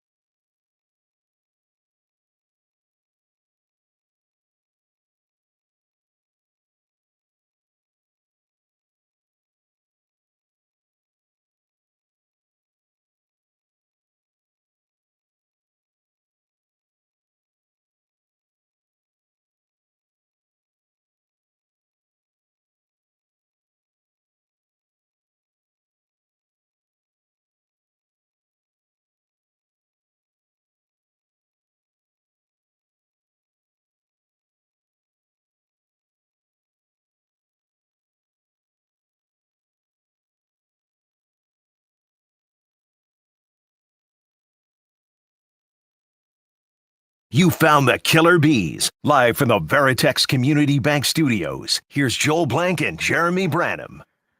The wheel got stuck, so Willa Bits will have to wait till tomorrow. Not great. On YouTube, Sean said that the wrestler slapping the reporter was good. What was that? Dr. D slapped the I can't remember what network, but he slapped the reporter. And then the reporter sued him, right? Did he sue him? Yeah, he sued him. It was oh my gosh, it was John Stossel he slapped. I don't remember John. Oh, Stossel, John but I Stossel. remember, Yeah, he used to be like the He went into the locker room and tried to bait him into is it fake, the whole thing, and I remember the story. Yeah, he slapped him pretty hard. Like apparently, like broke his eardrum or something. So I think he won, right? I think he got settled out of court. But he got some probably. I don't money remember out the of that whole deal. details. Would you take a slap from Dr. D for a 6-figure payout? How high 6 figures? Probably going to rupture. Just go lowest possible, 100K. No. Probably going to rupture your eardrum. No. Really? Yeah, I'm not rupturing my eardrum. Not for I'm doing 100K. it. No 6 chance. figures? No, I'm down. I'm down. For just 100K? Just 100K. Yeah, just you don't know 100K. how your talking- if we're eardrum's going to talking heal and how something long that- you're going to be without hearing in one ear. No. Yeah, if we're talking damage that stays with you for your entire life. That's 10 times my annual salary. I'm easily doing it for $100,000. That's just radio. You also do the coups. No qualms. I'm doing it for $100,000. No? Brian Kelly would slap a mic. Granado slapped the mic one show, and the Texans sucked. We need audio of that. Brian Kelly would slap the mic with the Cajun accent. He say family. How y'all are. What a fraud that guy was. All right, 713-780-ESPN. Dr. Dre. I'm not gonna say that, Dre. Get some. We'll say WD-40. We'll get some WD-40 and fix the will. The will be back tomorrow. But who is back now? Keith. Keith's on the line. He wants to pitch to us his old outfielder for the Astros to sign. Keith, which geriatric are the Astros signing? Okay, serious question. This outfielder's a free agent. You mentioned him on Twitter today. He's better than McCormick and Myers. He would start in any position in the Astros outfielder. He's coming off a decent year, not a great year, 130 hits, 61 RBI. Why is Alex Verdugo not on an MLB roster? Serious question. Keith, you listened to the show and you don't know that I was harping on that for a while earlier, like a month or so ago. But yeah, the mystery is why he hasn't signed with anybody. But I think that ship has sailed. A what? What is sailed? Ship. I think he's a clubhouse guy. Like, that's got to be the only thing, right? Like, I remember Alex Cora had some things to say about Verdugo. Then they trade him.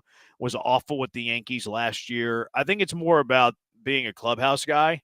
Now, if you wanted to vet Alex Verdugo and, like, everything comes back okay with the people that you trust, like, hey, minor league deal. Like, go earn it. Like, go to Sugar Land and, like, hit and earn your spot on this team. Like, I'm totally okay with Verdugo on a minor league deal. Now, will he sign a minor league deal? It doesn't seem like it because I think he'd be signed if he'd be willing to sign a minor league deal. The whole Brendan Rodgers, hey, call up my agent and give me a minor league deal with this team.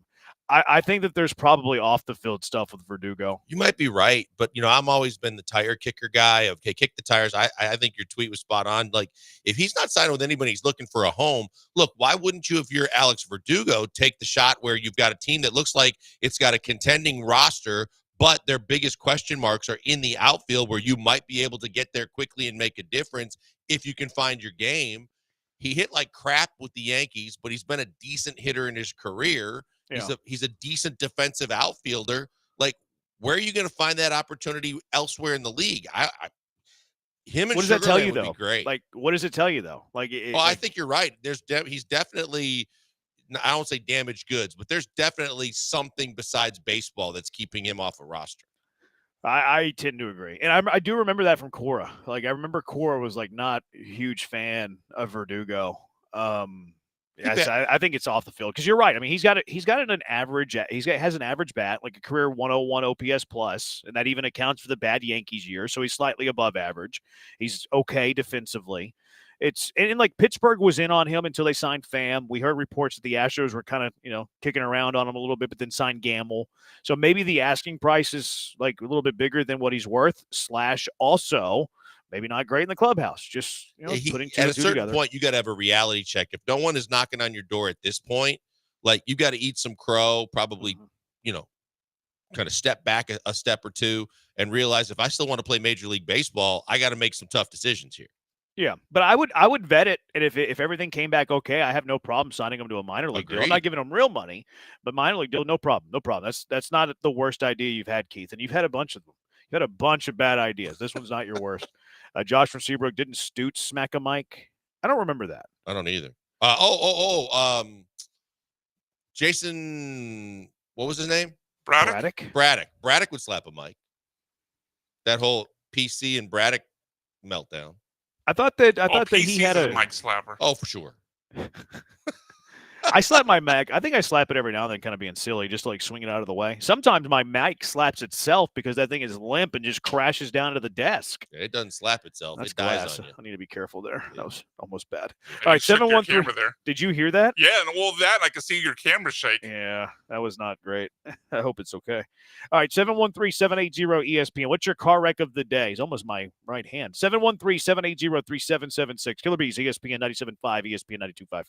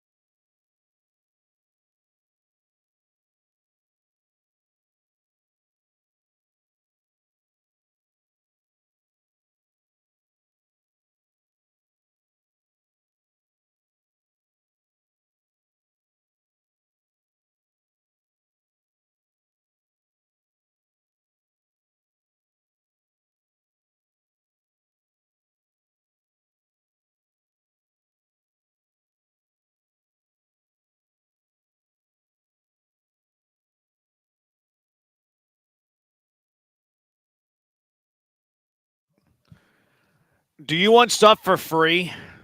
Who does? Well, then enter the ESPN 97.5 Bracket Madness, brought to you by Golden Nugget, Lake Charles, East River 9, and the Two Creeks Crossing Resort. All you have to do is go to ESPN975.com, promotions tab, sign up, fill up a bracket, join the competition, and you can win prizes from Two Creeks Crossing Resort, Valencia's Tex-Mex Garage, Gooder Sunglasses, Nico's, Trulux, and more.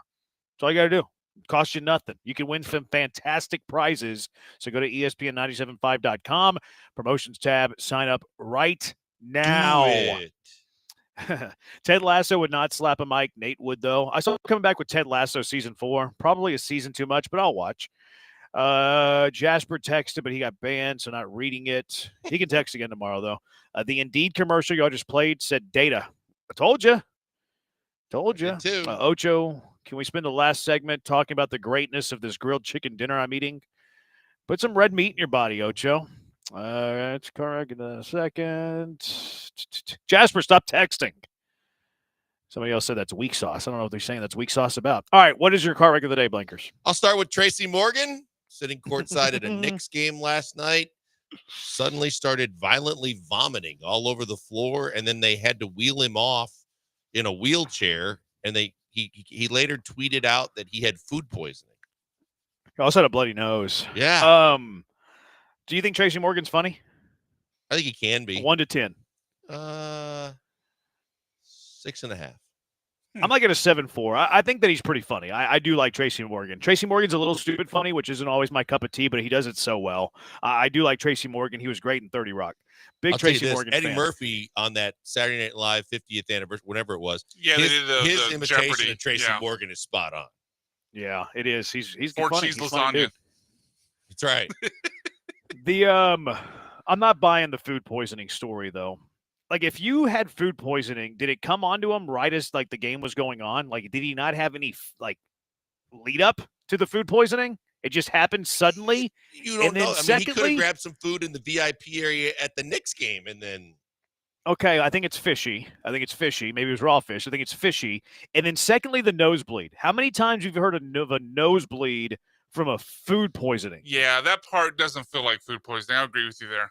So I'm just calling a little BS on this. yeah, the Just bloody calling a nose little BS is on what this. kind of makes it all very, very shaky. Yeah, I'm just Maybe calling they a said little food BS on it. poisoning so people wouldn't freak out who are around him that he has some rare disease. Or he's doing drugs. I didn't say it. Oh, I didn't say sounds like- allegedly. Someone in the room. Allegedly. I mean, he's a 713, celebrity. 780. He's a celebrity. Room You're in the service. minority when you're a celebrity that doesn't do drugs. Land shark. Huh? Someone That's a knocking at beer. the door, saying things behind you because you didn't say that. No, allegedly. This is an entertainment show. Nothing that we say should be factually represented for Gal and ESPN 975, like the old bench or the old Blitz saying right before the start of the show. I was going to say Tracy Morgan, but Dre nominated me for botching the Drake Mr. Worldwide thing, which is valid. It's valid. Yeah. You were gonna that was going to be yours? Yeah, I even typed You're it in the picking on Google me Doc. lately, Brian. You're a bully. I copied it, or I typed it into the Google Doc, so It's 2 days now. You've nominated me, I'll bully. stop giving him material. I also had Mitch Voigt of the University of Michigan baseball team. did he do? He slid into third base and then proceeded to mimic using the baseline as cocaine and pretended to snort it, and then went on Twitter to apologize for it. Sounds like he just knows how to party. I have no mean, problem with it. Parents had a problem with it. Oh, it's for the kids. Yeah, Are we for the going down? children. Big No. Blue. Are the Big kids Blue. watching collegiate baseball? I don't think they are. They're listening That's to crazy. it, especially when the Cougs play. Well, of course. That's quite the celebration. It is. So Yeah, he went right got down the line. He got down on the ground. Yep. I put video there for you guys to see on a link. This but isn't- yep. The link you posted is an apology. It's not the video. No, if you scroll down some of the comments, someone had the actual video. I don't see it. Oh, there it is. There it is. You know, I think I saw this, but didn't realize what he was doing. Like, I think I was scrolling my timeline the other day. He Like, sure I saw does. Michigan. I saw Michigan just slide into third, and I do see a lot of college baseball on my timeline because I like college baseball. So I didn't think anything of it. But yeah, I actually did see this, but didn't notice. Not a good look.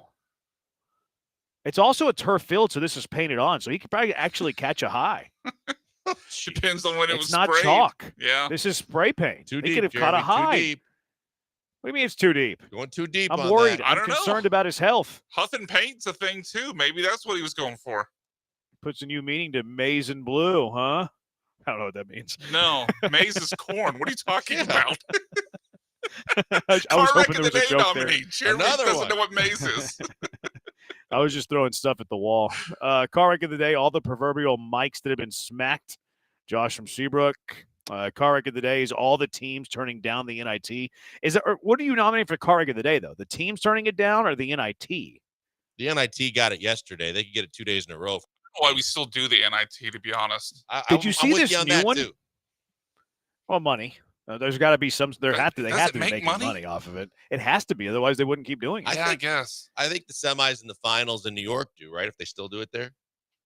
Yeah. It's Did on you hear about this new ESPN, one? The college basketball crown. It's like a tournament. It's like an NIT type of deal, but it's got the NIL thing in it. Like if the reward goes to the team, like the players or whatever. Huh. And it's kind of. I'd rather play in that than the Yeah, NIT. no doubt. I think the players would. It'd be more intense. That'd be kind of fun. Dynamo goalie Andrew Tarbill out for the season with a knee injury. Car wreck of the day. Glenn will be all over it. Soccer Matters coming up at 6 live from Senate Avenue Brewing. So get on out there. Watch that with Glenn. And then the slide was called the Tracy Morgan. Maybe that's why his nose was bloody. Oh, man. Always thought the NIT stood for not in tournament. It does. All right, what's winning? Tracy Morgan. Tracy Yeah. Morgan. Congratulations, Tracy Morgan, from your hospital bed. You win car wreck of the day. Does it for us. Thanks to Brian for the hard work. He's blank on Branham. Talk to you tomorrow. Soccer Matters coming up right now. Senate Avenue Brewing on ESPN 97.5.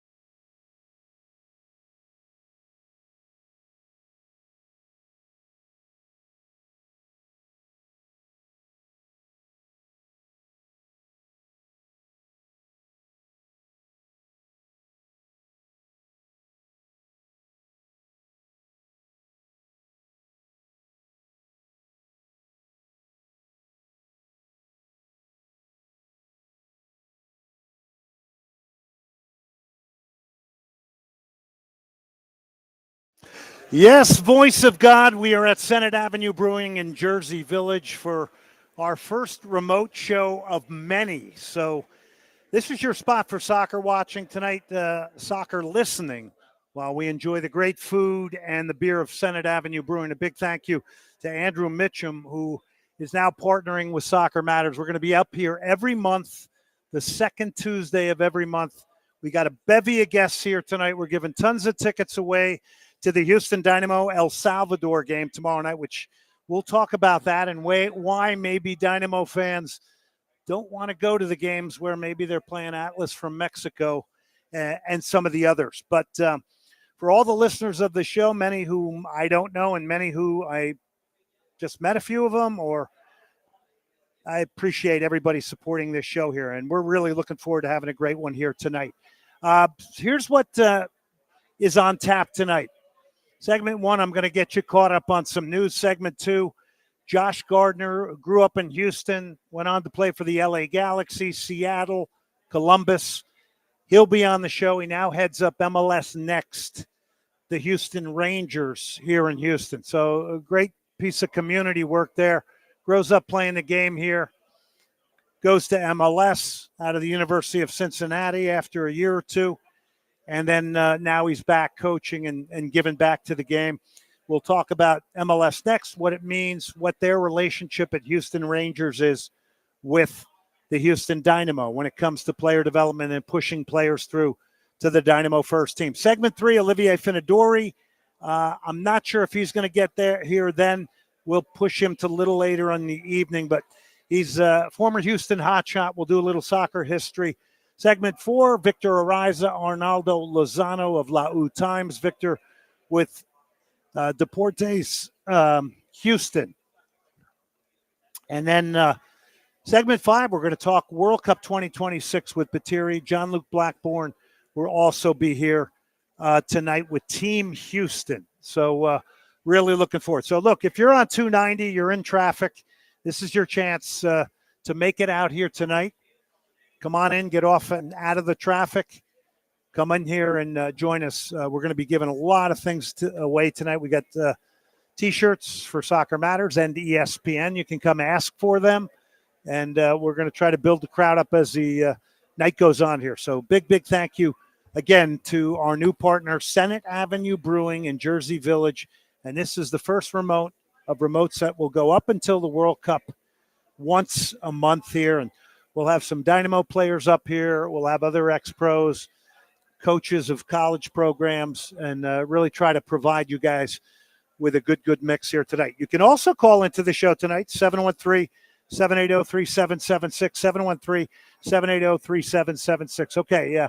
First off, the bad news for the Houston Dynamo. Come off a 2-1 loss to Real Salt Lake. Goalkeeper Andrew Tarbell, you'll remember in that game, came off injured. Did not look good. We're finding he's going to be out for the season with a knee injury. That means the Dynamo signing of Jimmy Maurer, who came on for him from Dallas, now will slide into the number 1 spot. Interesting, because the Dynamo had a goalkeeper they were touting for a lot of time with Dynamo Dos or Dynamo 2 named Xavier Valdez. And Xavier Valdez just, basically moved on. He had gotten a lot of publicity, but he has moved on. So it's Jimmy Maurer now who will be the number 1 for the Houston Dynamo. Speaking of our presenting sponsor, that is John Daspit and the Daspit Law Firm. So Dwayne Holmes has signed. He's coming to the Dynamo, not expected to be available till April. He comes from Preston North End, club that had the legendary Tom Finney. Look him up if you want. He was also a legendary English international. Dwayne Holmes will come.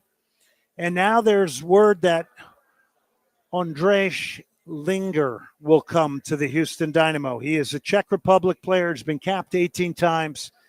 Don't know a lot about him. Have not watched him play a lot. You'll see a lot of people putting stuff out there, just giving you information and data that they're picking up online that likely haven't watched him play. But that's not over the finish line as of yet. That's a potential. So we'll see what happens. He is a playmaker. I don't know if he's being brought in as a designated player or not. trying to find that out through my sources. But that'll be interesting to know if he is actually going to be the DP signing or not. So we'll find out. Great fresh small batch brew beer here at Senate Avenue Brewing. So if you get in here, make sure you try it. 713-780-3776. Biggest story of the year in the Premier League to you? Biggest storyline. What is it to you? Is it Nottingham Forest? This is my biggest storyline in the Premier League. Nottingham Forest is third at 54 points. They're trying to get in the Champions League money. They were 17th last year, one spot above the relegation zone. I mean, it's an incredible turnaround. They've got one of the top goal scorers in Chris Wood from New Zealand. It really is an amazing story. They were 17th last year. It's even more amazing. Yes, we concede the title to Liverpool, but there are 10 teams fighting for European places now. It's one of the best Premier League runs as far as competition for the other 3 spots for the Champions League and then the Europa League spots. And there's a bunch of teams involved in it, and that is going to be an interesting watch to see how that all turns out. And look, that's the beauty of promotion and relegation. The beauty of 18 teams making the MLS playoffs right now for the Houston Dynamo is the fact that 18 teams get in and you've started your season poorly and you're starting to build things. Guys, sorry about that at this table here, but they got a little shock there with some soccer talk. 713-780-3776. Now, Manchester City's decline might be what you might think of. Maybe it's Arsenal's next step. Maybe they didn't really challenge as well as you thought Arteta's squad would do. Life after Jurgen Klopp. You're winning the Premier League. You went out in a classic match against PSG in the Champions League. Newcastle now has finally won a trophy after, I believe, 56 years. So for anybody who's a Newcastle fan and you want to celebrate, you certainly can call into the show tonight. 713-780-3776 is the number. 713-780-3776. All right, so let me just do a hit on the Dynamo here, and we'll talk more about them throughout the night. But it's a bit of a tough time right now. And yes, you have time to put the team together, and yes, other teams have struggled in that they've lost key players that haven't been replaced. We've said this on the show before. When you lose players like Hector Herrera and Coco Carrasquilla, your possession game is going to go down. There's no question. Your ability to control games is going to go away because you don't have the ball. Your ability to be as good defensively is going to be a bit of a struggle. And I think we're seeing that. And then you lose Mikael as a center back, and you cash in on him. It's good business. And then Steve Clark, which even becomes bigger now because he won you games last year. He won you points. You have to have a goalkeeper that can win you 9 points in a season, maybe even more, maybe 10, maybe 12 through performance. It's one of the positions in the game that can be the difference in the sport and getting a result. So no Clark, no Mikael. I'm not saying things you don't know. No Carrasquilla and no Hector Herrera. That's 4 big players to replace. And you have to replace them with something equal or better. Coco's now with Unam Pumas. Hector Herrera's with Toluca. He's not starting there. He's coming off the bench. But that's a big ask. So you got Dwayne Holmes.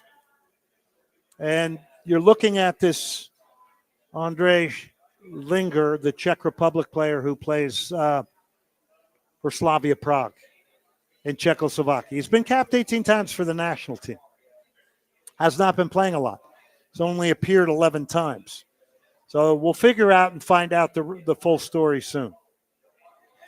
It's a lot to ask for. It's a lot to ask for Jack McGlynn, a good signing, to all of a sudden step in and manage and control a game like a veteran like Hector Herrera. he needs room to grow. I think Obafemi Awadesu has been a nice surprise. I think you have to give him props as a young player and a rookie for what he's done for the team so far and learning his trade and being blooded as a center back. Not an easy thing to do. And I will tell you, he needs Eric Sviatchenko.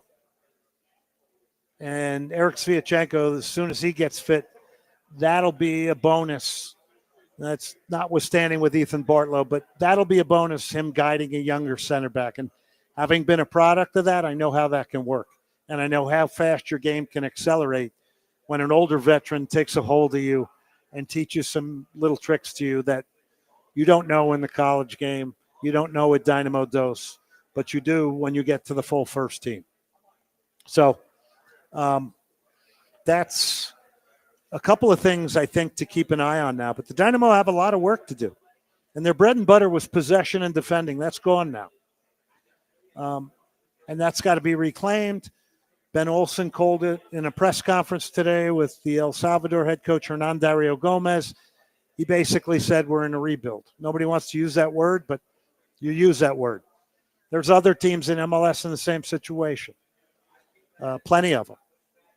You know, LA Galaxy wins an MLS Cup and they sell their center forward. Now they're trying to do it with another center forward. Can that person live up to it? And they're off to a rocky start. They've had injuries as well. 713-780-3776. Let's go to the international game. First, we'll go back to the Dynamo, the 2-1 loss at home. Despite not getting the result, that's not what the Dynamo fans want. This was a night that I thought, if you were a neutral, that was an entertaining game simply because it was up and down, it was transitional. That made it enjoyable. I'm at a phase in my life where I like the transition game. I want up and down games. I prefer that as opposed to watching a Manchester City style where you allow teams to get set defensively and we're playing 101 lateral passes. It's a bore to me. It is a way to control a game, but from an entertainment standpoint, I don't like it. The Dynamo lost 2-1, which was too bad, but that was an entertaining game from my standpoint. And crowd was not good. Let's be honest. Attendance was not good.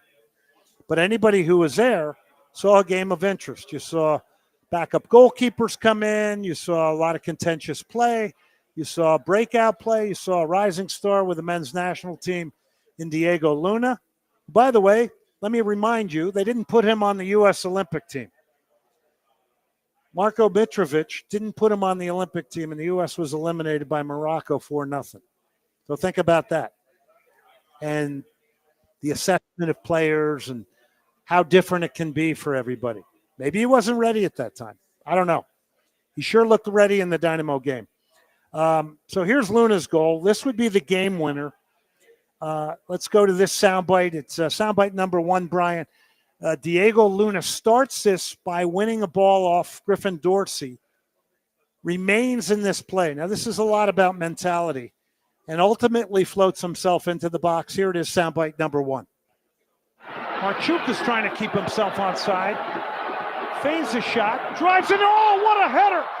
Unbelievable. Diego Luna, who will go off to the men's national team, gets on the end of a driven-in cross shot, whatever, and it's banked in off his head. It's 2-1. Real Salt Lake. Delivery was vicious. I mean, I can't believe he was trying to drive that off his head. It would have went about 10 yards wide. It probably would have went out of the state. Well, actually, it was driven hard and low. It was a great ball, actually. But the fact that Luna won the ball by the corner flag, carries it out, finds somebody at the top of the box. At that point, a lot of players say, okay, my job's over in this play. I'm going to detach myself. He stays in it, floats into the area where a ball may come, and gets the good fortune. Earlier, the Dynamo, and this is one of the strengths of Jack McGlynn, who they bought for $2.1 million off Philadelphia. Good young talent. He's getting a lot of stick right now because he's not Hector Herrera, which is the good and the bad for him, because I think him being in a pressure environment and being a guy that the Dynamo has to get a lot out of now is going to be good for his career, better than what and how he was being utilized in Philly. So he gets a free kick. It's a tremendous piece of delivery. His delivery was spotty on the night. He had a lot of chances off set pieces and corners. It was a bit spotty on the night. But on this ball, he floats in beautifully. Here's how the Dynamo got their equalizer. Can the Dynamo cash in? McGlynn bends it to the back post. Yes, they can. Headers pounded in. Ezekiel Poltze. And he needed that goal as much as the Houston Dynamo did. It is now 1-1. So that was the equalizer. We have to go back one step further. The Dynamo conceded within about 40 seconds inside the first minute. Now, if you go back and look at that video and you see how that play developed, you will be a little disappointed in how that happened. First of all, they don't get a tackle in by the sideline. Second of all, if you stop, and I go back and I stop a lot of these goals to look at where the team shape is. The Dynamo were all over the place on that play. And it was a brutal goal to concede, first of all, because it gets the night off on a bad start. Ben Olsen, nobody's going to like that as a manager. But the Dynamo not only got turned and were running back towards their own goal, but they also, their shape was so poor. They were all drawn to the ball out wide that, this was easy for Gonzalez to finish off. So that's how that ends 2-1. Let's move on now to Newcastle. They win the Carabao Cup, first cup in 56 years. Isak with the game-winning goal. Barnes, Livramento. He's found a left-footed cross. Up gets Murphy. He's the man! He's the man that Newcastle United look to win matches. He made just to win a cup final for them. Yeah, 56 years is a long time to not win a trophy. Yeah, so they say in soccer you have to suffer as a fan. Well, Newcastle fans are. By the way, they are some of the most amazing fans. I spent a summer over there, and I was playing in the thing called the Northern League, which had a lot of ex-pros. It was a great thing for me in between college because I had a couple college teammates. But that area, Newcastle, Sunderland, that is soccer through and through. And Josh Gardner is going to be on in the next segment. Played against a group from Newcastle when he was a youth player called Blythe Spartans that came over to the U.S. and came here to Houston, Texas. So great soccer part of the country. Christian Pulisic continues to tear it up for AC Milan. They beat Como 2-1. He scores again. He is ultimately, if he isn't already, the greatest American soccer player, in my opinion, that's ever played in Europe. Here's what it sounded like. Reinders. Through it goes for Pulisic. What a finish. He was the hero of the comeback victory at Lecce. And he sparks the fight back here against Como. What's interesting about him, he speaks fluent Italian already. This is pretty incredible. He does his post-match interviews in Italian. Post-match interviews in Italian. Now, we couldn't get Hector Herrera to memorize 2 English lines. But if we think about that seriously, and I mentioned that on the show, by not learning a little bit of English, guess what? Local TV stations don't want to fool around with that. So you're hurting yourself by not getting him out in the public on a Channel 2, at Fox 26. You're not going to get sound bites from a guy who we have to position when he was here equal to the top player on the Texans, to Altuve on the Astros, and whoever's the top player for the Rockets, which Joe George, who's out here producing and is our top man at ESPN, he'll tell me in the break who that is. And he's smiling because he knows I know nothing about the Rockets and that I like Caitlin Clark in the WNBA because I like the entertainment value. All right, we're taking a break. This is ELO, do ya? Couple of things to talk about here. We're at Senate Avenue Brewing, obviously. Gold Cup Final coming to Houston July 6th. Tickets will not go on sale until later in the spring. You can get access at the front of the line. It's lsse.net. Get in the Gold Cup final wait list July 6th. So that could be U.S., Canada. That could be Mexico. Who knows? And we have Nations League on Thursday. You can watch it right here at Senate Avenue Brewing. It'll be the U.S. men against Panama and Coco Carrasquilla, and it'll be Canada and Mexico figuring out who you want to win those games. All right, so if you come up to Senate Avenue Brewing, you're going to taste some of the best small batch brewery beer. 7 days of the week it's open. Daily specials, Steak and Steins on Thursdays. That'll be good. Steak and Steins, $20 for a steak, a side. You bring your Stein, you get it filled up to a liter, and then you watch the Nations League game here, right? Both of them. I think they're back-to-back, right? Andrew Mitchum, the owner, is shaking his head. Yes, they are. And by the way, you can call him the mayor if you're here. You can call him the mayor because he actually was the mayor of Jersey Village. He may have been one of the youngest mayors ever in the history. Very interesting guy. All right, we got a lot going on here tonight. We'll start with our guest, Josh Gardner, former Major League Soccer player, will join us next. Ask for a Soccer Matters t-shirt, ESPN t-shirt. It's Soccer Matters ESPN 97.5 from Senate Avenue Brewery, presented by the Daspit Law Firm.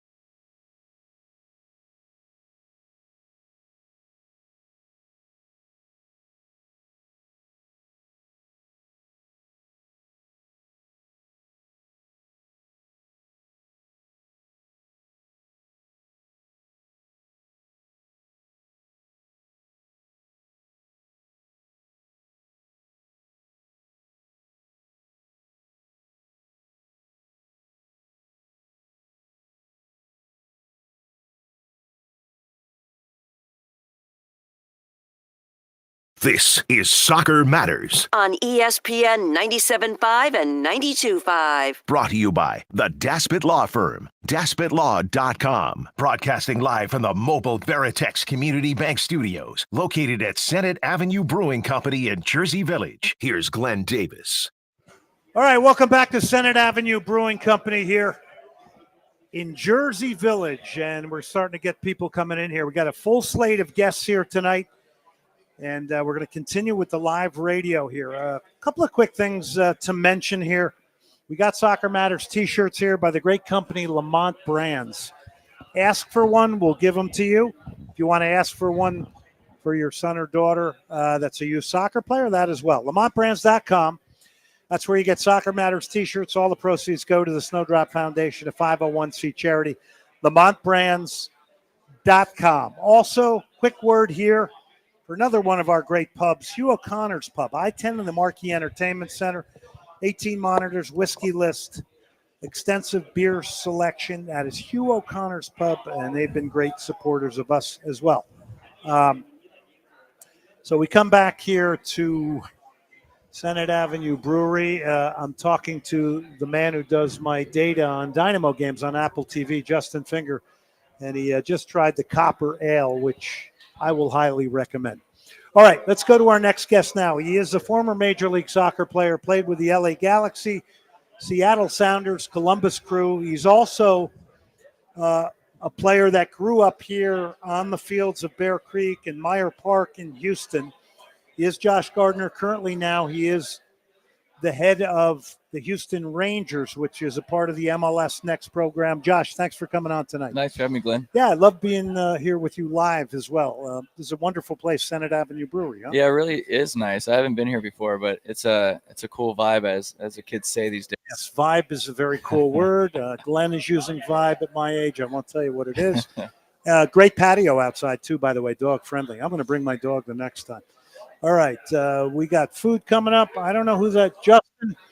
Okay, so talk to me a little bit about what MLS Next is, where it fits in the landscape of youth soccer and player development here in Houston. Yeah, super important. MLS Next has been a great league for our players. It's obviously the highest level of youth soccer in the United States. In our conference alone, we have 5 MLS academies that we compete with, and it's extremely difficult. So the way that we compete with these teams is extremely important. And it's hard to get out of your group stage to make it into playoffs and stuff at the end of the year. But it's super important for our kids to compete with the best players in those areas, and we try and open doors for them. So that is our job in player development, is to try and help these players get on to the next level, and we don't try and keep them, we try and push them on. Landscape in Houston. We're talking to Josh Gardner, former Major League Soccer player, grew up in Houston, heads up the Houston Rangers. We're talking player development here. There's 3 MLS Next teams, right? One is the Houston Dynamo, right? The other is GFI. GFI, yeah. And then Houston Rangers. There's Yeah. 3 of them. What's the interaction like? I mean, does Houston Rangers, the GFI, do they have to feed the Dynamo? How does that all work, and how do you handle that? Well, I think our job as being a part of MLS Next is to try and develop players who might not be ready for Houston Dynamo, an Austin FC and FC Dallas. We prepare them for those opportunities, and then whenever they show that they can stay at that level, I mean, we have players going in and out of Dynamo training throughout the week, and so I think that's super important for us to focus on getting those kids ready for those opportunities. We do have a really good relationship with GFI. They do a good job with their players, and we've had kids that are driving past GFI to come train with us. And I always mention, listen, there's a academy right next to you guys. As far as the driving in Houston, it can be kind of crazy. So we really try and focus on our area in Katy and Cypress and bringing in kids and working with them.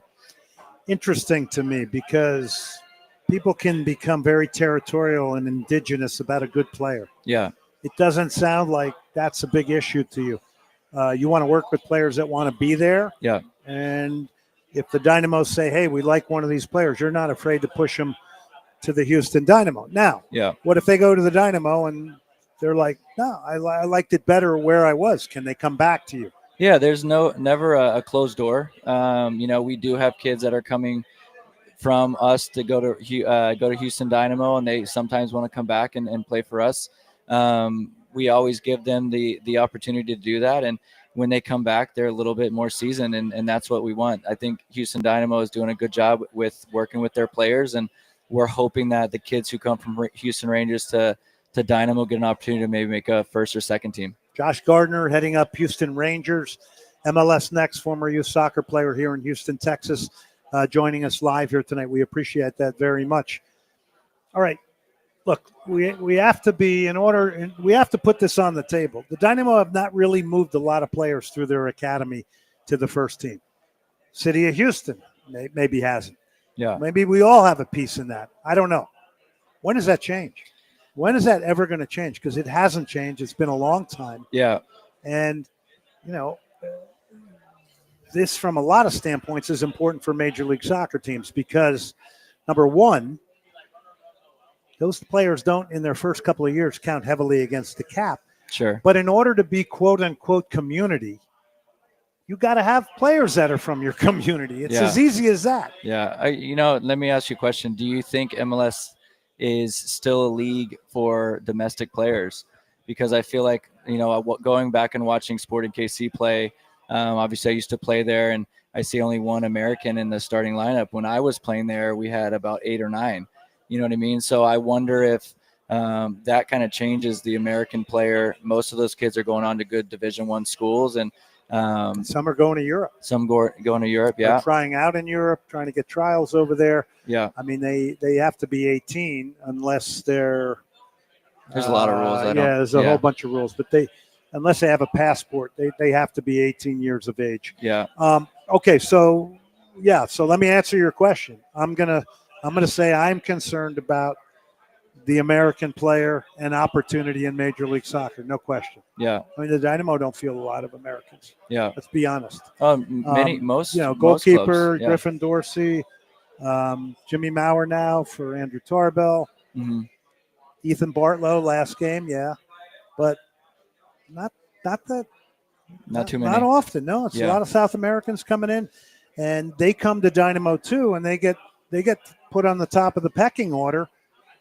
So this remains a big question for the Houston Dynamo, I think, in the future, and I think all of Major League Soccer, frankly. Yeah. Because when this league was, 94 World Cup, they said you got to have a pro league in 2 years. Right. 96, this league starts. It almost died, Mm-hmm. and the whole mantra was, well, it's got to be based on the American player. Yeah. But it's kind of switched in the times of buying and selling now. All right, let's keep it going. What's a typical day for Houston Rangers and Josh Gardner? Well, right now, currently, we're trying to work on our fields. The county at Paul D. Rushing Park has allowed us to use some space for us to put some soccer fields down. And so lately I am watering the fields 7:30 a.m. to about 4 p.m. and then we're getting ready for training. But it's a lot of just preparing our players and talking with our coaches and talking about their sessions and what they want to do. And we do get a lot of interest from a lot of different MLS academies about our players. And that's exciting for us.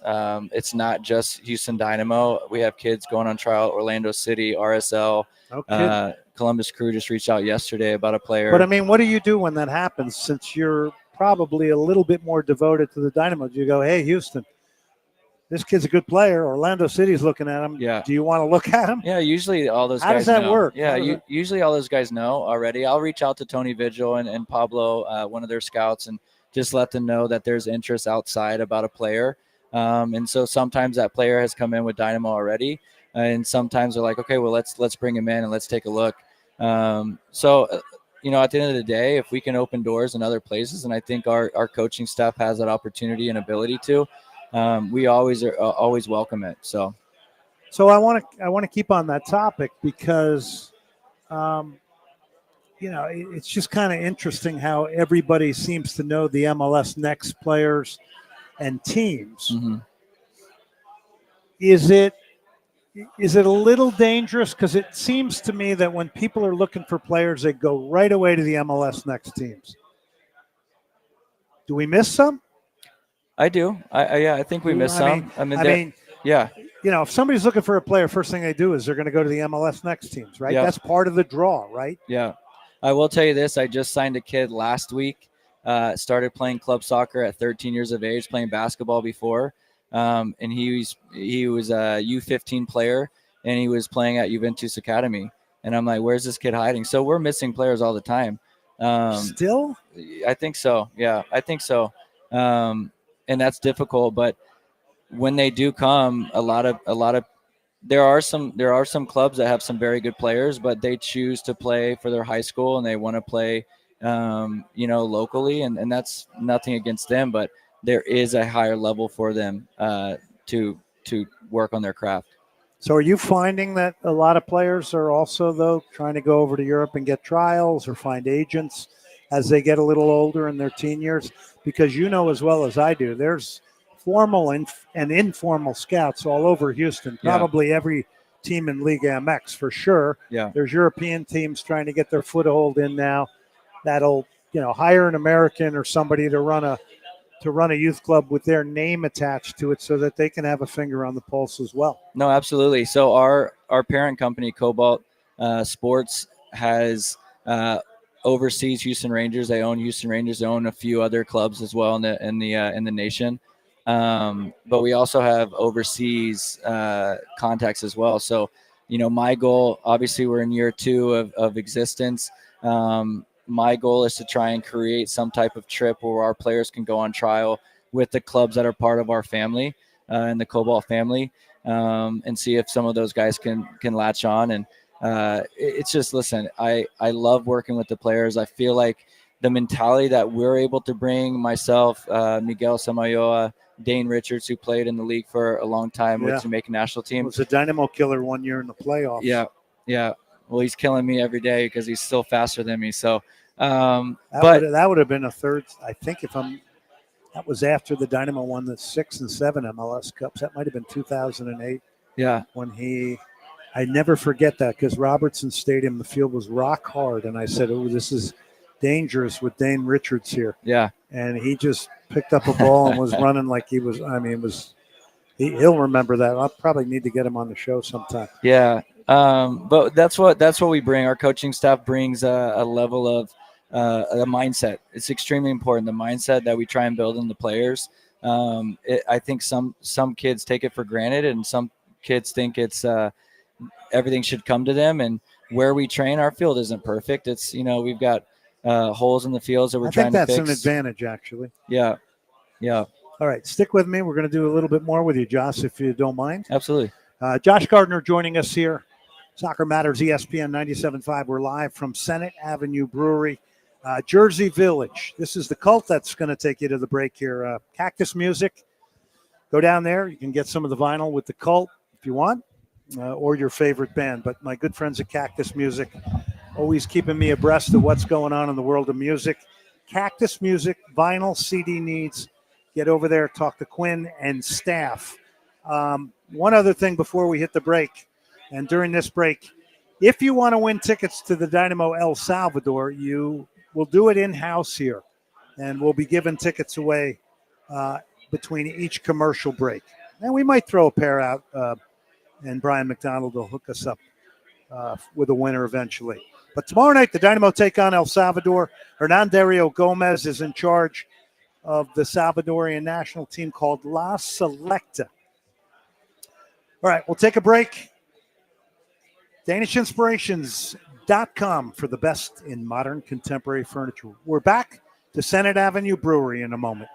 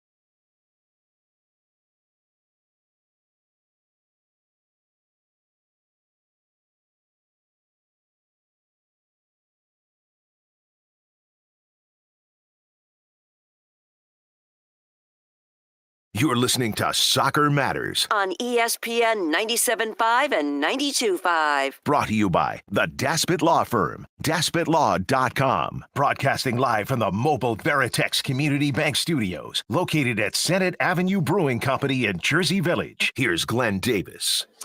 All right, welcome back, everybody. We got Joe George out here from ESPN 97.5. Big thank you to him for coming out here. Back in studio, Brian McDonald. So I got the two heavy hitters here helping us get this show on the air, and it's smooth as can be right now. Just like it's like a beautiful counterattack. Things are just flowing. Joe's shaking his head at me. He said, "Don't hex it. Don't hex it." Let me just remind you about Senate Avenue Brewing. Small batch brewery. Kitchen's open 7 days of the week. So they've got amazing food here. I mean, I saw a bulgogi bowl and a bunch of stuff for the very health conscious. That's great. Of course, they got the burgers and everything else you like. Daily specials from the kitchen. Steak and Steins on Thursday. $20, you get a steak and a side. You bring your own stein. They'll fill it up to a liter for the price of a pint. Fish and chips on Friday. American grill and pub cuisine, burgers, wings, pizza, but they have a lot of these other interesting dishes. Tap room, patio, 7 big screen TVs. Great crowd in here right now tonight. And outside, they got a beautiful patio, which is dog friendly. So take 290 to the Senate Avenue exit, head north 1 block. All right. So you got MLS Next up and running pretty quickly. You have a lot of different, and we're talking to Josh Gardner here. You've got a lot of different kids at different age levels. Some you've had more influence on others. Where are you finding your best players right now, and where should you be finding your most talented players right now? Well, when I was approached to start MLS Next, there were talks about us starting in the Woodlands. And I quickly said, there's a lot of good players in the Katy Cypress area. We should keep our location there. And so hopefully we're finding a lot of players. That's the majority of where our kids are coming from in that Katy area, Rosenberg, Fulsher, places like that.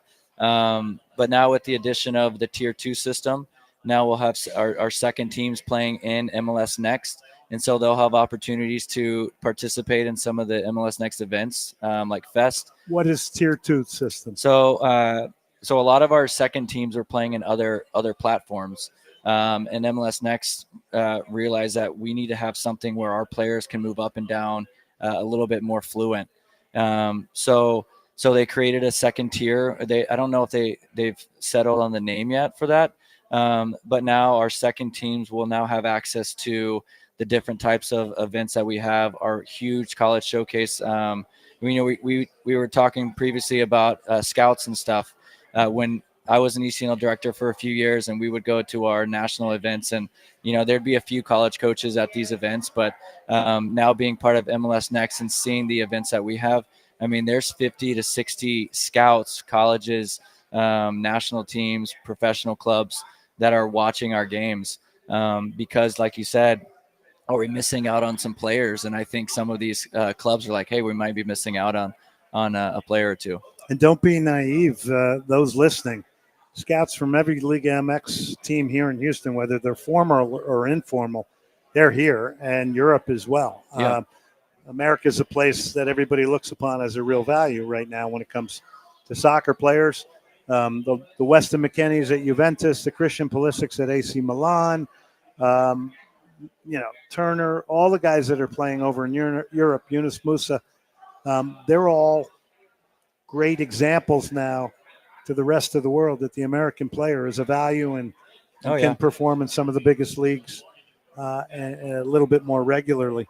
Biggest challenges, back in my days in youth soccer, the whole parental thing, the whole pay to play always comes into it.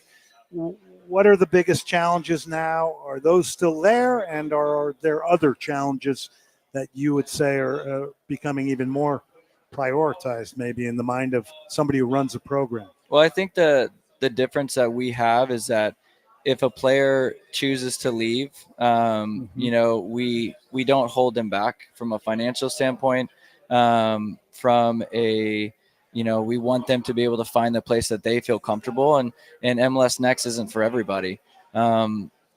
some kids can't hang the fact that they're not getting minutes, but they're fighting for spots. And I think that's where we talk about the mentality part of it, is that's difficult to teach.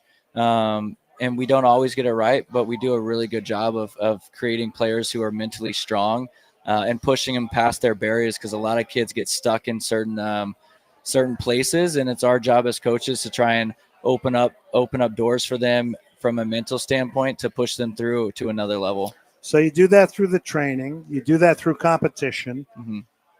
What do you teach them to do on their own to improve their mentality? Well, I mean, are these kids going home playing every day? Are they creating their own training environments? Are they watching games? Give us a sort of profile of some of these kids. Well, back when we were growing up, we trained twice a week and a game on the weekend. Now these kids are training 4 or 5 times a week.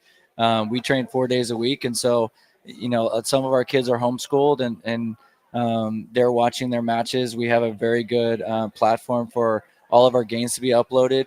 The way they're doing U13 and 14 for playoffs is, instead of having standings, they're doing based on the quality of play. And so they have analysts watching all the U13, 14 games and seeing, okay, what's the score, what's the result, right? But how is the team playing? So Houston Rangers might lose to Houston Dynamo 3-0, but we created a lot of chances and we missed and we played really well. And there might be, a goalkeeper mistake. So they take that into consideration.